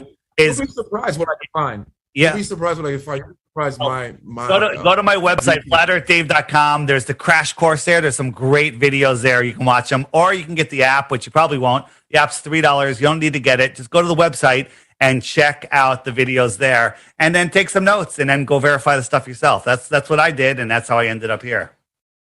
Sounds good. Well, I really appreciate you for your time, David. I think we had a great time here. We could do this again sometime. Once I go through all of your all in the Bitcoins. I'd love to give you the Bitcoins. All right, one globe proof. That's all you need. And when you can't find one, ask yourself why. You know what? I'm the type of person who's not going to find one. I'm the type of person who's not going to go look to find one, but I'm going to go look to create that evidence myself. Right? Right. You know what I mean? Well, then find one. Then make the evidence yourself. Come, and then you can save me from ever having to do this again. One globe proof, and I'm done. When it happens, it's let's have a beer afterwards. No worries, dude. You're a good sport. You're a good sport. All right. Peace. Thanks again for your time. All right. See you. FlatEarthDave.com. Check it out.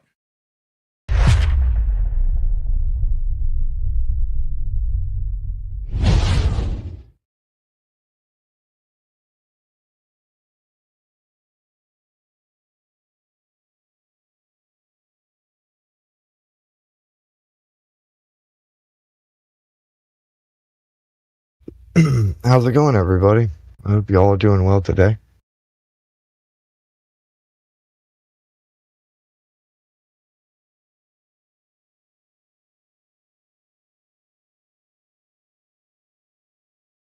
I'm doing just fine. The maps that I show, just to clarify, so nobody puts words in my mouth, is my interpretation of the electromagnetic spectrum based on Nikola Tesla research. Thank you very much. I was going to say, because I was starting to talk, but I may as well just say it instead of typing it.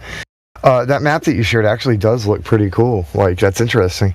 But, old dude's correct that they're basically cartoons, man. So we can't really use them as evidence or anything, but they do look interesting. Yes, sir. But that map is through archive.org, which is a non-profit agency. I was on this server years ago and was kicked out and trolled and spammed, which is why I jumped right in. I'm not here to debate. I'm here to learn. But I'm not going to be trolled or steamrolled either. And I'm not going to drag this into the live stream. I'll just cut it off right there and leave it there. Thank you very much. Oh, that's all good. I was actually just wondering what the name of that map was. I'm not sure, but it was called the World Map. And like I said, it was in 2018. And that was archive.org. The map that I posted below, you'll notice is differences. And my research was based on the Gleason and Nikola Tesla. And again, it is my interpretation of the electromagnetic spectrum. No map is 100% accurate. I completely agree. However, with that said, I am not a globalist. And that is my interpretation of the map based on the Gleason and Nikola Tesla. Thank you very much. Cool.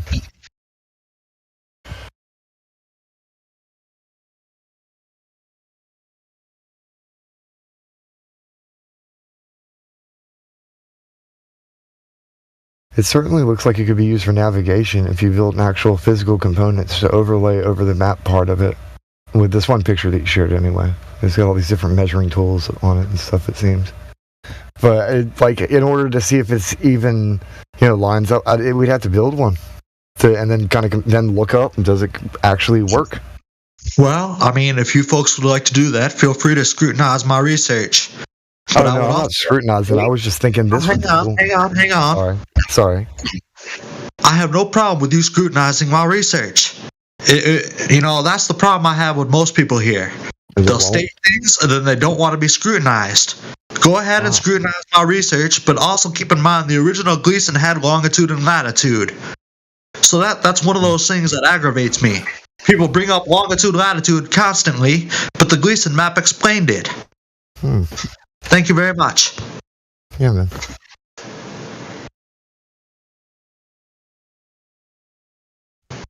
And I'm sorry for my tone, but, like I said, that map is in archive.org. You can feel free to archive. You can feel free to share this on your website.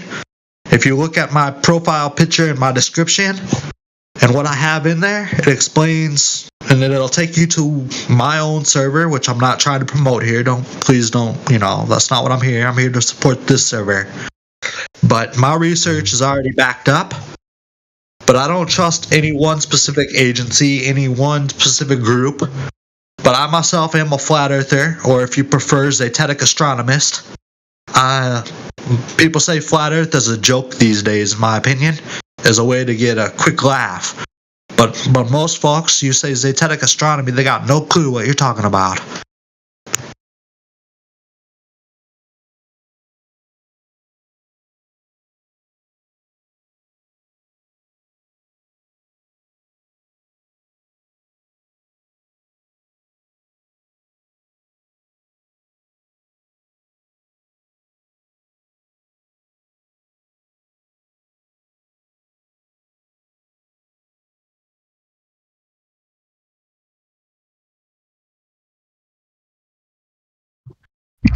And no, this is the same person talking. I have a disability. I don't know what it's called. I've had a deviated septum since I was little. And my voice fluctuates and changes based on my deviated septum. So, no, it's the same voice.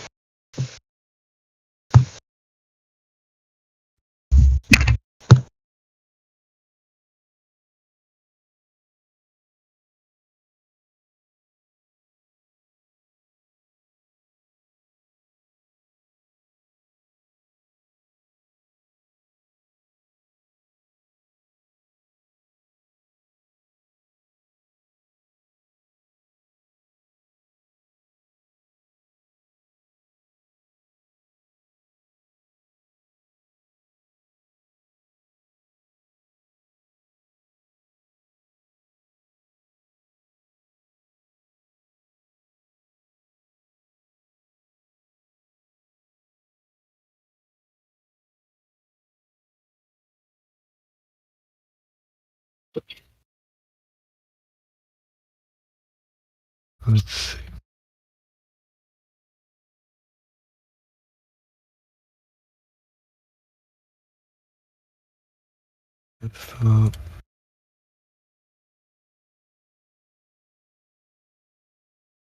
There we go.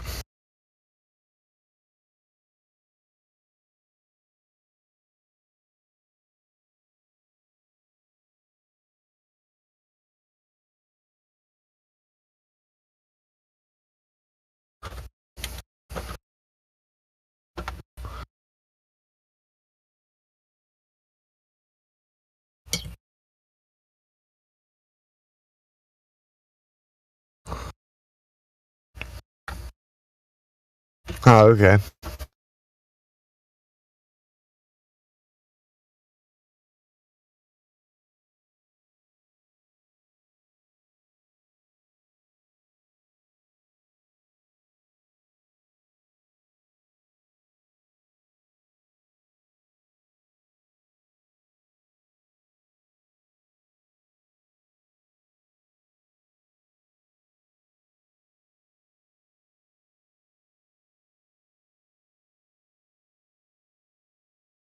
Yeah, I found it.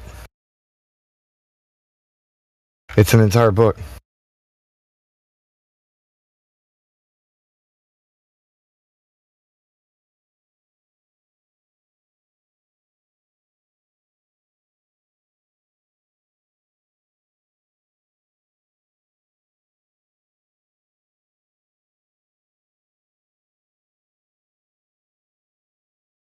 I'm just sharing it because I'm trying to figure out what it is. I've never heard the name of it before. About to read this article.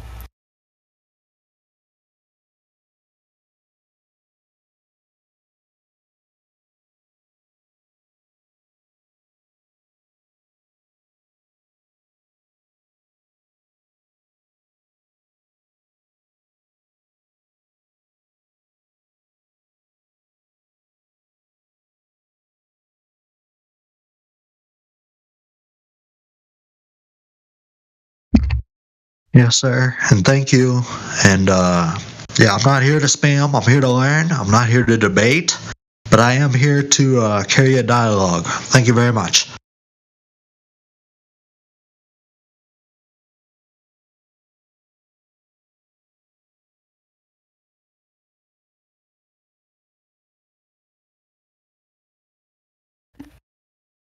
Yeah, anytime I see anything or hear something that I've never heard of or saw before, I always like to look into it, find out what it is.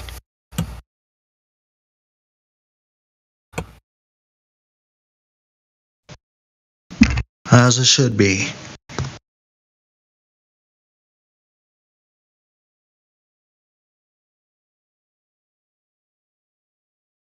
Too bad nobody can find any evidence of curvature or drop over distance or containment of gases without a container. Then we might have a real discussion in here with the Globies. Well, has anybody ever thought about air being its own container? Underneath a firmament or a structure, you know? Rockets, right? Rockets. The gas pressure is contained, right?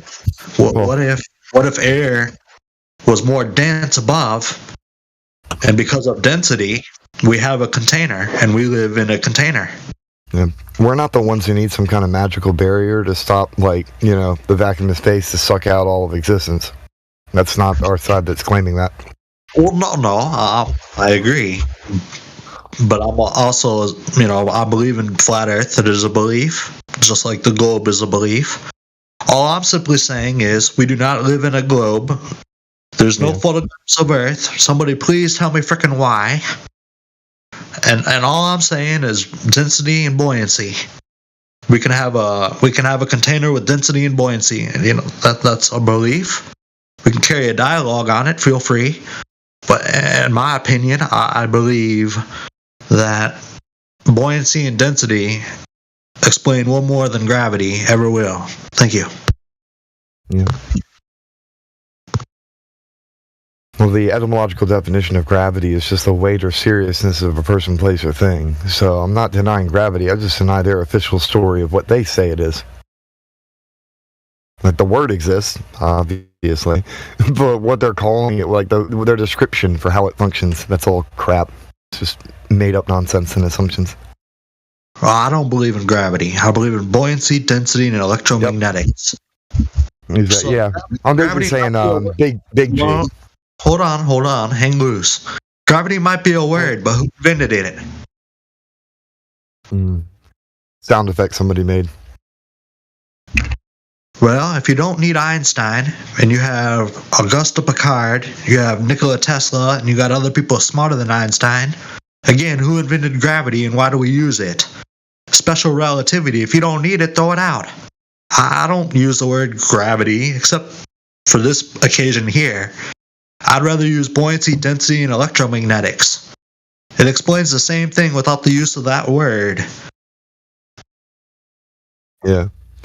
Well, the reason why I like using the word is because I use real etymology on it, and people don't know what words mean. So when I define it that way, they kind of don't know what to do with what I'm telling them. They don't know how to fathom what I'm saying to them because I'm just using facts to describe what a word means. No, it means this. And I'll talk about mass attracting mass or something. Bruh. Well, every word has like 10 different meanings to it. So you gotta not play the word game. Use the same word back to them, but with a different word. You know what I mean? Like, for example, if they say gravity, you say which part, buoyancy or density? And then they flip out because they're not. You know what I'm saying? So, like, if I, for example, instead of saying center of mass, if I say center of balance, because weight has a balance. Otherwise, you wouldn't be able to walk. If you studied martial arts, you know how to break fall. So, for me, my point was this. I don't need that. I don't need none of that garbage. I just say, what's your center of balance? Balance is the weight. Well, here's my point, though. They don't know what words mean. They don't get to frame the narrative or define things. We do, because we know what words mean. They don't even know their own model or the math related to anything related to their worldview. So they don't get to tell us what they think words mean because they don't even know what words mean. Exactly, man. Exactly. Shazam just entered the building. Thank you very much. Yeah. I don't play that game with these people. I'll just call them out on the crap and prove right there in front of God and everybody that they don't know what words mean. They don't know the actual facts related to their model, and most of them are Google Earthers who have to look up their own beliefs.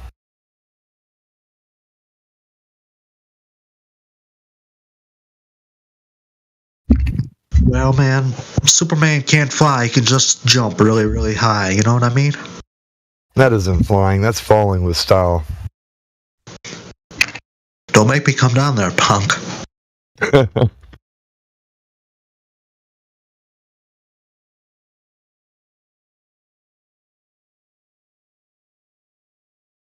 That's funny. You reminded me of this conversation I had with my children about one of those meme things that was posted online where they asked the question, how hard would Superman have to slap a chicken in order to cook it?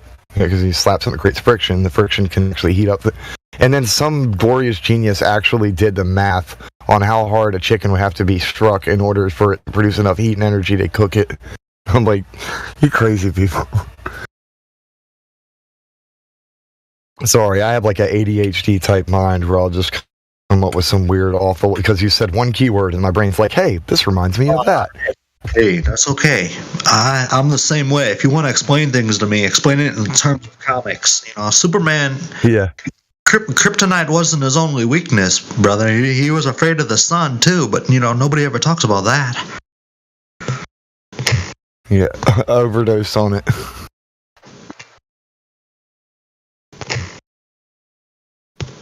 I'm pretty sure he was also afraid of the other colored kryptonites. That is a weird thing when they started adding all that weirdness to their stuff, and some of it's social justice warrior nonsense, like social engineering.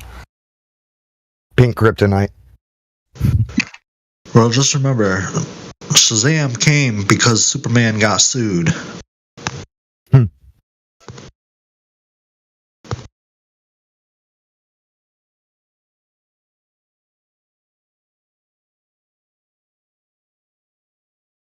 There we go. Adam Unsalted shared the archive version that you were talking about. And so now we got a direct link to that. I'm thinking about making a Google Drive and just collecting every single archaic map that I can find and organize them so that they're all in one place. Well, the FE related subject matter, I mean.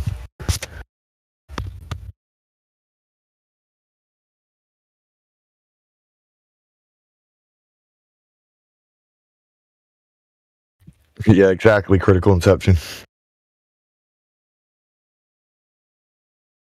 Ah, so it's a Glover. Okay, so that's why you guys are saying it. Because I haven't even had a chance to look into it yet. I was just like, oh, that's a pretty picture.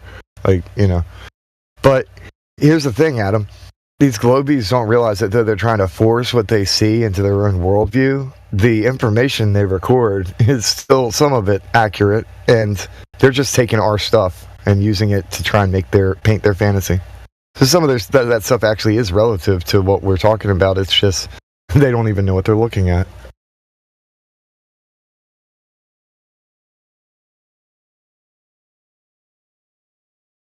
Yeah, so these are other Globy images from it, I guess. I do like the shape that the thing made. It seems like, because it's little paper pieces that come out of the book, and I don't know if you cut them out or it just comes that way in the book, but it seems like it's like you can actually use it to measure distances or some kind of sky map thing or something. I'm not sure. Like I said, I haven't really read it yet. I was just kind of interested in how it looked. The wheel within a wheel looking thing was interesting to me for a moment, but If I could say something right now real quick, because I want to blow a lot of people's minds. Robert Simmons and NASA did the same thing I did. What I just posted is my interpretation of it, but I'm not based on the globe. So you guys... Did you make an edited... Yes, sir. I was just asking if you made your own. You put it right over the cool. Gleason, and you compare the electromagnetic spectrum. And the Gleason map was not based on the globe. The globe, they used the Gleason map and bent it around the archive using something like Blender or some paid program. You know, I did the same thing, except I'm saying I don't believe in the globe. So you folks can figure that one out. Yeah. Well, like I said, any information from the real world is going to display real world information, regardless of our worldview or what we want the world to be like. The real world information is not going to lie. It's because it is what it is. The universe never lies. It can't, because it's made out of truth. Humans lie to themselves and lie to one another. So my point is there probably are valid data points to this thing, actually, because somebody was looking up and trying to make some kind of calculation or measurement. But like all maps, there's probably inaccuracies as well. Here's the thing. I agree with you. You just got to remember who cut out Nikola Tesla from teaching You know, who stopped people from learning that it was Nikola Tesla who invented the radar. And keep in mind, though, that's the thing, man. Because stop people from learning that it was Nikola Tesla who invented the car alternator. Who stopped people all of these people are Einstein had a feud. You know, Einstein's on the globe side. Nikola Tesla, despite what people are taught, was on the flat Earth side. How about Tesla being recruited by the CIA? Well, before the CIA was invented, the other organization. That's why they blacklisted him. They tried to recruit him before that, but it was before the CIA. It was some other organization that they were that's what I'm assuming is they basically used their power to stop him, to cut him off since he wouldn't comply and play their game. But then the question remains, man. You and I weren't alive walking around. Excuse me, I'm sorry. I don't mean to interrupt. I'm not trying to be rude. No, we're just overlapping. It's okay. Yeah, I'm sorry. Einstein and Wernher von Braun invented the rocket. Nikola Tesla invented the circular wing aircraft. Wernher von Braun and Eva Braun were Nazis. Enough said. He was also an occultist. He literally openly admitted to summoning demons in order to be able to fire off the first successful rocket launch. That's his words, not mine. He's the one who said that he did that. Because he's literally an occultist. I was like, whoa, dang, this dude, what? A Nazi cultist, yep. Well, now you know why I left the Jehovah's Witnesses. Great. Now I'm going to offend a lot of people. But if you do the research on Jehovah's Witnesses, you'll learn that Johannes Greber, however you want to pronounce his name, he was an occultist. He's the one who came up with how they invented their New World translation. Ramundus Martini was a Spanish monk who invented the name Jehovah. If you respect Native Americans and Cherokee or whatever tribe you were, you would realize that there's no J in Hebrew, but there is a Y. It's Yahuwah. Or Yahweh, or Yahweh, whatever, either way. We're on the same page. A lot closer than Joe. Oh, you got it, brother. Amen. God bless you. Yeah, the history's written by the victors, and they've been twisting everything every single day of every year. Because, think about the fake news right now, right? Imagine how bad history is. Well, I mean, you can go on, you can look up history. You can go into archive.org if you like. Damn. Type FBI knew Hitler was alive until 1984 and see what happens. But did they, or was it just written down like that? That's the facts they gave us. That was my point. Hitler definitely escaped Germany in World War II. Oh, I believe it. It was his They definitely were searching for the remains of Hitler. There's a lot of documents out there. History Channel hunting Hitler. This is a little weird and kind of obscure, but when one of his friends, right, one of the people investigated the corpse of the person who was supposedly Hitler, the burnt body, and apparently, I mean, this is just the facts. Dude, he checked his balls and was like, nope, that's not Hitler's balls. And I'm like, wait, what? Okay, that's a weird thing to check to try to determine if it's Hitler, for one. But he swore up and down. Yeah, the DNA was female. It wasn't even Hitler's DNA. They did the DNA test. It's kind of like when I come on here and I talk about John Burroughs meeting Nixon and the whole Elvis thing, and people. I don't know about that. It's the same thing, man. History, they say certain things to program individuals' minds, and then when you speak fact, they say it's a conspiracy when it's the exact opposite. The truth has become a conspiracy. Well, one of the big words they use here is a sophist, and what a sophist is they're very witty, like they're very intelligent, but they use like fallacious reasoning for all their arguments. So they're basically doing the exact opposite of what we're trying to do here by using actual logic. They'll just because of this, just to be spiteful and it's intentional, willful, witty, fallacious reasoning. They think they have to be like a foil to us, even though there's no reason. How come nobody ever talks about the NASA Sophia jet? That's your Sophist. It's the same thing, man. You can go into archive.org. You can type in the Nixon transcript with Elvis, and you'll see the name John Burroughs. Yeah. You'll see it with your own eyeballs, you know. But people like us are called the crazy conspiracists. People like us are said we got to wear the tinfoil hat, but they can't explain where the tinfoil came from, man.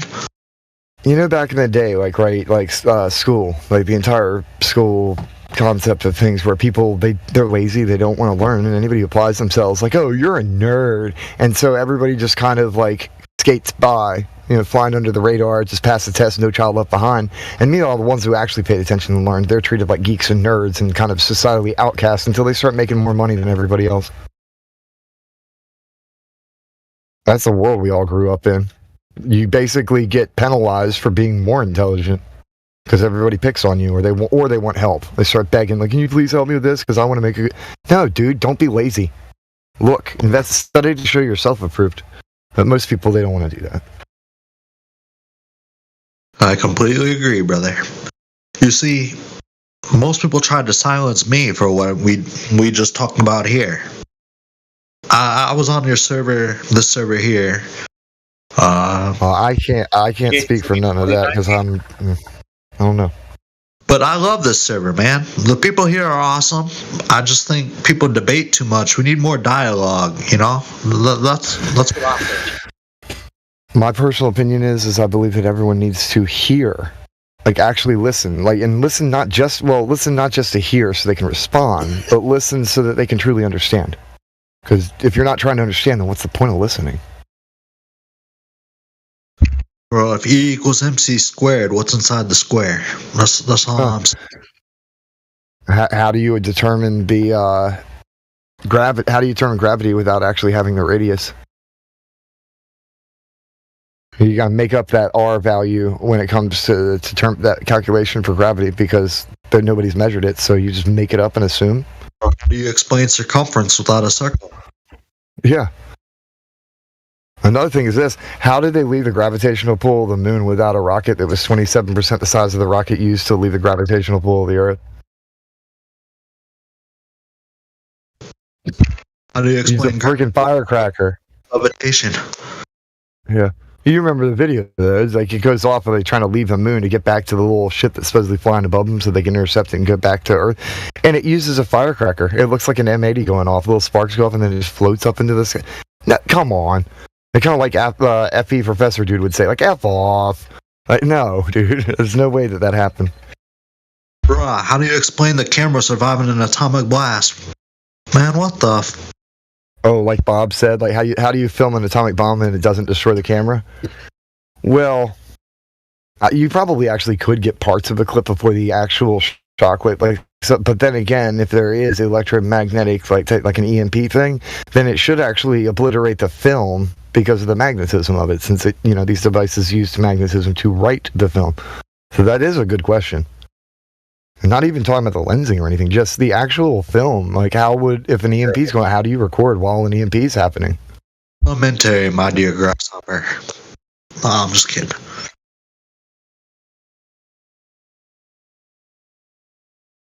Everybody wants this fictional version of of reality to be real, so that they can imaginate that they could go be Buzz Lightyear and go soar off into to infinity and beyond, or be like Star Trek and to boldly go where no man has gone before. And they imagine that they're going to do it like at some point when they're older, or their descendants, their children, they'll get to go off and swim through space in a giant spaceship as they go see aliens and stuff. Like that's their imaginary. That's what they expect. That's what they want. Wait till they allegedly land on a star and then get electrocuted to death through electromagnetic radiation. Wouldn't that be funny as hell? How do you send a probe to go and like skim the surface of the sun if it's constantly sending off electromagnetic pulses through these solar flare like things? It just shoots out this huge bursts of energy. How can you go anywhere near that and record anything or send any form of signal back to Earth without destroying the technology when you haven't even recorded the level of power that could be given off by something like that close? I think Stan Lee invented the globe, and that's why you find it in Marvel comic books. Huh. Sounds about right. It does sound like a Marvel creation, like some multiverse of madness. And I always say that because they're talking about like damn planets that rain diamonds or some crap. And come on, man. They'll look at a pixel and then they'll theorize that, oh, well, maybe this is like a Earth-like planet as they start drawing imaginary pictures based off of a little tiny white pixel that they picked up. It's all imagination land. The funniest part is that the stuff that Disney releases is literally more accurate and true than the stuff that NASA like publishes every day. There ain't no photographs. Somebody tell me, Ray. There's not a single actual photograph from space that hasn't been modified by somebody, like not a real ball Earth thing. Another thing is this, nobody can answer this question, not even artificial intelligence, because I've been trying to ask it to a lot of different algorithms. At what point does the horizontal level within your field of view, as you look, turn into the oblate spheroid of Earth? Like what mileage? How many miles or kilometers? At what distance do you see ball? When does it finally bend? And then you see the drop of a distance in the sphere floating in the void. At what point? And none of these artificial intelligence algorithms can even answer that question. I've crashed a couple of them by repeatedly trying to force that question into their systems, and they could not answer it. And then there's plenty of people I've asked that to, are kind of yeah, that's interesting that that's not a common knowledge thing that everybody knows it's this many miles from Earth until you see the ball. And so it is a peculiar question. You know what's funny? Go, okay, Google, what's the mileage difference between a globe Earth map and a flat Earth map? We'll see what happens. I don't usually use those voice communication things because I don't like training AI for to recognize human interactions like that. I just don't. It feels weird. Like when people talk to Alexa or Siri or Google, it just feels weird doing that. I don't like it because we are teaching them our vocal inflections. I don't usually do that either, but it's funny to watch it freak out. Your computer will crash. Yeah, like you can indeed do like it because the trope in movies where if you offered a logical paradox, it'll cause the computers to just kind of shut down. Like you ask it some kind of question or something that it can't fathom and it just crashes. That's real. You can actually do that. It's a lot harder than the trope implies. Like you can't just say one sentence. You have to just keep like screwing with the thing. Rick and Morty did it better when like they actually explained it like how it would work. He creates this robot and he's trying to do this thing where they go and like he gets a team of people together to go pull some kind of heist or whatever, and it's doing the trope of all the heist movies. But he builds a robot and he basically sits there arguing with it over and over and over and over again about logical fallacies and fallacious reasoning kind of shit. Like it sort of implying that until it crashes the robot. And yeah, that pretty much can actually happen to our intelligence systems. Because all it is a calculator. So if you try and divide by 0, what happens to the calculator? Can't divide by 0. You create a little black hole in the middle of the universe and destroy everything. Exactly. And that's why you say, okay, was Nikola Tesla the father of robotics? Watch what happens. Nikola Tesla invented the frickin' robot, man. I mean, kind of, but I would actually go as far as to say that the clockwork animatronics are the first robots, and those were invented much earlier. Like even so much as all the way back to ancient Greece. Like, we're talking Antikythera level stuff, but that wasn't the only thing. Like, there were other things. This was one thing, right? There's these like brute Roman guards that come in, and they end up killing this mathematician, right? But the actual, I think, centurion he took his equipment. He had these like clockwork, mathematical calculation computer things, and so they had his documentation and the actual devices that they took. But imagine what they destroyed, killing that man by ending his brain. Like, that dude was literally a server of information, capable of inventing objects, and these idiots killed him.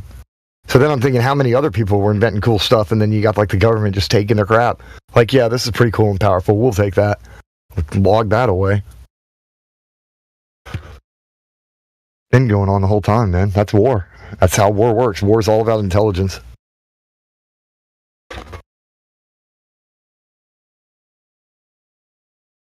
Same reason why they're hiding all of the stuff related to the real world facts about things. Here's something else too, right? They literally propaganda feed stuff into people's heads to make them feel like school should be boring, right? So you see all these different shows. You know, the kids like complaining about being in school and being bored, or like movies. It's just a trope that's in there. So when children raise up and they're actually watching these things on these shows, then they actually go to school and feel a little bit bored. Their fantasy version of it, now they're fantasizing about that other child character that they saw acting bored, and it amplifies their boredom because it's confirming their bias against the place that they're at. Like, instead, they can portray things as being actually fun and honest to God, show children real things related to reality. Like, I grew up that way because I was actually like homeschooled and went to private school and went to public school. So I have like 3 different perspectives about the school system. And there's certain places you can go. They just show you random science-y things. Like, hey, check this out. We'll put a banana in like liquid nitrogen and freeze it, like flash freeze it, or like a glove filled with water and then smash it. It shows there's all these other weird little, almost miraculous-looking things that people do, and it perks the interest in children. Like playing with electricity at low voltages and showing them the effects of it or something. And you can generate interest in people to actually want to study real stuff instead of making school boring. And I think they made it boring on purpose to dumb down society. I agree, Aether. Look in the live stream real quick, brother. Watch AI freak out, not the AI here.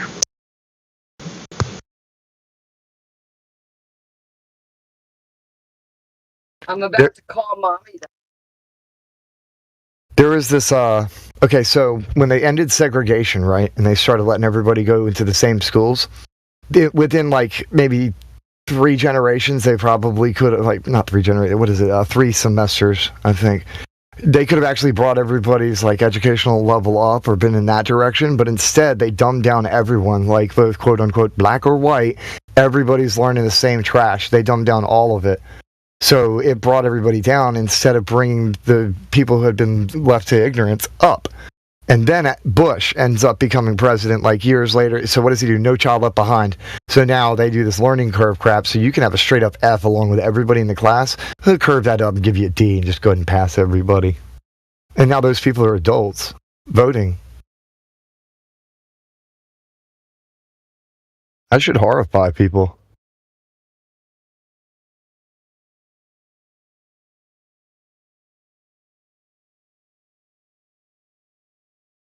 The FTFE Goonball. Come one, come all.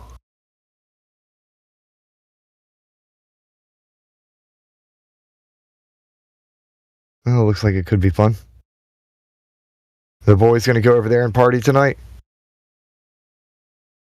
Do some flat smacking, drop some truth bombs?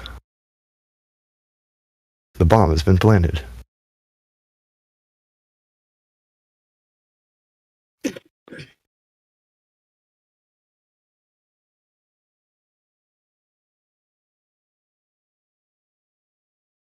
%90 of the stuff that I see on the internet is like literally just some dumpster fire, clown wheels, shit show type crap. Like it's nothing. It's a circus. There's people clowning constantly. Because you could sit there and try and have a real conversation and then send in the clowns, and a bunch of people show up trying to use fallacious reasoning and sophist type philosophy in order to disrupt the conversation. Because they think that they'll win if they can win that way just by destroying it and ending the conversation and being the victor, being the last one, I got the last word and kind of person. That's really what I think they're trying to do. You know, to have that aha moment, like where it's like a gotcha. That gotcha moment. And that's all it's about for a lot of people. There's a bunch of people who came in here. There's one specifically, he literally openly admitted that he doesn't see debating as actually being about the truth. It's just about winning. So that's what they're here for. They're not trying, they don't care about the truth. They just want to win an argument and feel better about themselves because they won an argument with somebody and made somebody else feel stupid. That's all. Or look stupid. If it were about the truth, people wouldn't be arguing. They'd be listening.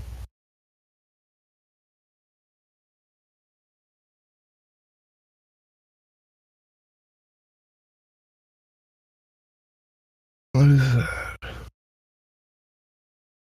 Huh. Evolution of mass from plane to sphere. That's funny. I guess it takes a lot of money to do that in order to make the world go round. When you run out of money, that's what the other side of the picture is. It starts going back to being flat again. Dad joke. Uncle joke at the same time. But whatever. Oh crap, I am an uncle, aren't I? Dang.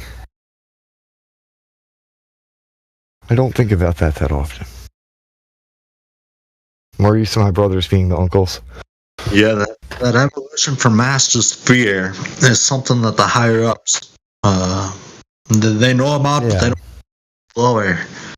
I think either way, it's still a level plane. Ritual perspective. Because if all right, think imagine a droplet of water in a cloud falling, and then it turns kind of spherical, and then it drops back down to be a puddle again. That's pretty much what they're saying with this picture right here. It goes up, becomes a cloud, kind of condensates, turns into a droplet, and then splash, it turns back into a flat puddle. They're literally admitting what we already know, but they're twisting it to make it about like ball Earth gravitational space voids. Right. Oh So God. If you ever want to make Neil deGrasse Tyson or Bill Nye, sorry, I'm getting tired here. If you ever want to make either one of them be quiet, let them know you have that piece of paper, throw it at them.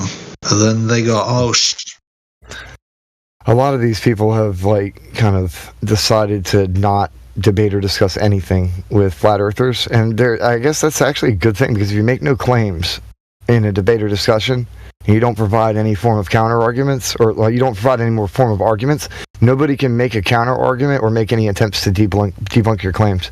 So that's their way of trying to avoid losing, but it kind of is the last ditch effort of a loser to try and win an argument to even do that.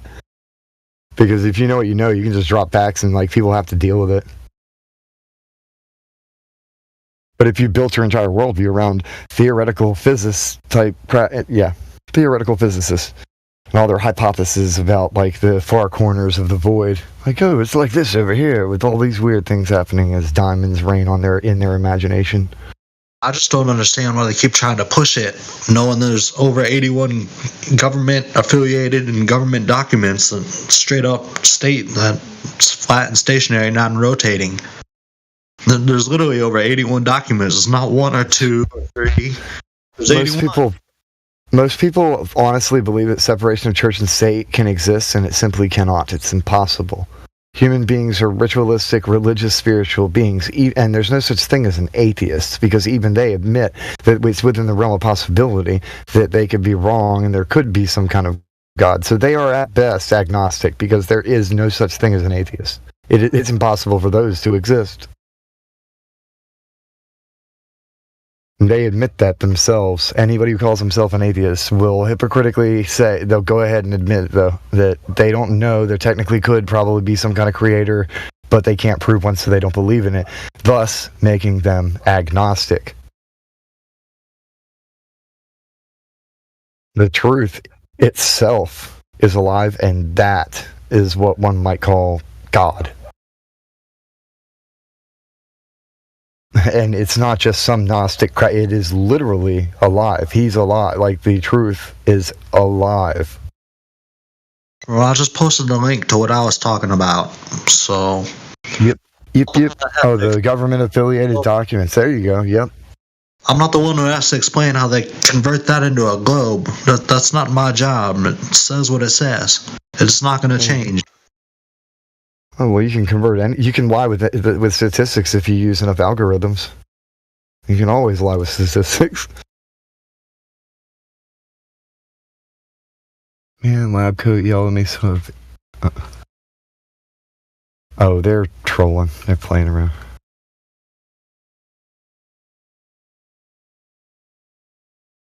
Sometimes they'll post something on live stream, and I have to make sure, like, is something actually going on, or is somebody just clowning? Like, read what's going. What do they mean by that? I am always clowning. As things should be, because are we not here to entertain strangers and angels? And clowns for the king, man.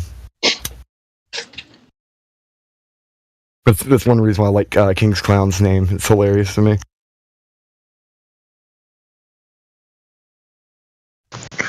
Well, I mean, if you're gonna clown around, I saw Elvis and Burger King. No, I'm just kidding. We have Jack Nicholson in here?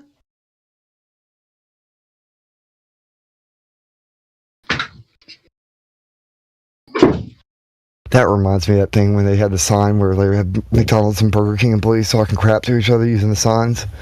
And I think McDonald's was hiring, and then Burger King was like, "Why work for a clown when you can serve the king?" or something like that, and put that on their sign. Like, damn, that's pretty savage.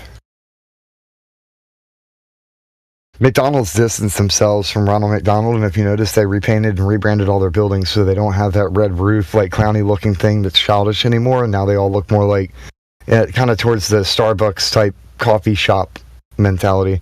You go in there and hang out with your Wi-Fi, and because they're really pushing that McCafe stuff for a long time. Their problem is, though, is all those children that they're trying to serve. They're so interested in upscaling the decor and the way you feel about yourself when you go there from being kids and juvenile that they decide to make a meal about Cardi B. And that's where they messed up. That's where they messed up, though, is because all of those kids that grew up into adults that they're trying to cater to, we would actually be more impressed if they brought back some of the 90s stuff, like the random video game console things. Like they straight up have a Nintendo 64 right there in McDonald's that you could go play. We'd be more impressed by that, so we could take our children there and go hang out with stuff that we have some nostalgia with. But no, they're just going to take everything away. Screw you guys, the whole world's new now. This is the new normal.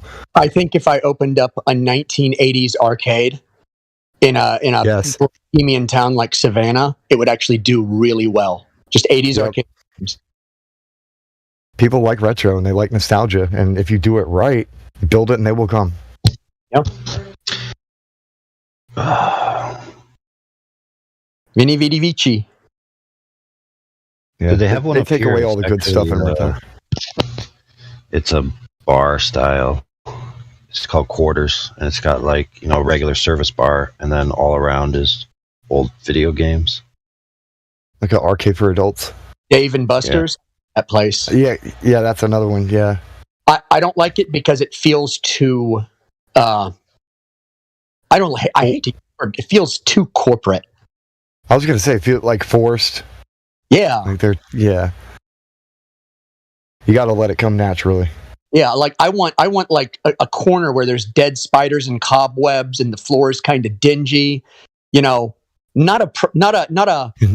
That carpet with all the weird shapes on it. Yeah, you know what I'm talking about. It gets shampooed once every 13 years. Like there's only one faint smell of BO from the back. That's what you want an arcade to be like. No, we want hardwood floors and a $45 steak. Yeah, I don't think so. Yep. And there's only one type of carpet that you can possibly use at such a place, and I'll post it in the voice text. It's the only one. It's the standard. It's like anything else, it's not even an arcade. Is it really even an arcade? Before I look at it, is it going to be that carpet that feels soft but is as hard as concrete? Probably, but also it's got those weird, it's like black with the weird squiggly colors and stuff all over it that makes it look trippy and like no other place. That one. It's like it's got no cushioning under it and they just glue it straight to the concrete floor. Yeah, yep. And then they can like freaking mop up stuff if some kid pukes next to like the freaking pinball machine or whatever the hell. The funny thing is a lot of kids are into retro now. Not millennials. It's kids that are into retro. Another one that would do good: drive-in theaters. Everybody, all the post-COVID, nobody wants to sit in a theater anyway. So you pull up with your own car. That's another one that I think would do well now. But you'd have to do it in the right spot. You couldn't just do it out in the country. So I did this. I have a theory that I kind of developed when I was way younger, because everybody's always talking about we're heading to a recession and all this stuff. So, that fear-mongering. But now we actually are. And so you look back, the last time when we entered the Great Depression, the one thing that sold the most is people wanted a distraction. So the entertainment industry boomed, and everybody's going off to theaters and stuff and wanting to watch something and distract themselves. And we see that happening now with all these streaming things and everybody trying to constantly, they're always in the computer. They put the goggles on their face at this point. And my point is, right now, something like that in an arcade or a drive-in theater, it would do very well right now, because we're in a depression and people want to entertain themselves. You know where all the teenagers went and bought their weed from in the 80s and 90s, right? You got to go to the right place. Or you got to go to the arcade. Yeah. You go to the stoners who are playing the video games. Yeah, and they got the weed, and that's where they would go. I know that, but I've never smoked weed, so. But all my friends did. Yeah. Even once.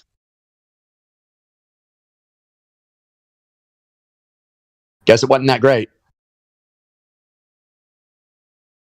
You tried it at least once? There's no way that somebody named Bong has only smoked weed once. Somebody named. Man, what the heck? Someone slipped me a psychedelic. That is all I've had, and I don't have any complaints. It was great, but I never did it again. It was one of those, I do not consent to this interaction, but it happened anyway. I didn't consent. It happened, and it was actually fantastic. But, the universe never lies, man. Yeah. I was like, why is the cruise ship so tall? I know it was big before, but now it looks like it's going up to the sky. Why are my arms so long in front of me? You have some Alice in Wonderland effects. Like, oh man. God. It was. And just like the good waves, the good feelings. I was just I've never actually done that. People would think that I would have, but I actually haven't. I just have friends who have, so I know, I know things. Yeah. No, it was funny because we were diving in, God, it was so effective. I don't even remember where we were. Cancun? You've talked about this before. Like, it was maybe a month or so ago. Yeah. Yeah, it's like where the water looks like Gatorade down there. It's beautiful. Oh, that would be a cool place to visit. I like crystal clear and blue water places, because when it's murky, it freaks me out. I can't see my feet. I don't want to swim in it. Oh, yeah. Well, I grew up swimming, in the Atlantic Ocean, so you can't see 10 inches. Yeah. No, it's gross. It's all brown, like sand. Yeah. Yeah, I'm used to that. So I would swim in it, but reluctantly. We would go swimming in that Black River water, too. We go to family summer vacation type things, right? And we go out there, and I would never go in the ocean unless all the cousins and my siblings were like also going to go swimming. I ain't about to go out there alone. I always had this paranoid fear that either like I'd step on a crab or something and it'd pinch me, or like tentacles of some kind would come up and grab me or try and or I'd bump into a jellyfish, and also the safety in numbers. So I've got the crab. Several times I got a blue crab, and I can't count how many times jellyfish got me. Yeah, all of my fears were rational fears. Like, that thing is in there, and it's somewhere, and I'm jumping into water that has that thing in there. But I think it's good for you because you grow up accepting that there's going to be pain at some point. So just enjoy being at the beach and enjoy swimming. There's going to be some pain at some point. What's his name? I can't remember his name, but he's the one who basically said that they're talking about teaching your children to do dangerous things carefully. Yeah. And a lot of the stuff he says is kind of like inflammatory, and people, who cares? That part is absolutely true. Because you're not raising a child. You're trying to raise an adult. You don't want a full-grown child. So you teach them to do all of the dangerous things that an adult would have to deal with, but carefully, so that they don't get hurt and make the same mistakes that the parents did. It is so hard to not be a helicopter parent. It is so hard. It is. Because I don't know what it is, but there was some shift in the 80s where everybody got protective. Yeah. What's a helicopter parent? Hovering around. It's parents who hover around and are worried that someone's going to steal their kid, or they're going to get hit by a car, or something Or bad. their child will make a mistake that they made. And hey, I don't pick on them. I don't pick on them because something happened to the culture in the mid to late 80s that created an irrational fear in the general population. A need for it. It wasn't irrational because now look at how things are. I don't think it was irrational at all. It's just it seemed irrational, but then you see how bad it is now. I guess, yeah. You get down when you start breaking down the numbers. Like, let's say, you know how they say there's so many millions of missing children every year? Yep. There's not. There's actually a small number. What it is if a child is reported missing and is only missing for an hour, that goes into the yearly statistic for missing children. And they also don't delete the older ones from the record of the ones that are still missing. So it's just getting added on. And so this year there's 8 million missing children, but the record is back 45 years.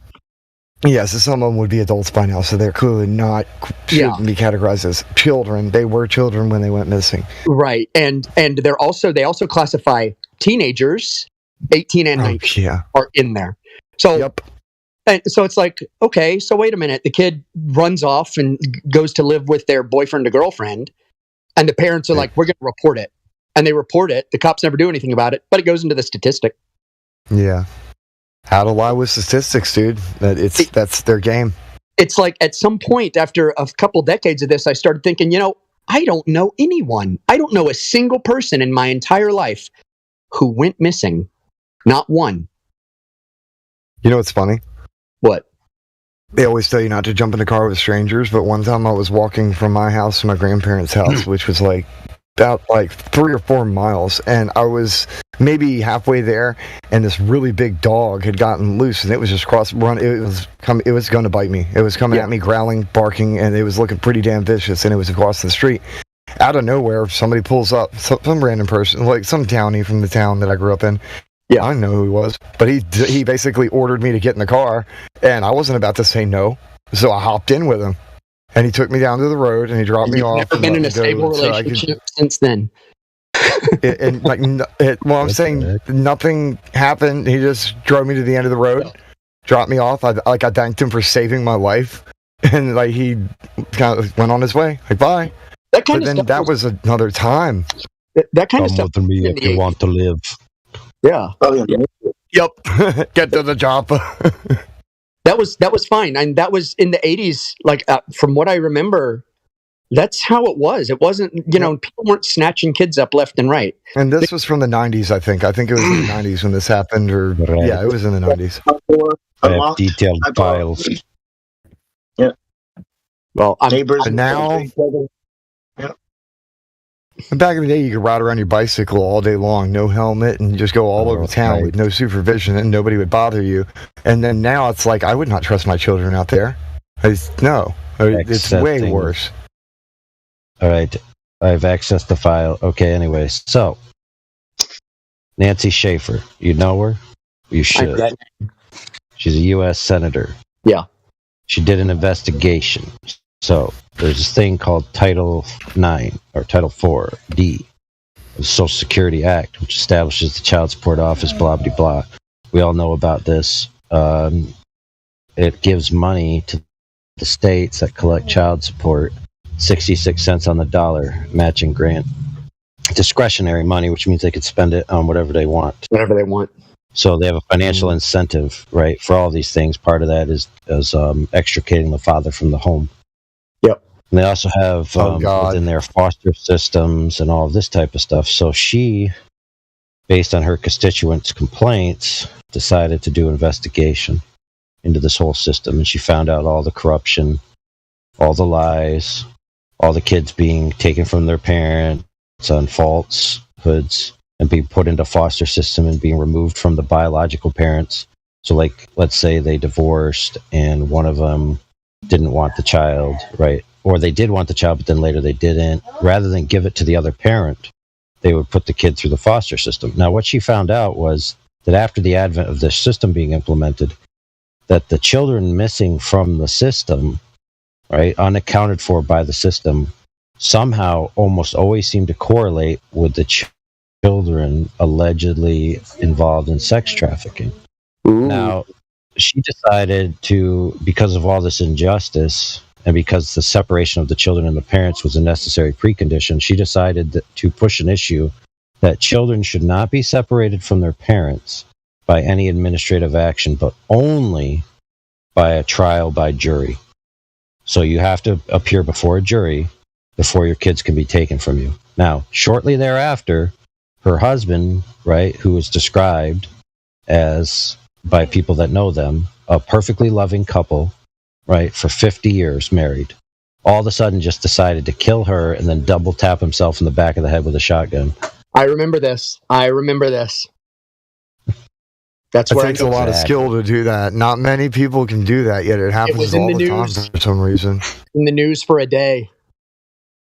Yeah. Not many people can shoot themselves in the back of the head twice. That's Everybody. amazing. Well, I'm exaggerating that last part a little bit, but the point was that it was a murder-suicide, right? Where he had absolutely no reason to kill her, and she had just, she basically said, like, there's a billions upon billions of dollar industry out there about trafficking children, not just into sex trafficking, but through a system that monetizes them for the and it incentivizes the destruction of families.